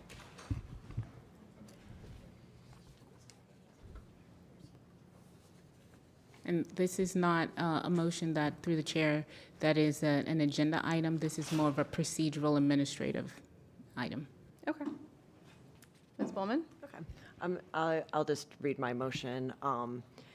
So I move to convert the school board workshop that's scheduled for May 11th, 2026 to discuss the 2026-27 organizational chart to a special school board meeting, so a final vote can be taken on the organizational chart on that day to avoid further delay in making principal assignments and to meet personnel and community notification deadlines. Second. Okay. Motion made by Ms. Bowman, seconded by Ms. Thompson. Do we need to take public comment on the motion? Any public comment on the motion? Seeing none, board member discussion? Dr. Zeman? And I'm just curious about the ask here. It seems to me you're asking for sufficient time to have a special school board meeting on the 11th, and we would, was this the single item for the workshop, the org chart? Yes. And so I'm sorry, so you're converting it.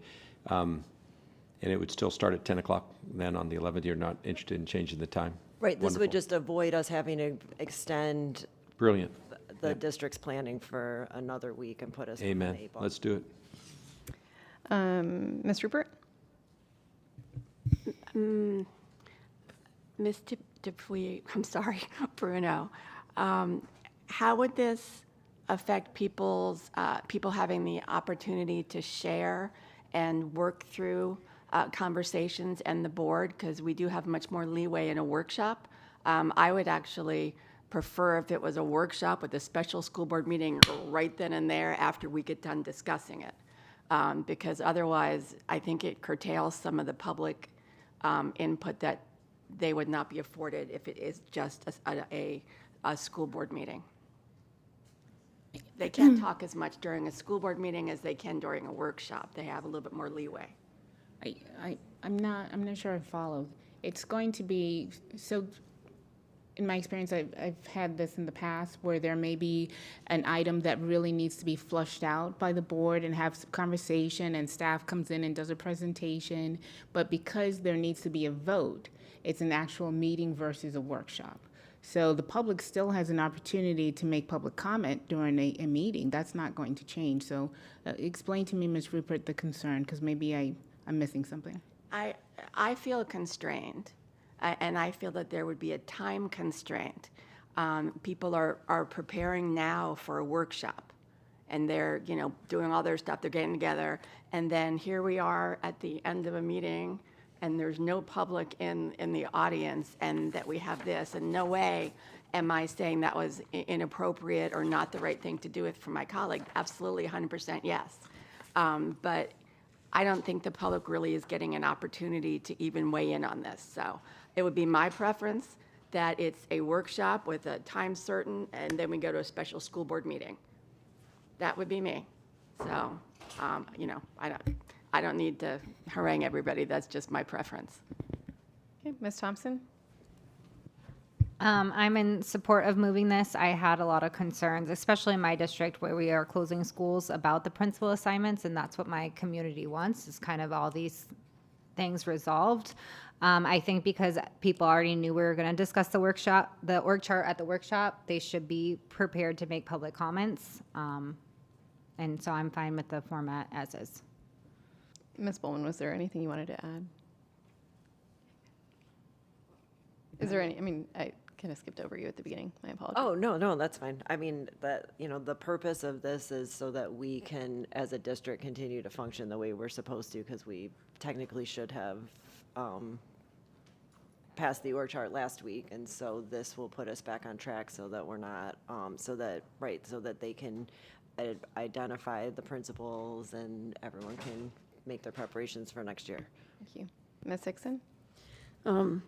I appreciate the sentiment, but I don't agree. I had asked before for a workshop because this is so big, and we're gonna say this and move that and this around, and no one's gonna have any idea what it is that we're passing, because the superintendent traditionally gets all the feedback from the workshop and then brings it to us in a completed form for us to vote on it at a next meeting.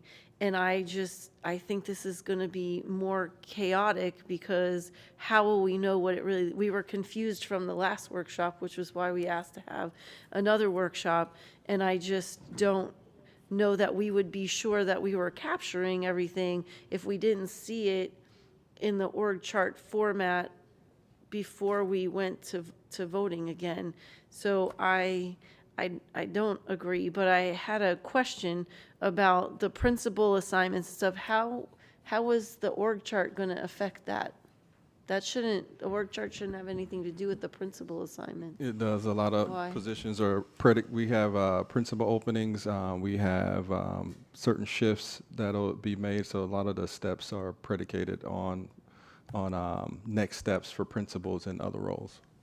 Okay, well, thank you for explaining And not to that. mention, my largest concern is that we had intentionally pushed this back or earlier start in April to afford our impacted employees time to transition, and every week, impacts the amount of time they have for an appropriate transition, be it if it's going to be in another district position, a school position, or working with Career Source for outside of the district. Well, so I have a question then, because we're meeting on the 12th, right? And is that just a workshop, or is there a special school board Workshop. meeting? No, May 12th is a 12th, workshop. the next day. The So 12th is a workshop. Could we just, instead of could we add a special school board meeting at the end of that to vote on it, so we would be able to? The reason that we broke it up into 2 days is because there was so much on the agenda for the 12th. Oh, that's true, okay. I just have a concern about making all of these things on the dais and not seeing a final product before we make a vote. And so I don't know if there's a way to reconcile that. Maybe what Ms. Rupert said makes sense, to have a workshop, take an hour break so that staff could create a full org chart so we could see it in its finality and then do a vote then. It makes sense, but I have a lot of concerns about just knowing what we're actually voting on. Thank you. Thank you. I know Mr. Severa is on the line. We have no one on the line's open, but they're not on the line. Okay. Mrs. Alhadeff is not either? No, ma'am. Okay. Dr. Holness? No, I was just going to add that we had the workshop and the board gave feedback and input, and we made those changes on the org chart. So just want to throw that out there, that what we brought back was the changes that were suggested from the board, which was highlighted in yellow on the actual org chart. So we've kind of gone through iteration of changes based on board feedback. Okay. Dr. Hepburn, what time was the meeting for the 11th was scheduled from 10 a.m. to what time? Mr. Sullivan? We had no end time. You don't have an end time? No, it's the only item, so. Okay. So I kind of understand Board Member Rupert's request, and I think we could achieve the same thing, right? If we keep it as a workshop, we could do an hour break and then come back and vote. I think that would be the smoothest way to do it. So, Dr. Hepburn, would that be possible? I'm not sure about the logistics in an hour amount of time. I would actually ask general counsel, because I don't know how you're saying formulate a board item and then post it the day of before you vote. I don't think you could do that in Sunshine. Okay, so. But I'll defer to general counsel. General counsel. If you're doing a special meeting, you definitely have to post within 48 hours. So you could definitely do that, general counsel. But I was saying if they did a workshop, if they scheduled a workshop on Monday morning, for example, for the org chart, they make changes. Then we had a special at 2:00 in the afternoon. We wouldn't have 48 hours to post it to meet the deadline. So I don't know how you do a workshop and a special, with the workshop item being the item for consideration the same day in a special. So the only thing that's on this workshop is the reorganization, correct? Mm-hmm. Okay. So you could do a workshop from like 10 to 1, and then at 2:00 have your special meeting, and then your agenda item you will still post 48 hours in advance, which is your workshop. You may not have the actual document yet, but it's the notice and the agenda, like that this is public notice that this is going to be the workshop. I'm sorry, this is going to be a meeting to vote on the reorg, even though you may not have that document prepared until the workshop. That's one way to do it.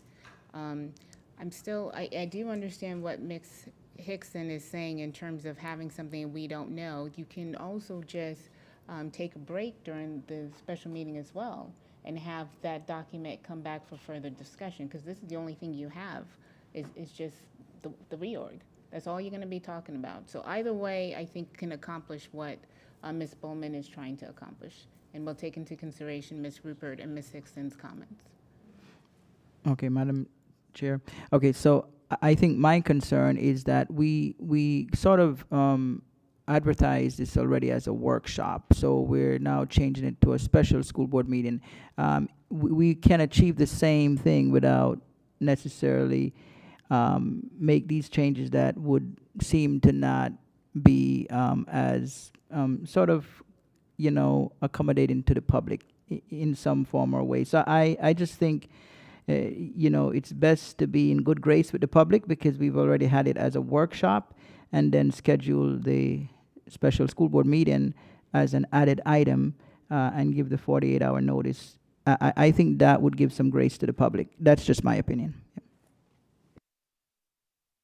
Before we go to round 2, I'd like to give some comments. I appreciate the spirit of this. I supported just going to or taking a final vote as it was. I do have to push back on the idea that a workshop allows for more public comment, because in a special school board meeting or a school board meeting, the public can comment on every single motion that's made, every single amendment. So there's actually much more extensive public comment in a special school board meeting. I don't support the idea of doing a workshop and then a special in the same day. I will tell you right now, I will not be limiting public comment minutes. So you can imagine how lengthy that's going to be if we have basically two meetings. And I will just say, like, every year the org chart comes to us for a vote, and motions and changes are made on the dais every year. And we don't break it up like this. So I think that doing, a recess makes sense because I understand wanting to see the finished product, and I think that's actually a really good idea. So I support doing a recess, but I do think it should be a special in its entirety. And I'll just say too, like, it's very difficult to gather consensus in a workshop on something as like detailed and minute as the org chart. And I think the utility of a special meeting where you're everyone's able to vote and it's very clear cut, and everyone's able to make their motions and proposals, it's very clear cut. I think it lends itself to the detail that the org chart has. So that's, I appreciate the motion. Ms. Rupert? I just had a question about, when did we pass the org chart last year? Okay. I thought you went, sorry, I thought you went at the beginning. Go ahead, Ms. Sullivan. I believe it was sometime in late May. I have to look at the exact date, but I'll just remind the board the reason why the superintendent is trying to get it approved earlier this year is because the large impacted employees. We haven't had this level of impacted employees before. But I'll pull up the exact date. I believe it was in May. Right, and I do know that we got it a little earlier than we normally do, but we would be ending at the same time that we normally do as well. So I'm not in, I've already said my piece. I'm not going to harangue anybody. So. Dr. Zeman, thank you for your patience with me. I thought you spoke at the beginning. Go ahead. Dr. Hepburn, we asked you to find 1,000 positions. Are you bringing us 1,000 positions? Yes. And in my knowledge, and going back and looking at the video, we were actually very close to being done last time. Yeah, we were at the 1-inch line, and we froze. And so I don't want to squeeze a 1-hour meeting into a 6-hour block of time. We don't have, at least if people shared what their views was at the end of the org chart, there were small items, handful of positions. In a regular school board meeting, a special school board meeting, we're going to be able to say what we think about it, vote, and then move on, which is really important, to Ms. Leonardi's point. But we are very close, and given the fact that you're bringing us 1,000 positions, I think this board, is going to have to respect, that you did exactly what we told you to do. I think it's also important to share with people right now that this is a much bigger cut than anyone of us up here thought it was. When you take bus drivers and PPO and FNS out of this equation, Dr. Hepburn, how many administrators are left in your staff? So you got about 6,100 employees. You take out the groups that you just mentioned, it leaves about 3,000. Right. We asked him to cut 1/3. And so if he comes back with 1,000 positions, is able to do that, which fences all the money makers that we have in the school, it's going to be an amazing thing to see. Dr. Hepburn, when will that be available for us to see? Should be available hopefully no later than Thursday or Friday for the org chart to be posted. Could you commit to Thursday close of business? Yes, we commit to Thursday close of business. That gives the public still Friday the weekend, and then we're meeting on Monday. I love this idea, Ms. Bowman. This is consistent with what amount of work we have left over, and it's very hospitable to all the thousands of people, 1,000 plus all the people that are going to be doing the internal churn. Because every time an organization goes through this kind of change, some people just get off the bus because they're like, look, if Jeff and Miss Leonardi are leaving, I'm leaving, and so and now you've got more openings, and people are kind of doing the big churn to get to the right position for the next year. And I just feel like we need to give them the grace and the generosity from us to have that time to get it done. Does that trump the public not coming? Yeah, the public can come on Monday, but I believe that when we see this proposal, given that it does exactly what we told him to do, and he's the CEO of our corporation, it's going to be tough to say, hey, if you're willing to gut your staff by 1/3, that this isn't going to get a lot of deference from the board. I'm predicting a quick bring up, debate, vote, and get done on Monday the 11th. I really look forward to that, not squeezing a 1-hour worth of work into a 5-hour meeting. So I'm really in favor of this. I think it's a brilliant motion. I appreciate you bringing it, Ms. Bowman. Ms. Hickson? Thank you.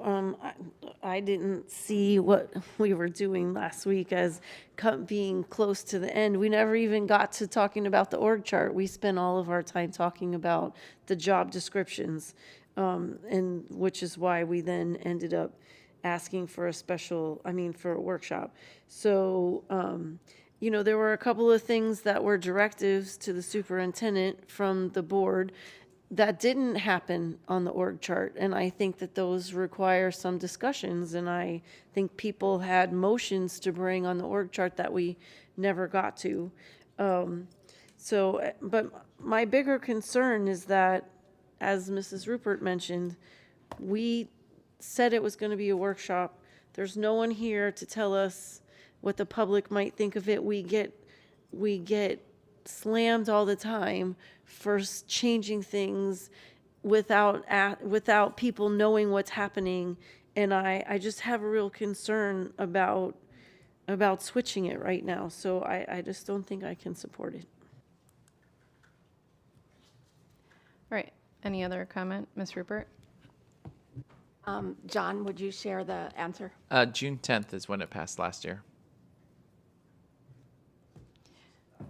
And we're supposed to pass it by the 19th. I mean, the idea is to have a workshop on the 11th and then a meeting on the 19th. Is that correct?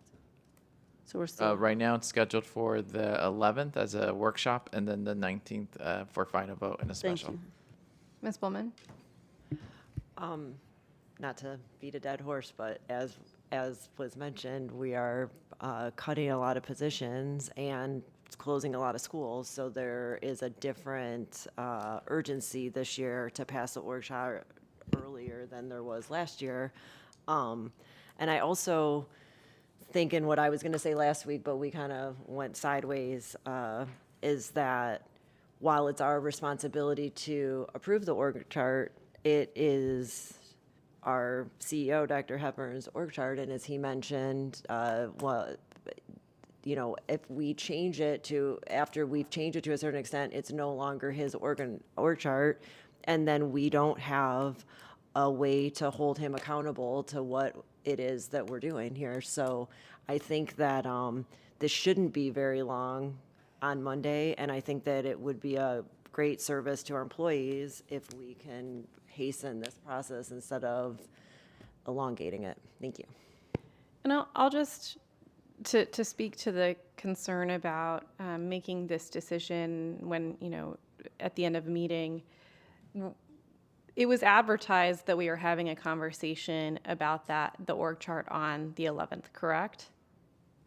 Yes, ma'am. Right. So whether or not it's a workshop or a special school board meeting, at a special school board meeting where people have much more opportunity to give public comment, nothing is changing. We are having a conversation about the org chart on May 11th. So it's not like we are canceling that and we're voting on the org chart right now. We are still having that conversation.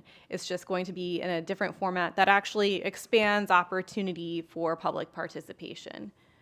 Madam Chair, I just have a question. So if we have a special school board meeting, what would be your time limit for speakers?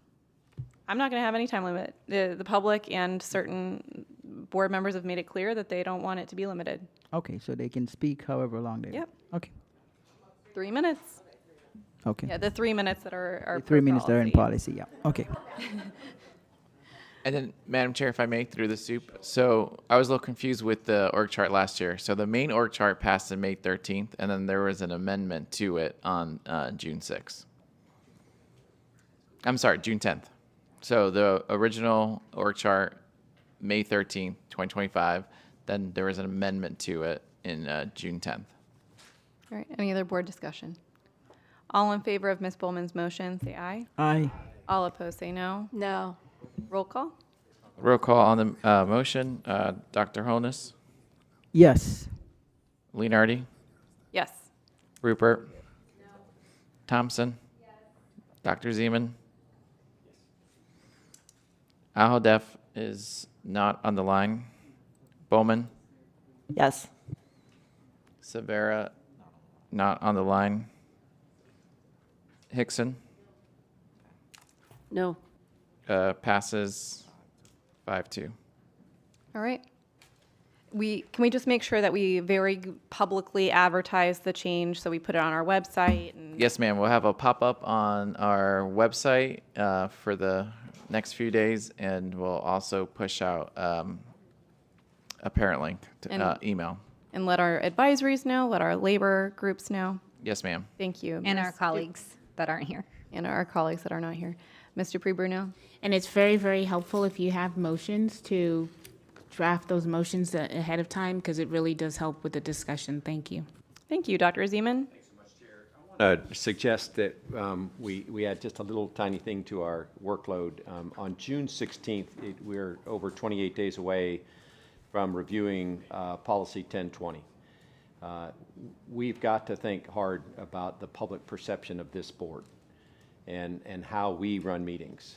And so I'd propose that we bring that back on June 16th and then for a workshop and bring it to a school board meeting on the 23rd and make sure that everything we have in our conduct for holding a meeting is respectful of the public, but also respectful of the limited amount of time they have to participate, and so that we might be able to make some changes to actually improve our performance as a board. Is there any objection to that? And I cleared this with the GC, by the way, on the dates, make sure it's legal. Okay. Thank you for your help, Ms. Dupree Bruno. Staff, do you have your direction? Okay. Ms. Thompson?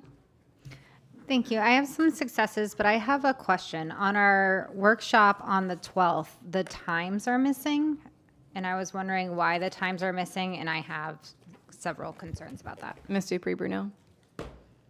Repeat the question, I'm sorry. So on our workshop agenda, there's no longer times.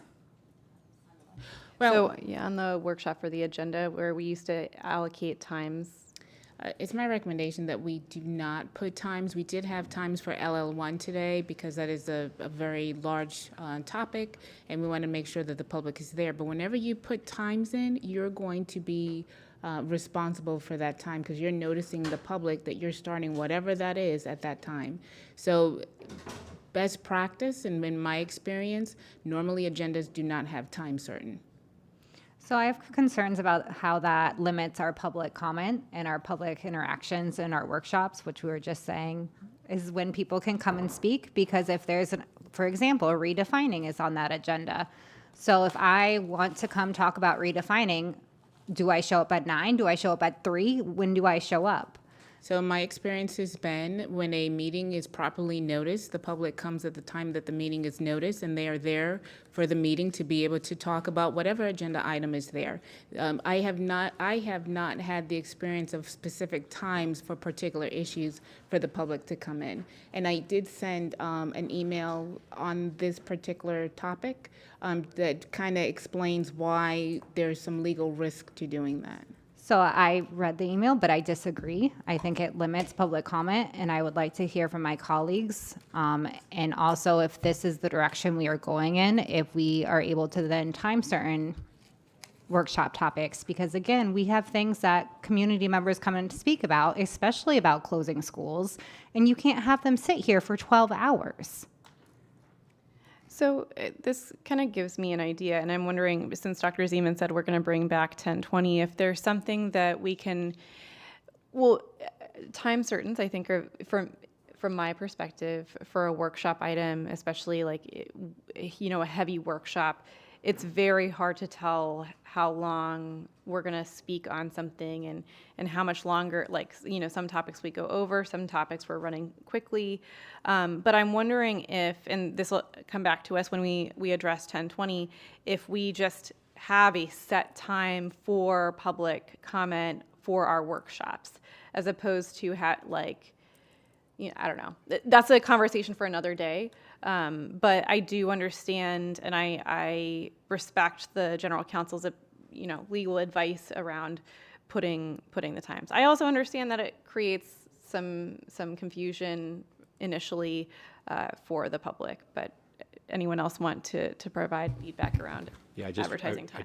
I know that there's an opportunity for us to gain valuable feedback from the community. And there's a way to structure our meetings so that we get it, and then we could do our work. And so I feel like we have the opportunity with Roberts to kind of limit the time for some items. Maybe that causes us to give a little bit shorter speeches and to get to points and things like that, or even to skip speaking if all we're going to do is report how we're going to vote. But there's an opportunity, I think, to engage the public in a better way. Both those that are here and those that are not here, because we still have lots of people for big meetings that sit at home or sit in their office and they watch what we're doing. And I just want to think a little bit about how do we make great decisions and how do we respect them so that we hear from them and then also have time ourselves to do the work that we need to do. Dr. Holness? Madam Chair, I was wondering, I know we've had time certain before and General Counsel does not recommend that, but are we able to have, for certain items, especially really important items, instead of a time certain, a time range? I don't know if that has been done before, because sometimes time certain are very difficult, right? So if we have a policy change where we have a time range that this item will be discussed, you know, between 10 and 12, that kind of a thing, is that something that's typical? Through the chair. So if I may, since 1020 is going to be something for discussion, if I may ponder this a little bit and do a little research to see how some of my other larger districts are conducting their meetings, and based on what my experience has been, and come back with the recommendation to the board. I will say it is very unusual the way that you have your public comments from the different districts across the state. It is very unusual. Orange, Palm Beach, Lee, Duval, they don't have it this way. It's unusual. So let me process that a little bit, and I understand what the board is asking for. You want to have as much opportunity for your public to come in and speak and give you their thoughts. That's you have to do that. That's law.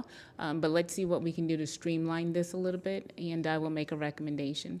There's one thing I do want to make a little correction on. I just looked at the 16th and the 23rd of June. I won't be able to do rulemaking because it's not 2 weeks.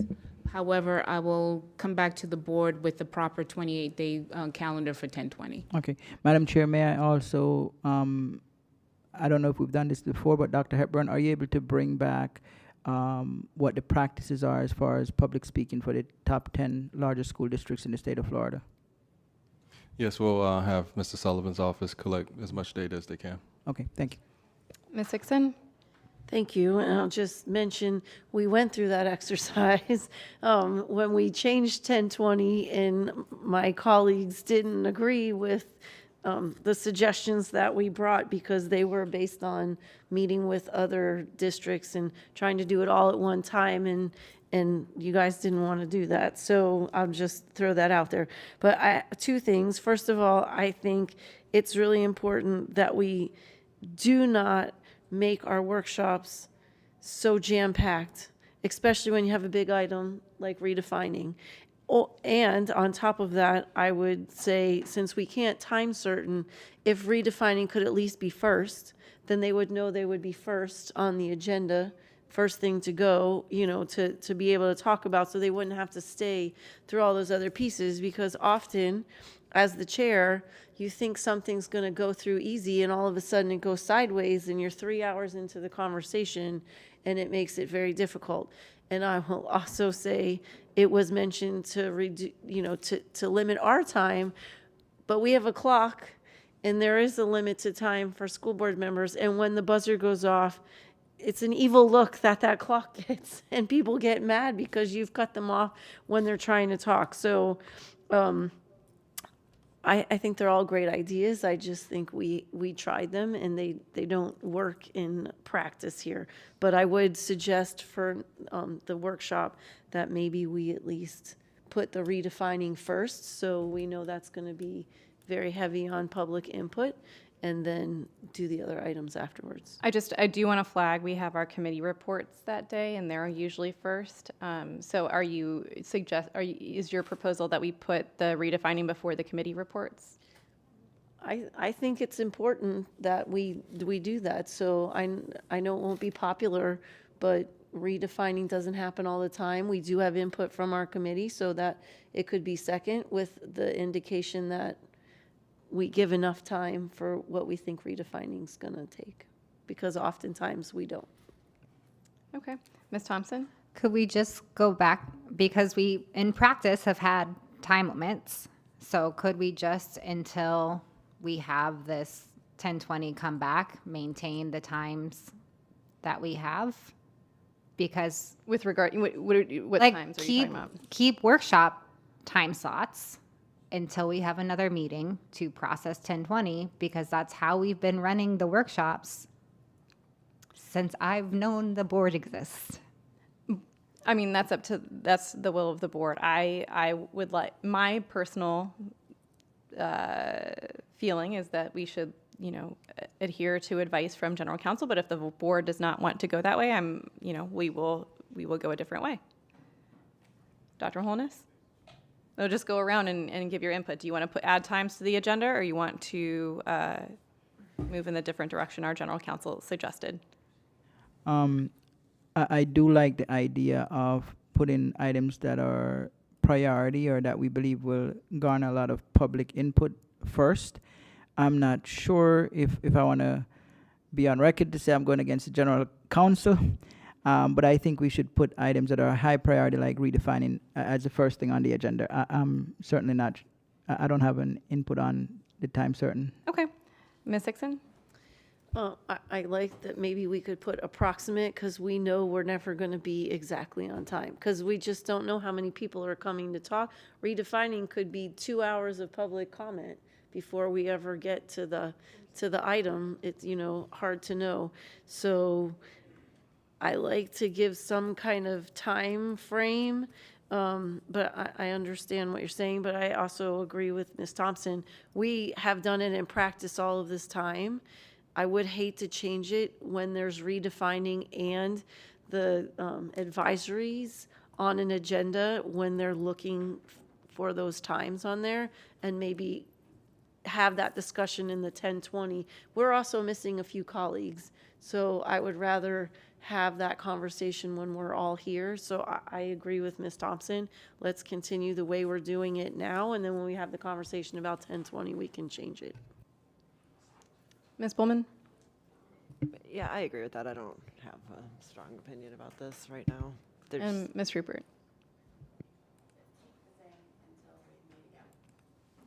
Okay, so I think with only 1.5 objections, the board would like to add times back to the workshop agendas. Was there consensus around wanting to put redefining before committee reports? Does anyone object to putting redefining before committee reports? No. Okay, so is it too late to move that agenda around, or we can add redefining? Okay, and I guess staff will use your best predictive powers to determine how long redefining each topic will take. I think right now we have it for 2 hours. Okay.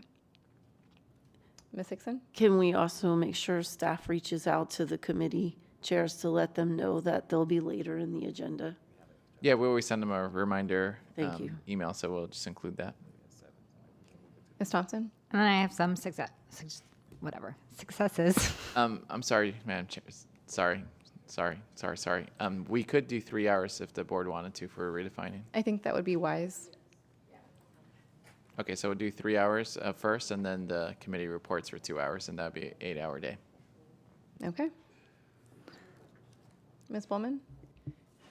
Dr. Wanza, do you think it's going to take us 3 hours on this round of redefining? Dr. Hepburn, you have I think 2 will be fine. Yeah, honestly, I think 2. I don't think I there's think 2 will be nothing fine. controversial here that garners a lot of public input. The public input, the lengthy meetings usually come in the fall when we start, The school. before we go out to do our rounds of community conversation. Are we announcing names that we're going to be looking at of any school or clusters or? We're continuing our review to see what's the best strategy before the end of this school year. Because I think if we're announcing names, there's going to be a lot of people. If we are discussing the process of moving forward and if the board wants to do this. It'll be more on process, but if the board wants us to name names, we can utilize that process to identify schools for this round, or we can wait till midsummer to identify schools based on that process.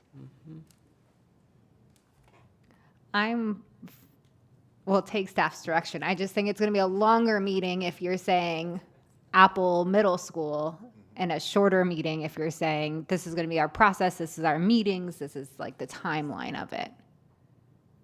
Gotcha. Noted. Ms. Rupert? Totally forgot what I was going to ask. I'll get back to you. Ms. Hickson? Just a quick question on the redefining meeting that we're having. Are we also discussing like some of the magnet changes we and are. some of the things? A lot of updates. Mhm. So That's why. there may be, people that come that want to advocate for something or, want to know. So that's why I think it might have more public input. Are we okay with 3 hours? Yes. Okay. Ms. Thompson? The successes. Okay. So Chair Samuel, who's from Miramar High School, got recognized at the Community Involvement Awards. She had over 2,300 service hours. We also have a group of students going to Rally to Tally for New Floridians, so it's really exciting to see them involved in that process. Pines Collegiate Academy's cheerleaders won at the middle school cheer showdown for best jumps and most entertaining routine, which considering they only have 6th grade is pretty impressive. Walter C. Young's Next Gen Knights drone team won 1st place. And then also, if any of my colleagues are available, I'm doing a beautification project at Hawks Bluff from 2:30 to 5 on Thursday. We are going to be moving shrubs. So if you feel muscular, you should come out. That's it. Thank you, Ms. Hickson. Thank you. A couple of successes. And again, I want to say Happy Teacher Appreciation Week. Last night, Mr. Cervera and I had the pleasure of attending the Weston University. It's an 8-month program where students learn about local government. They also get a trip to Washington, D.C. So last night was the culmination of the program and celebrating them. So Cypress Bay and Western High School were the 2 high schools that were public schools that participated. Also from Cypress Bay High School, I'm not going to say this right, but I'll try. Zayu Zhu was a National Merit Motorola Solution Scholarship recipient, which is pretty exciting for that. And also at the Community Awards event that we had, the superintendent started a new initiative this year with maybe a little push from a board member to get our district staff to volunteer in our schools, since we asked people outside to volunteer. So this year to date, there were nearly 900 school visits completed by more than 630 employees. And Maria Bargun Casido from the Mental Health Services Department was recognized as the One Broward Employee Champion, and One Broward Department of Distinction Award was given to the Mental Health Services Department for all of the volunteer time. So they're not going in to evaluate, they're just going in and saying, how can I help? So I hope the program continues to grow, and I appreciate the superintendent for starting this initiative this year. Thank you. Thank you, Ms. Bowman. Thanks. I was very cheered to see so many people from District 1 getting community involvement awards last week, which was a great event.